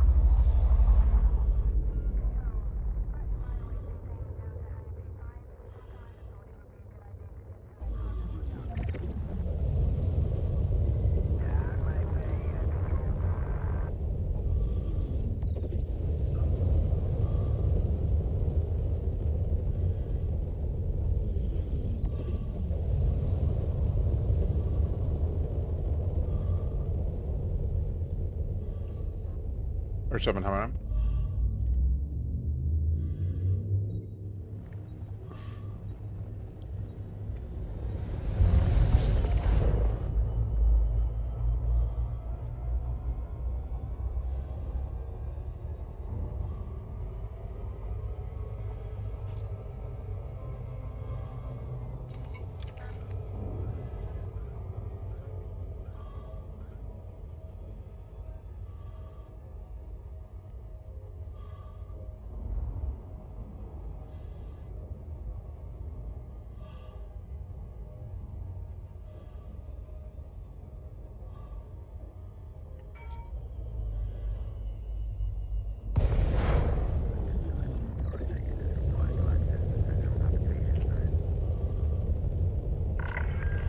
Welcome, Commander.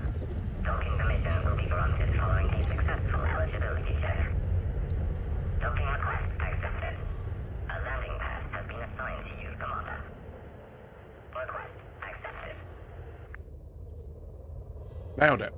We're nearly there. I can't believe it.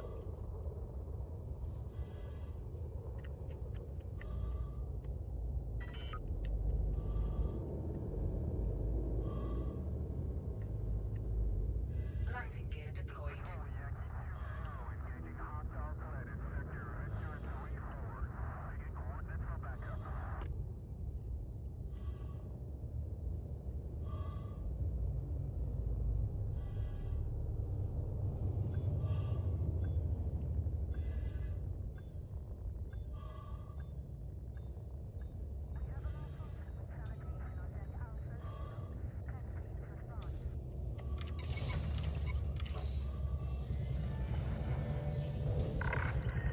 Docking complete. Clamps engaged. Your ship has docked, Commander.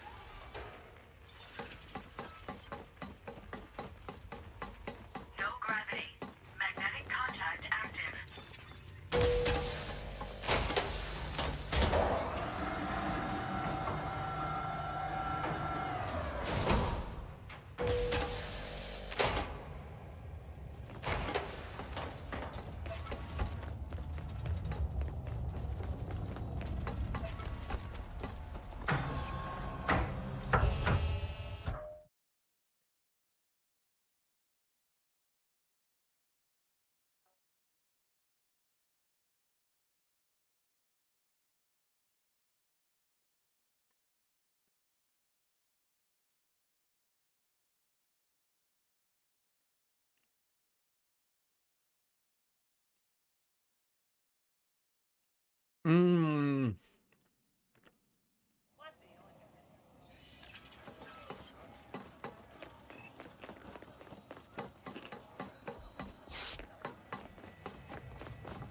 Welcome to Interact, no matter what.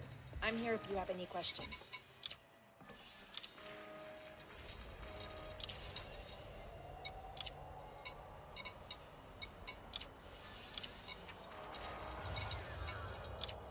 Thank you for choosing Interact. Heinz maple style beans. Is that? That's what I'm looking for.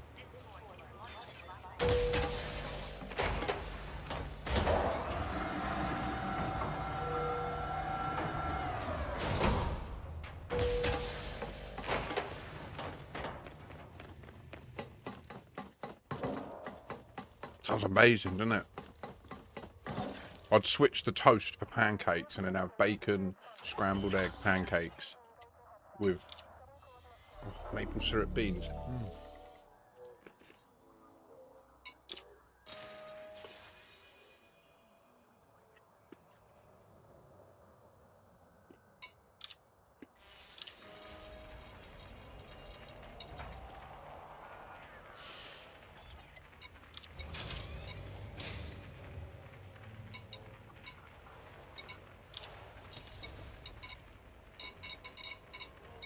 You got me, dude. Cargo hold at maximum capacity. I don't understand why they're not here. Ship is disengaged from landing pad. Regulate your speed until free of station perimeter.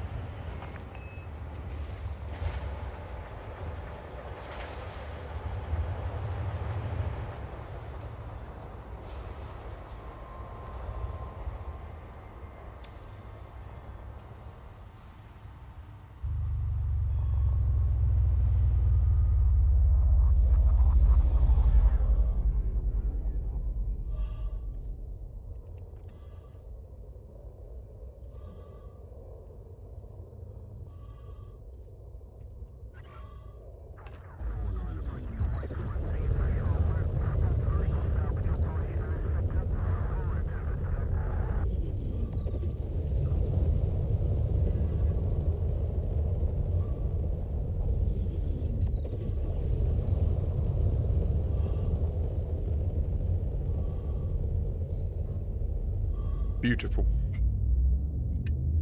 Whoever suggested pizza, fucking A. I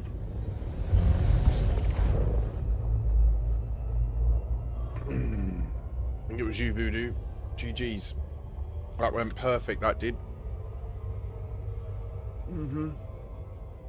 Honestly, and I'm so happy. It was the exact size of pizza that I needed as well. That wasn't like a massive, large, like overload of carbs and that. It was literally like the perfect pizza for one.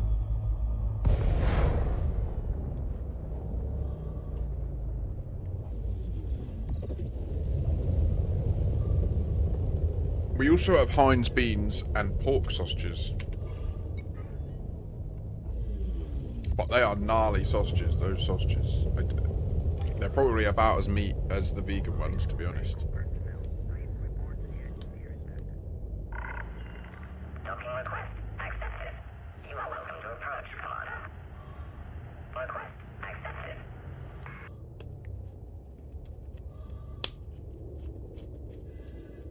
Are you looking on Tesco's? Tika beans, yeah.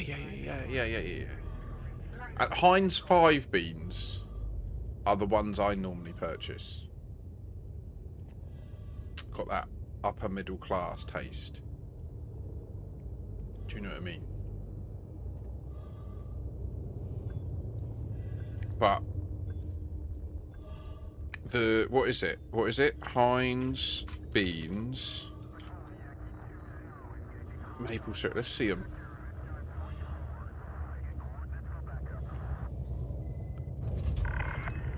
Docking complete. Engines shutting down. Welcome, Commander. Yeah, this is outrageous.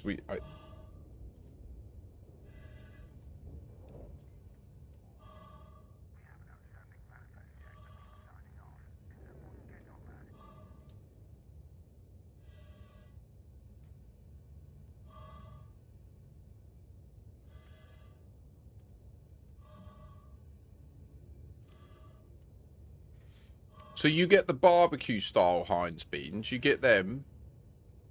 Cathedral City cheese is a brand of cheddar.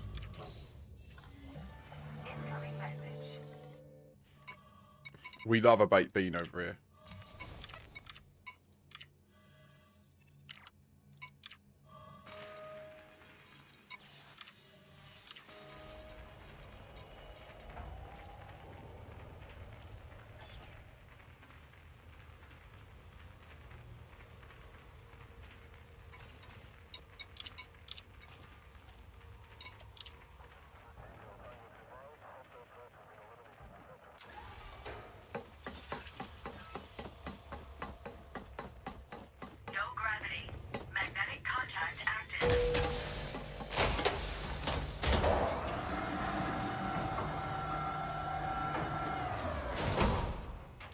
When my father-in-law passed, he left me his bean pot.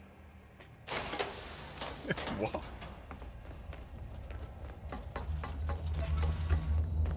His bean pot.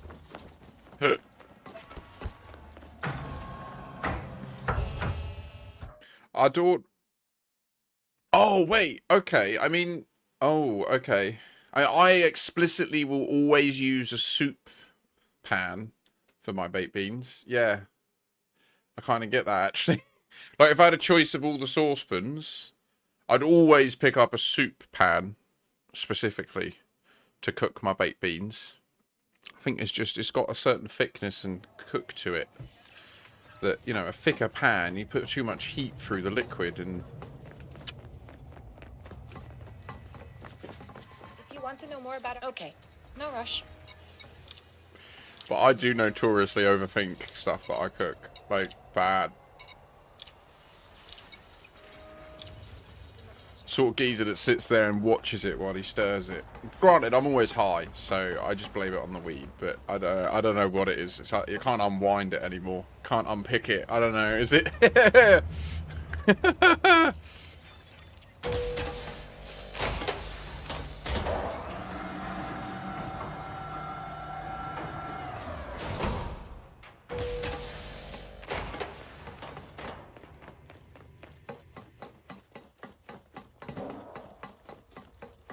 But yeah, so there aren't actually that... It looked... Looking on the website then, the Heinz Canada website, it looked like you actually have a wider variety of bean variants. Like, you have way loads of nuanced beans, like molasses and pork and shit like that. Like, we just have baked beans in tomato sauce with some powder added to it. Chili, tikka masala, whatever. Like, that's it. That's all it is.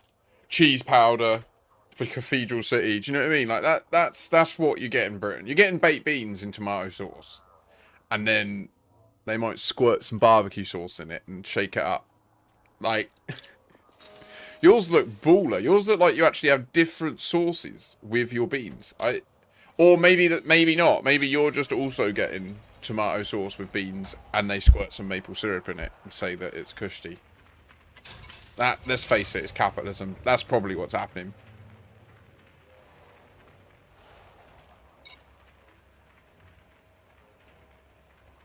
Right. Well, obviously here, if you said baked beans with no further information, we would assume baked beans in tomato sauce. Same as spaghetti. Like in Britain. Well, that's actually one of the best class checks.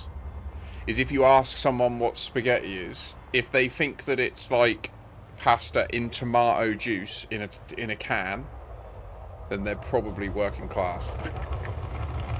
And if they think that it's long strands of spaghetti that you'd have with like mincemeat and stuff, like Italian spaghetti, yeah, you can see how coded people are.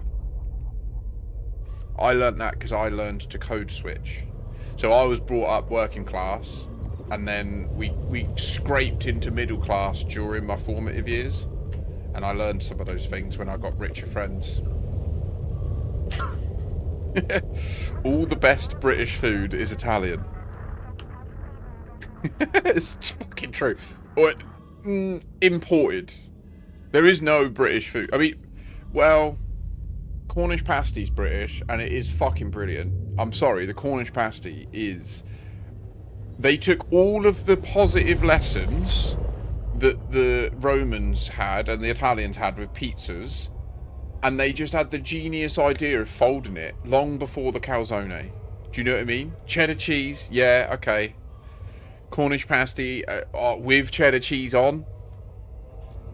Pork pies. Mate. Okay, yeah, no, there is some banging British food, English food. English food in particular. The tikka masala is an English dish, do you know that? Invented by people of Indian and Eastern genetics, but that were brought to Britain, and then their offspring. I think maybe you're right. Maybe the tikka masala is Scottish. Fuck. What is an English dish though? Eton mess. That's an English dish, isn't it? But like, it's not, because jelly is from Europe.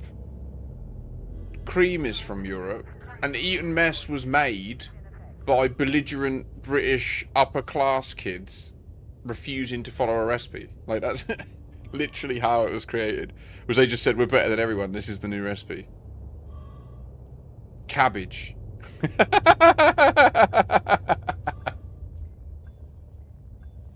Just cabbage, yeah.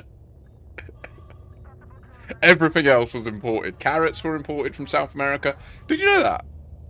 Potatoes and carrots, before the year 1700, not an option. Or 1500, not an option. Like, they just didn't exist in Europe and Britain.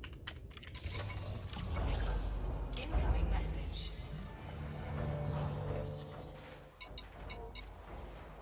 Miserable, wouldn't it? That would have been... That's why they called it the Dark Ages, I reckon. They didn't have potatoes.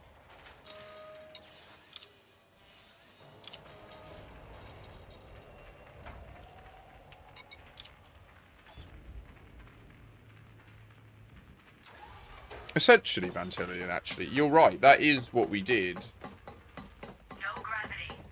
No one talks about Empire pudding now. I don't even know what it is. I know about Empire biscuits. Love an Empire biscuit, actually. They are fucking banging. An Empire biscuit is well good. They sell them on the HMS Victory. Empire. Really good Empire biscuits as well. Made by like an old school baker in Southsea. If anyone ever gets the chance to visit Portsmouth, A, DM me and let me know, and I'll give you a little tour of all the old haunts. And B, go to HMS Victory. It's an amazing thing to walk on. Like, it's so amazing that you can walk on a ship, a carrack, that was around in, like, the peak of the British Empire.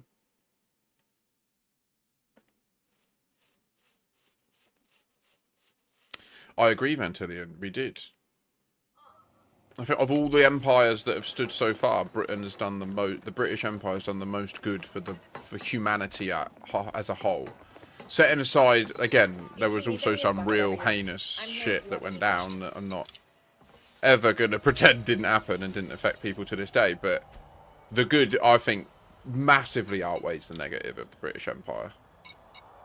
And that's not true for all empires. There are empires that have risen and fallen since the British Empire rose and fell, like the Ottomans and that. I mean, they did a lot of good, but I don't think they outweighed it.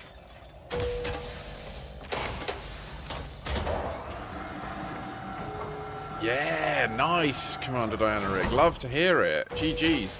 The Submarine Museum's mad. Over the water in Gosport, there's a decommissioned sub that you can go in, which is crazy. And there's the old wreck of the Mary Rose as well, which is a bit of a novel experience to see. So they brought that back up off the water in like 2004, I think, or something like that. I remember it being a big deal when I was a kid.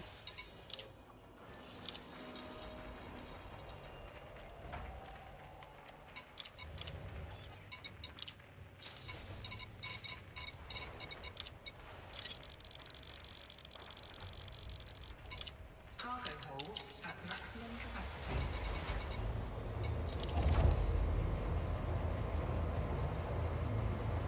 But yeah, you ever get the shot, let me know. I'll try and hook you up with a... I know a few people that are officers on the HMS Victory with the Royal Navy. So it's if you get like given, it's like an honorary role to be an officer of the HMS Victory, and it is technically still a serving ship within His Majesty's Navy, so it has a crew. It's all a big fucking blag. But it also has an officer's mess on board, and you can only go on there if you're signed in by a serving officer. So I've been on to the officer's deck and had a pint on there. They have a special brew of beer as well called the Victory, which is pretty decent. And they do like a sweepstake meat raffle sort of thing. It's a good day. Got so pissed. Hurt my neck like there's no tomorrow. The officer's mess is like 5'10". So I'm literally, like, I had to sit down, because if I stood up, I was like this. Smashed my head so hard. I stood up after, like, 4 pints. And I just went, bang! Just physically tried to place my head through the rafters. It hurt so bad. I'll never forget that. So, oh! Yeah, love the Victory.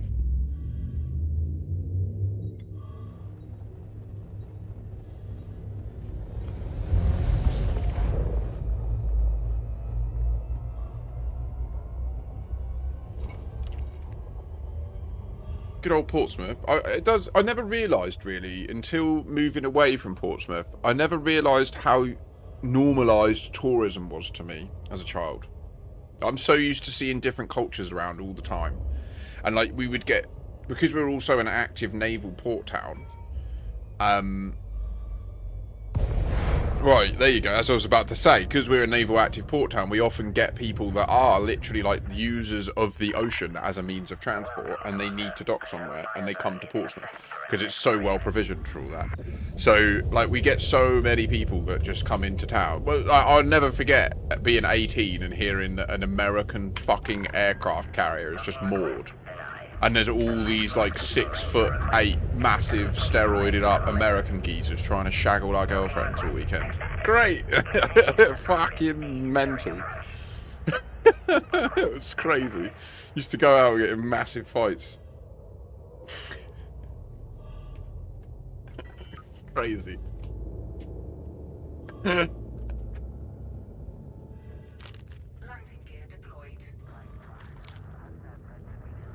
Giants. We have Harry Potter Maryland butterbeer cookies. Honestly, I thought I read butterscotch, so I don't know what this is going to be like.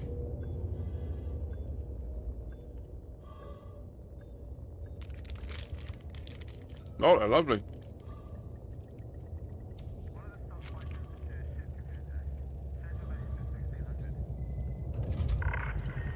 Docking complete. Ship has docked. Welcome, Colonia.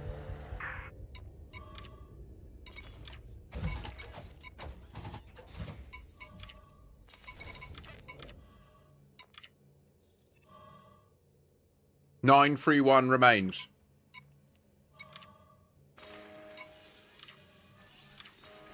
They're a bit weird because they have caramel chips in them.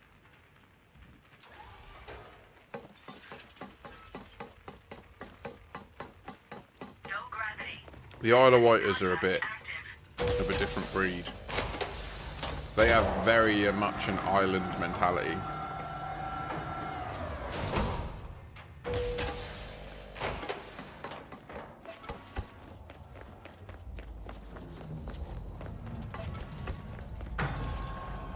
I've only been to the Isle of Wight once.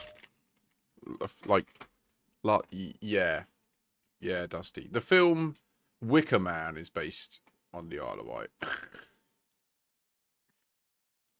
I think, isn't it? Or is that the Isle of Man? It's based. I can't remember. No, yeah, I think it is based on the Isle of Wight. And there was a legitimate conspiracy on the Isle of Wight, like a legit, like it was huge news. There was like, it was all of like really bad shit. I can't remember what it was. It was like something to do with the council and all corruption and stuff. If you need any, we've got to take all. I don't remember the detail of it. It was years ago that I heard about it when I was a kid.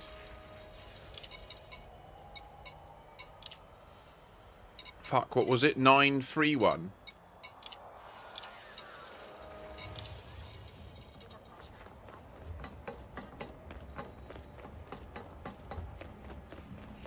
Pardon me. I'd rather do 931 and it be 941 and then just remember 10 after, you know? I'd rather do that than get 941 and it be 931 and then have to throw 10 away. Do I care either way?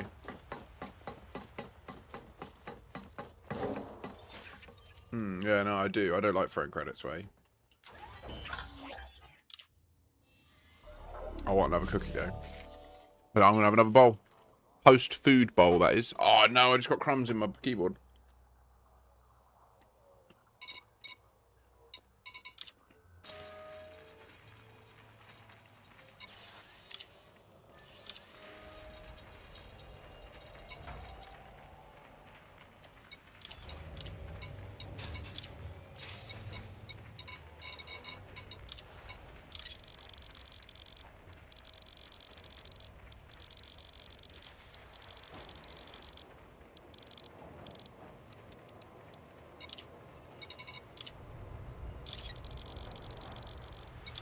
Cargo hold at maximum capacity.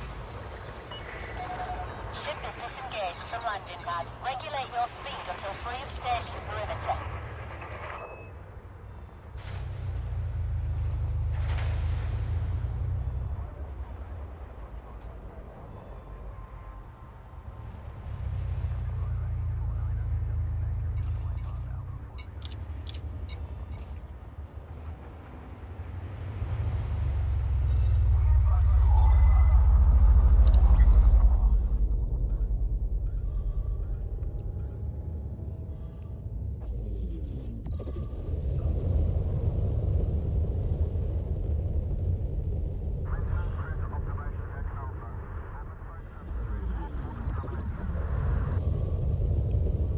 I can see why these are on offer.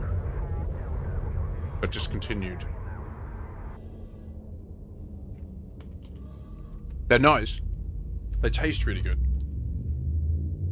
But the caramel, like the speed at which the cookie breaks down to your saliva in a chewing, you want any chunks in it, you want them to break down in the same time so that you can just swallow it all down and get on with the next one or you're done, right?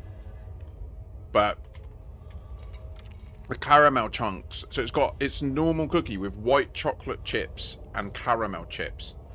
The white chocolate chips, they dissolve as you eat it. The caramel just sort of warms up a bit and gets chewier. So then you get left with this like series of caramel chips in your mouth after. And they clog up your teeth as well.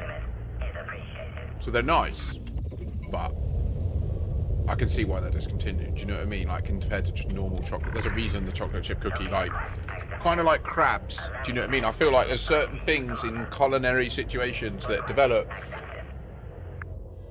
Like that fucking, the Jaffa Cake cookies. That is, Britain has solved like multiple avenues of culinary and gastronomy investigation. We finally put the cap on that line of inquiry. We've solved it. We developed the Jaffa Cake cookie. Solves all of the problems of sweets, like general desserts, everything. It's all done in one container. And if you don't like the orange, you just got a cookie, a chocolate chip cookie. No one can complain about a chocolate chip cookie. There's a similar movie to Wicker Man from 7 years ago called Midsummer that is based in Sweden. Yeah, that one's about the Swedish midsummer ritual, right? Docking confirmed. Engine shutting down. Welcome to this carrier, Commander.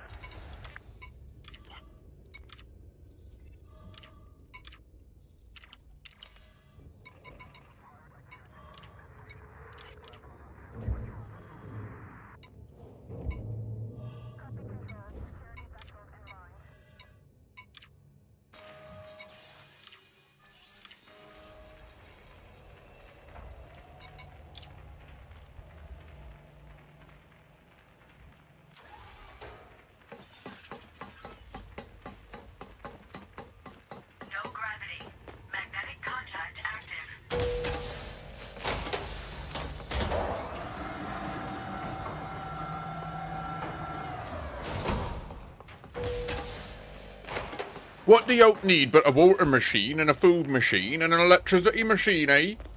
What do you need but that? You don't need nothing but electricity machine and water machine and food machine. Pool machine, maybe? Help with the food machine? I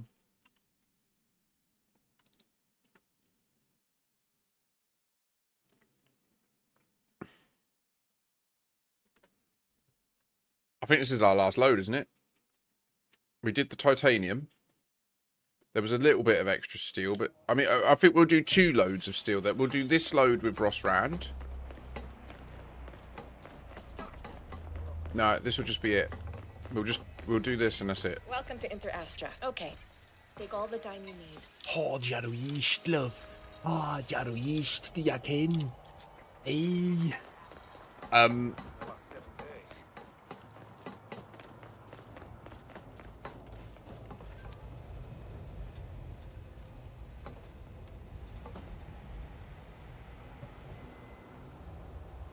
I think the sugar might be getting to me.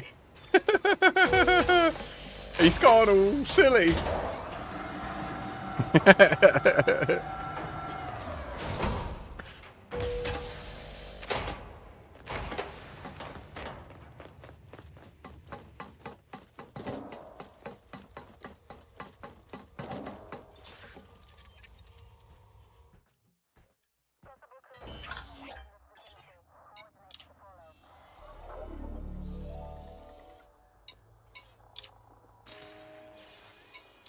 Yeah, you see, I've finished the cookie, and there's a whole situation left over.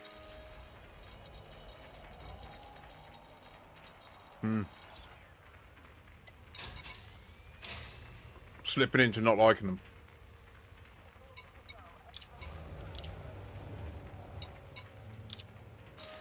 I feel like they really let Harry Potter down. I really like the idea of butterbeer.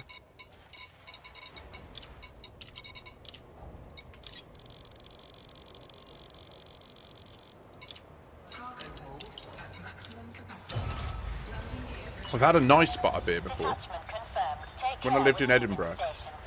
Edinburgh is literally like, it was both where much of the Harry Potter series was physically written, and a lot of the architecture and stuff around is what inspired what's described in the book. So like Halloween in Edinburgh is literally like being in Hogwarts. It's mental. And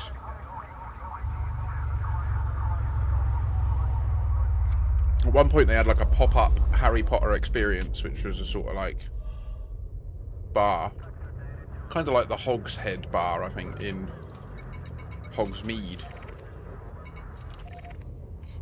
And it was really good. It tasted really nice. It was like a warm, buttery beer.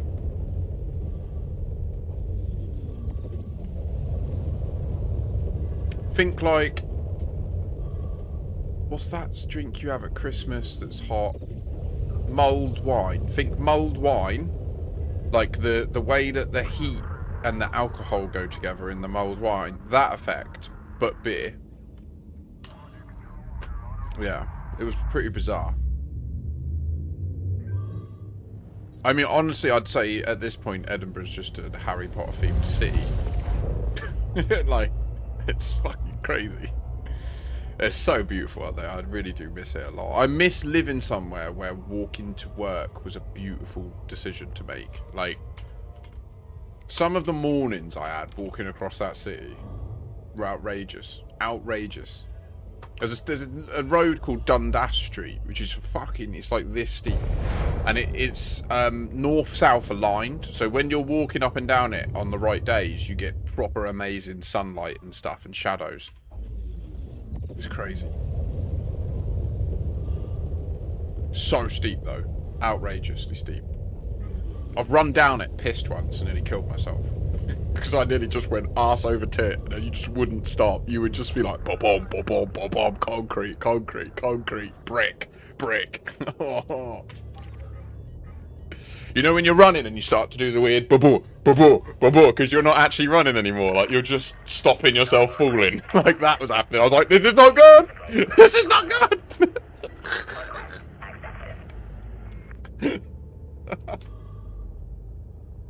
Made it though. Good memories in Edinburgh. Great part of the world. Rough in the winter. Real rough in the winter. I don't envy anyone in Scotland in the winter.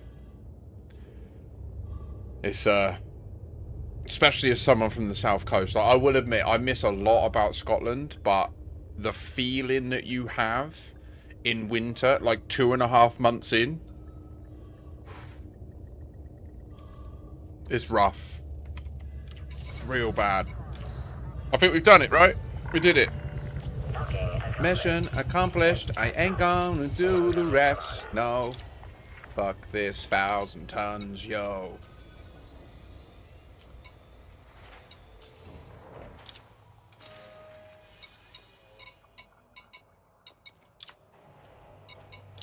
Someone asked me earlier how you jump the fleet carrier. I don't know if you're still here, but if you are, I'll show you now.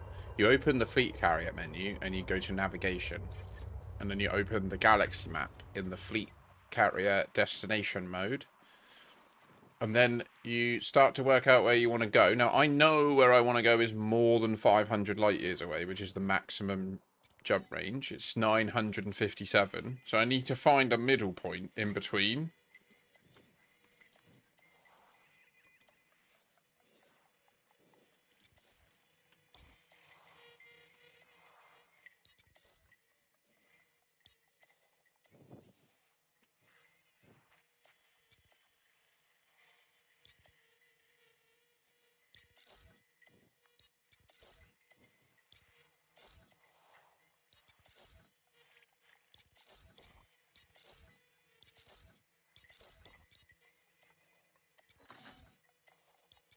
I choose you. Wait.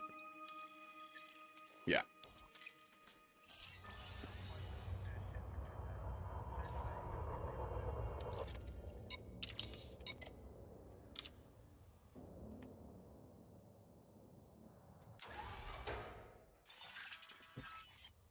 By the way, if anyone wants to help, this is your 15-minute warning to come and get on the Iron Price.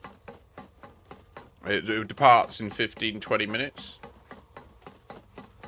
You only need to physically get your body here, then you can click to transfer your flipper. I'm going to body this Dodec hard.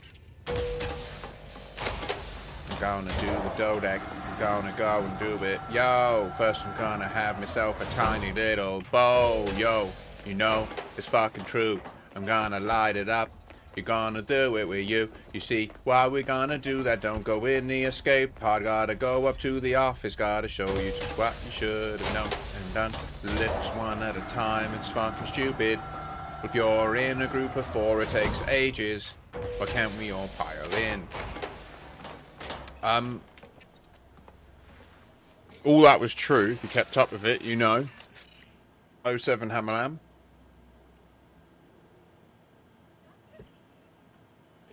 Grazie, signore. Grazie. Thank you, sir.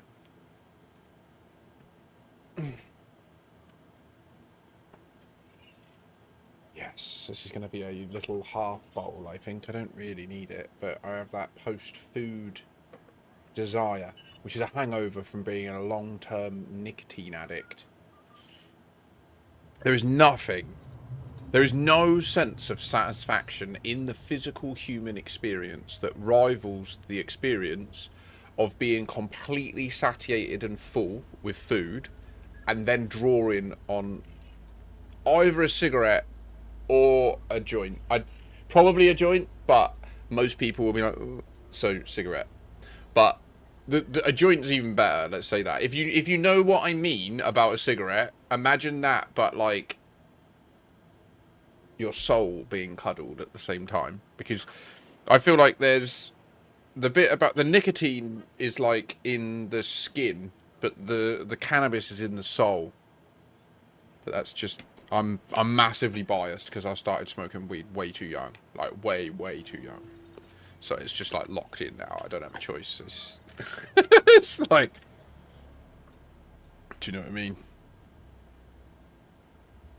Give a kid a little drop of arsenic in their water every day from when they're a kid, and they're going to need arsenic in their water for their life. We're an adaptive creature.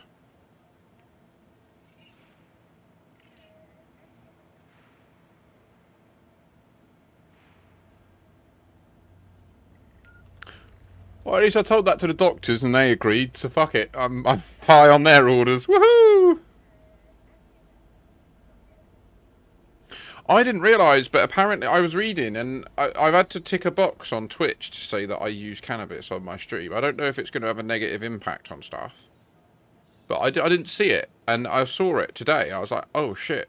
And it even has a learn more button. I clicked the learn more button, and it explicitly says on there, like, even if you use cannabis for medicinal reasons, you need to tick this box if you do it. No. It's gonna one more barrier to overcome.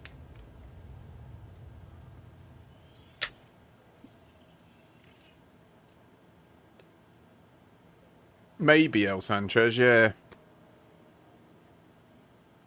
Which, to be honest, I'm not really that fussed about. Like, Thanks for following. Oh, Zeus. Thank you indeed.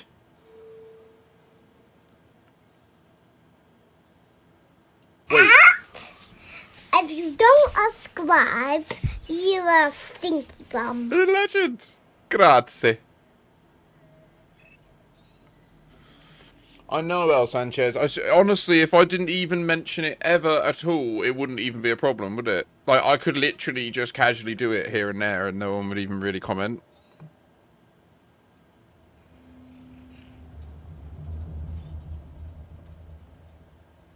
If I'm honest, part of it is because it really fucking pisses me off that it's prescribed to me, and yet I do encounter barriers. There's a guy I watch doing music reactions on YouTube who lights up his pipe, and it's not just tobacco. Like, it's literally against the law to discriminate against me on the grounds of the medicine I'm prescribed, right? Like, within certain contexts. So, for example, if I was to apply for a job, and then I was to be offered the job, and then disclose that I'm a medicinal cannabis patient, and they withdrew the offer, I could sue them for medicinal discrimination. But then there's caveats to that, right? Which is that, like, my career, I'm at the point where a lot of the jobs I have are, like, security cleared and stuff, so they can justify and just say, nah, because of his medical history, it's too risky. Which, to be honest, I want to live in a society where secret stuff is safe. Oh, Big Zeus! Yes! Welcome! Sort of nervous about ship controls, but I'm excited to explore my favourite galaxy in one-to-one format. Look at it.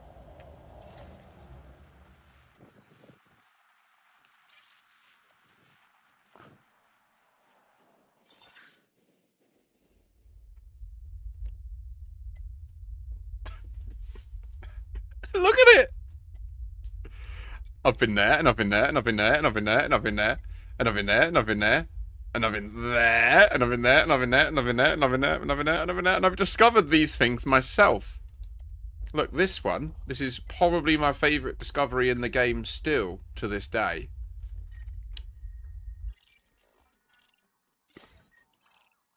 This is an outdoor world with a human breathable atmosphere and indigenous life, an Earth-like world that directly orbits a neutron star, which is just mad rare. Like, mad rare. Like, I challenge you to find one.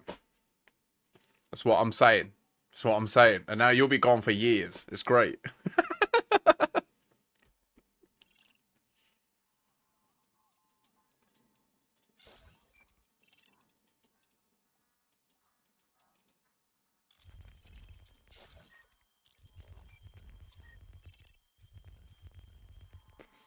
I need to go back there soon. But yeah, you can have your name in the game. That's me. Commander Makashi. First discovered. First mapped.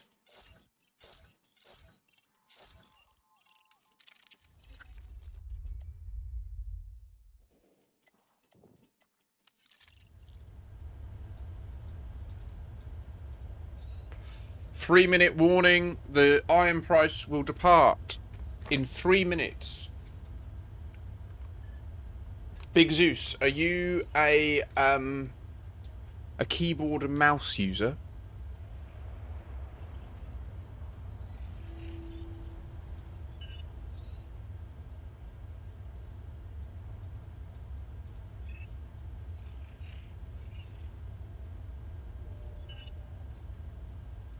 Yeah, Vantillion's correct that the wider galaxy itself is procedurally generated. Ah, okay, so you're on console, right. So there is a bit of a split in the experience, because console is no longer updated, I'm afraid. You can still have a wildly good time and experience a whole bunch of the whole galaxy, etc. But all of the newer stuff, including like running around on foot, which you saw me doing when I like ran up here and sat down, that you can't do any of that on the console, I'm afraid.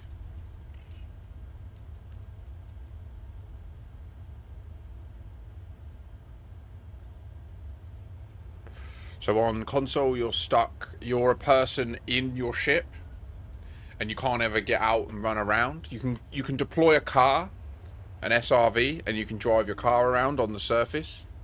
You can. Is that the case, Commander Diana Rigg? Wait, so console users can sign up to GeForce Now and then play Odyssey on their console? Of course, because GeForce Now doesn't use the console. Right, that's cool. One good thing to know, though, Zeus, is there is a migration platform. So if you were to ever love the game so much that you wanted to get it on PC to keep up with the most modern stuff, you can transfer your account over from console to PC, so you're not missing out on anything. The only thing is there's no active development on console. So you might not be aware, but there was a big war with an alien species called the Fargoids, and that's now ended in the real galaxy, like that we're all in PC land.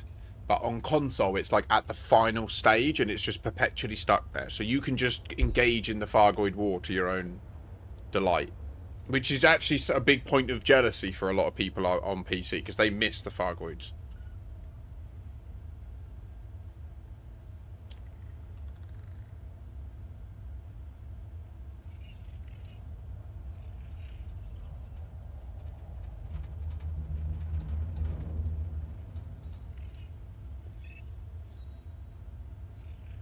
So yeah, they've recently launched some community goals as well. They've been doing some stuff for the console community, which is good to see. I think there's no real harm in them telling part of the story in the console game as well. But there is still, like I say, there's still so much to explore. And the one thing I'd say is, oh no, actually, yeah, that's not true. So if you were to go to that system I said, it will have an Earth-like world around a neutron, and it should say my name on it, because I discovered it that long ago that it was before it split. So it should be in there. But there is there's stuff that we've now discovered in the main game on PC that hasn't been discovered yet on the consoles. So you could have a big edge as well if you keep up with the stream and you know what's going on here. If you ever have a question, feel free to ask. Like, we know everything about the game. Between me and the people that frequent this stream, there's nothing we can't answer.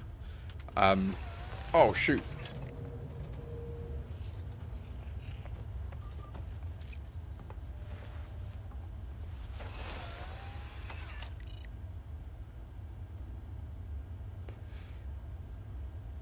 Lockdown protocols are active on the Iron Price. You are now locked out. If you wish to help the endeavours,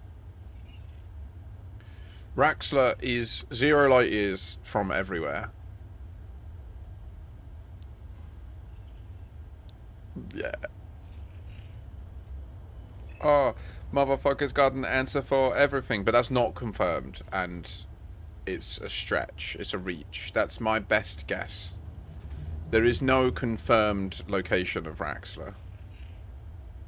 Raxler is the El Dorado. It is the Holy Grail. It is the Fountain of Youth.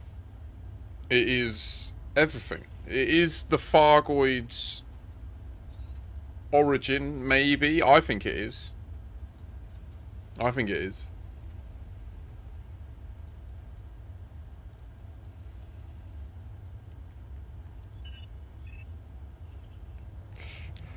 It is a numpad. I can't believe they let us use the numpad in the bank. I was genuinely, I had emotional response to experiencing that. They need to... That UI element... Do you know what really hurts me? Is I'm fairly certain that what that implies is that all text boxes in the game... Did you not see the other night, Ventilian, when I was literally nearly crying on stream because I could type into the game with my numpad a quantity for a thing? The combat stabilizer, like the squadron bank, when you want to withdraw stuff, like, you know, we've got the combat stabilizers on the iron price. The way you get stuff out is you go into the UI of the bank, go to commodities, and then click withdraw, and it shows you the same UI that you input if you want to pay money into your fleet carrier's bank, where you have access to your numpad and you can type a precise number. So you, like, I wanted to get out 122 combat stabilizers, so I just typed 122 enter, and it just gave me them.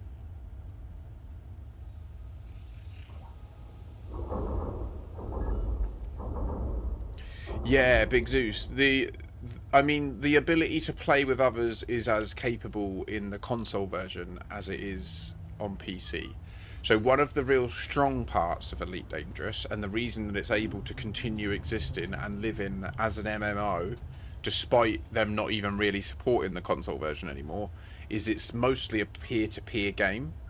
So, like, all the server stores is like this info, like I was showing you, like who discovered what, yeah? So like when I load this map and I ask the server for the information, all it sends me is like, this was discovered by Entim, mapped by Maz, footfall that. All this shit down here is procedural. Yeah, like No Man's Sky, exactly. So all this data down here, it just calculates because it has to be this, because that's how the game's built. Do you know what I mean? So, like, every system is true like that, including, like, when I showed you that Earthlight world, like, if you search for that system in your version on console and you go there, even if it isn't the version that I've discovered, if you jump in there, there will be an Earthlight world. And if it hasn't been discovered yet, you could put your name on it if you sold the data, which would actually be fucking baller, because I don't actually know how it works. It might be that... Oh, shit.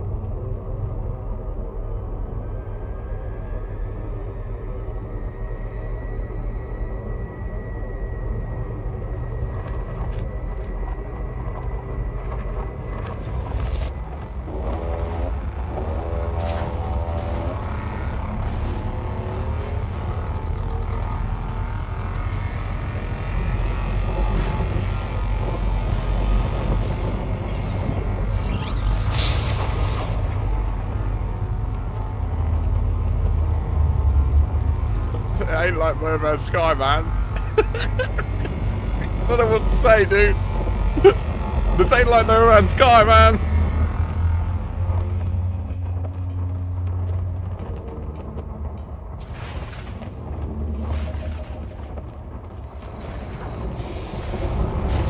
Prepare to get brave and cucked.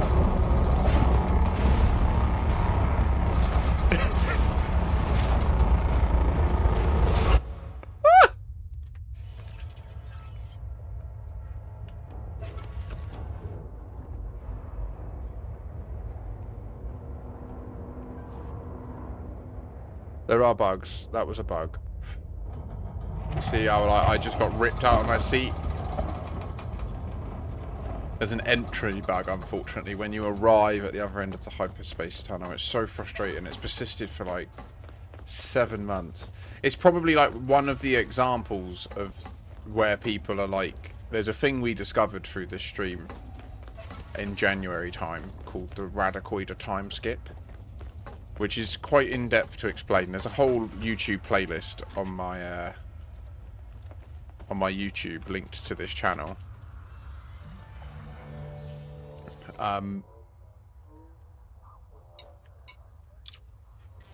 But yeah, a lot of people believe that to just be a bug, and I think a non-trivial portion of their reasoning to that is things like what we just experienced there persist in the game for lengthy periods. Like so what happened, to be clear, is there's meant to be a seamless animation where when you arrive, you then leave the portal, and certainly if there was someone waiting for us in that system, like when they're in the system in Super Cruise, just cruising around at the level of like stars and planets, when we schedule a jump for this fleet carrier, they will see like a destination for them called the name of this, the Iron Price, and they can select it and they can drop out at it.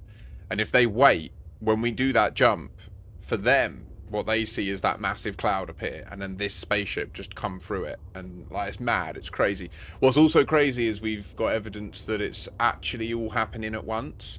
Like what we haven't managed to do this yet, and I would love to dedicate a Science Saturday to doing this. Actually, it's non-trivial to achieve, so it could be justified to session it. Maybe we should do this next Saturday. So you have someone waiting at the destination end and someone watching it leave, and you use Discord and Wings to have both views at once on my screen on the stream, so that then what we can show is that it literally does enter the portal in one system and exit in the other at the same moment. Because that does seem to be like at that one moment both animations trigger, you know. And if you line it up right with the external cameras, you could create it with Discord so that you had them both and it was just going from one screen to the next. So I would like to try and set that up. But as you exit, when you're inside as well, you're meant to experience that seamless animation, but you don't. It just like, as you exit, it registers and then boom, it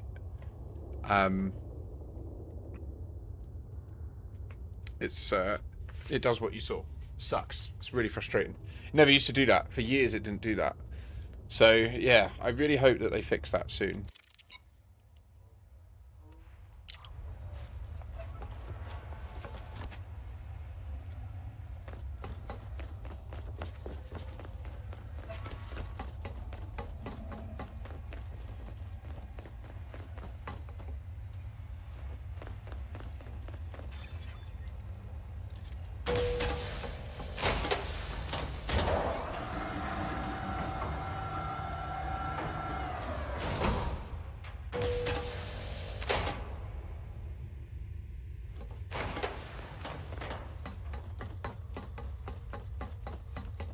This is the Panther Clipper Mark II.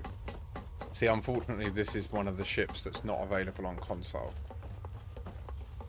And boy, oh boy, is she a ship. Damn!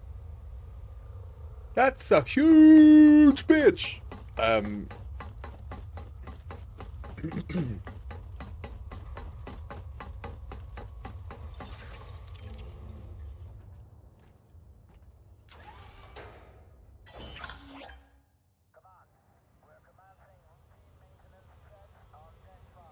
I believe you can do two at once. I've done two at once, yeah. You can set it up and get it running that way, I believe. If not, then I would have to do it where I'm at the end and the other person, and then I just do it so that my camera has the exit portal like 60% over, and then have theirs, or potentially even move it. I mean, yeah, there's a lot of potential. If we can prove it and prove the technique well enough, then through bulk we can get loads of really good footage, you know? We don't even necessarily need to perfectly line it up. All we need is people to learn how to predict where it... Like, it's the challenge isn't the footage per se, it's getting the camera in the right place. Once the orientation of the jump becomes visible, do you know what I mean? Like, that's what's rough.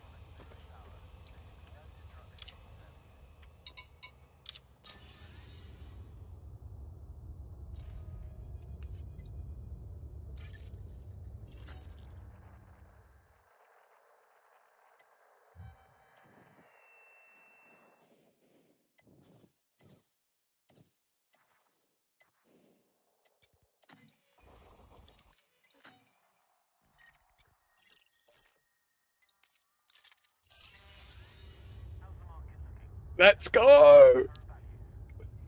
Oh!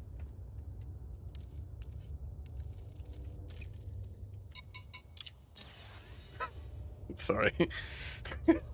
Right, so I am a serious person, I promise. Right.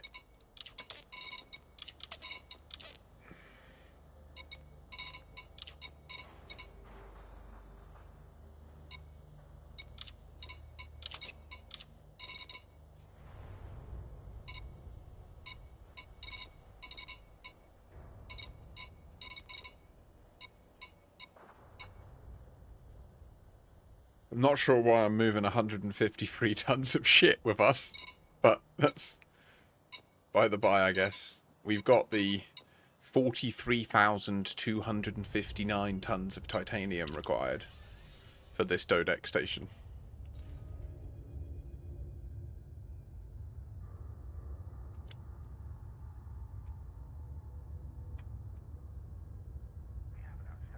So we are the IOP squadron. I am the squadron leader, Makashi. To anyone who's new to the stream, thank you for swinging by. I hope you're having a lovely Sunday. Today we have been loading our squadron carrier, the Iron Price, with titanium and a small sliver of steel to assist a friend with their Dodec system, which you can see we have scheduled the jump here. I'm going to go with it.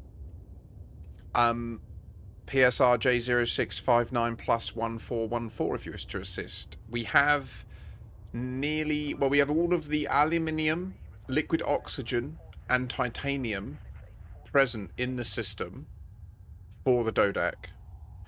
All that is required on top of that is steel. So if anyone is in the business of assisting at the level of a fleet carrier of steel would be num-nums. But what we really need, genuinely, more than fleet carriers all day long, is plippers, or humans willing to fly plippers. I have extra plippers. Look, look, this. Look, there is plippers waiting. These plippers you can use to do the plippering. So just come here, and then you can plipper. We have spare plippers. You should use it. Likewise, if what you need to do is join the squadron, check out the plipper, use the plipper to earn money, and then just like give the money back rather than the plipper and keep the plipper, that's cool. I can build another plipper, I don't mind. I like building ships. Just might not do it till we need to. We've got the other one.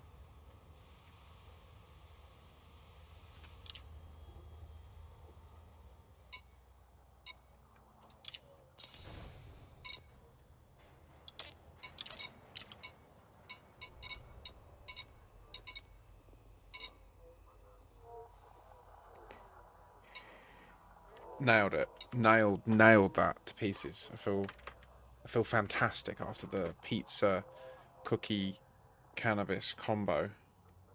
Have you seen the tool someone's made for recording audio and getting spectra and other useful info for analysis? I mean, I use Audacity, so I don't know if you mean that there's someone's deliberately created an application separate to that is designed for use with Elite, or...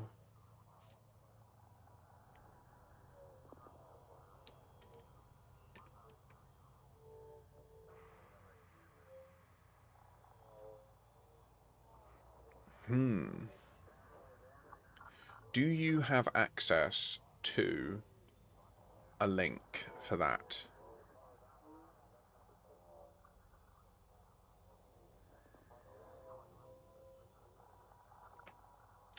Also, we can do better than this. Should we watch the jump again? Maybe from a different seat? Maybe we get lower down? Get up in the stalls? Jesus, it's a long way. These are the engines, but they're also the landing feet. It essentially has 4 SpaceX heavy boosters per leg, and it has 4 legs. So it has 16. These, if you look at it, like, I don't know if you know what a SpaceX heavy booster looks like with its configuration of, in particular, V2 Raptor engines. I'm sure as hell looks similar to me.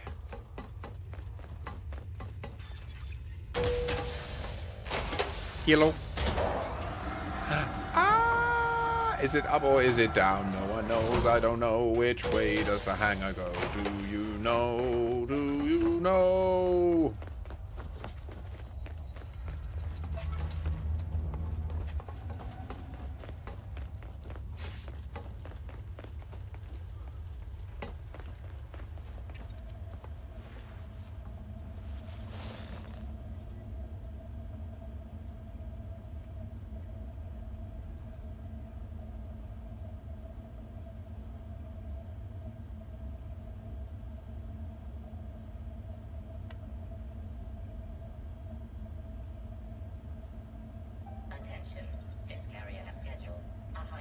I mean, even the worst, most heinous people in history possibly have contributed something, you know? I'm not going to get into specifics more with any of that, but you know what I mean? I think you get what I mean. I get what you mean. Grimorius mentioned when I was talking earlier about getting the footage of the fleet carriers, the third view being inside the carrier. I want it to be inside the carrier, but all the time this Brabham cuck-in happens when you leave. No.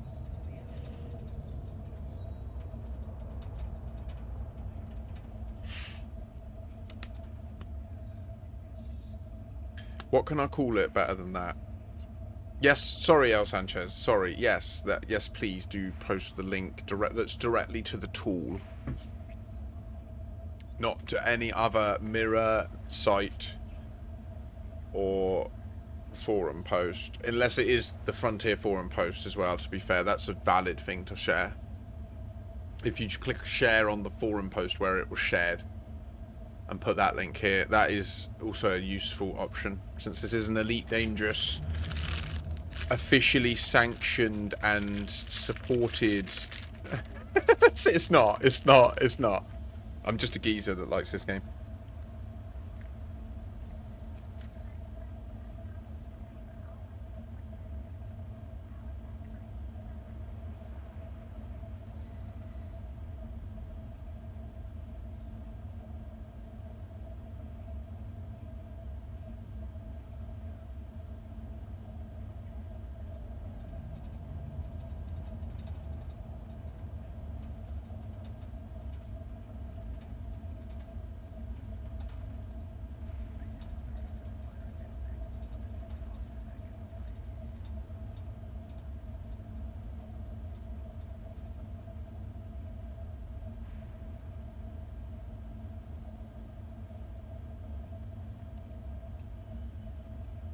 Attention.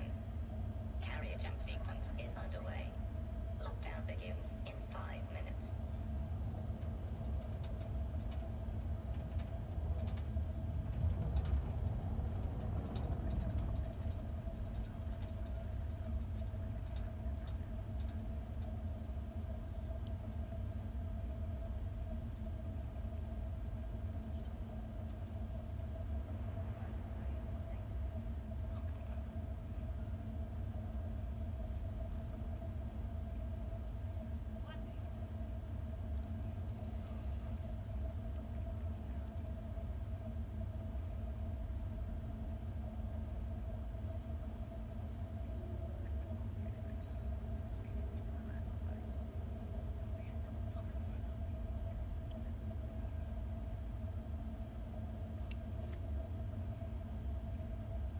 Venom Reaper, that sounds amazing. I feel like I want to make my Epic Games alt account a clone variant of Makashi that says, fuck the system, murder humanity. Just every single crew's wedding, prime target.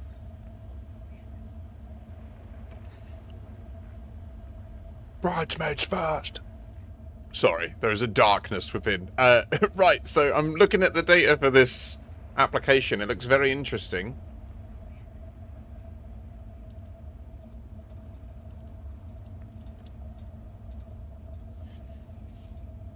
Percival. Good day to you, and evening art to thou.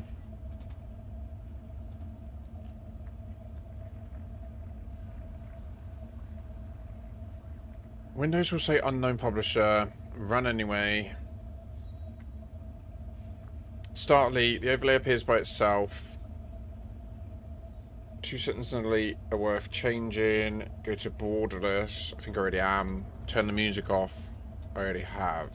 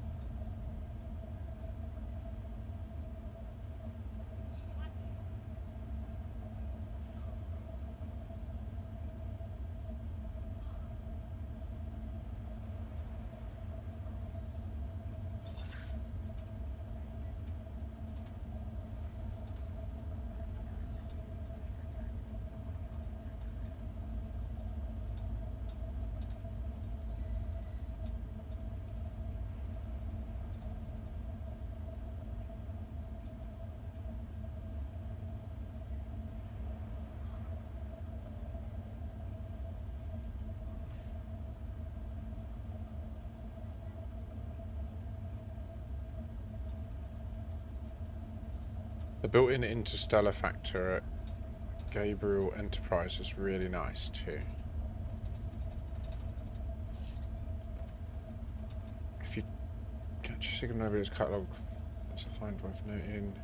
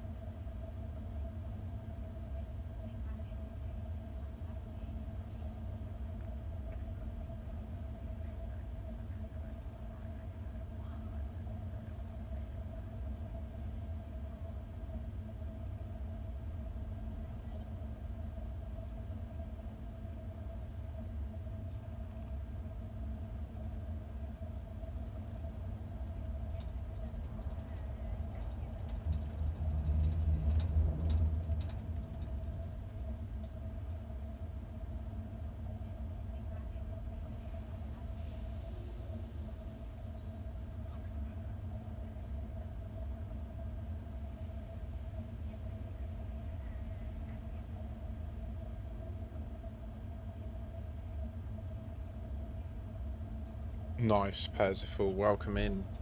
Being Commander 07.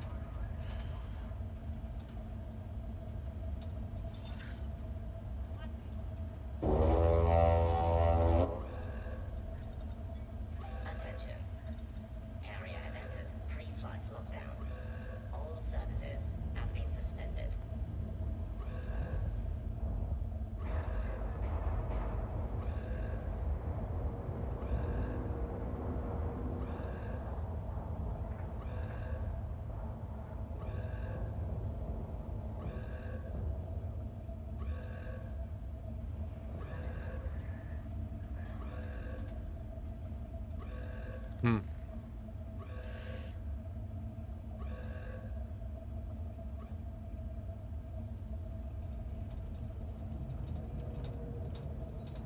Oh shit.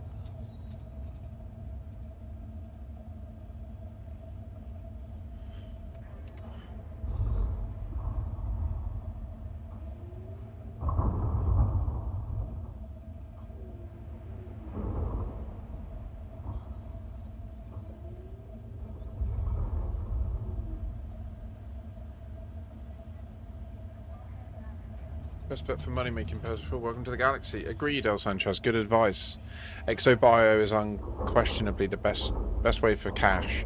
Although I'd also say if you really want to get stuck into combat and you're worried about rebuys, Operations is actually an incredible platform for enjoying yourself in combat. You can go out and build your ship wantonly expensive and not be able to cover its rebuy, and then just run operations in it, and there's no rebuys. So you can just run it until it explodes, really learn where its limits are, and there's just no repercussions. It's such a cool feature.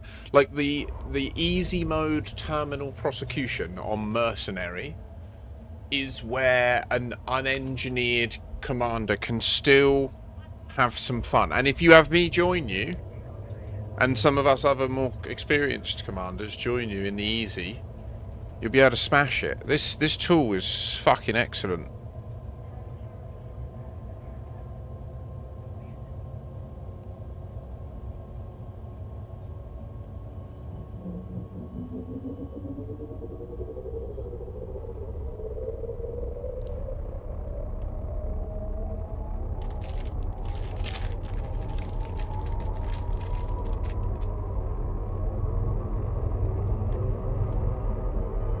Attention. Counting down to jump.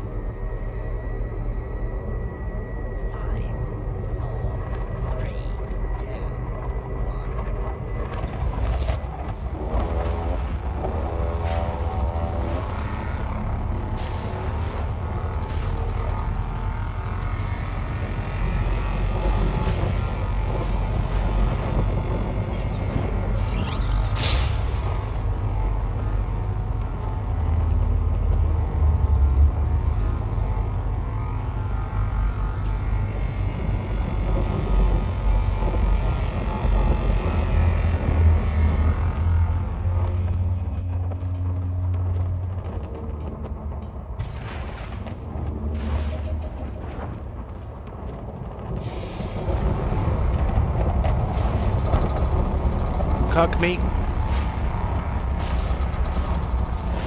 Oh. Ah! This is fine.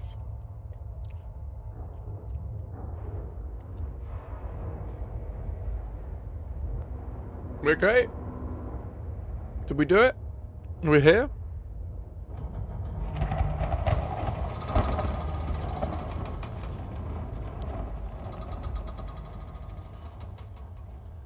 Why is it capturing?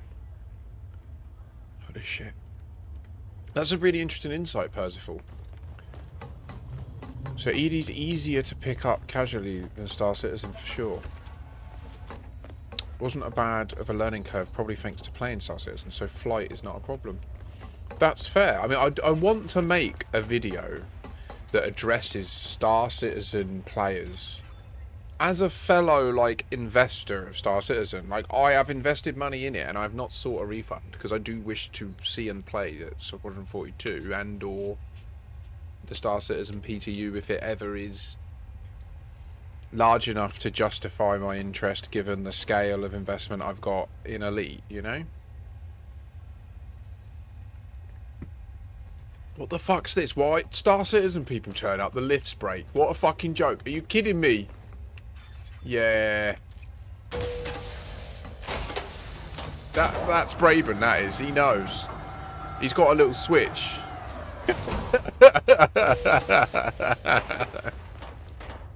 You have meddled with the primal forces of nature, Makashi. and I won't have it! Thank you for the follow, Dana Mouse.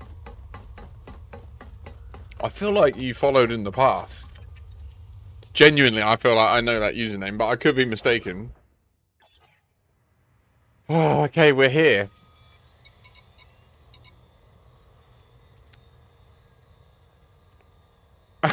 Really? I am due my reinstall of Star Citizen soon. And well, yeah, that speaks for itself. I mean, I'm due a reinstall. I'm worried about it, to be honest. Cargo hold at maximum capacity. Ah, Dana Mouse 07. That's where I know the username from. I think we might have DM'd or just spoken through that context. Yeah, nice. GG's, welcome. Hello. It's currently on a bad patch cycle at the moment.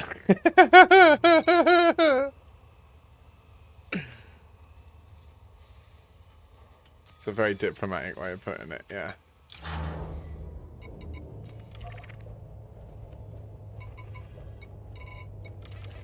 I'm afraid we can't enjoy ourselves with our choke fantasies. We have to turn the life support on.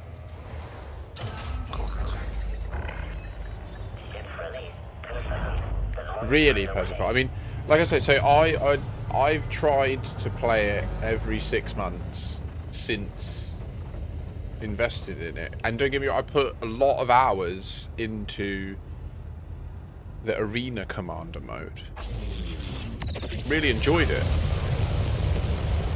Made me buy a second ship with real money. I've spent more money on Elite Dangerous, on Star Citizen than any game I've ever bought or played.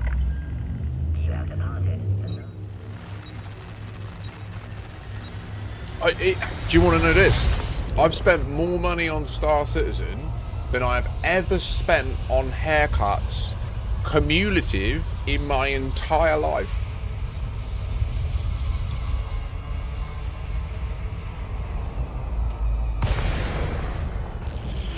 That's outrageous. I've literally never played it. I've never flown my spaceship in the PTU. I will admit, I have flown my own Mustang in the arena commander mode and fucking loved it. Like, absolutely loved it. like couldn't wait to finish work to get home and do it again, sort of style, you know. So I do get it. Like, don't get me wrong. I'm not anti Star Citizen. I've worked in software development, and gaming companies are software development companies at the end of the day. And Chris Roberts has got problems. I bet he's a very fun leader to work for. But yeah.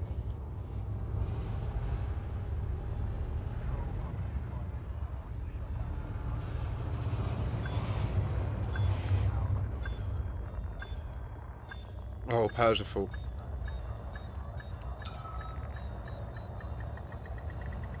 Docking successful. Engines disengaged.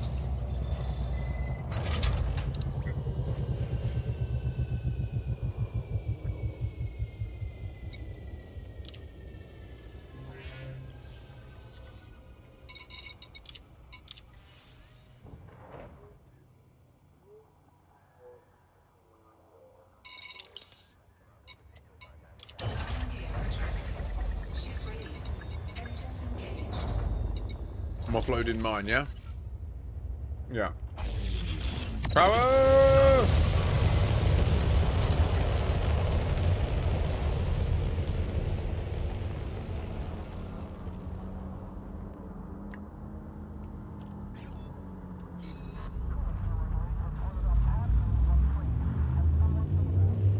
This application is very interesting. I've got it running in the left panel.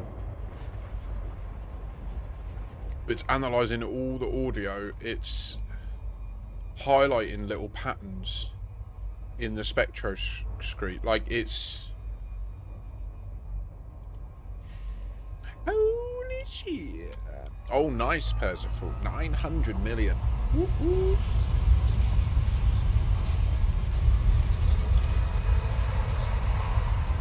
And really, Grimorius, you heard that Chris Roberts is the opposite of a fun boss.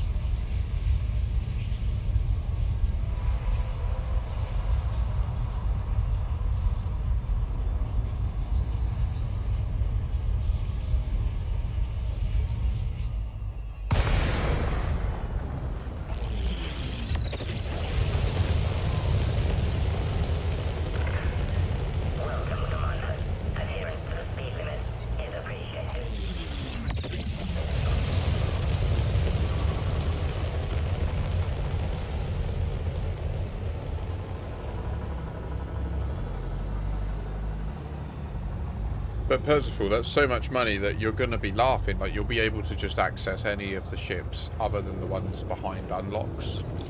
So there are still things like the Federal ships and Imperial ships, which you can't access. But to be completely frank, you don't need to access them because you've got money and you can buy better ships.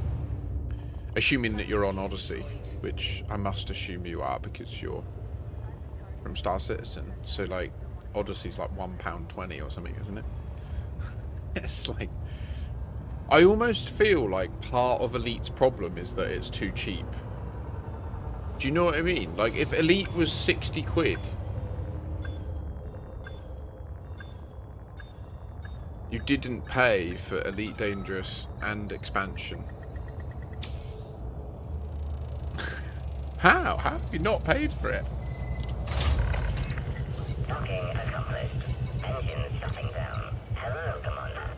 You're part of like a Star Citizen amnesty program that David Braben's running. Sweet. Cargo hold at maximum capacity. Landing gear retracted. Release. Ship departure confirmed. It's like space game based refugees. I get it. Like, I should switch to solo player and return to Bubble. That is wise. I do strongly emphasize that people play in open as often as they can handle, but your scenario is precisely one I would say it's worth going to solo or a private group with those trusted, you know. Honestly, remember though, I mean, I don't know how are you for combat and what is your build right now, because just remember that humans aren't the only risk, or at least, like, by that I mean players aren't the only risk. Like, in-game ships will interdict you and kill you because they hate you for no reason.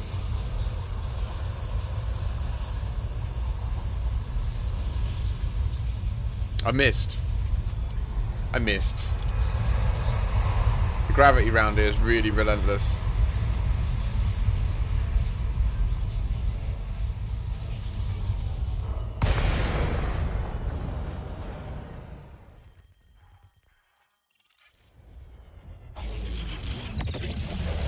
Soon you'll have headache from the stream. Nice. Oh, okay, GG's. Did you buy like a galactic version? And have you done any engineering yourself? Have you seen Fargo combat? Have you done any combat?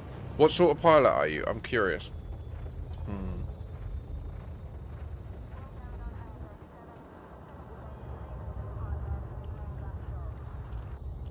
I want to do a fight. Not with you.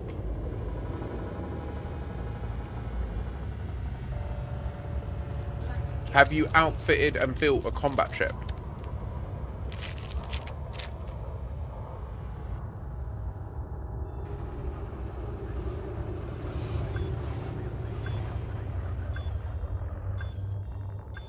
Oh, okay. Oh, sir. My apologies. Doubly so for the assumption there. Alas, Percival. Now I understand our conversation. Touche. Well, I would say the main thing that you should definitely just revel in for a second is this. You can go out into this. You can find stuff that you are genuinely the first human being to ever discover. You can plan and organize a massive quest to colonize it and build your own stations and settlements on all the bodies. You can have missions there. You can do trade there. You can do operations there. As far as I'm aware, Star Citizen ain't got none of that. None of that.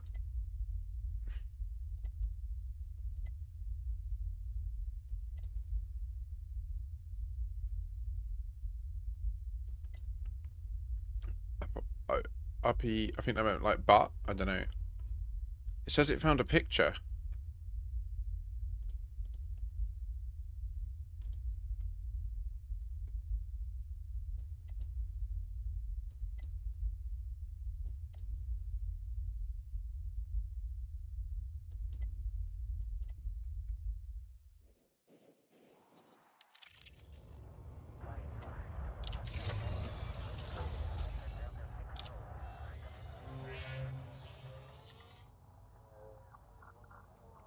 No, I mean, if you're in a Caspian and you've got a fuel scoop, you could stay out in the black for years.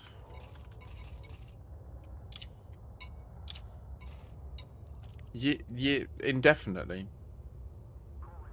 You just fill up with fuel off the stars.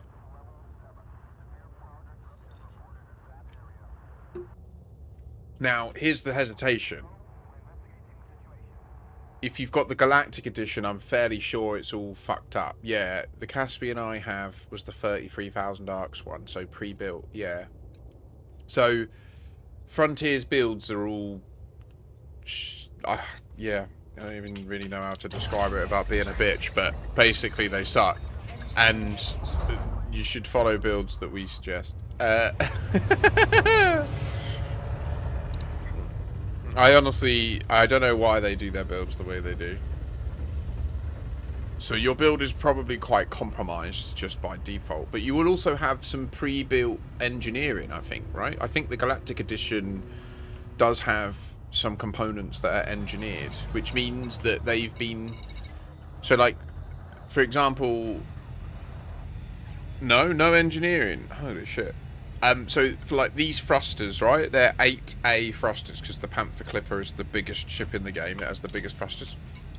But then, so I've purchased the biggest, highest quality thrusters available for it, and then gone to a geezer who knows all about thrusters and paid that person to, in the currency that they work in, to improve them.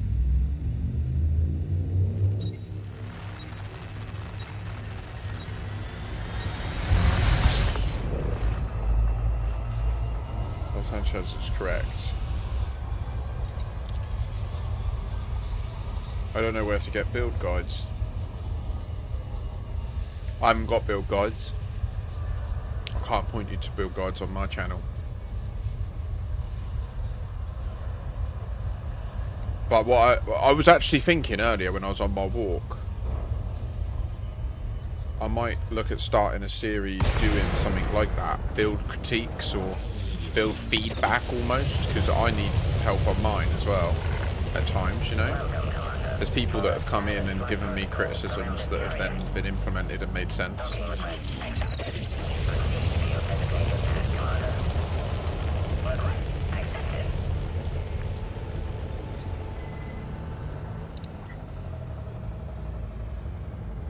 You have 2 Caspian builds. What are you talking about?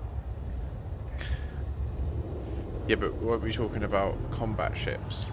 You're right, actually. I do have 2 Caspian builds. I have one video on my YouTube channel about the Caspian that links to a build for the USS Vauxhall, which is a Caspian built for speed running. And then I have another Caspian that I built called the Temporal Rift, but that's like a multi-role, mid-range science vessel. Exactly, Percival. I agree. You're 3 days in. It sounds like you're just confident enough in your ship, getting out there. You're nearly like 1 billion, so you're going to be fine for cash. You can come back and then see what you want to explore next once you're back safe, you know?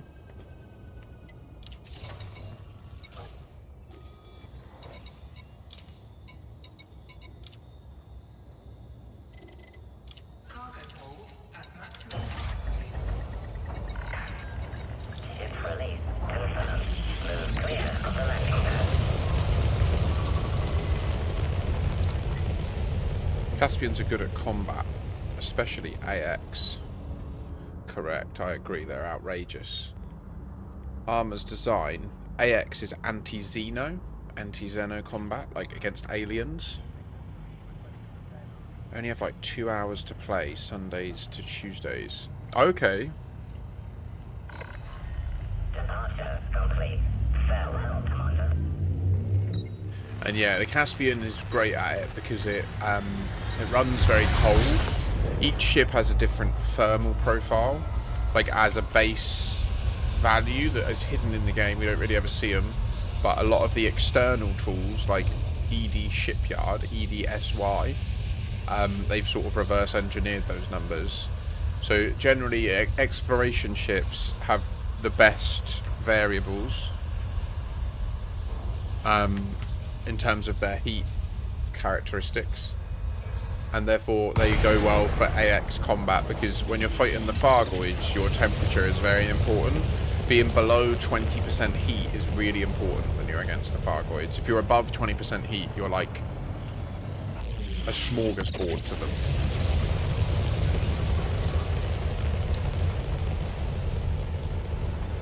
You can do any task in any ship, yes. Technically, yes.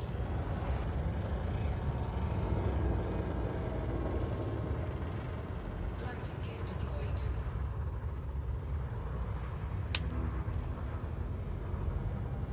Voodoo showed me a vid of a Kestrel taking out a Medusa, I think, in minutes. Yeah, we watched that yesterday on stream, didn't we? It was mental. I just want to quickly use this tool to sample the landscape signal. Yeah, I'll be right back. Landing gear retracted. Ship raised. Engines engaged.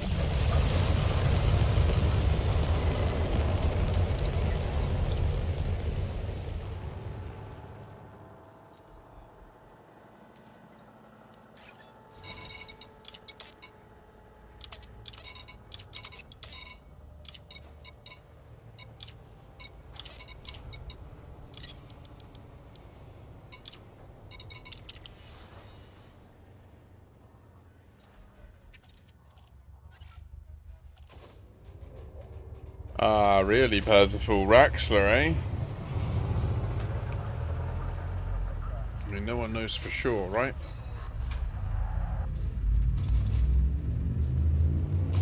What video? What set of theories was it? What is this that you speak, this Roxla? Gotta go and work it out, don't you know, son? Yeah. Gonna hit a little Sagittarius, yeah. Oh, yeah. Gonna target it, even though it's far away. Gonna orient to the core, going that way. Don't you know it's true? Gonna SEO to you. Gonna boom, move it, go, woo wee. And I'm gonna drop, gonna drop, pop. Hey.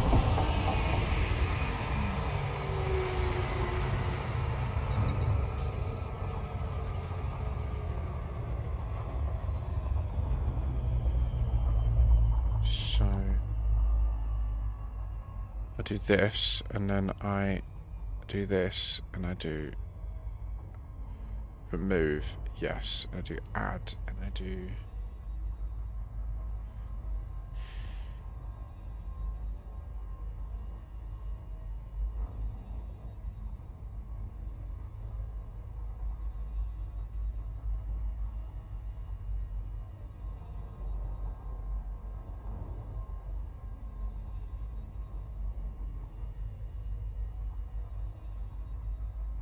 oh wait, what?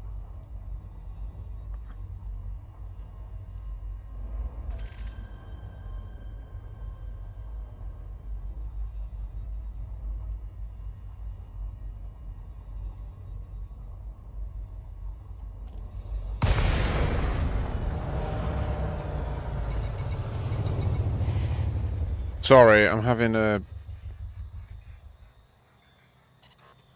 moment. Fuck military supercapacitors. That is all. Genuinely traumatized from this grind. Yeah, I got the link from a streamer. What theory? What? There's almost as many theories as there are commanders. I mean, there's a handful of primary Raxxla doctrines or theorems.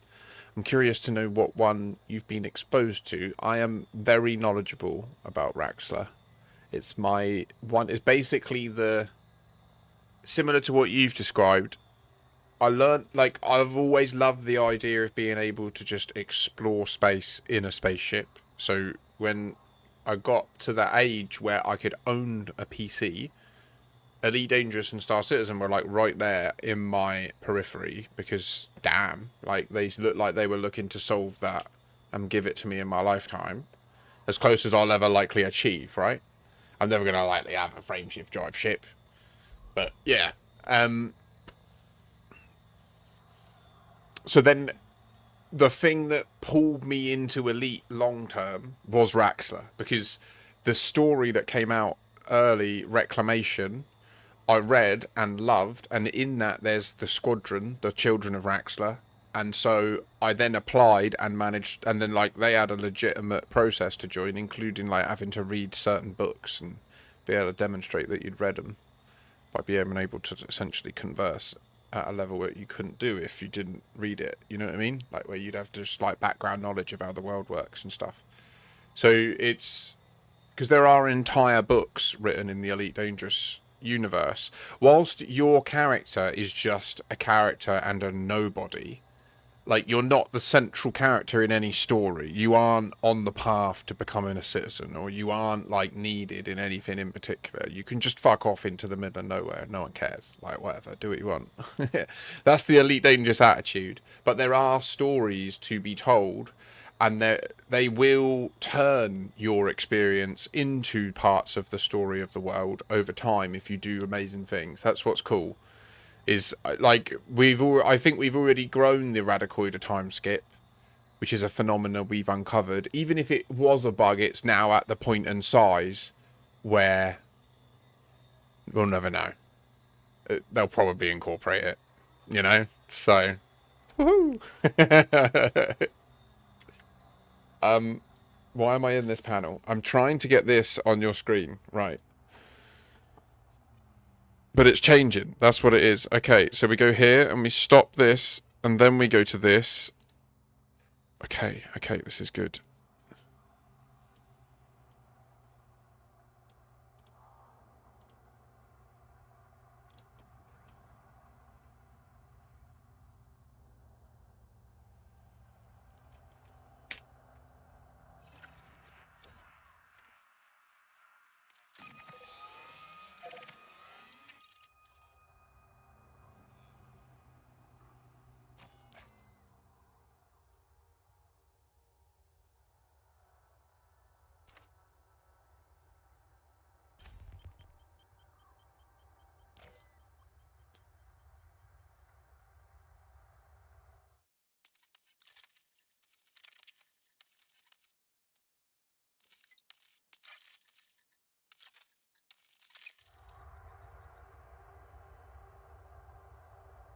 I want to see, does it detect it? Hi, Emilenef. Emilenef.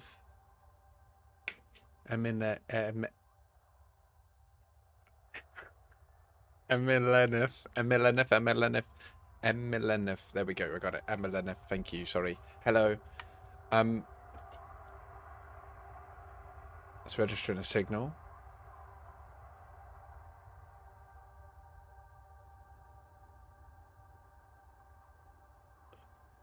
The Lost Planet players were never expected to find. I've seen that. That's got huge views, hasn't it?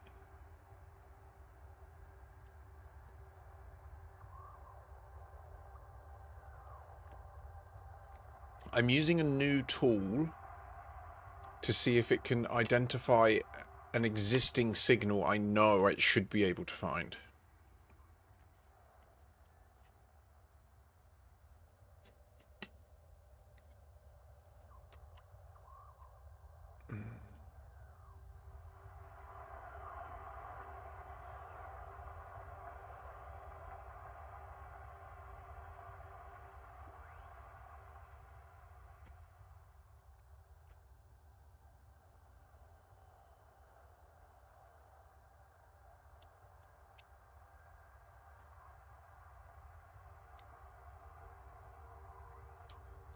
What's going on?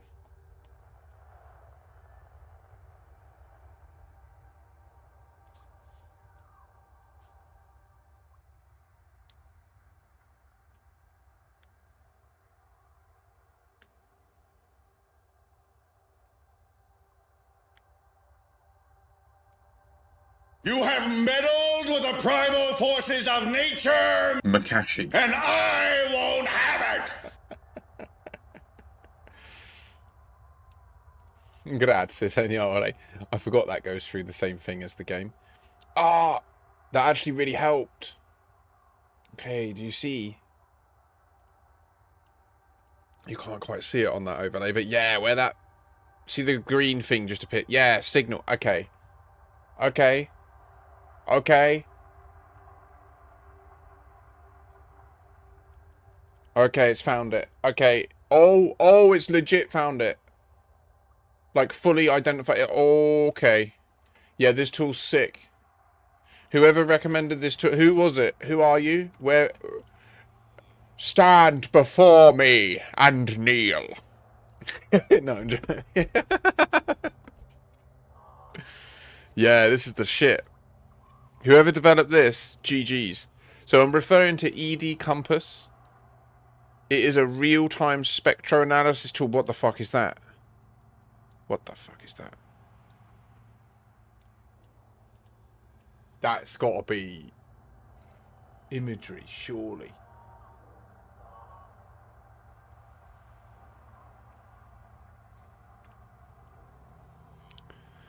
Okay, so I'm not going to keep the in-game overlay on. Am I? No, I am going to. Okay, but we're going to get back to hauling, so I don't want to because it's too loud. But we'll just use this in the future for science. That's what we'll do.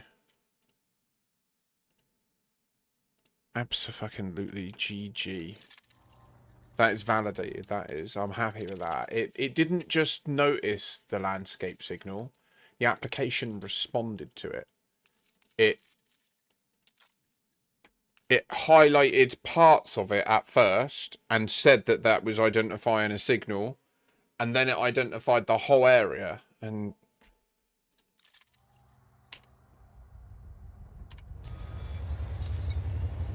it pleased me, you know. It's the good things.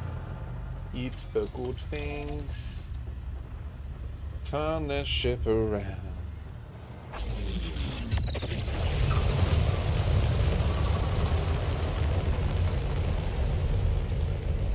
One cookie? Okay, so yeah, to whoever that was, thank you so much. I'm really keen to use that for good. Thank you for the follows as well. Much oblige. Power.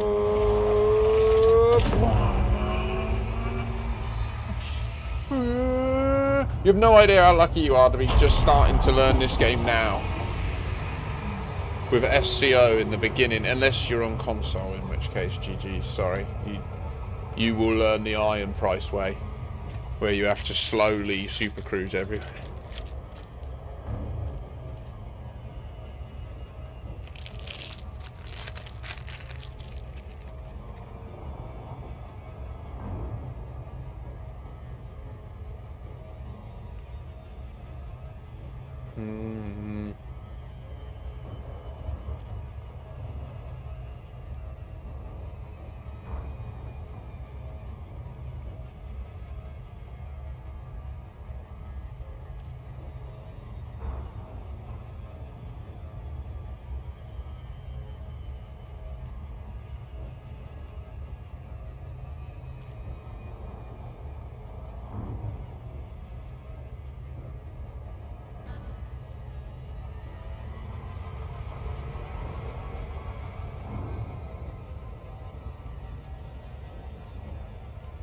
Wow, look at that stream of ships.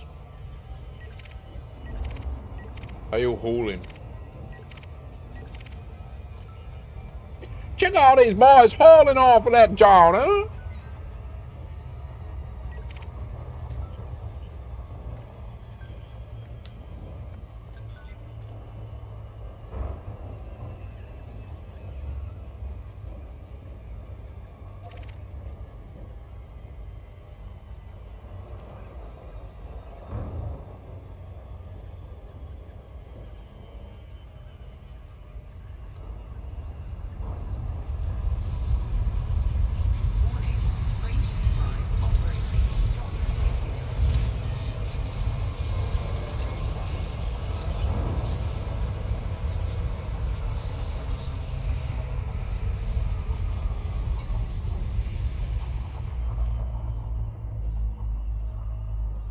Sasha.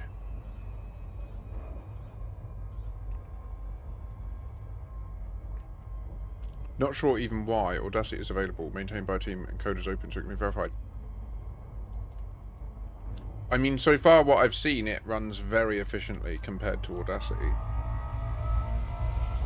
And it actively... It's like actively filtering, so it like makes the patterns stand out. I can't even... It's a big step compared to Audacity, dude. Imagine if you could sit there and actively move all the dials. Yeah, there is that risk, yeah.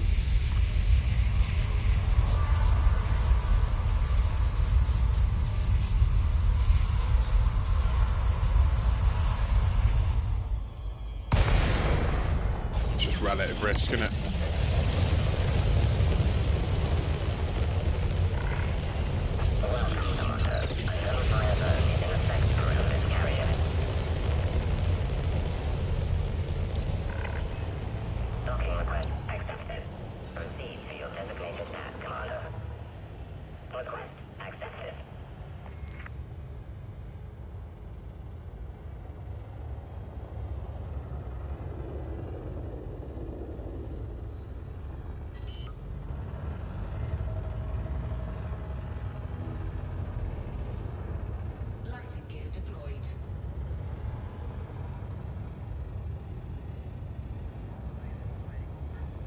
Honestly, Percival, you should check out my video about the neutron highways on YouTube.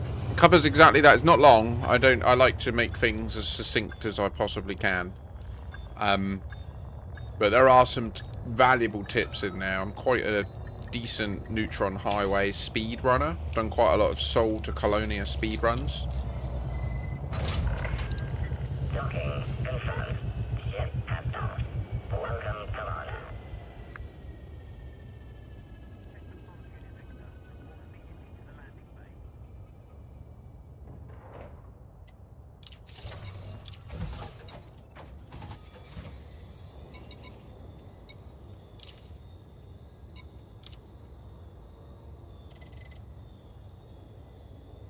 Cargo hold at maximum capacity. Landing gear retracted. Clamps disengaged. The launch underway.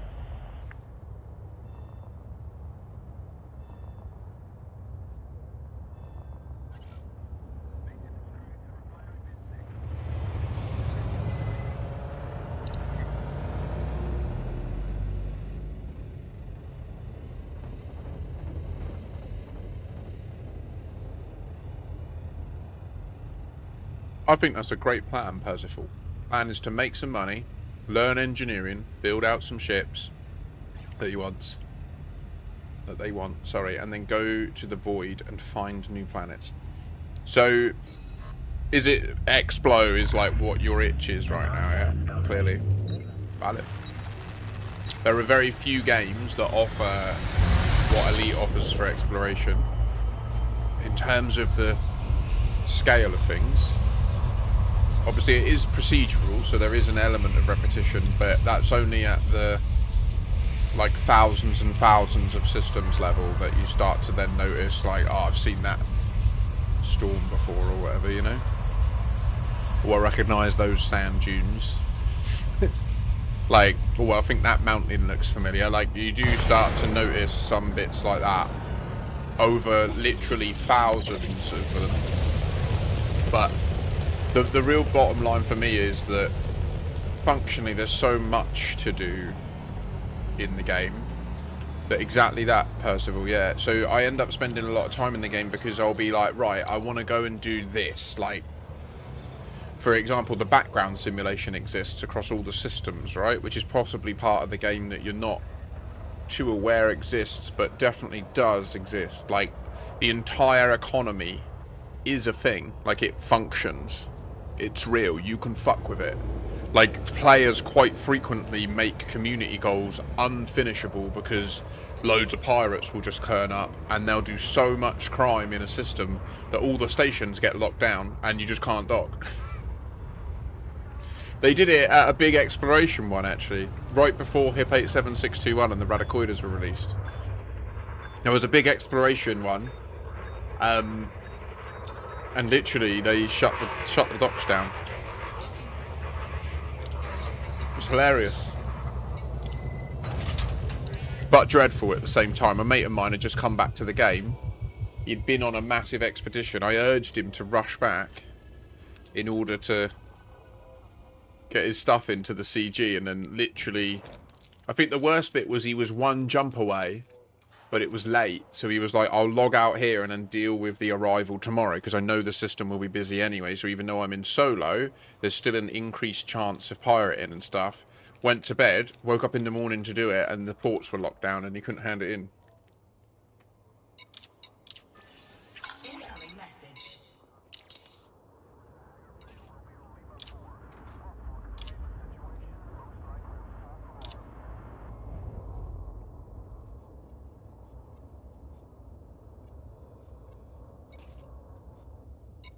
Landing gear retracted.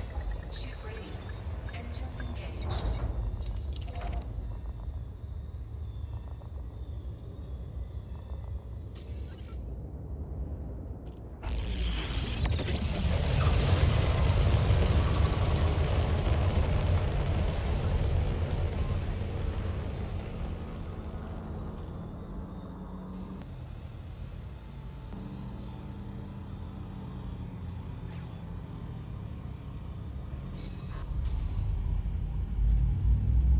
Correct, Percival, yeah.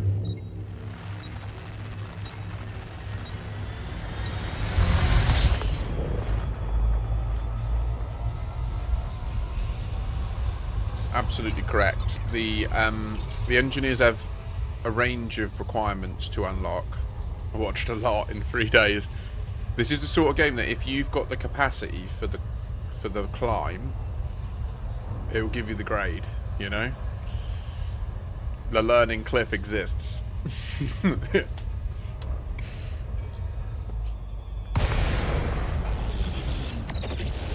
It sounds like you're making great progress, though.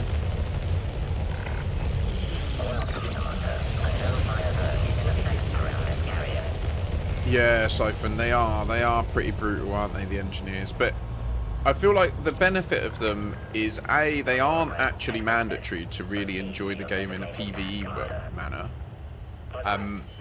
It's only if you want to dominate in the hardest challenges in PvE, engineering is required.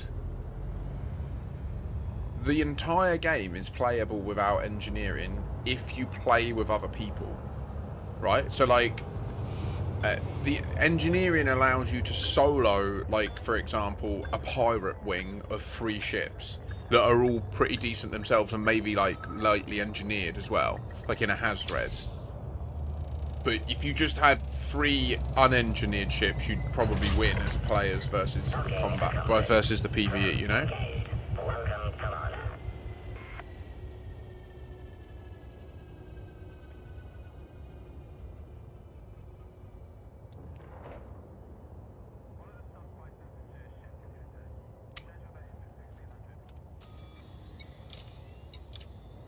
That's the beautiful thing about coming from Star Citizen, is you're very likely to have all the gear to have an amazing time in the league and, like, plausibly arrive and be like, wow.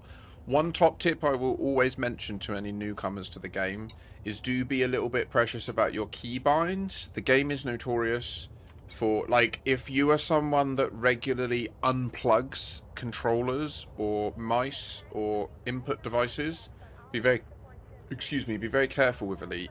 Create manual backups of your keybinds, because if you ever load the game with something unplugged, it will just, like, delete your keybinds that included that.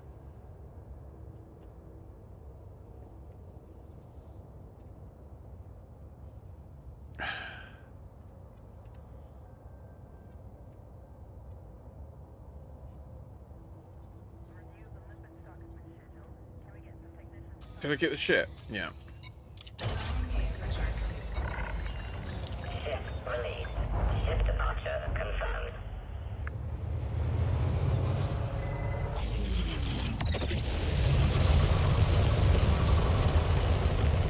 We're doing it. We're building this dodeck.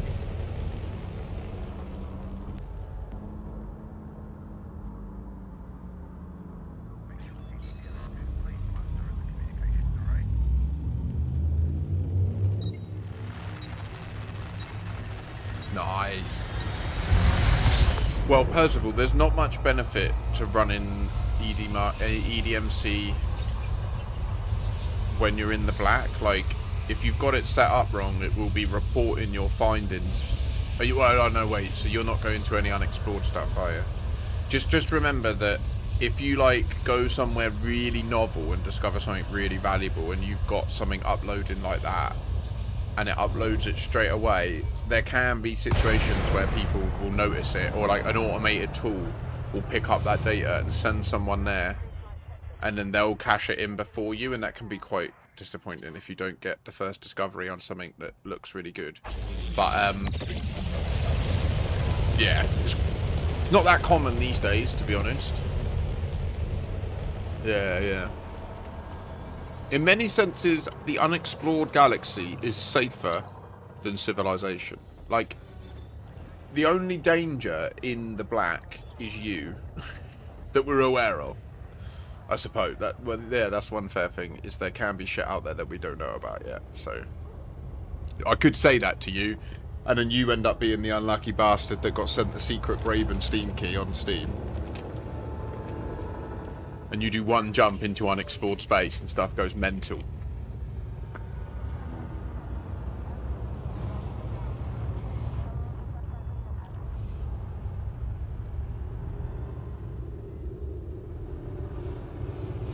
Siphon, you're right. You can set EDMC to only upload once you dock. Docking successful. Engines disengaged.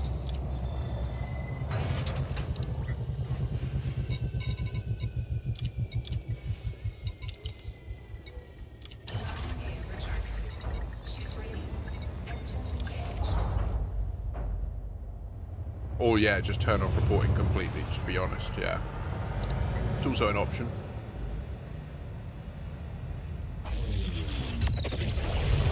Yes! Sorry. Just that boost sound is just shocking, isn't it?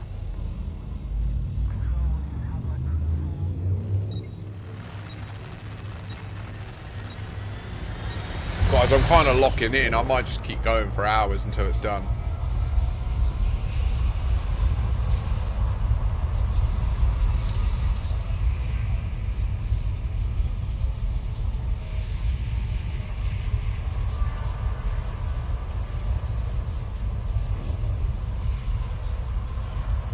So, Percival, did you do much combat in Star Citizen? I assume you did, because it was mostly on foot stuff, wasn't it? Like running around, moving stuff, shooting stuff on foot.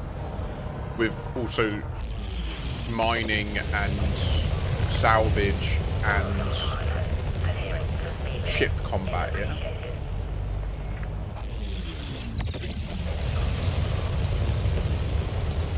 Really, mate? Do you like watching like Alaska gold hunters and shit? Yeah, so do I. There's a YouTube channel called I done org scale combat. Really? Okay. I'm gonna dock and do an operation. Does anyone want to join me? Boxes fight you, elevators fight you, doors fight you, inventory fights you, ships fight you, love. Nice, Voodoo. I've got one. Warriors! Now is your time! Will you stand tall with me? Will you rise to the occasion?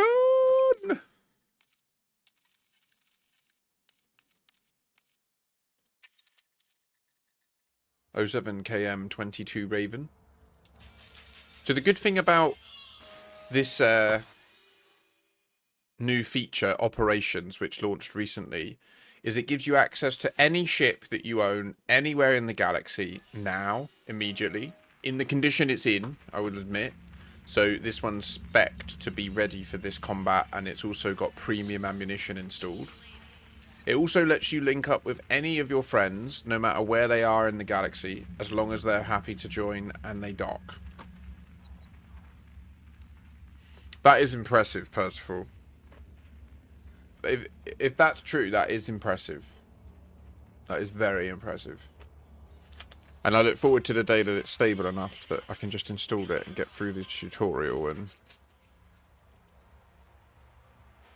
join in on that.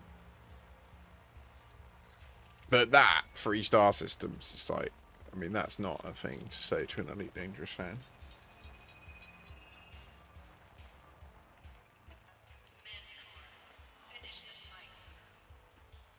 Anyone else?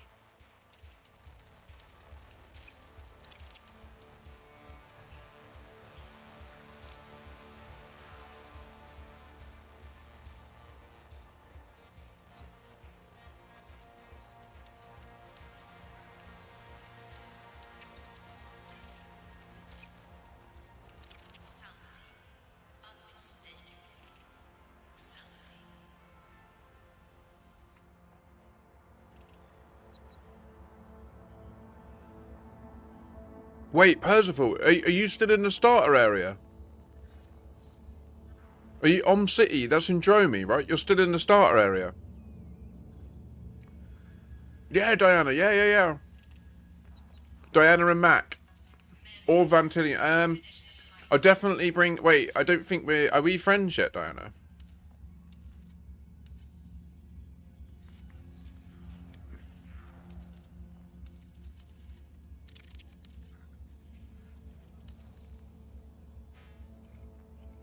We lost it. Yeah. I think that was what got us chatting earlier about it, wasn't it?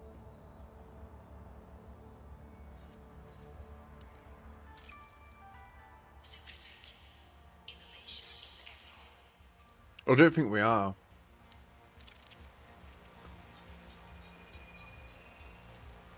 In which case I might just do 2 and do 1 after with you.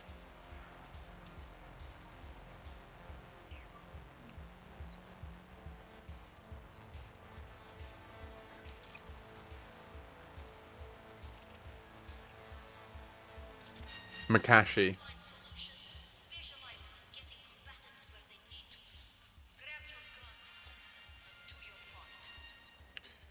Let me get Metin in and I'll do... This is like the squad.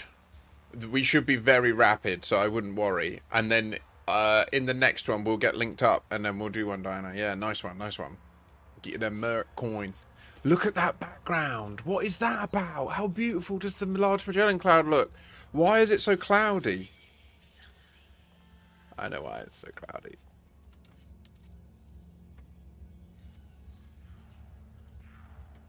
Legend.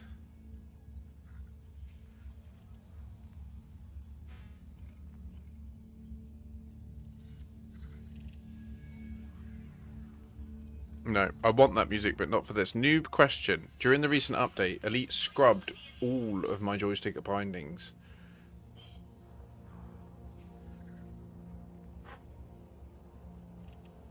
Genuine grief.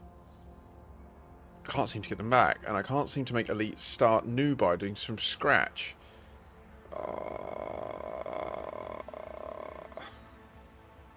No, no, no. Let's get Metin in this one. Metin, you in?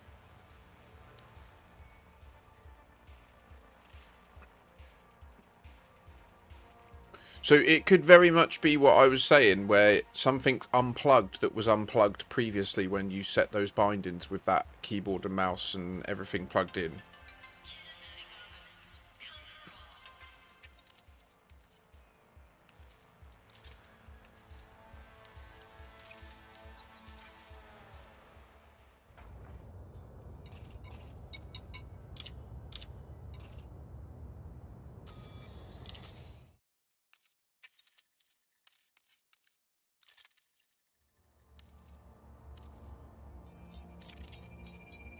Now I've invited Diana.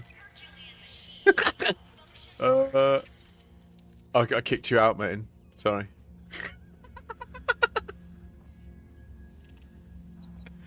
Yeah, monkey foot bacon armpit. That is both an incredible name and that really sucks.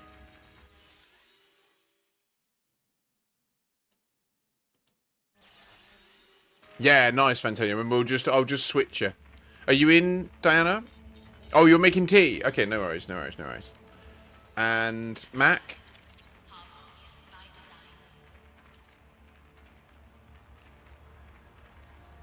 I'll try Metin's invite as well. It didn't send. It's not sending. Yeah, definitely do relog. There's... Nice. What music? Dance? Ooh.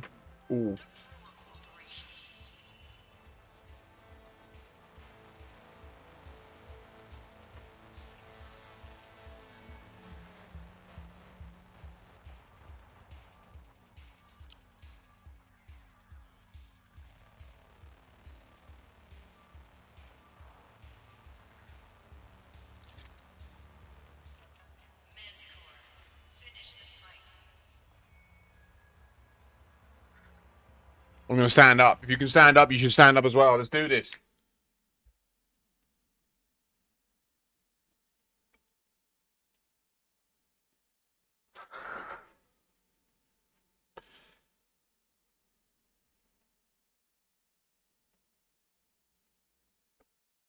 I got too excited. Clear the pad and get to work. Be careful, there's a ring in between.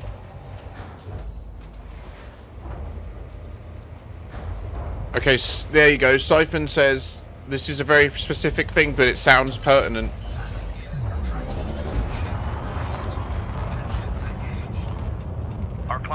If you use VKB, don't ever unplug them. Don't ever plug them into different USB slots. They change the device ID, and you lose the bindings. Ask me how I know. But yeah, it is very strange. There is no widespread news about bindings being affected by the latest update. I will admit, there hasn't been any. Although there is a great deal of anxiety within the community about that, and a lot of advice offered preemptively by the community to try and avoid it. So, like, I've already made the point multiple times on this stream to new people to be careful about your binds. So, I think it's more likely that it's just that we didn't reach you in time, and Frontier, the developers, are notoriously bad at this. Sorry. Attack mode engaged. Night vision on. Got Mach 10 ploughing ahead in the very capable Corvette, the I Win Vet. There it goes. It is, yeah. I did shout a few times, beware of the ring. It's on the other side of the ring.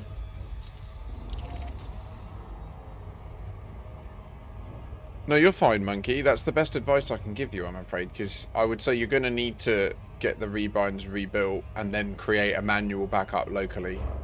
Rename it like custom.keybinds, and then that will persist no matter what happens. And it'll always be, that's what I've got. And even Steam keeps up with that, so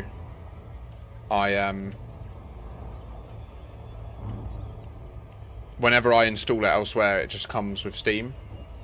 Same as my UI, like it will be in blue and gold. That I don't deliberately do that. I just install the game and then it does it. I can't remember. If you Google it, it will just come straight back in the top list, in the top response, you know.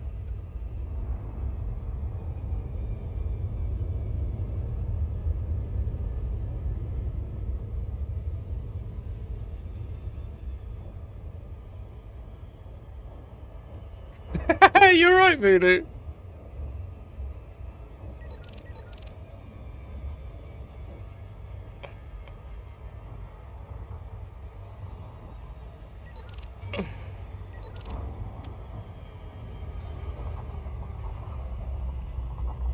Do you need to go AFK?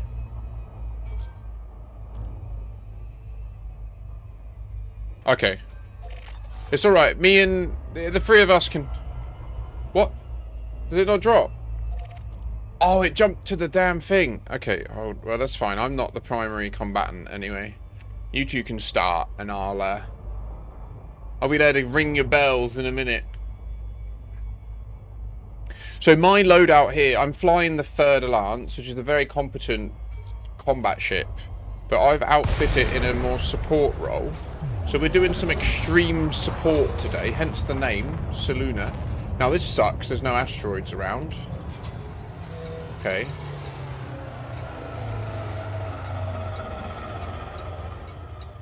Oh, this is rough.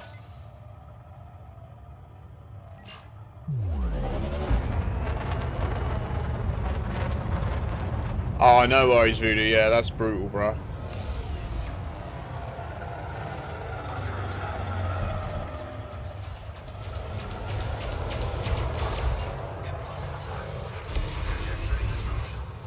They hurt me much. It's not nice. It makes me much sad.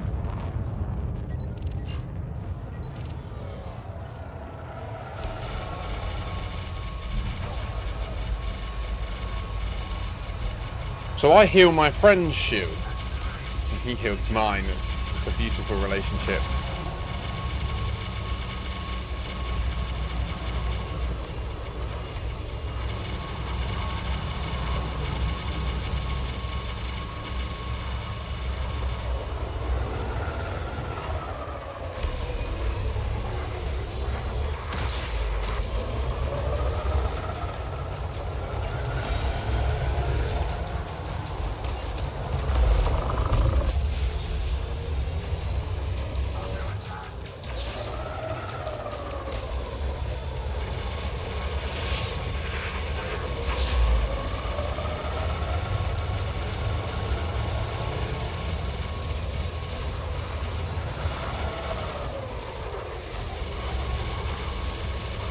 Fucking noisy that is, isn't it?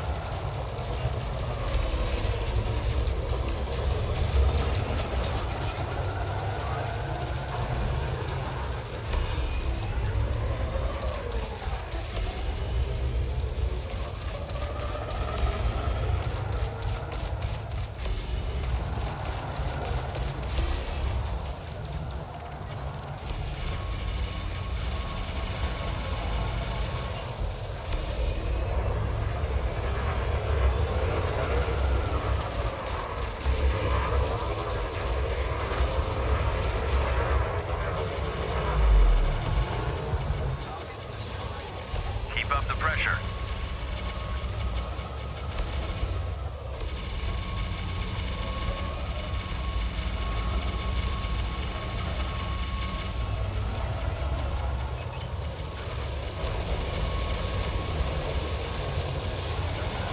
Whee! Another Corvette! Woohoo! A fucking crazy strong Corvette as well. Yes! We're winning. We're winning. We just had another ship arrive. Oh yeah, they're fucked. Mr. Phantom, I say ouchie to your shield now. Hello, sir. Boop. Boop. You know, heal. I am heal.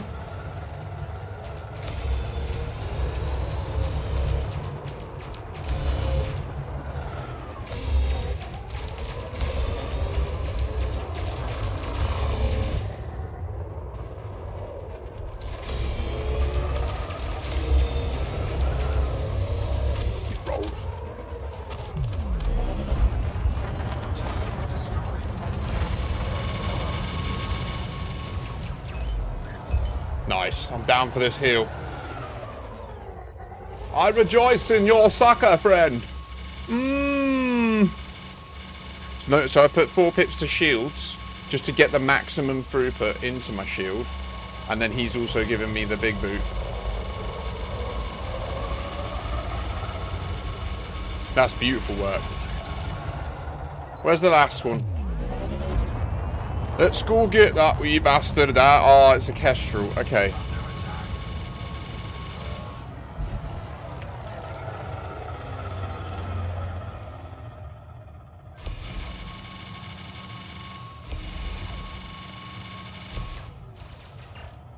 Oh, that was a beautiful bit of ramming.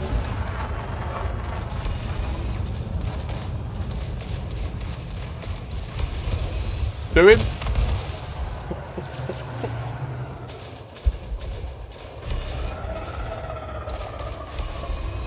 Do it!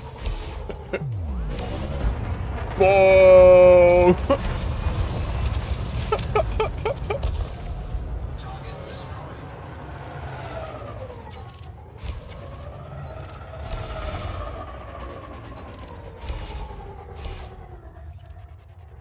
We're ready. We are on form. We are demolishing the opposition. More hostiles inbound.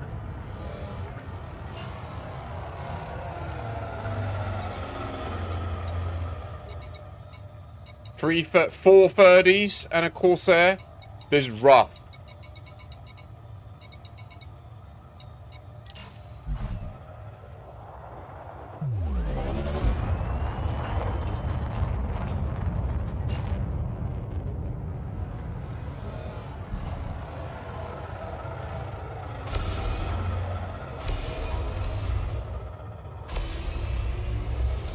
Ah, you're a shithead.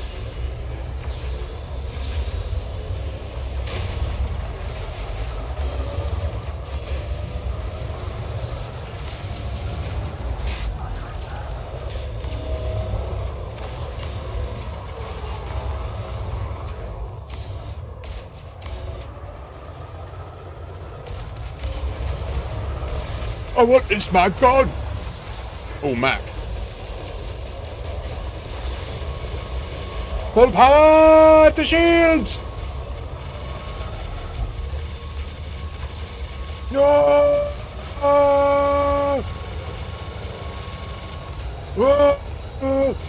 Heal off Mac if we can.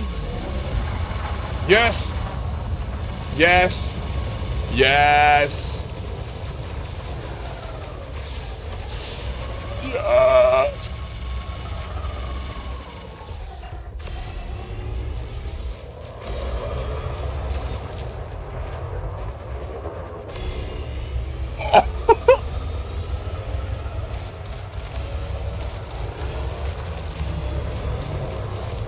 Don't, son!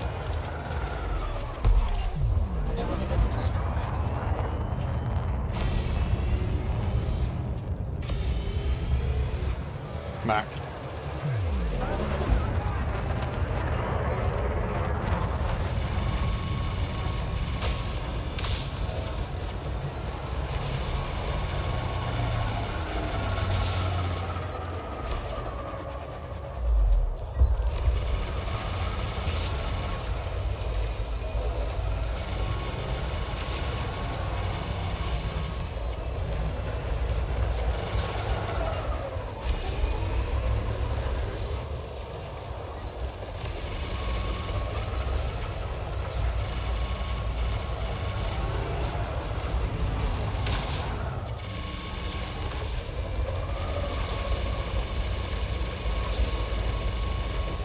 Trying to get that concordant in.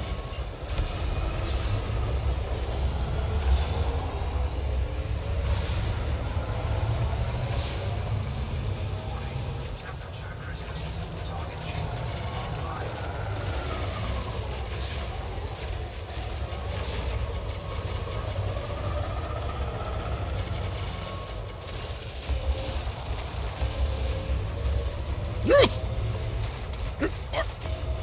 Yes! One down. 50% of enemies destroyed. Keep up the pressure.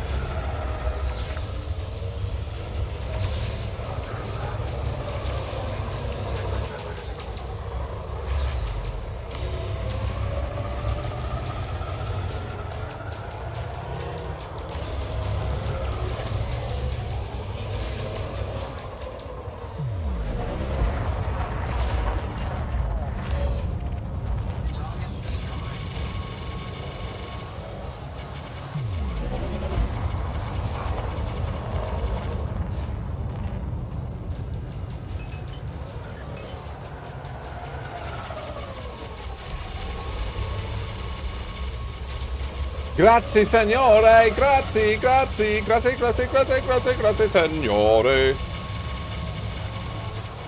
Gonna peel your target and then give you a big heal.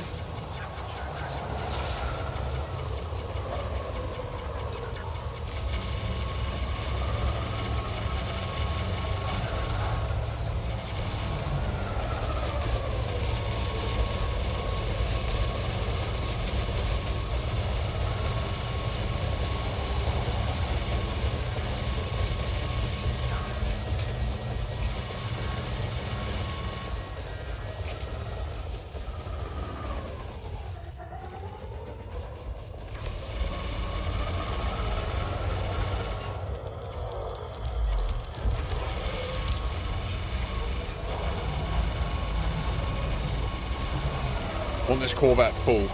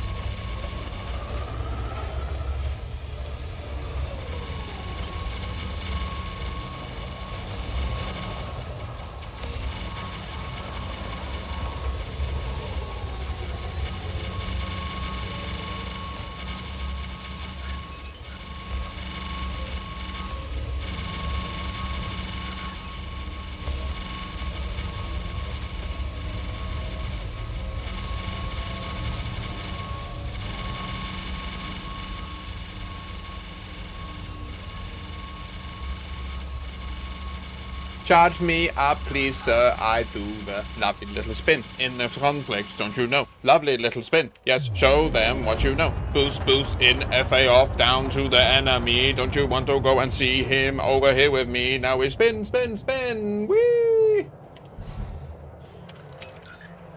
That'll do.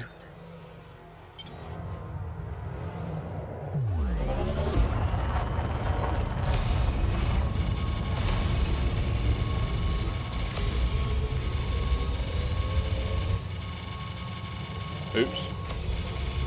Wrong button, doing damage too. Oopsie. Time to heal a little voodoo up, friend. Don't you know it's true? Woo woo, what now? We're gonna go and get him. Don't you know it's real? There's a little motherfucker over here still.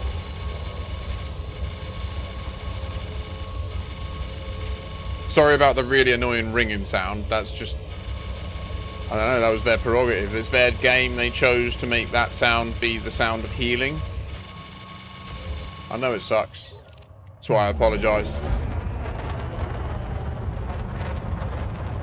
Hello, spaceships.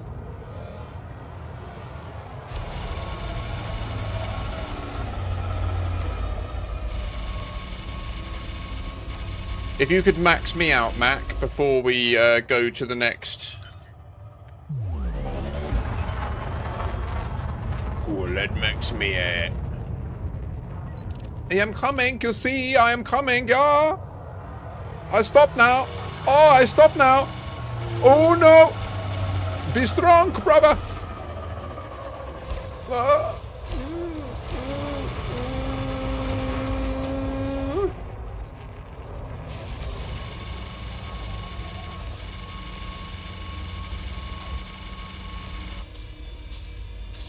He heal me and I heal you. It's a lovely little deal you do. Grazie.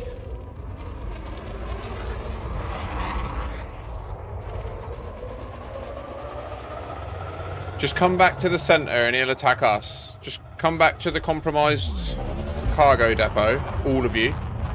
And then he will eventually come and attack us. He knows he's fucked.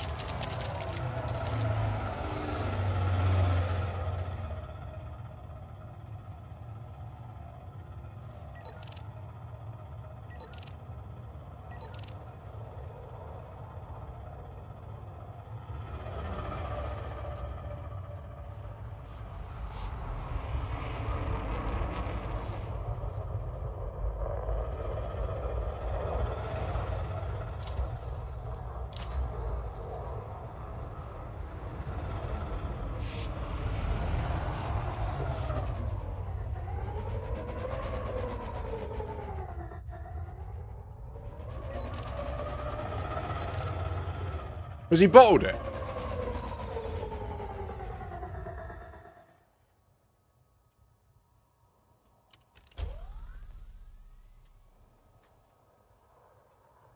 I have to sit down. I'm stood up too long.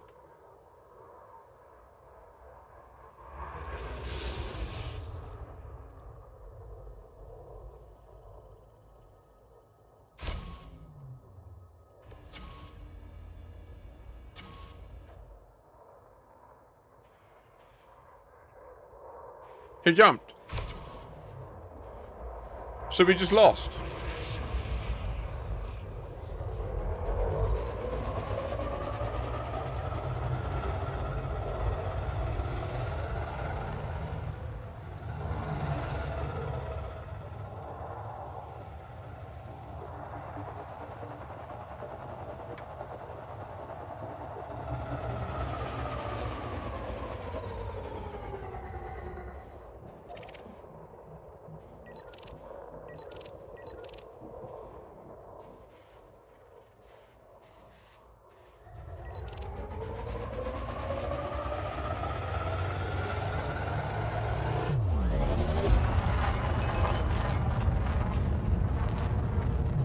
Let me start a quick round trip just to see if I can find one and lure it in.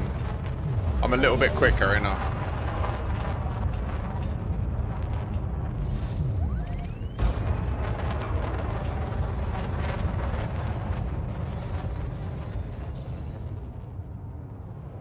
I've literally never had this happen. Typical a geezer would say that, isn't it? Have you, Voodoo? I mean, we've had it where they run earlier. Didn't we? This is new, though. It wasn't happening previous. Is it our DPS is too high now? Is that what it is?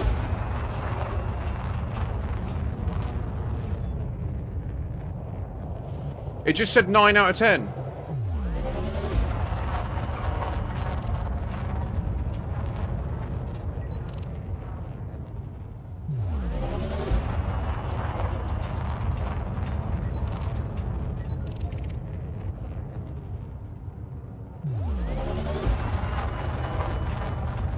Did you get one, Mac?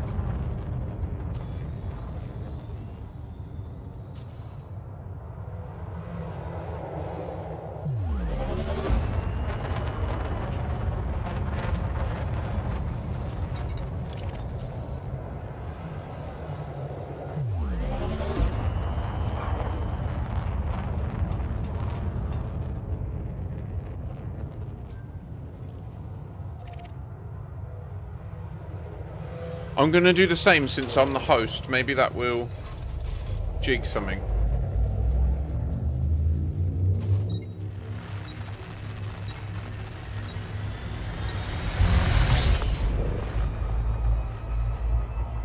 Very strange.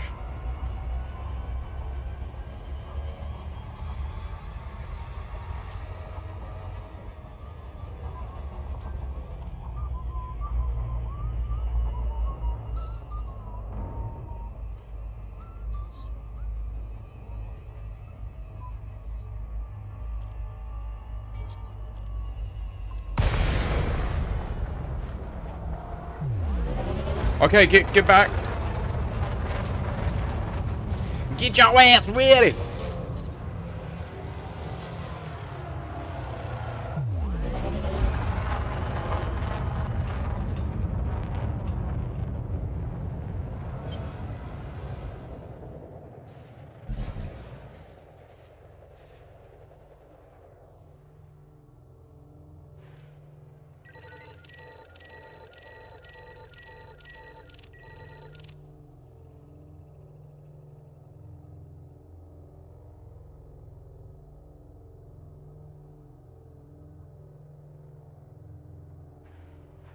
I don't know what to suggest.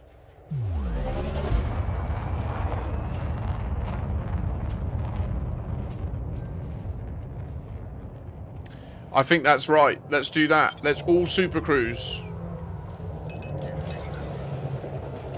Good job, team. Oh! Wait! No, it did it! When Diana left, general inbound, general inbound! On me! Pivot, attack formation. I don't know, maybe it was tied to you, Diana, like that. I don't know, its fate was tied to yours. Little did we know. Enemy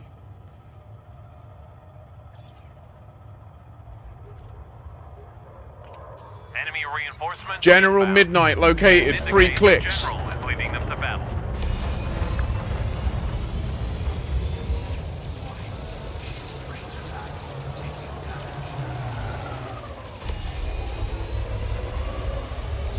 No idea. Very strange.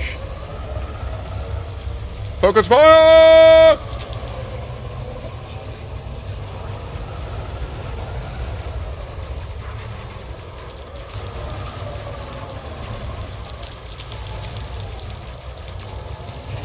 Get him!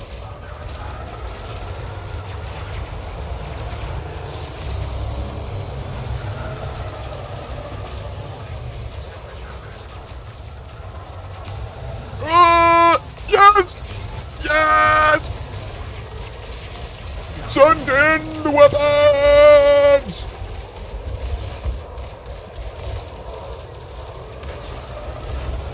Power!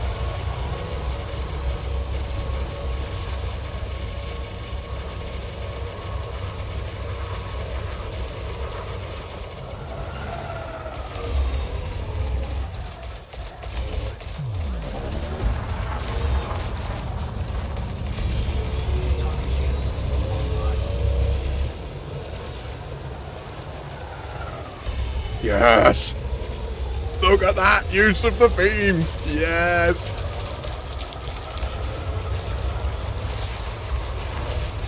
Look where he's pointing now. He ain't happy now. No, no, no. He wants to run away. Kill him.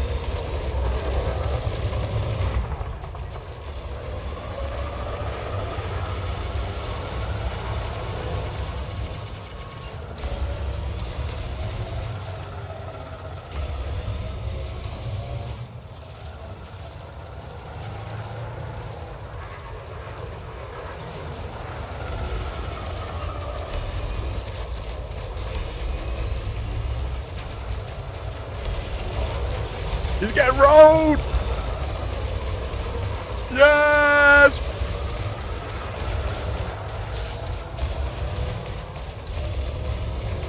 There he goes!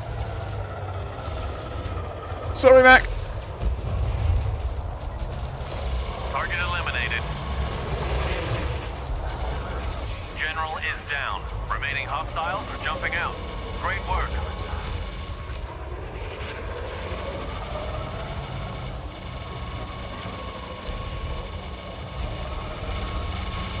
The runner is heading to your location for extraction.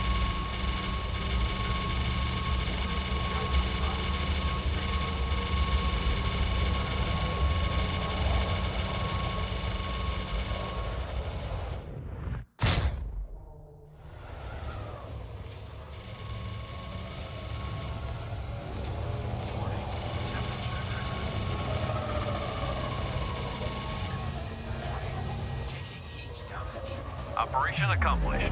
Dock with the runner for debrief.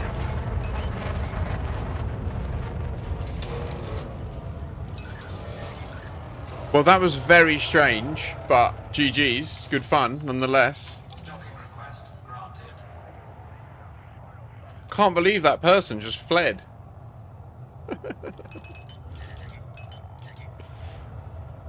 So fuck this, man. You don't know what I've seen, man. 3 corvettes, and we focused fire on 1 corvette, and then the further lands just healed and shield. No. Excellent performance. The client's pleased.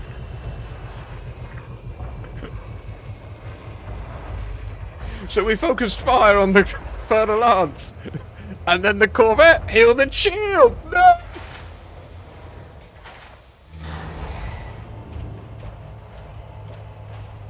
We take no... Oh, Voodoo took some damage. I think Mac only took hull damage from me. I think Mac only took hull damage from me attacking the hull of them. So good. Yeah, you're fine. I'm fine. No damage. No damage to Diana. Jolly good. Jolly good. Other than that little slowdown with the... You crashed.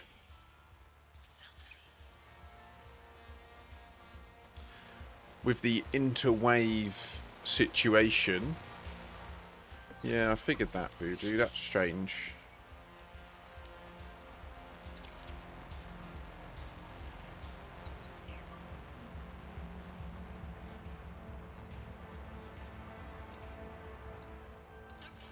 Anybody in? Metin? You missed out a bit there. If you fancy one, if you want one, it's there for you. I'll send the invite. We lost Voodoo. Mac, you want more? That felt good. We were speedy. Anyone else in chat want to get in? I feel pretty confident having 2 streamers. Yeah, no, fair. Thank you. Mateen's joining. Happy days. Troll, Rexler, Istarius, Krashma, Drip, Kalen, Barhughes, Admiral Sandog, all are welcome. Do some of that pew pew, get some of that Healy shield, get some of that. Just the terminal prosecution, the hard one. Good fun.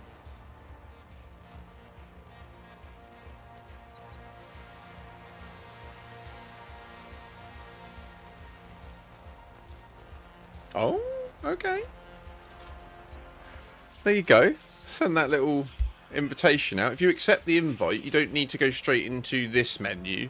It will just reserve you on the screen, and then at least Diana can see. If she well, I think she can hear as well, but yeah.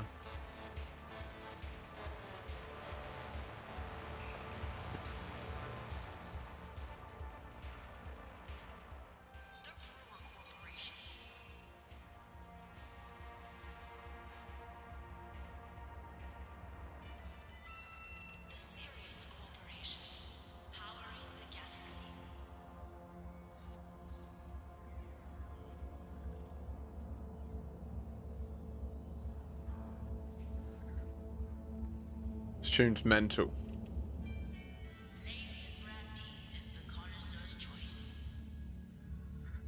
Oh, 07 Sanchez.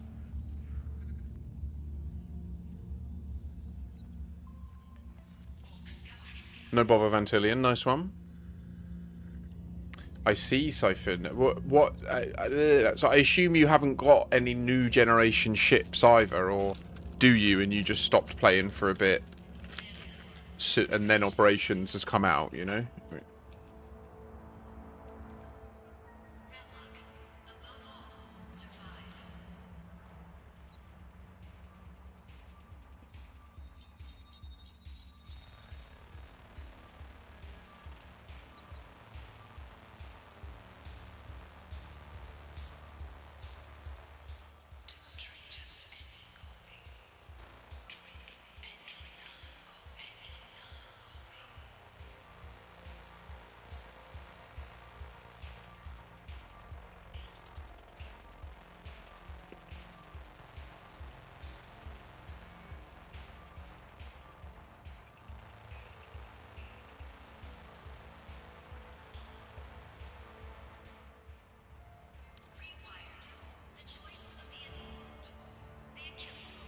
GG.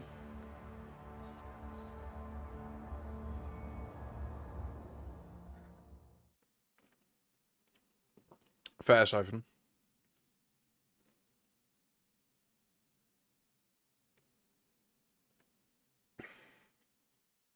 Ready, guys?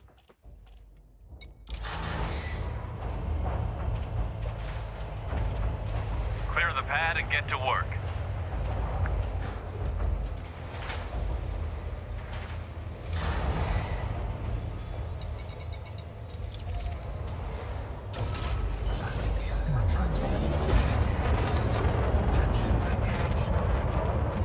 Activity is getting increasingly disrupted by criminal presence in this sector.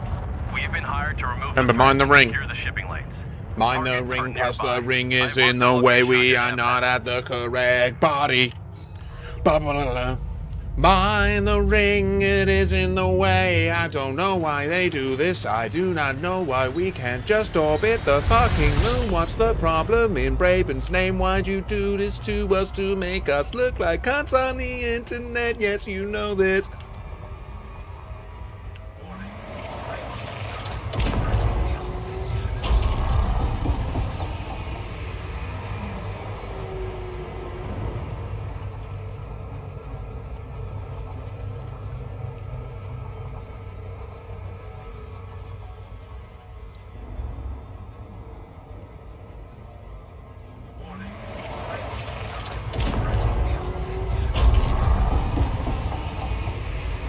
The gravitationally complex environment.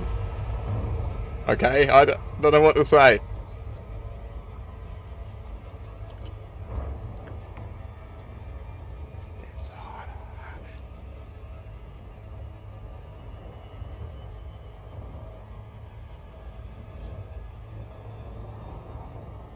Your main fighting ship was an Anaconda. Well, the nice thing about Ops is you can find out and there's no rebuys, so there's that.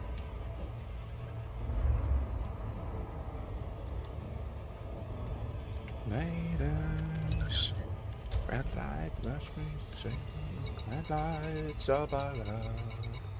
Healing seems as a pastime activity.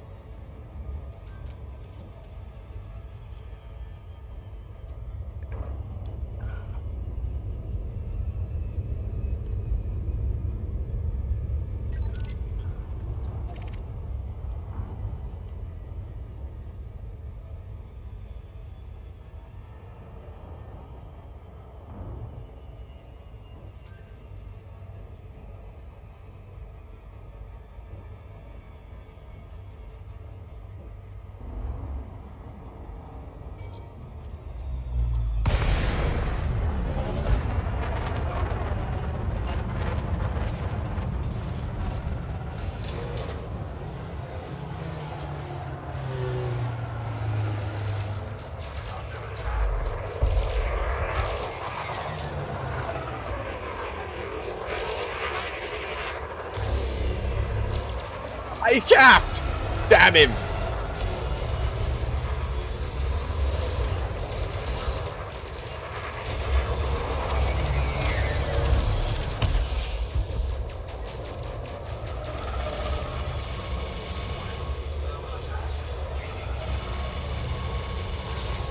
Metin, what did you put on that, bro? Wow. That was very fast. You made him go pop. When I became the sun, I shine right up in the mad swap.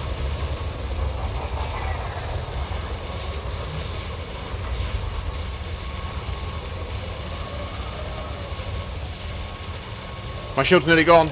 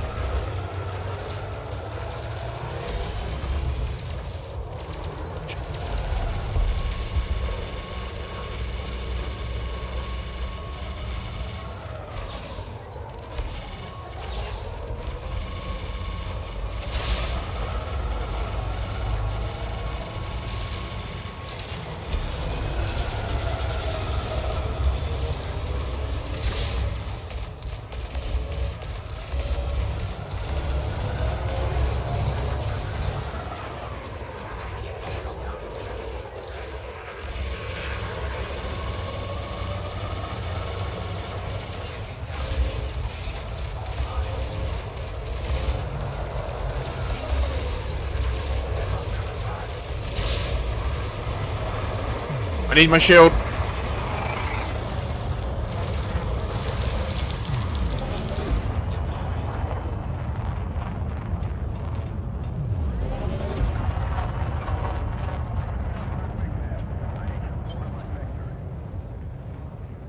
Corsair's on me.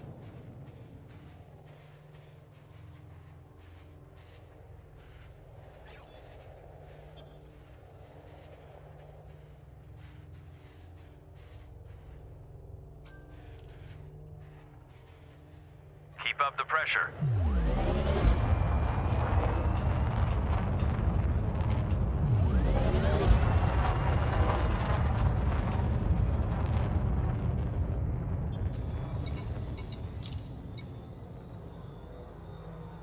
Diagnostic repair sequence initiated.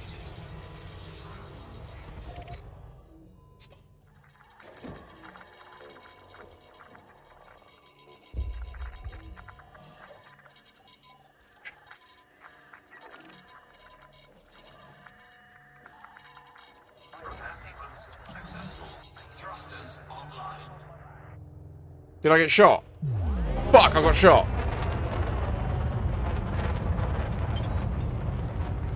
Damn it.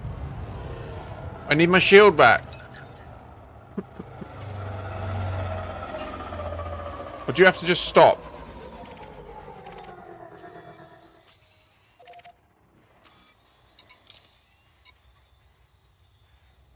Diagnostic repair sequence initiated.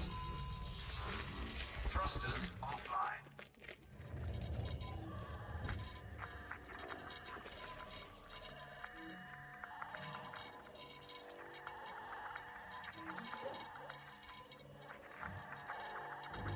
Repair sequence successful. Shields online. Thrusters online.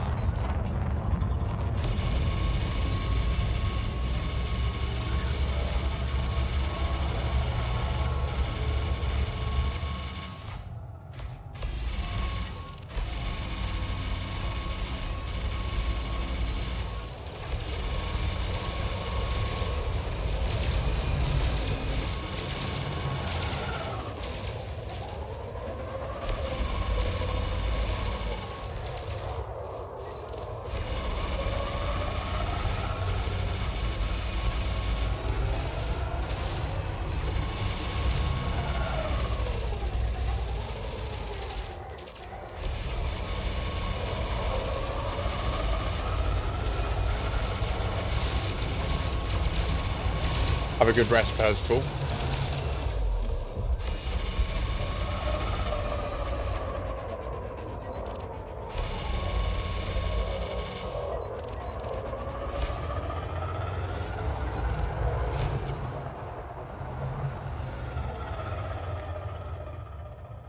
Let's get these bastards. The Corsairs are indeed disgraceful. More hostiles Thank you, inbound. Hammerlam.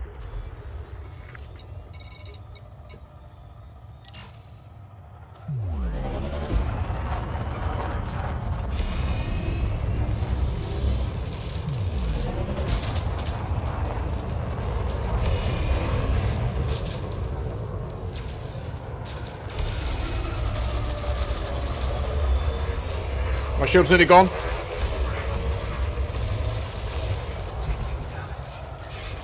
My shield is gone.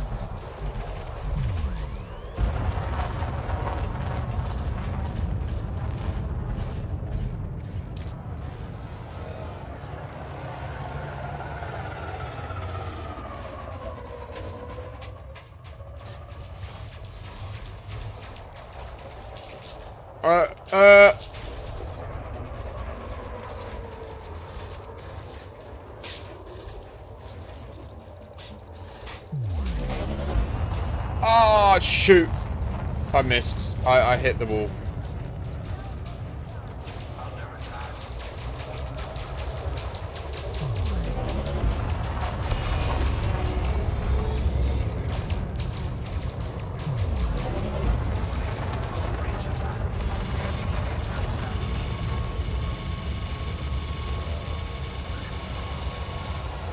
Right, I'm fighting till I die.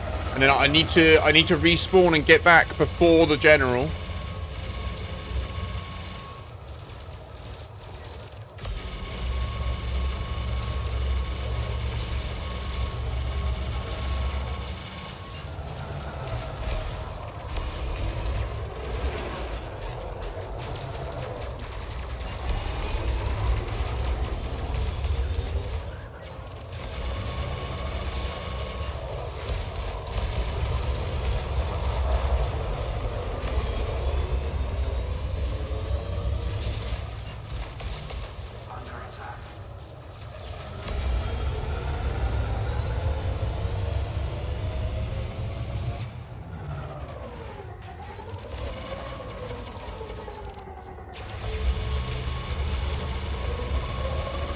Diana, I'm going to be on you in 2 secs.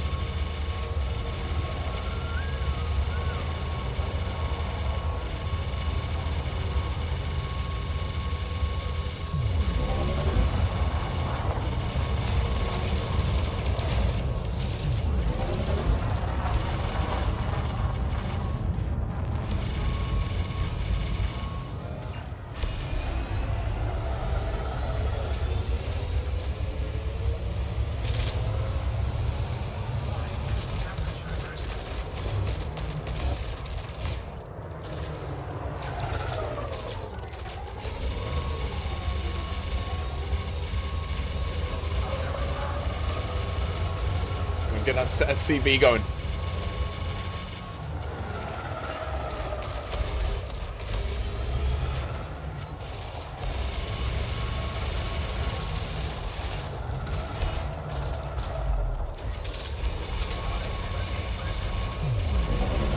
Of enemies destroyed. Keep up the pressure. We got you, we got you. I need to blow soon to come back in time.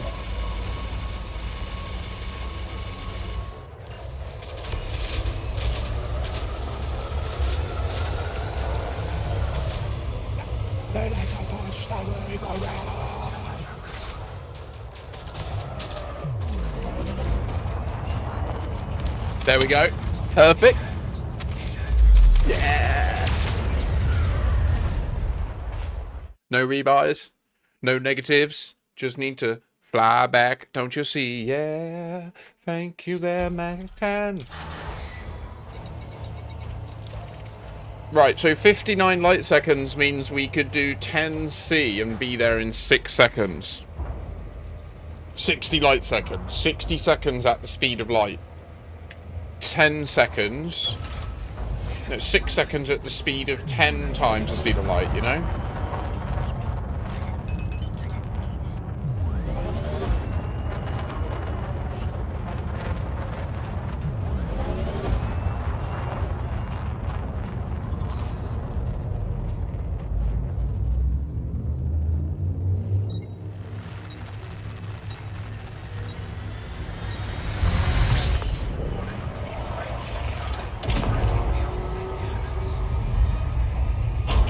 I bottled it at 4C, but at least I'm only 20 clicks out. 20 seconds out. They like to push the wig around.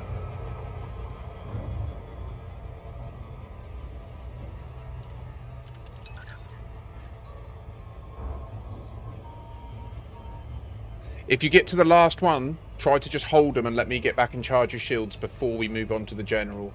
Just to give us maximum chance to get through without anyone popping. Hey, you see me?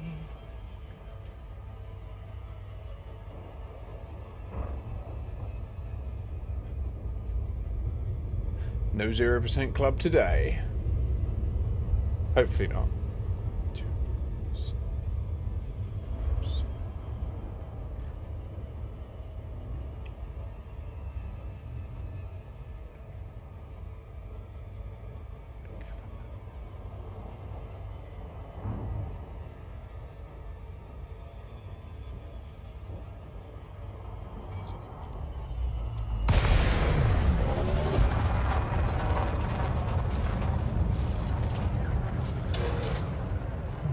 Go straight back on Diana.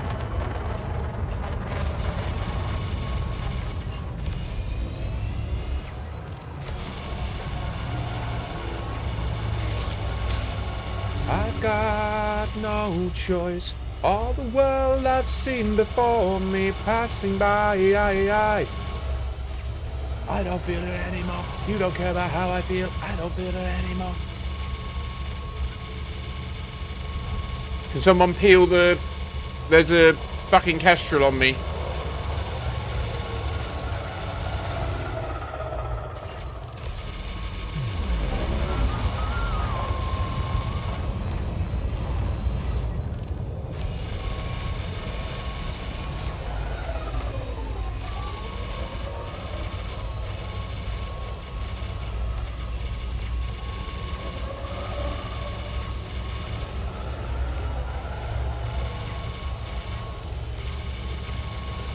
Hey, you see me? Pictures crazy. All the world I've seen before me passing by.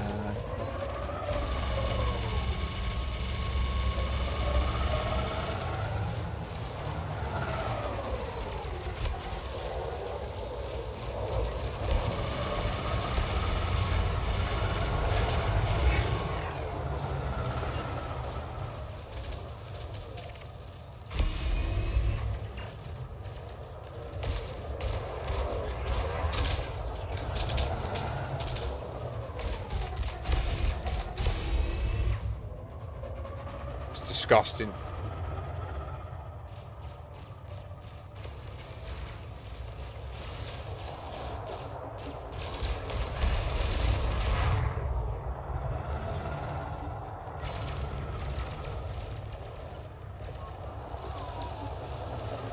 Horse is a shackled old man.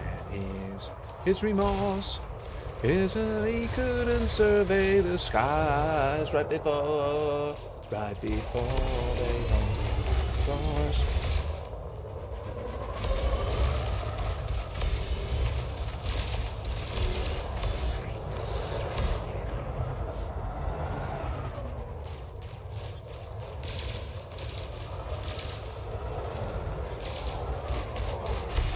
Now, everyone, everything! Everything! Take from him it all. Right before they went for the throat, and my remorse. Good job, team. Flying over a great bay. Wired were the eyes of a horse of a jet pilot. When it smiled when they flew over the bay. Wired were the eyes. Right, ready? The big fight. The general.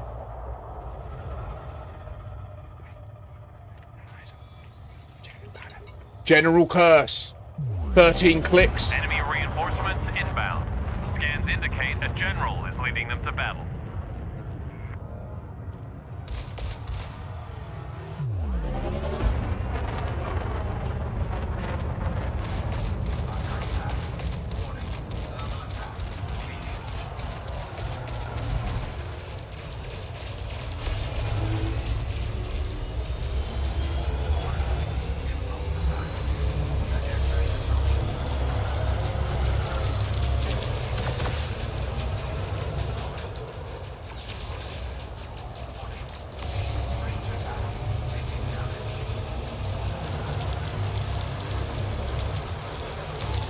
Yes! Brilliant! Brilliant breach!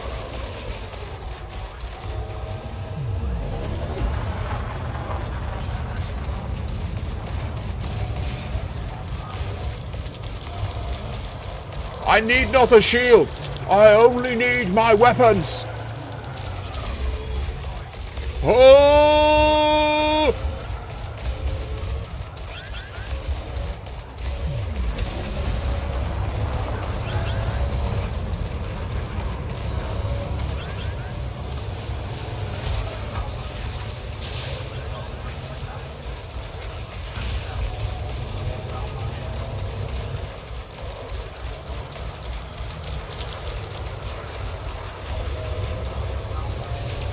I'm gonna die.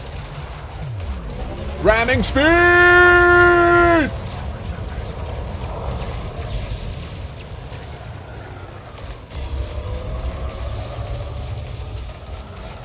You never wanna lose.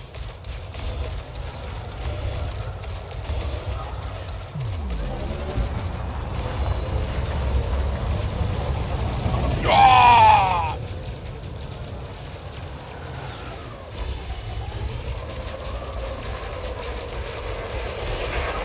We're close.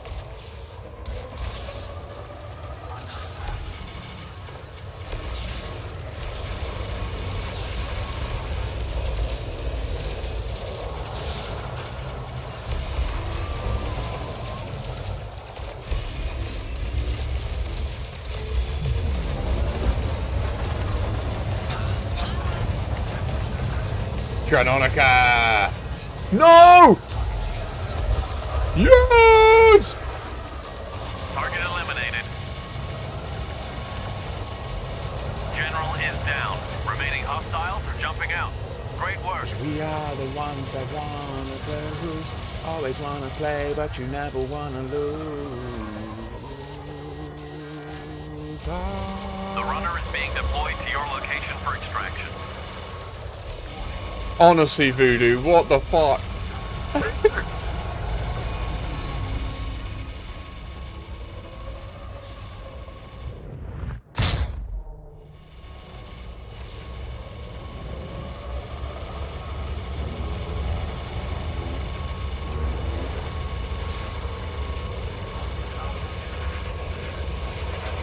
Operation accomplished.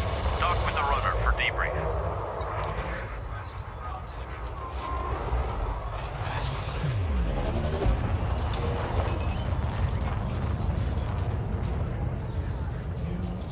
Socialize the time that barriers.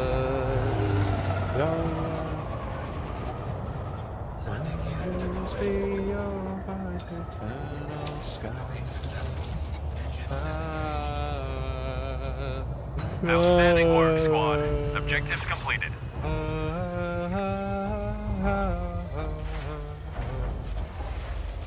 I am a much happy boy, you know this one, Canonica.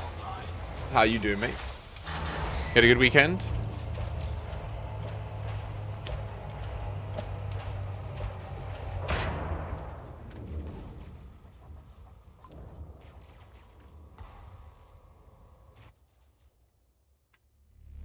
Sublime work. Commanders, Diana Rigg, Astarius.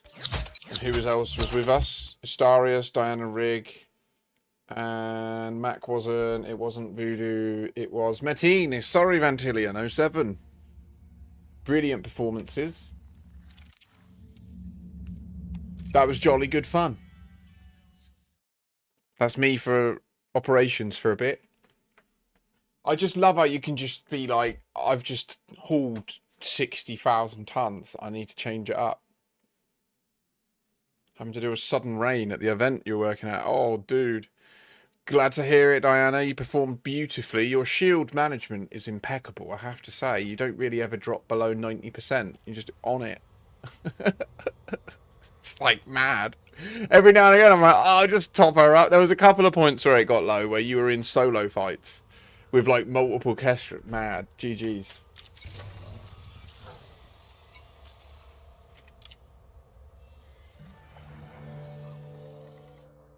Oh yeah, gotta get the shit loaded. Don't you know it's true? Hitch now, hold it. What you wanna do? Go and hit the titanium up. You gotta go and deliver it up. Don't you see? There's a little poster over up for me. Now is a trying to knock her. We gotta build that shit. You'll see. Yeah, get that little shit over here. Oh my goodness, good goodness, good goodness me.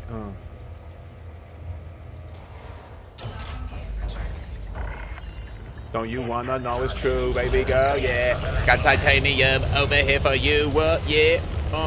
Gonna drop it off. Gonna help you out, son. Don't you know what? Yeah, mate. Yeah, we got you, bro. We got you. We're expanding. Fuck the Fargoids.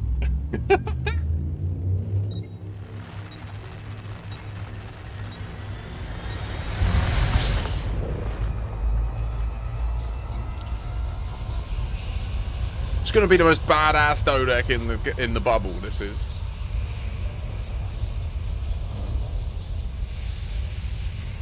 This the first use of that emote I've ever seen.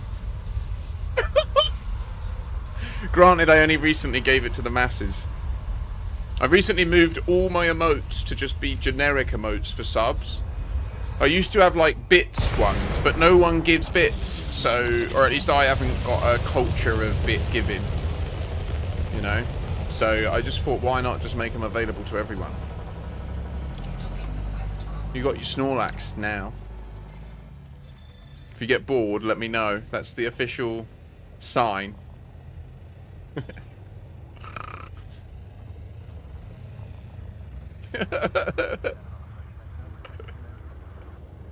There he is. There's a story behind that as well. That Snorlax, I don't know if you can see it. If you gigantify it, you'll see it. It's missing an ear. It was the first time I saw whatever it is in like the ancient texts. They talk about like original sin, or like there being an intrinsic evil in humanity. It was the first time I saw it happen in my kid. Because that little snort, I think I've got it here. Docking successful. Engines disengaged.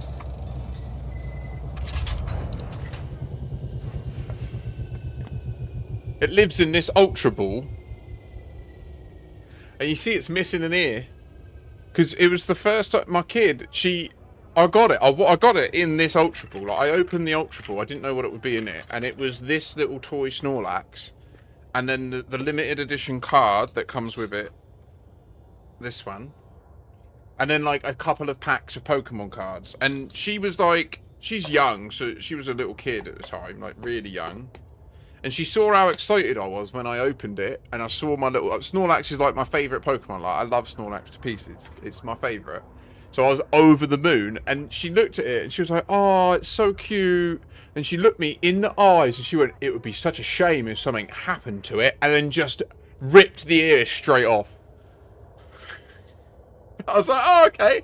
Yeah, this is that fucking Adam and Eve shit that they were talking about. Like, fuck me, you vindictive bitch.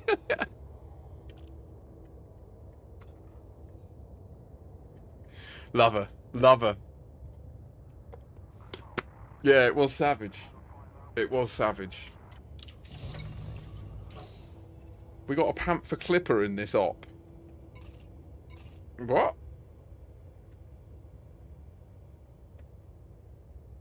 Are you serious?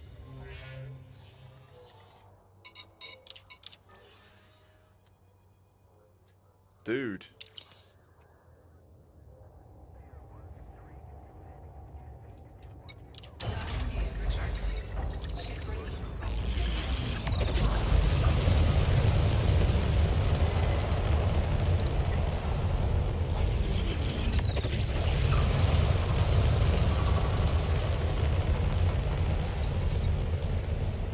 But this is the thing about operations. You don't realise, like, in the background, you're also getting bounties.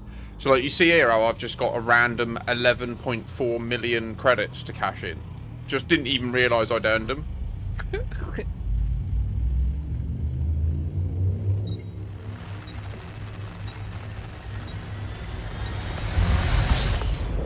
It would be nice at the end if in the conclusion screen there was statistics. Like who did the most DPS, etc. You know? Who took the most shield damage, who healed the most shield damage, whether it's through shield cell banks or like the person doing healing would take over if they're doing effective healing compared to the shield cell banks, you know? I wouldn't mind a stats screen at the end. Also, if it could be granulated to overall team and an individual performance, but that would be me trying to manage you all, which it is meant to be fun. So we'll just yeah.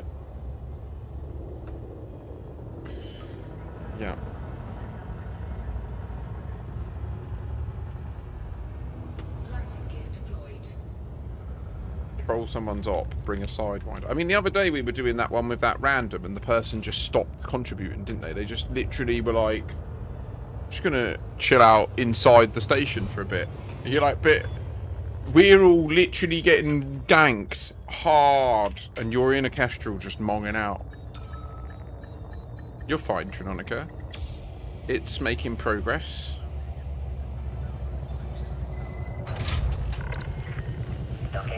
Oh yeah, and then they combat logged at the end, didn't they? They did the first 2 rounds and then just quit for the general. Left us as free man, and we managed to do it still. Fuck them. We got the reward. I'll be pissed if it turned out they got the reward.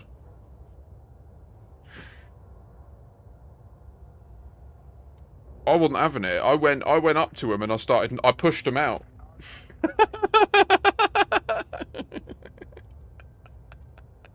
They were inside the thing and I just pushed them.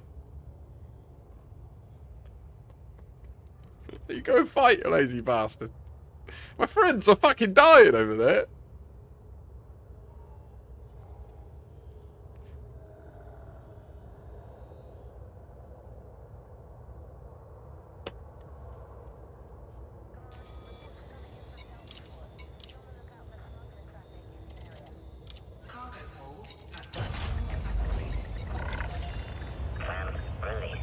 I had that guy. I started shooting him. Should we just do that? If we ever have them join and we know, should we just at the runner just wreck them? Valid, Vanti. Okay, that's the best way to deal with it, actually. Yeah. And then they just won't be able to play the game with anyone that's decent. And they'll just be creating their own shit existence, you know?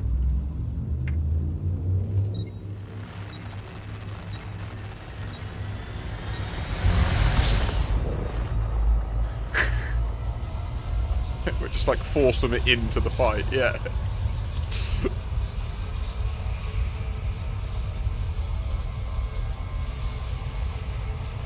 The best shield is a physical object. If that object needs to be a non-consensual combatant shit hull, so be it. That's a price I'm willing to pay.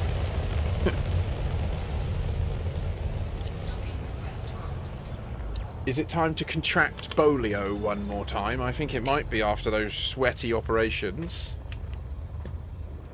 Damn, time to haul a little bit of titanium down for a Trinonica. Don't you know that is true? He's only got 2 weeks left on there for you, so we gotta knock out a cheeky little 50k. Get it up on the board, okay? Don't you wanna see it's true? I need more haulers here for you and you. Would you like to help? If anyone does want to help, I'll take it. Literally nearly all the shit that's needed for this is here. Okay, no, the steel's not, but the liquid oxygen, the aluminium, and the titanium are all here, and they just need offloaded, which I'm doing now. The steel is a different matter. If you've got a fleet carrier and are willing to bring a load, that's fucking cushy. That is the, like, technical elite dangerous nomenclature for that. It's not actually, by the way. It's me being a cheeky shit. Oh. I love the way it's just bobbing at the top of the screen, don't you? The pulsar jets.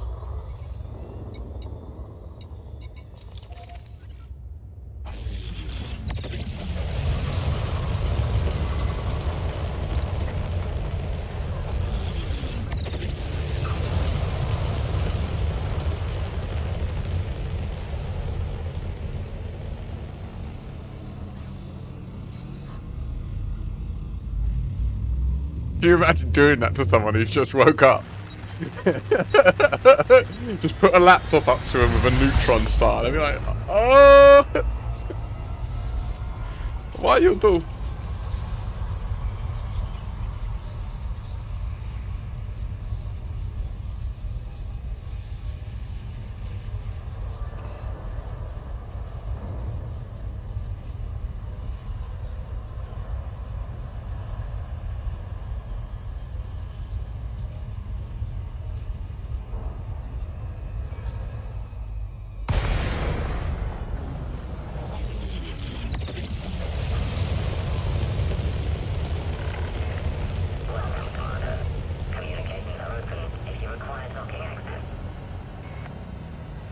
You need sunglasses working here.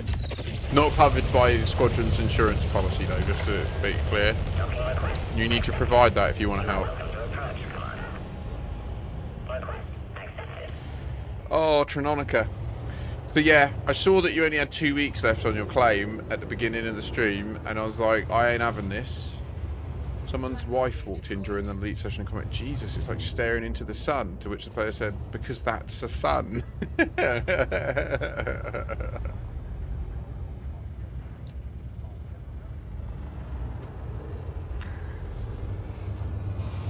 They are. Suns everywhere.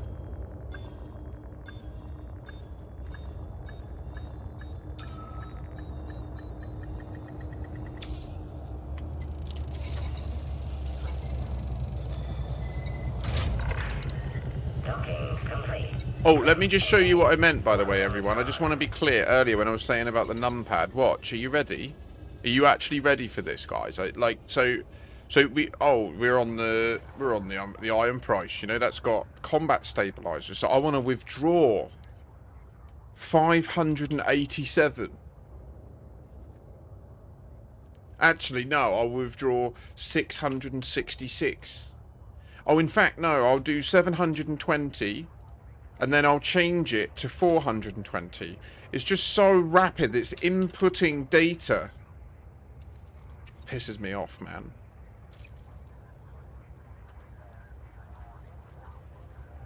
They need to take that input mechanism and apply it everywhere.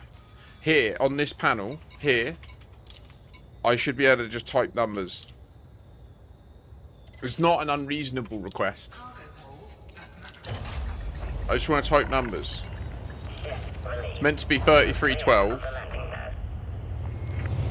But it's facts now. I genuinely was willing to integrate into my headcanon that David Braben deleted numpads from the lore of Elite Dangerous. Like, I was genuinely operating on that basis, and now it's ruined. I can use the numpad, so it's only malicious now.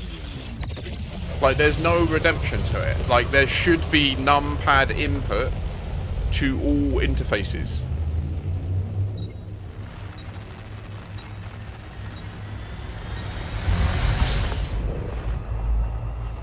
I was willing to accept that one of the things that's different about the reality in Elite, like, they've got faster than light travel, doesn't make sense, but they've got it, and they don't have numpads. They never did numpad. They don't have numlock. Maybe that's what it is. Maybe it's because we play the game with numlock on.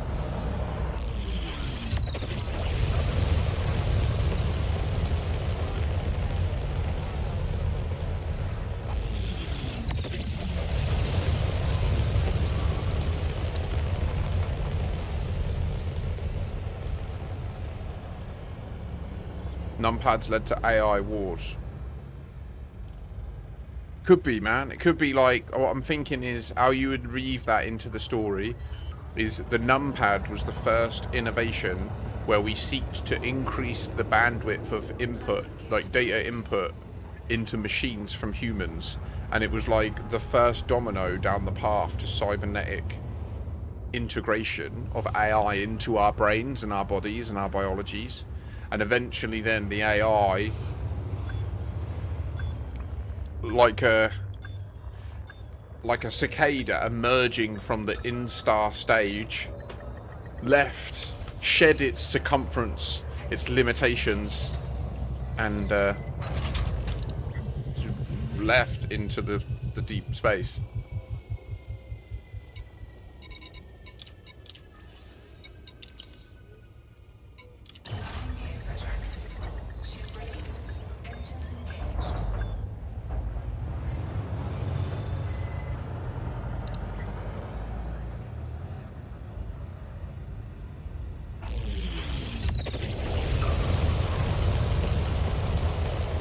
nailed it, Mac.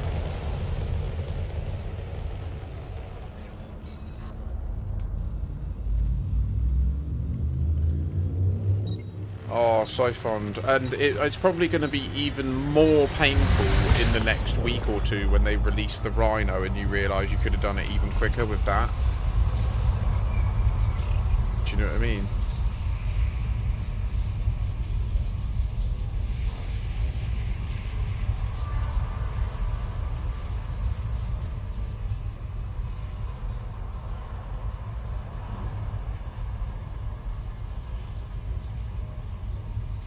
Oh, Trinonica, I see your messages. Godspeed, sleep well, mate. And yeah, bless you, 20-hour party, GG's. Thanks for swinging by, I'm glad you thought of us. I hope you're doing well and you have a good sleep. I'm sure there'll be a nice chunk of progress on your Dodak next time you're on.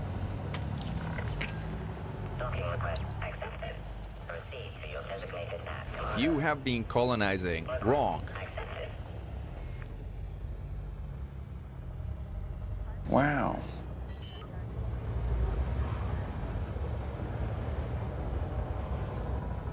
So just to be clear, Siphon, like Frontier have literally teased their new SRV called the Rhino, which is going to be focused on surface raw material gathering and sourcing, and allegedly going to be introducing surface mining into the game, but we don't know in what form or how or what that means or anything really.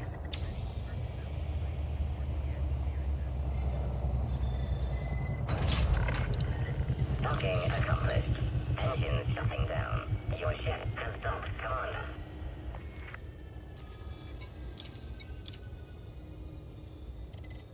Cargo hold at maximum capacity. Clamps released. Launch underway.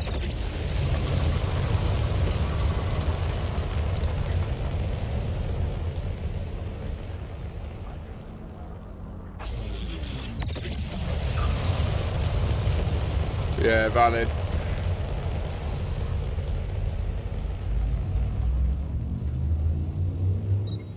I must admit the ops are really good for maps. Between operations and power play, and then the overlap where you can do power play operations as well.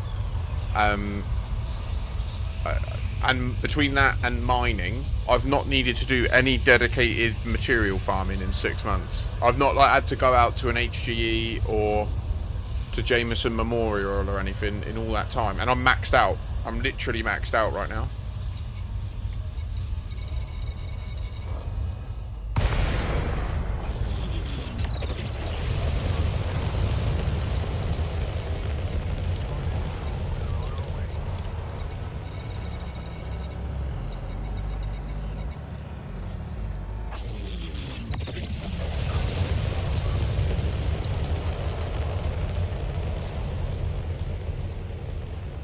So brain trees are great for targeting grade 4 raw materials, which is the highest grade of raw material. So if you just want to fill up that, perfect for that. But then you need to do the whole routine of going there, filling up on it, go into a trader, trading it all down, and then going back again and filling up again.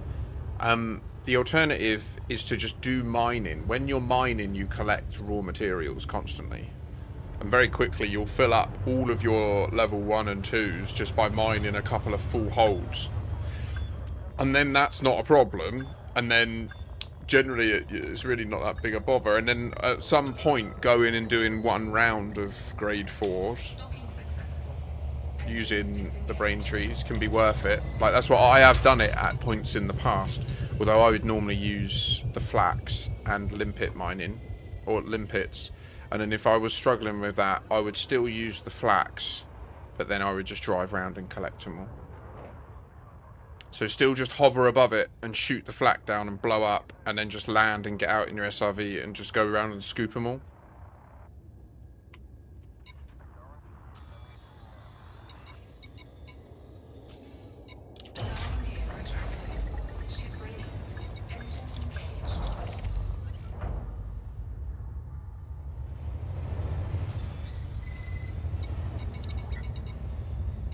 Fuck, I'm here.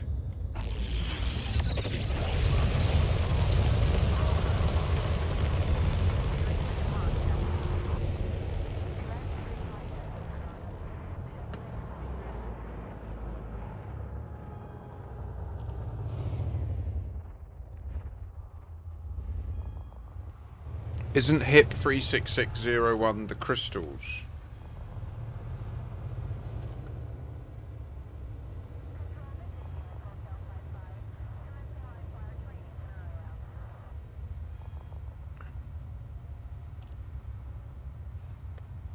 They are definitely not limpet farmable anymore.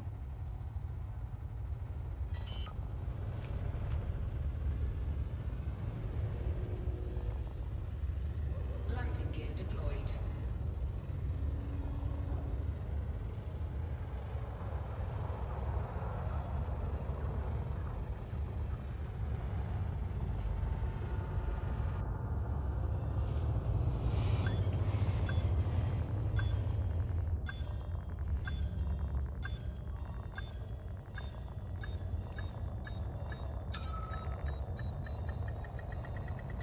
Docking successful. Engines disengaged.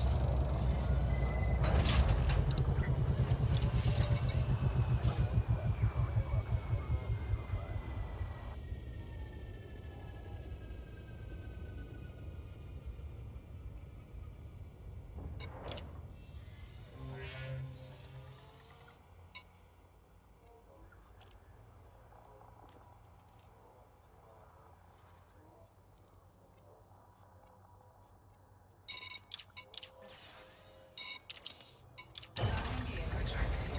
Ship released. Engines engaged.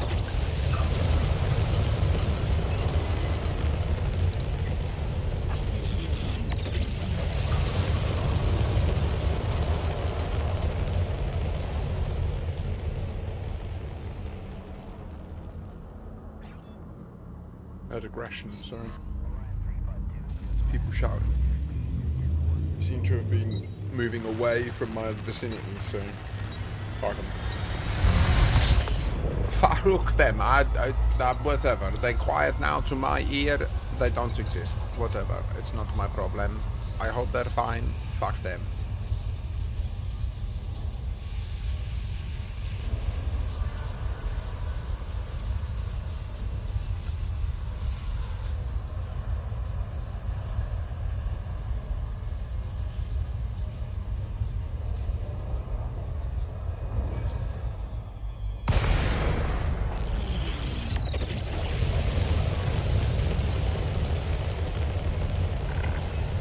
Welcome, Commander. Communication notes if you require docking access.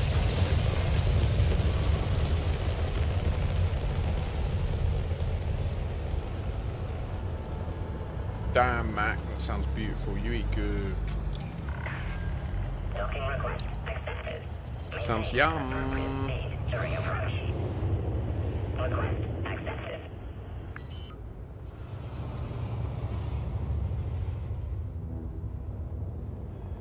Landing gear deployed.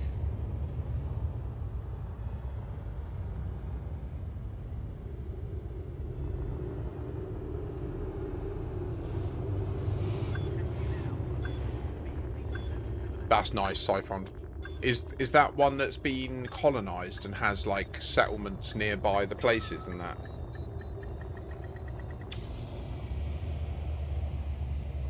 It will be that so on each brain tree there's a couple of different nodules that can be on there, and only one type of it will be guaranteed max grade. That's what that will be.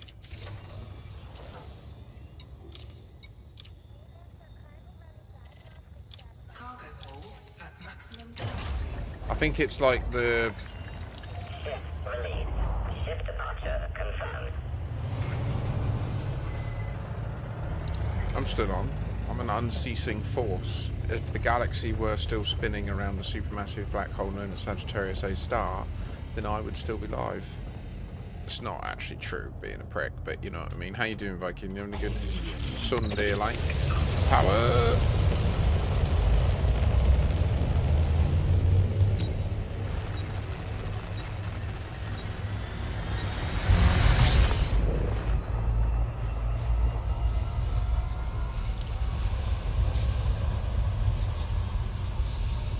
Mucidian seed pods equals G4.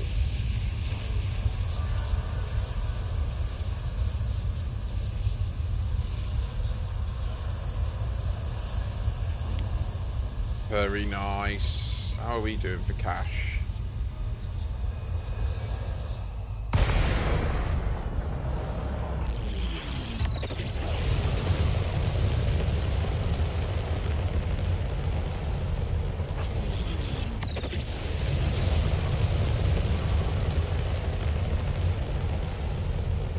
Docking request granted.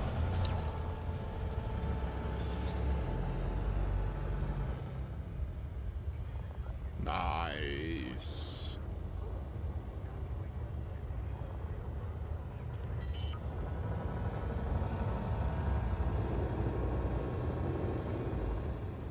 Landing gear deployed.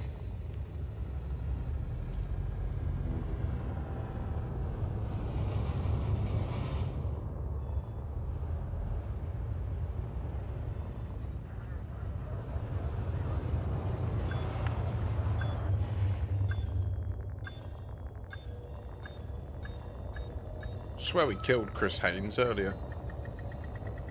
Docking successful.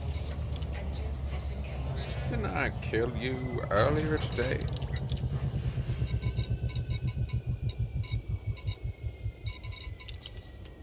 Landing gear retracted. Ship released.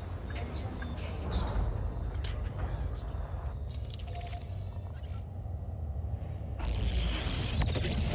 Also collect the information to set the engineer to unlock higher grades of engineering. Yeah, good idea. Oh, Felicity Farsi is the one that you can sell data to for rep.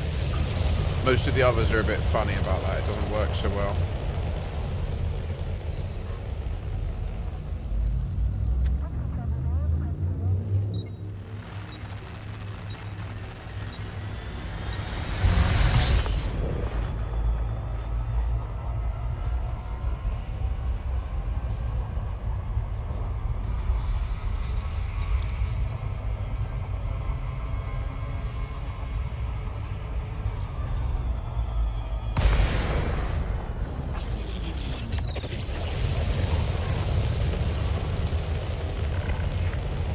This is Flight Control.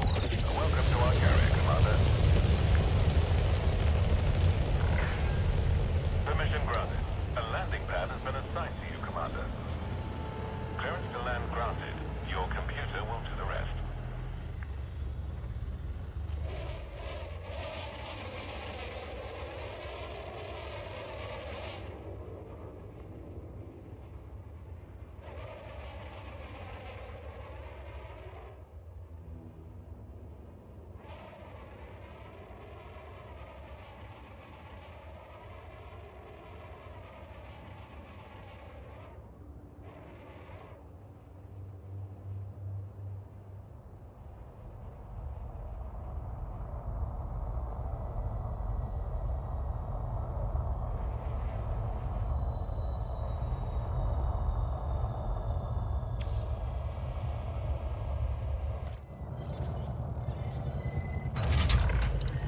Docking successful.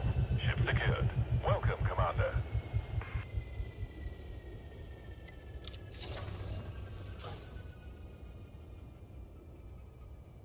Well, so Felicity Farsi,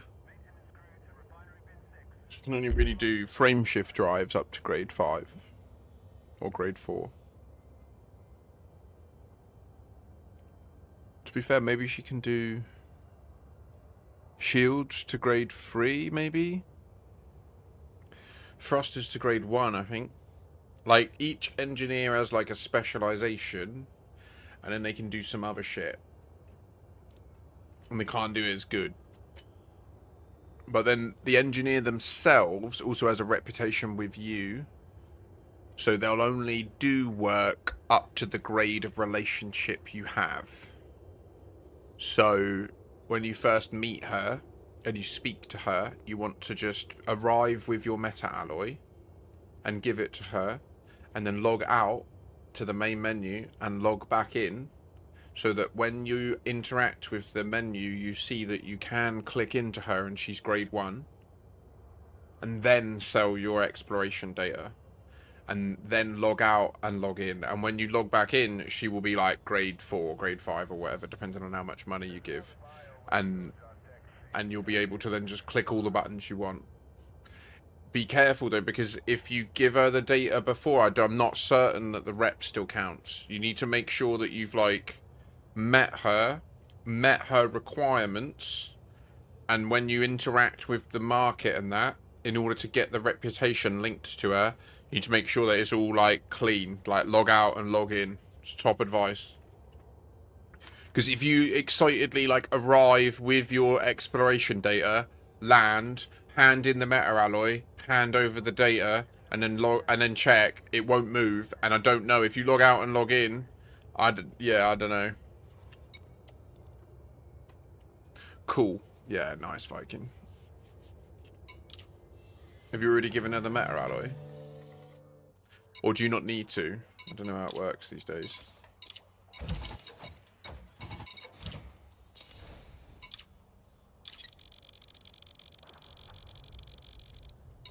Cargo hold at maximum capacity. Ship is ready. Ship has liftoff.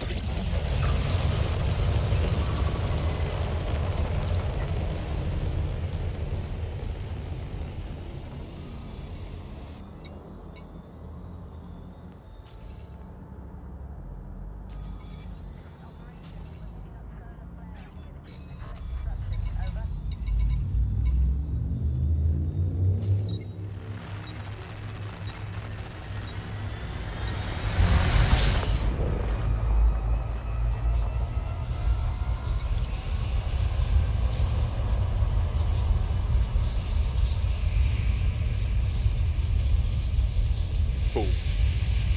So that means you've been in, yeah, sweet.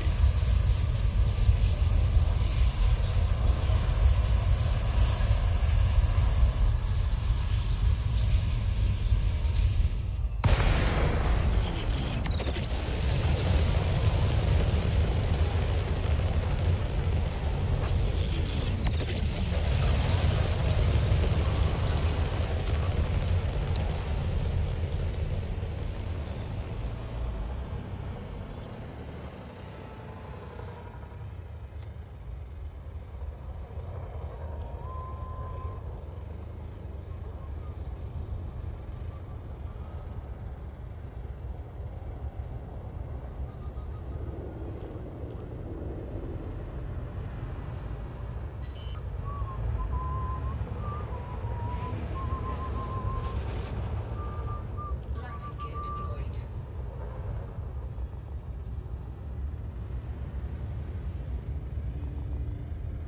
Oh.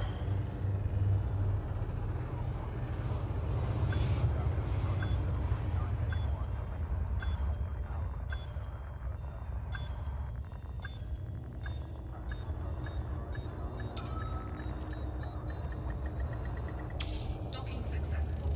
Engines disengaged.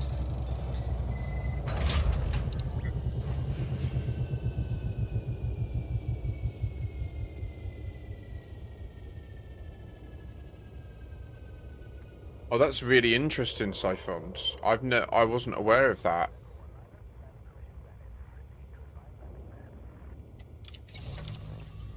It does still work. Landing gear retracted. Ship raised. Engines engaged.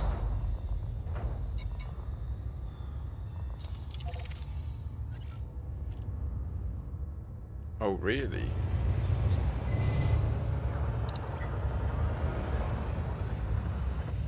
I think 4.1 though is when I released my video about it, because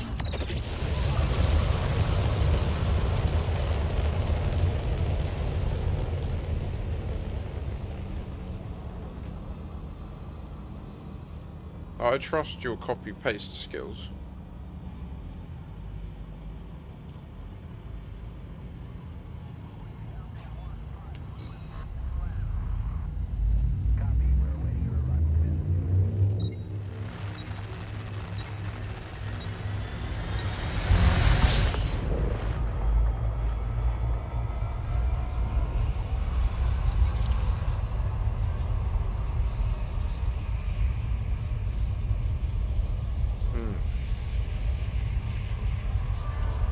mean, yeah, I'm confident that you can still do it, because I know every time when this ever comes up, this topic of raw material flak farming, so far at least, every time it's come up, I've gone back to the brain trees and I've shown my ship shooting the flak and then releasing a collector and collected it. So I don't...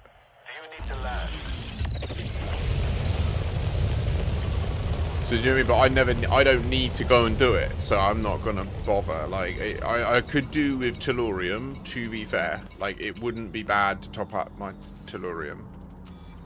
But... Docking request approved. Head to your allocated pad. Oh well. Clearance to land granted. Your computer will do the rest. I hate planetary station landing.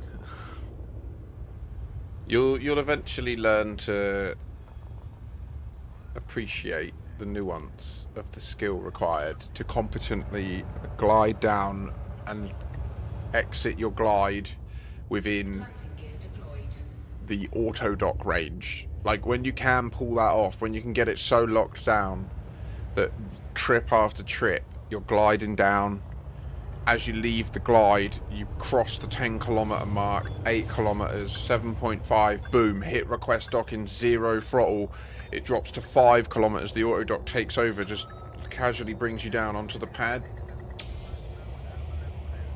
Being able to appreciate that flow, knowing that it takes skill to get it right, you get that long draw dopamine.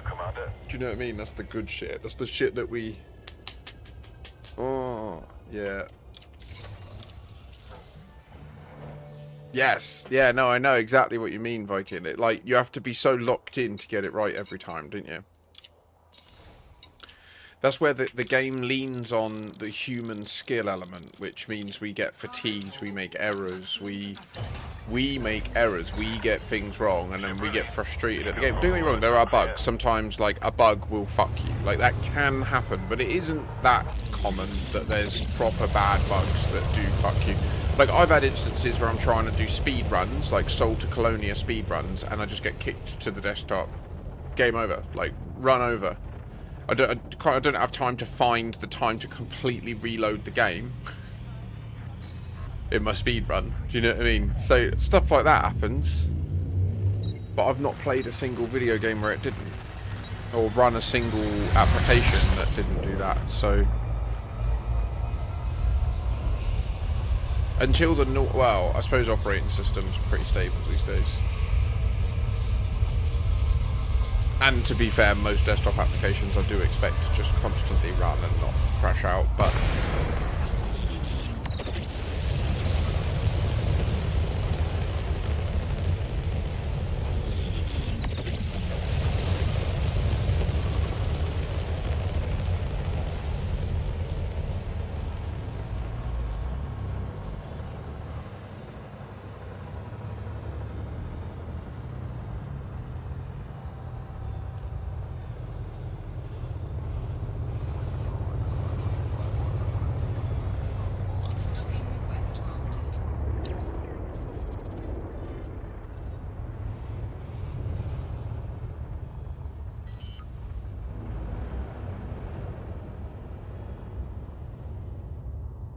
Landing gear deployed.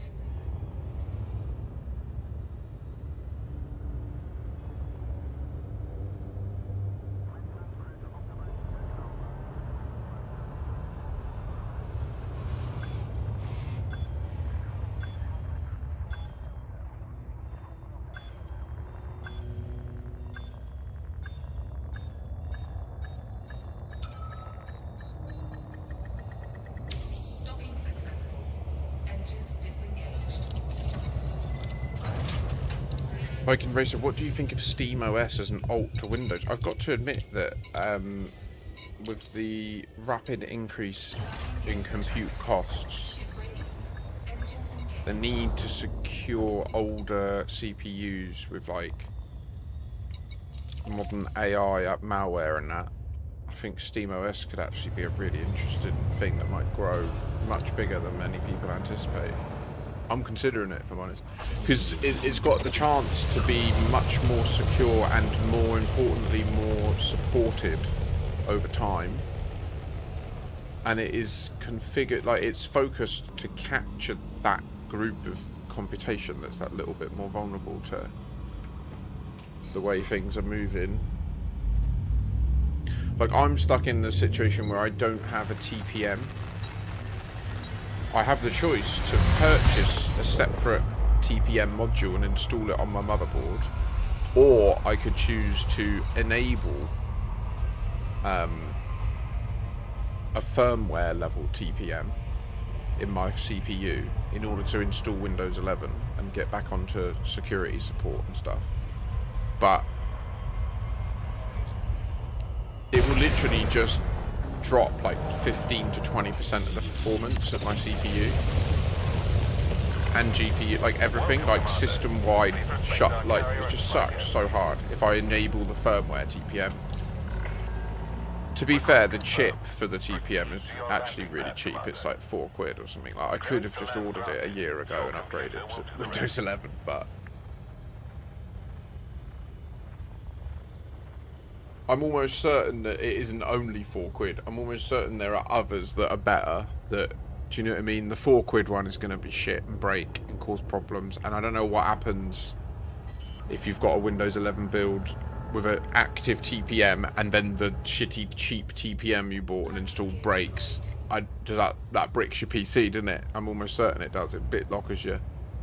So yeah, nah, thanks. So, but anyway, yeah. Point being, I think you make a good observation about SteamOS. It's a version of Linux that's explicitly designed to sort of maximize the capability of sort of my generation of CPUs. The sort of 7 nanometer generation. I think the reason it will go huge is that's going to be the level of compute that's available to the bulk of humanity for the next decade. Like, we're just not going to be able to keep up with the costs that AI will drive for the miniaturization.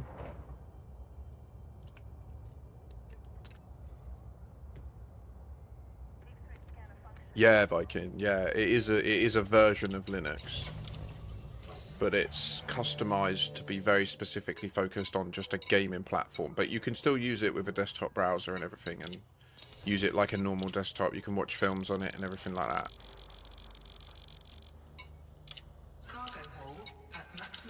It's got a word editor. It's just a complete, like, Turing complete operating system and compute set.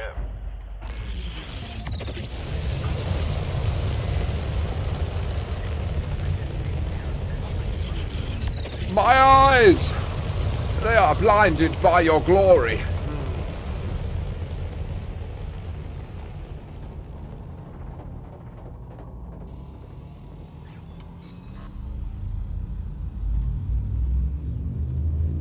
Yeah, I mean, that's the one thing where I use mine for some other, like, professional workbench level workloads, like video editing and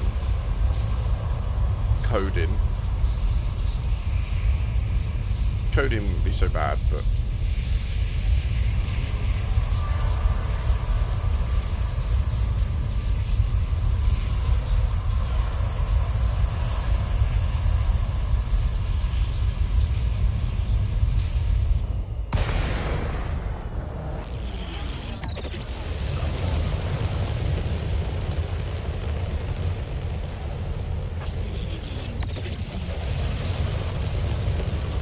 nice to spend some time with a horizontal star, though. Look at it. There it is. Most stars are balls, not this one. It's a big slit.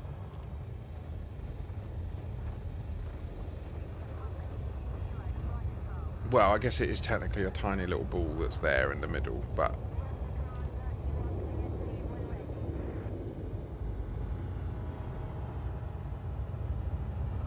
it really is so bright that it burns into your vision, doesn't it? Don't look straight at them. Landing gear deployed.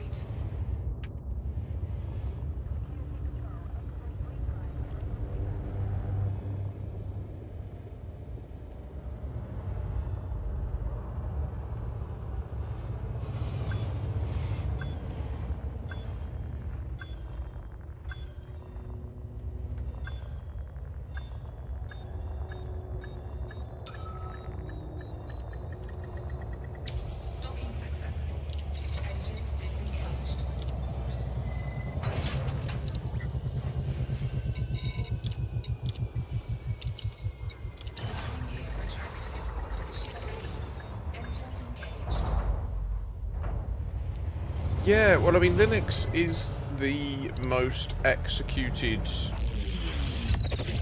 execution context in the world. Like, more bits are processed through a Linux stack than any other operating system. Because most of the internet runs on it. Absolutely rolled. That dude got rolled. He was like, I'm gonna buzz around near your face. And I was like, crush! It just smeared his existence.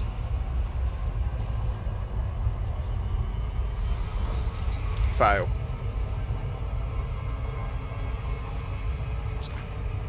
Just hope nothing does it to me. Do you know what I mean? I might walk down the street one day and there's just like a dragon or something. It's like, oh, crash! And I'm like, fuck. That's what I did to that fly. Maybe. So far in my life, every shitty thing I've inflicted on someone, I've then learned how it feels to have it happen to you. Clearance to land granted. Your computer will do the rest. There's been a couple that I've not even done to anyone, and I've experienced. That's fun. Landing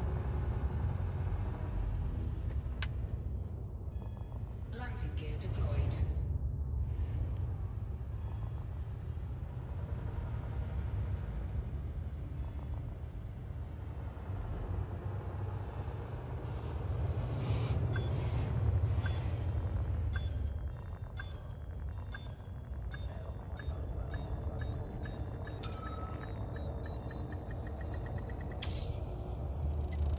It would be an interesting shift if I could. Contact confirmed. Clear to disembark. What can we do for you today? We gotta get that liquid oxygen down off this John. At maximum capacity. Landing gear retracted. Clamps released. Ship has liftoff. It's giving me a headache. It's the boost sound. It gives me a headache. It's not that I've been going for just shy of 11 hours.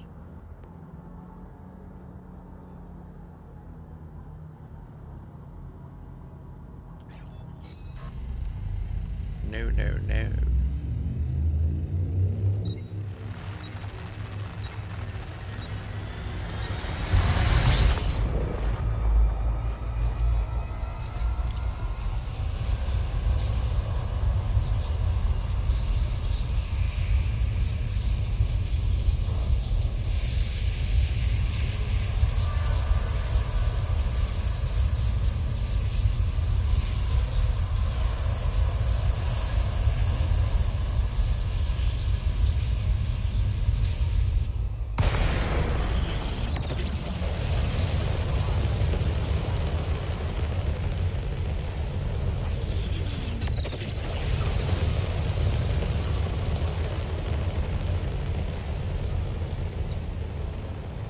Docking request granted.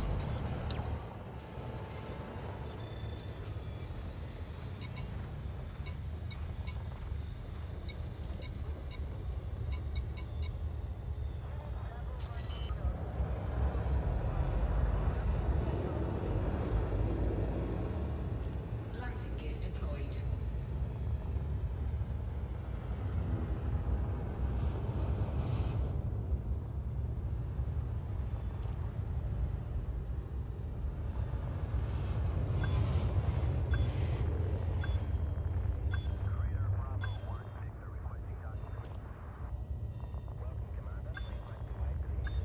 Yep, back her up. Now bring her down.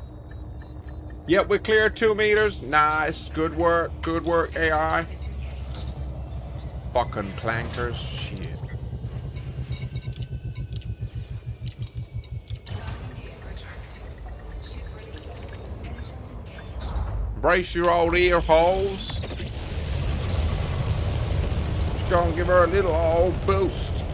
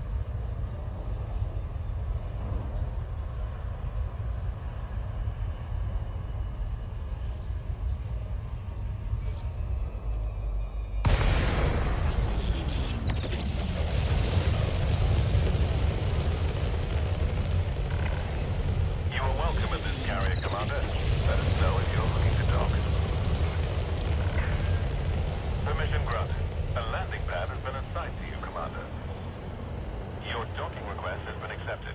Sit back and enjoy the ride.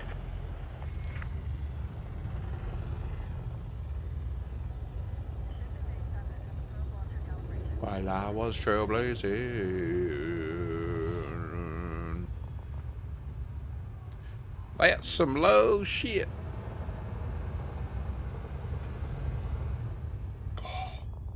Landing gear deployed.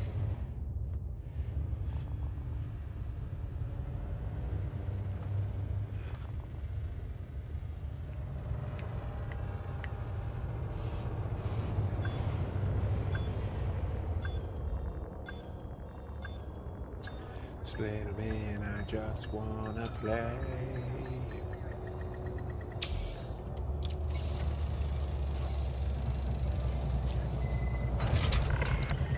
Contact confirmed.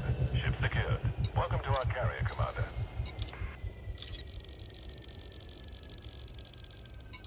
Cargo hold at maximum capacity. Landing gear retracted. Ship released. Keep your throttle low until clear.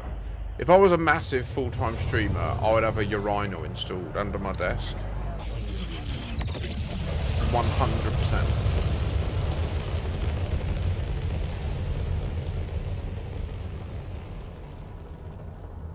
Yeah.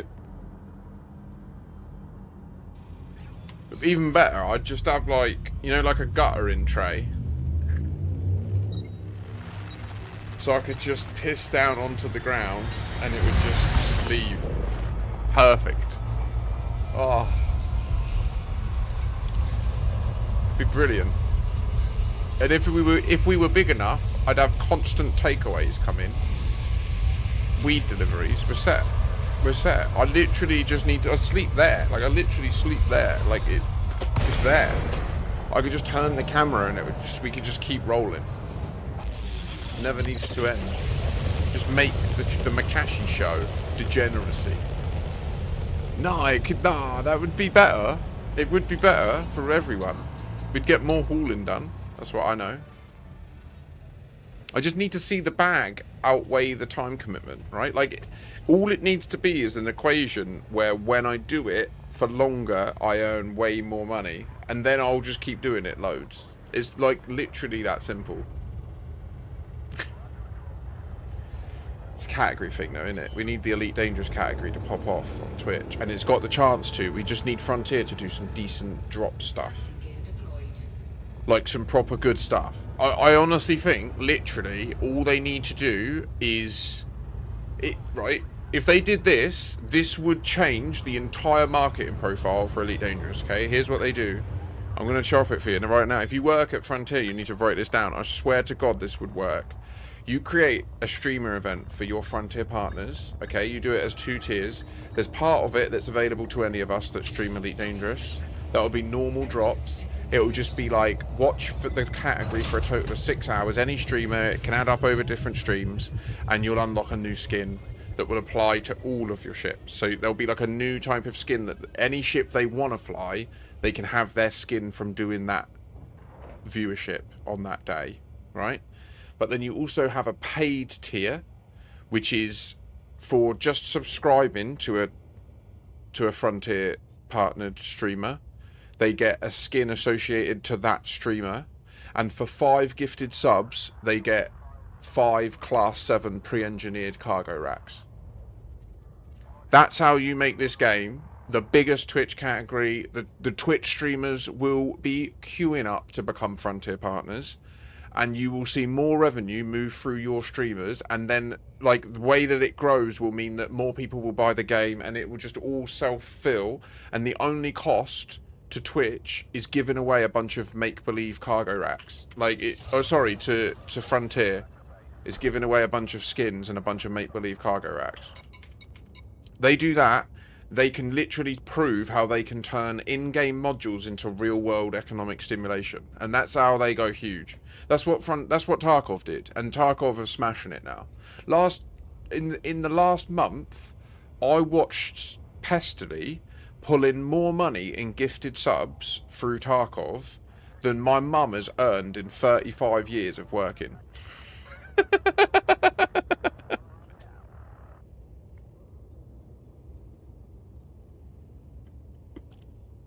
Like, do you know what I mean? Just a complete joke. Like, a complete joke. And all that was for was, if you did 5 gifted subs on his channel, you got a Louis Vuitton themed dog tag case for your account, and a like a hot rod themed drink container. Mental. That's what Frontier need to do.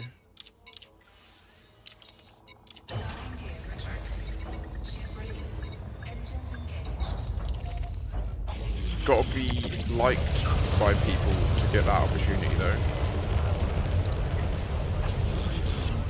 It all scales. I definitely am the sort of person I think that appeals to more of a fringe or minority of people, but there's room for all of us.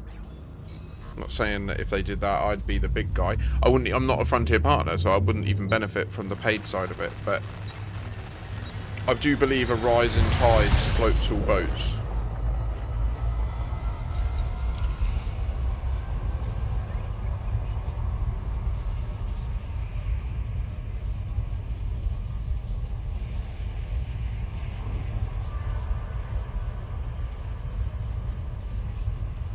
Do you know of a good anarchy system? KM22 Raven asked. Can I ask what your intention is? Like, what are you trying to achieve?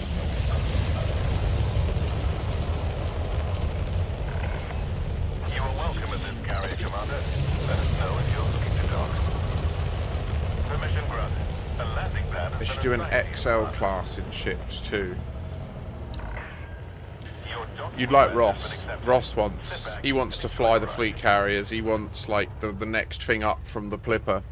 10,000 tons per hull.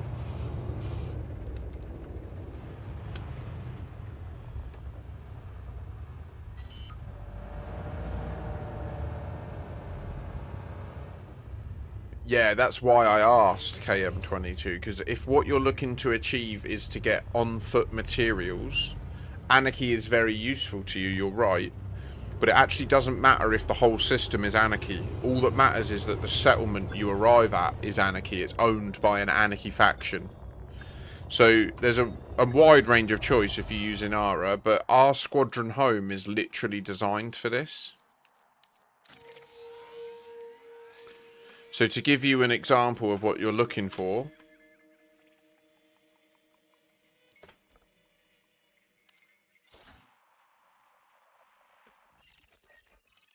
if you click this little symbol of like the government building, the civic building on the left of a system map, then you can see who the factions are. And you can see that there's these guys, Empires, Ashes of Exploration, who are an anarchy faction. And we've made it so that they own almost all of the surface settlements, like Otto Munitions, Leroy's, etc. So these are settlements that you can just land at, kill everyone on site, loot all of the materials, and the only repercussion is by killing the people, you'll damage the influence of this faction. So I do ask that if you choose to come here and do it, which you're welcome to do, obviously, if you could just go to the ports and just take some donation missions, or like take a couple of positive missions, or even better, if you just give exploration data in Ashes of Exploration Station, Richard's Enterprise, that will cover you. Like if you do a saunter over to here, dock at Richard's Enterprise, and just hand in your exploration data. Wait, it does have exploration, doesn't it? It doesn't. It doesn't have exploration. Wait, I swear they have a station.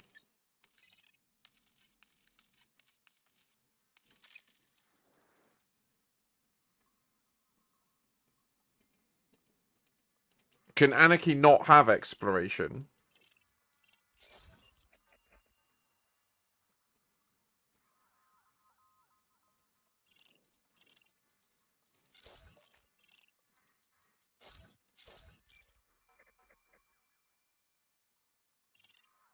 Other ships, I can remember their names. Voodoo voodoo.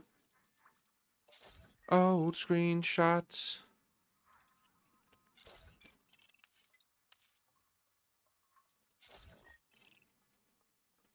Okay, don't worry about that bit. Just do your best. Try not to fuck the influence too hard.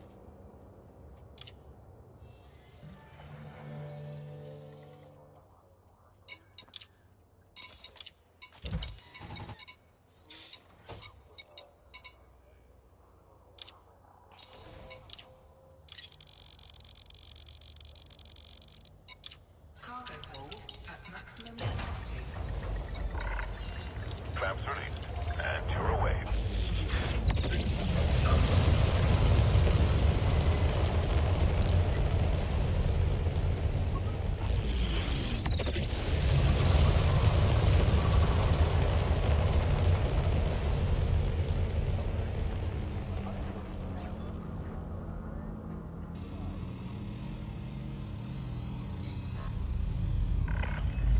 You're clear.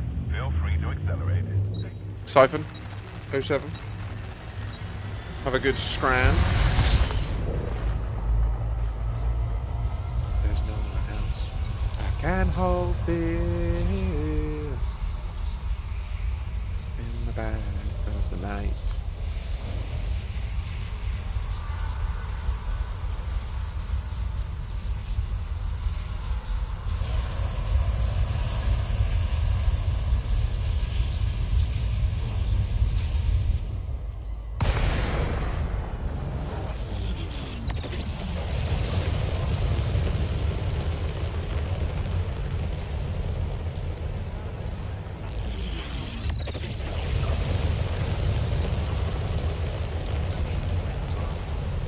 Gotta be honest, Viking. Once you get the Panther, you'll realise the Type 9's a load of shit.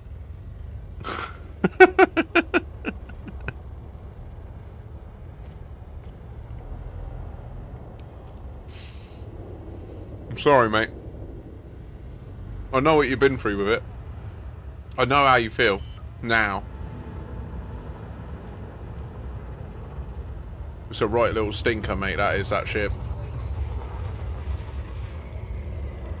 What's this motherfucker doing? Giving me a little flyby, hey, on the auto dock. Fucking this. Elite dangerous, lads. Got the hard points out and everything. Look, unspeakable honour. Relax, bro.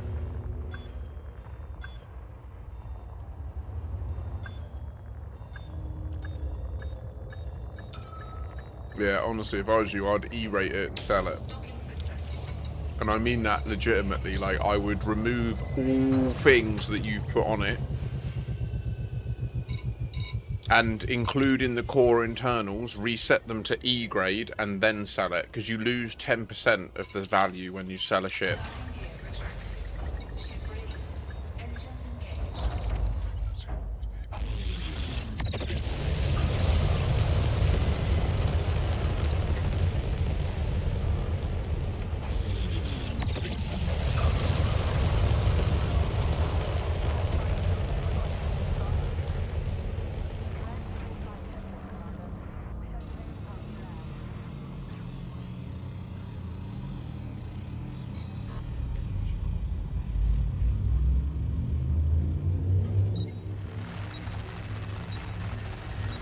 Don't forget your limpets. That is a banging tune, isn't it? I do like that one, and I'm going to start pretending like I'm the presenter of Radio 7 rather than using the one that comes on the album. So the next song's called Somebody Make It Go Boom by Herman von Schaman von Lumen van Pulsewave.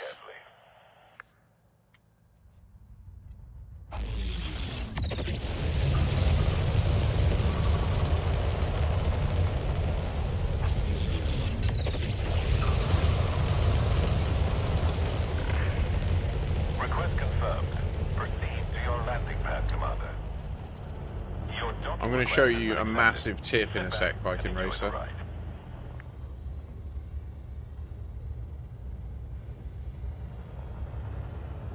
It's going to take me a minute. I need to do this load and then go back to the iron price instead of here. And then I'll show you the tip that will save you a shitload of time. But it's literally easier to show you it than even try to explain it. And to be honest, even if I show you it at a chance, you might forget because it's the menus in this game, but...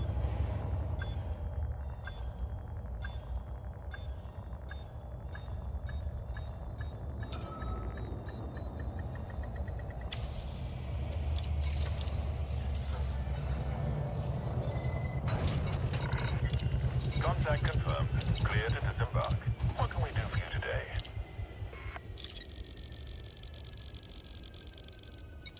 Cargo hold at maximum capacity. Ship released. Ship has liftoff.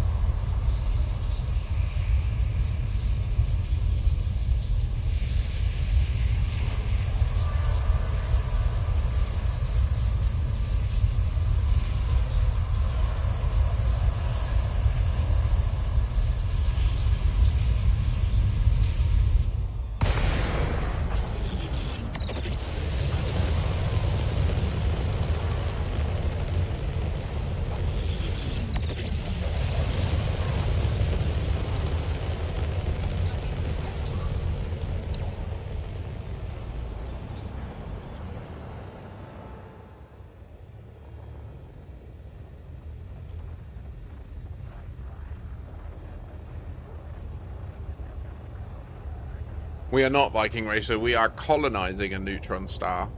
A pulsar, to be precise. Very special type of neutron star.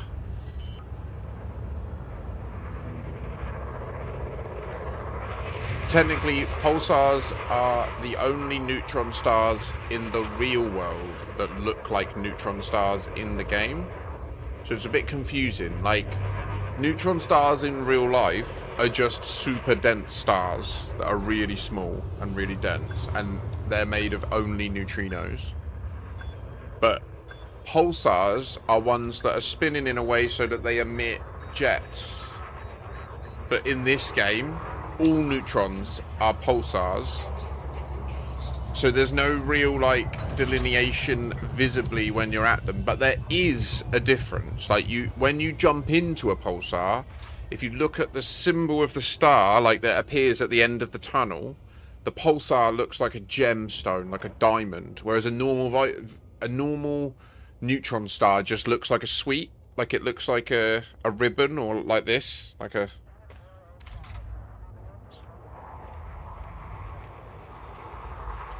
We just had a question in from the viewer there, Viking Racer, asking if we're using the neutron star to haul cargo. On this occasion, we're not actually using it directly to haul the cargo, no.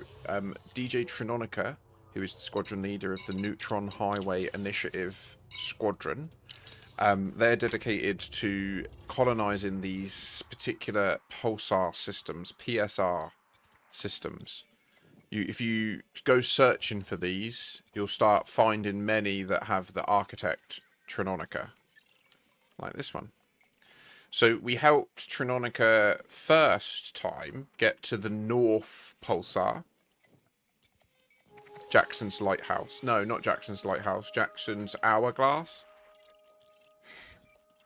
Jackson's Hourglass. Hopefully we'll get that renamed one day. We finished this.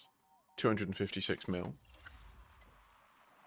Now this one I didn't directly help Trinonica at all with the bridge, and he did all the work for this. And then he very kindly tried to leave me this colony, Silly Valley, and I just blew it. I didn't take it seriously. I didn't move quick enough, and this Darius Haley moved in, although I'm very pleased that Darius Haley seems to be developing it. So hopefully they do build that into the thriving colony it had the potential to become.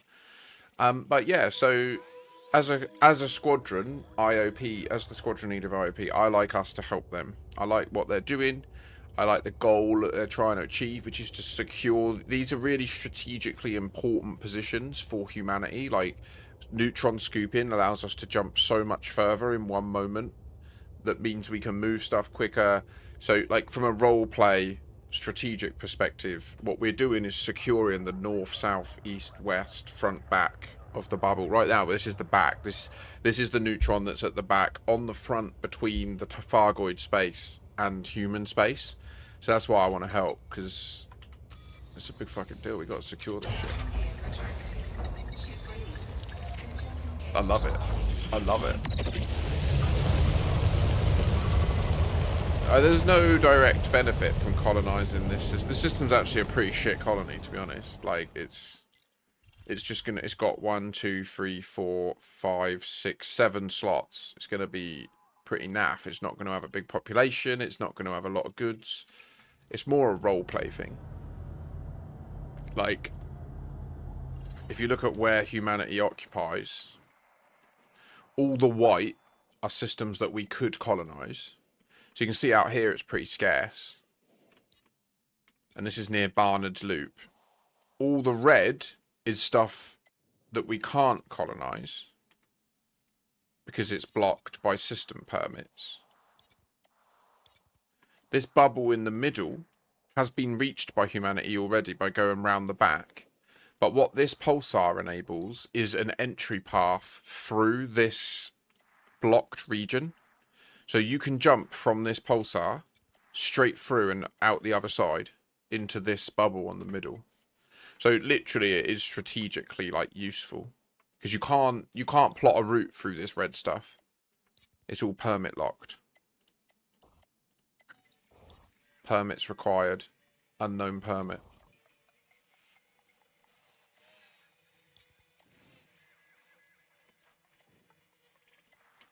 There's another one down here that we're going to go and do soon. Although, oh no, that got by bloodstream. That was it.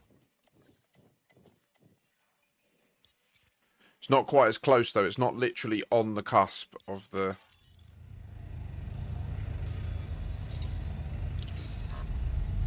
Next up is going to be Blood on His Hands by the Cargo Boys. The Cargo Bays, sorry. This has to be one of my favourite songs from this album. This is the album Radio 7, Attack of the Onion Heads by Commander Tokoso. It's a Elite Dangerous themed radio station / album. There is a variant of this album that's got a separate content creator doing like its own radio show in between.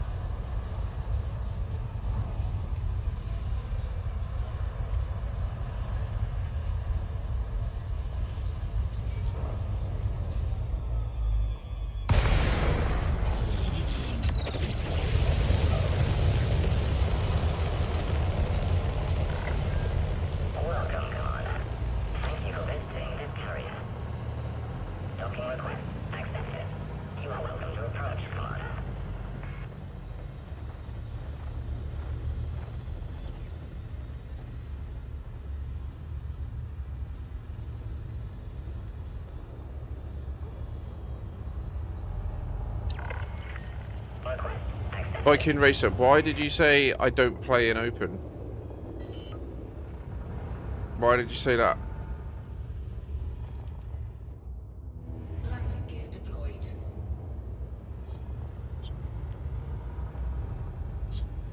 Genocide.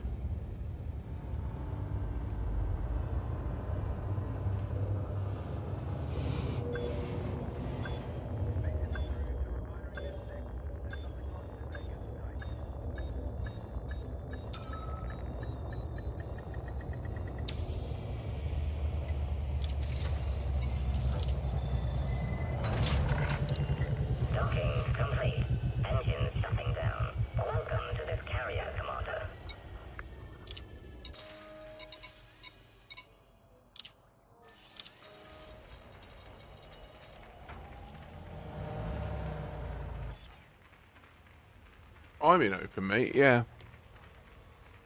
So when you're selling a ship and you want to reset it back to the version that will give you the least loss on your sale, because when you sell a ship, you can only sell it for 90% of the value of it.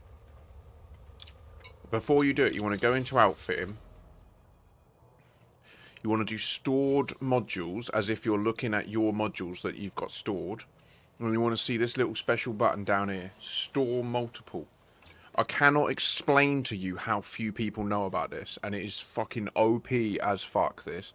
So you can use this to remove all of the modules on your ship in one moment, like without having to wait for all the animations and stuff. So you can literally click all of them. And doing this, what this would do is it would remove every module and then replace all these with factory default basic version. So it would replace the 5D sensors. It would put these in storage and put 5E sensors in. It would put this FSD in storage and put in a 7E FSD SCO. So it would E-rate the ship and just take everything else off. Completely empty the ship. So literally just by going into this UI, select all the categories, hit store, you will revert the ship back to its absolute bare minimum, and then you can just come out into the shipyard and sell it.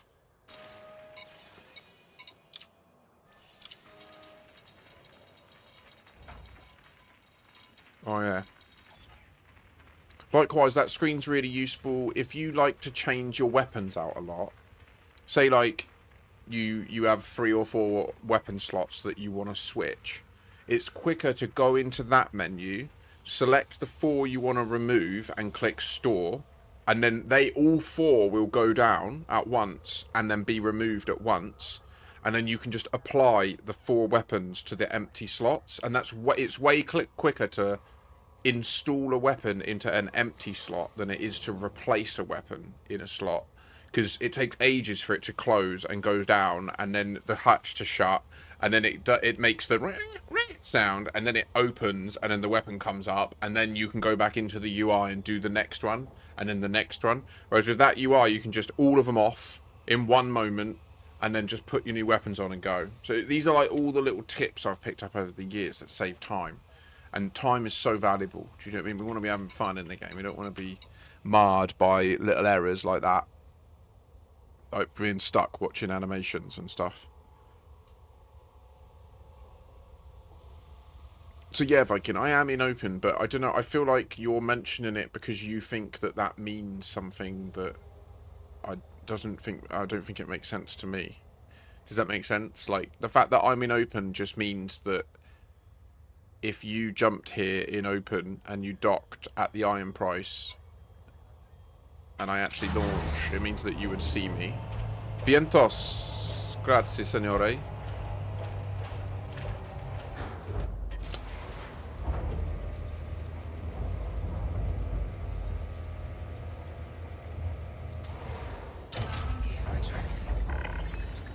Ship release confirmed. The launch underway.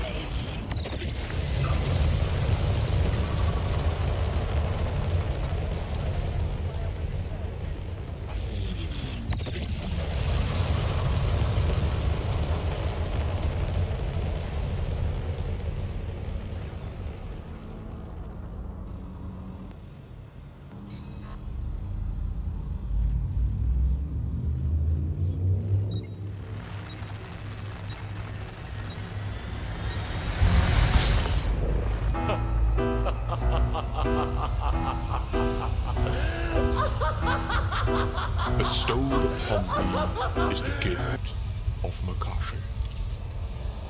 Legend, thank you. Bestowed upon thee Oh, what's happening? is the gift of Makashi.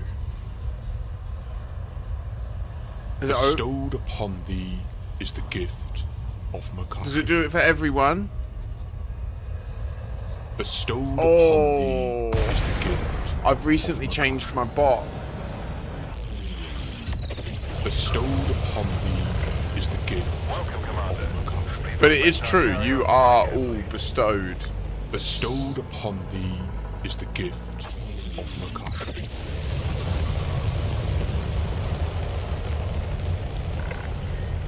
Request confirmed. Right, yeah, Viking Racer. I understand. I thought that was what you were meaning. Thank you so much. I really appreciate those gifted subs there. That's heroic. I hope that you received the relevant I think what happened was you gifted 5 and there was a bonus one, right? I hope that was what happened. That's how it should have worked, and that's legendary. That's because I used the Twitch multi-streaming vertical thing as well. And then also you should have got some bonuses like 2 months of Audible, I think. Legend. Happy days. I really thank you. You legend. I assume that means you've been about for a while and you've been enjoying yourself, so GG's. Thank you very much. So Viking, yeah, there's one galaxy. So the galaxy itself, there's only one of. True story, but I can't gift myself a son. What, like, you're not subscribed?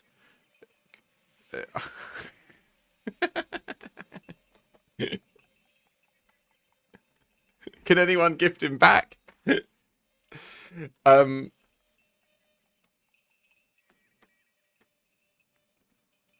So, for example, PSR J0659 plus 1414 exists once. There's only one of it. And if you were to visit it and honk your blah, you would find these stars and you would find this system colonization ship and these, and they would be there and you could dock at them and you would see everything that I'm seeing. But because you're in solo, you would not see me. That's the only difference. Like, the only thing that changes when you pick solo over open is you will not connect to other human players. It's still the same. Like, if you dock, literally come here and dock at the Terra Nova, and I do this, and I open this menu, and I buy this, 9,000 at the moment, and I buy 1320. If you're sat here in solo, and then you reopen this, you'll see it go down to 8364. Like, we operate through the galaxy, even if you're in a solo and I'm in open. I can still buy the shit here and you can still see it go down.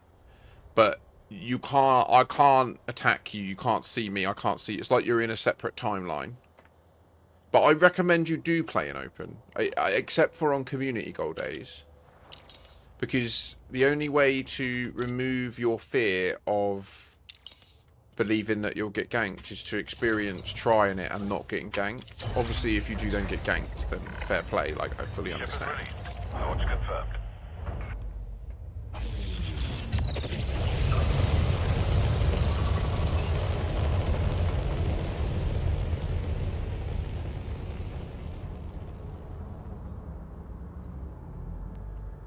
It really is, isn't it? Because it means that you can choose what you get. Like, the private group is the ultimate perfect middle ground, where you literally get to pick your friends that you want to have the choice to be able to play the game with you. So then you can just play in your private group, and if you've given people permission, they can just load into your private group. And then if they happen to be in the same system as you, you'll see them. But you know who it will be because they're your friends.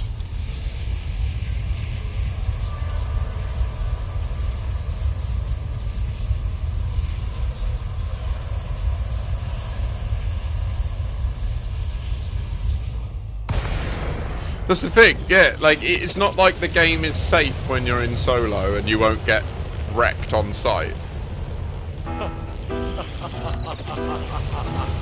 What is happening? Oh my god! No! But yes, thank you! 12? Bestowed upon thee is the gift. Get ready. You're gonna hear me say that a lot. Bestowed upon thee is the gift. What does this mean? Did it increase the last hype train? I'm trying to convince my friend to start playing the game with me. The gift of Makashi. It's going to be going 12 times. Bestowed upon thee is the gift of Makashi. Voodoo! Bestowed upon thee is the gift of Makashi. Lava! Oh my gosh. Awakey! Bestowed upon thee is the gift of Makashi. Legendary. Bestowed upon thee is the gift of Makashi. It's true, to each of thee. Bestowed upon thee is the gift of Makashi. Each one matters. Bestowed upon thee I've lost count. Is the gift of Makashi. One more. Bestowed upon thee is the gift of Makashi. What does this spanner do? Bestowed upon thee is the gift of Makashi. Bless you, dude. Thank you.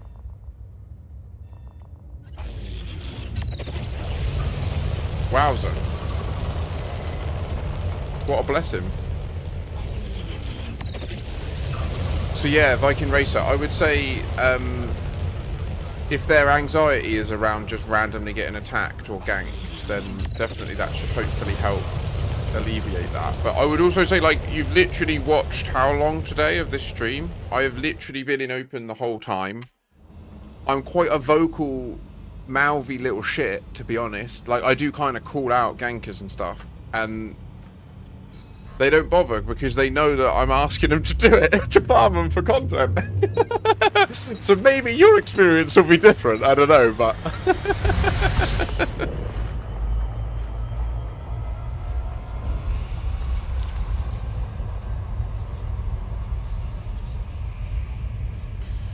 100% Viking, yeah, it is nuts. It really is nuts. I mean, it would be great. The one side of it that's completely missing that No Man's Sky has is the whole, like, gun where you can move terrain around and build and stuff.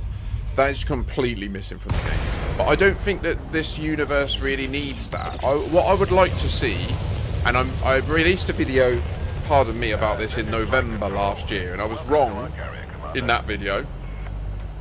I thought that the operations feature was going to be what I'm about to describe. But I'm very glad I was wrong, because operations is phenomenal, and operations has solved one of the biggest frustrations of Elite, us long-term players at least, which is the difficulty of getting together with your friends and just doing something together. It's made it so that you can just be like, let's go and do some rescue missions together. Let's go and do a mad fight. Let's go and infiltrate a megaship and murder everyone on sight. We can just do that together, like, instantly. That is beautiful. But what I think they need to bring into colonization is space elevators down to Earth-like worlds and terraformable worlds. So we can create almost community goal level events as architects where we start the space elevator building, and then depending on how successful we are in completing it, that will change the size of the dome at the base of it. And then that dome will become a giant map that the architects can essentially play Jurassic Park or Planet Coaster in, and build their whole own city or islands or whatever they want. Their own ecosystems, their own biomes, everything. Like, let them be the architect of that map. And then we could build, like, whole games within solar systems. Like, we could have multiple space elevators on, like, an Earth-like world with a frost biome and a forest biome and a coastal biome. And, oh, man, like, the potential for that is immense. I really do hope that that's what the direction they're heading in. Because with the development work they've done on their core engine, the Cobra engine, in order to build games like Jurassic World 3, like Planet Coaster, I really do think that there's a serious opportunity for him to do that. And it would be so fun. Can you imagine being able to have, like, a cyberpunk city? A hype train completed at level 5. I really can't thank you enough for those gifted subs, Vientos. Like, it's huge boost to me. Yeah, Viking. The limitation for the engine is, it's more about the bar of realism that Frontier Developments would require from their engine. It's not that the engine couldn't do it. It's that what they expect in order for it to be in the game is, from the way they've described it, this is my take on it anyway, is they would expect, for example, for entire coastlines and the natural erosion of the tide moving in and out to be simulated. They would expect natural evolution to have been simulated for unique species across the hundreds of millions of Earth-like worlds that exist in the galaxy. They would expect there to be tornadoes and hurricanes and novel weather patterns, different types of trees, different flowers, completely different paradigms of life, like No Man's Sky has managed to attempt, essentially. But they would expect expect it at a level of scientific realism that even No Man's Sky doesn't hit. And that's where the engine isn't capable. But I think what we can do is we can slice that problem away and just make it a finite issue of like, well, now it's just this dome at the bottom of the space elevator that we've colonized, and that's the map, you know? I think that's way more achievable. And then I can imagine, you know, you all group up at the top of the elevator, you take the journey down. Instead of it being a jump, like a frameshift drive jump, it's just a shared lift journey, and now you're down on the ground. You can run around, you can get in your cars, you can drive around, you can have an apartment, you can do whatever you want. Like, it could literally be like GTA 5 online per planet. Like, it could be huge, it could be amazing. Oh, it could be so mad. So I really hope that that's the direction they go in.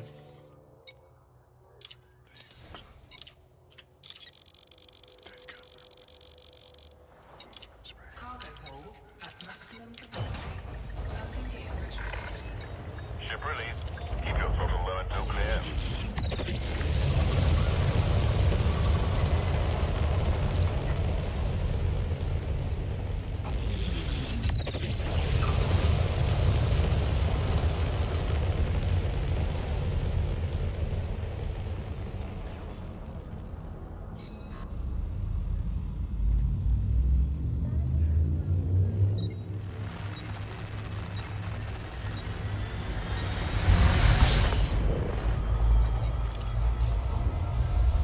Yeah, I mean, in a sense, so did Elite, to be fair.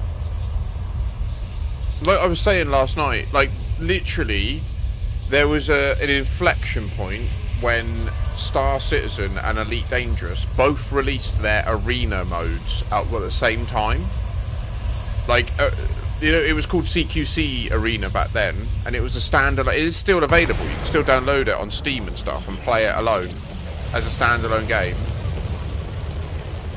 I was talking about it last night, how the success of the terminal prosecution operation, to me, is just a clear data point that shows that if the CQC mode had a PvE mode, where it was just you wing up with 3 other commanders and you win by beating the PvE waves, if it had that, essentially the terminal prosecution thing, CQC would have probably competed with Star Citizen. Like, it probably would have been a legitimate competition.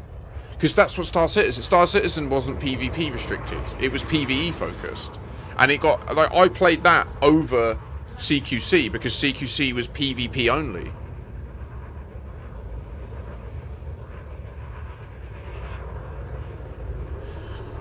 The own ship bit would also be interesting, but I think just the single shift, just singly the shift from PvP only in because CQC is PvP only. Like, you have to queue to be in a team, and you need the opposition to have queued to build a team, and then you can fight. You know, it's not. There's no NPCs at all. I don't know why I went down. Yeah, I don't know that name, Sweet Pea.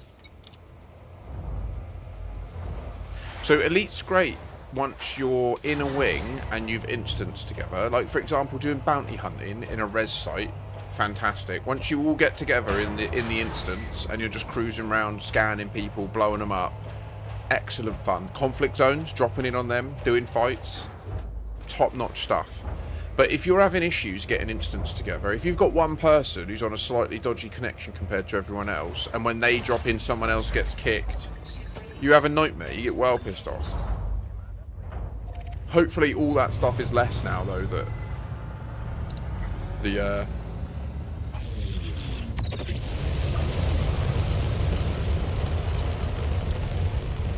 now that Operations is out and they've clearly done a lot of work on instances, because that's so much better.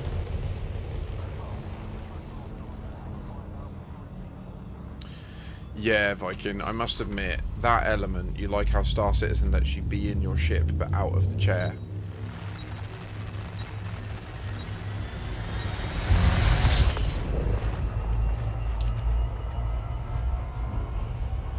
Like, for me, I don't actually want ship interiors in Elite. Like, it isn't an important thing for me at all. I wouldn't mind the cockpit being more customizable. and even to the degree of having some functionality that would involve you getting out of your chair, like I'd be down for that, you know. Like you say, if we're doing a long super cruise in a system, and I've got some people in multi-crew, we're doing like multi-crew Explo. We got the Rhino, we got a Nomad, we were in a Caspian. Why not let me customise the cockpit, have like a chessboard area and like an arcade room. We can just play like old school arcade games together and have a round of chess, watch some YouTube on flat screen. Would people use it though? That's the thing.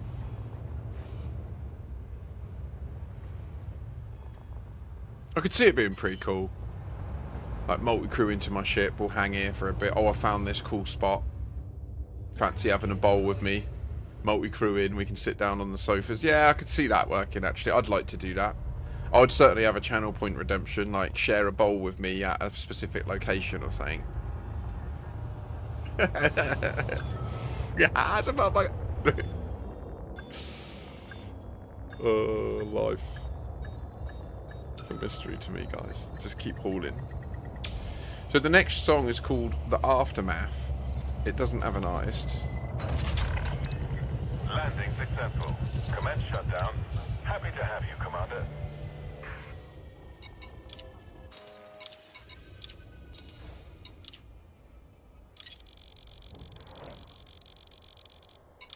Cargo hold at maximum capacity. Ship is released, and you're away.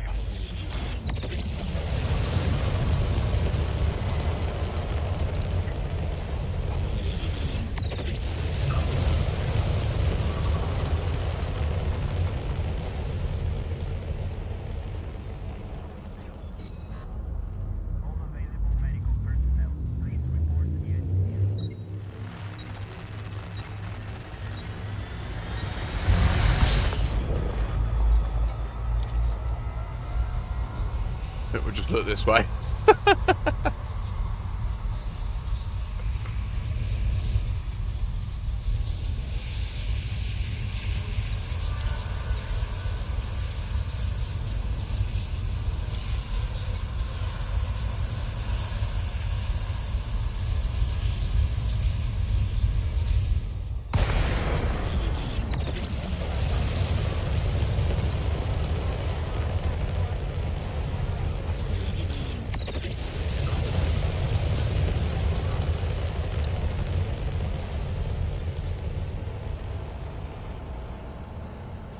Should we do an op soon? Anyone want to get in on an operation? If any of you newer guys want to get in on one, do let me know. I can happily put it on the easier setting. And then it is not such a big deal if you've got engineering or not, especially with me being there and having engineering and the ability to charge your shields. It would be kind of a laugh to see if 3 new commanders from Star Citizen can handle the easy operation. That would be fucking cool. I'm not very good at pausing between tracks. Voodoo's in. Voodoo's in for an operation. Anybody else want to get in for an operation? Mr. No More Adverts for a month. Oh, a month of Makashi. What a gift to receive on a Sunday Eve. It is Sunday, isn't it? It is Sunday the 23rd currently still. Docking successful. Engines disengaged.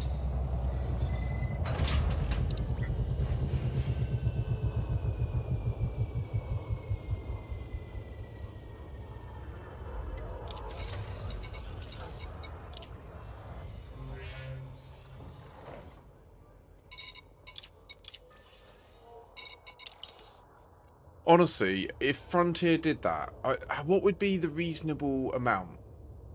I reckon 3 Class 7 pre-engineered extended cargo racks for 5 gifted subs on a channel, on one of the Frontier partners' channels.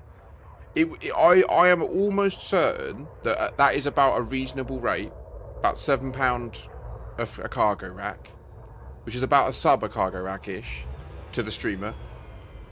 So, like, I think what you would see if they did that was you would see all of the Frontier partners suddenly actually earn full-time salary that month from being an Elite Dangerous Frontier partner, and they would be live way more often. You would see a natural growth in viewership because the monetization events would mean the Twitch algorithm would push Elite streams to people, which would pull people in. Like, it would just be... Oh, it would just be such a good idea. I really do hope they do something like it. Next up is Don't Panic by the Dead Duvals.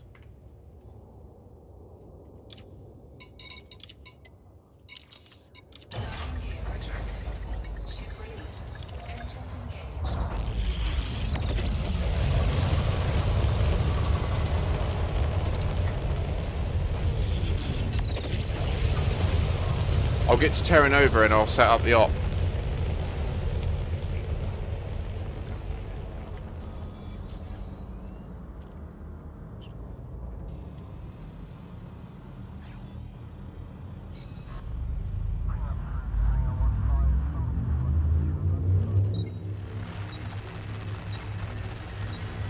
Yeah. Yes. Yeah.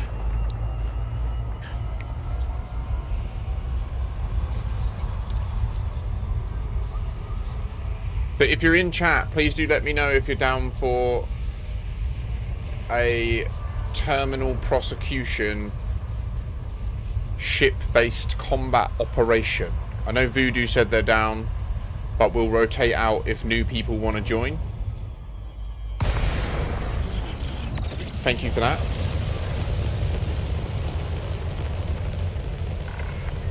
Comms are open, Commander. Do you need to land? I need a wee. Be right back. Confirmed. Proceed to your landing pad, Commander. Clearance to land granted. Your computer will do the rest.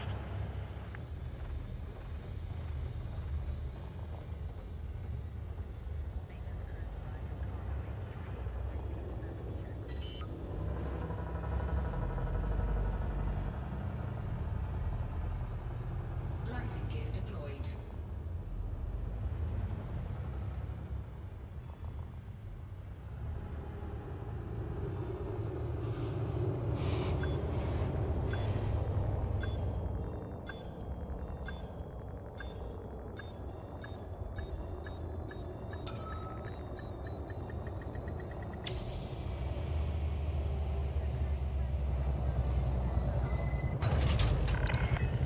Contact confirmed.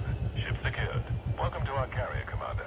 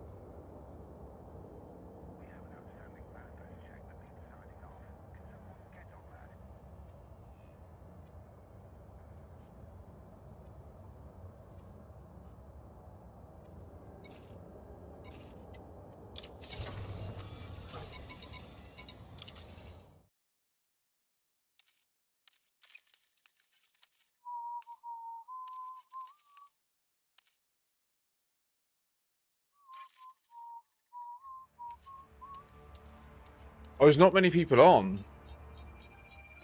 Oh, okay. Who do we have about that fancies it? I know you said Voodoo. I'll send you the invite.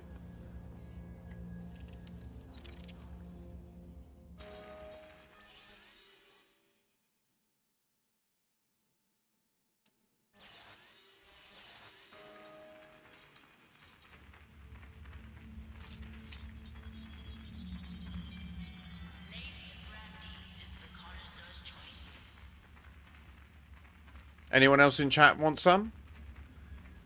We're very capable. We can keep you safe.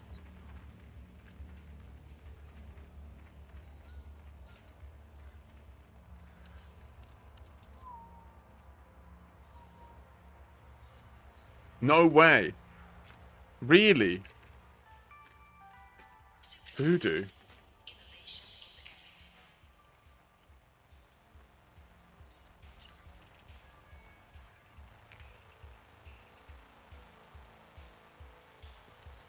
I'm opening it up.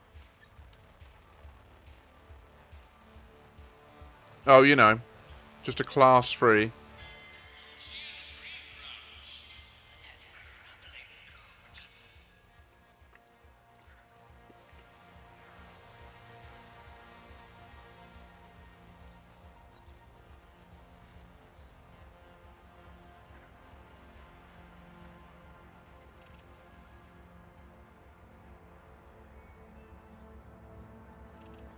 No one gonna come out and play? Mum? Can I go out and play?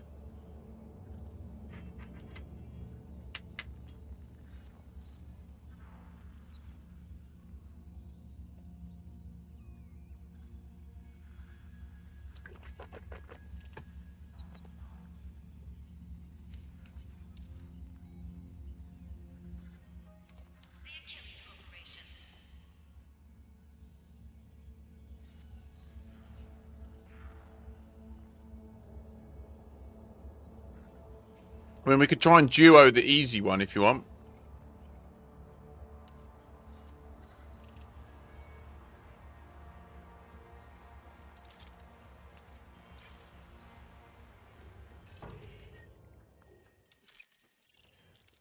You're wrong button, silly boy. Let's see if we can duo the easy one then. So since we can heal each other between rounds, I will give you healing if you're very low, but we'll give it a moment longer on the easy one, just in case that drags people in. It's changed the system as well. CD58Z7880. Why is it sending us to these jank-ass systems in the middle of nowhere? Fuck this, let's just kill these bastards. Far God's Roar by the Pikeus Cobble.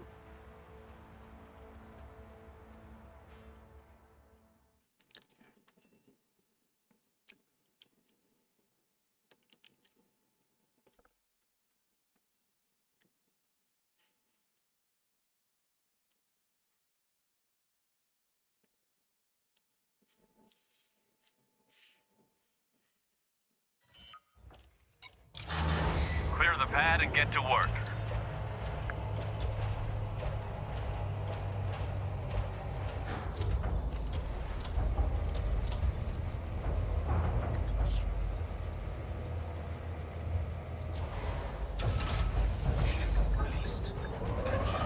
Our client's activity is getting increasingly disrupted by criminal presence in this sector. We've been hired to remove the threat and secure the shipping lanes. Targets are nearby. I have marked their location on your nav panel. Fuck's sake. This is the dusk of the Jeepers night. Alright.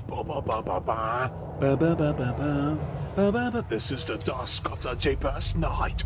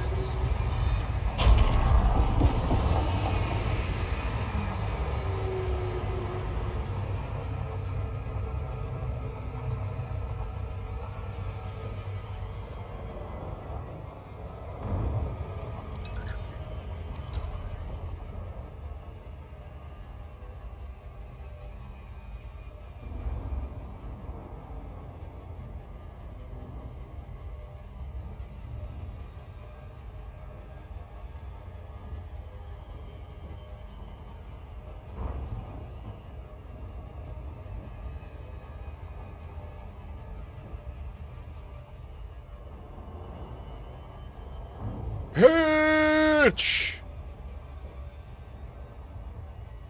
Pitch!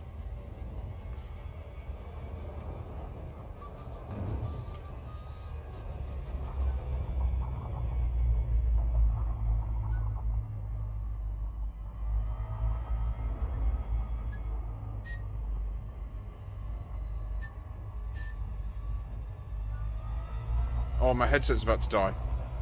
Fuck. 1 sec.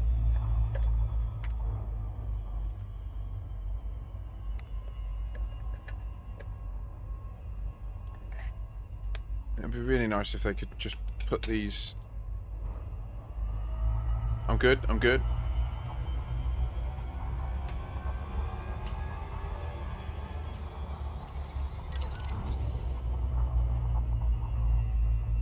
I'm ready on you.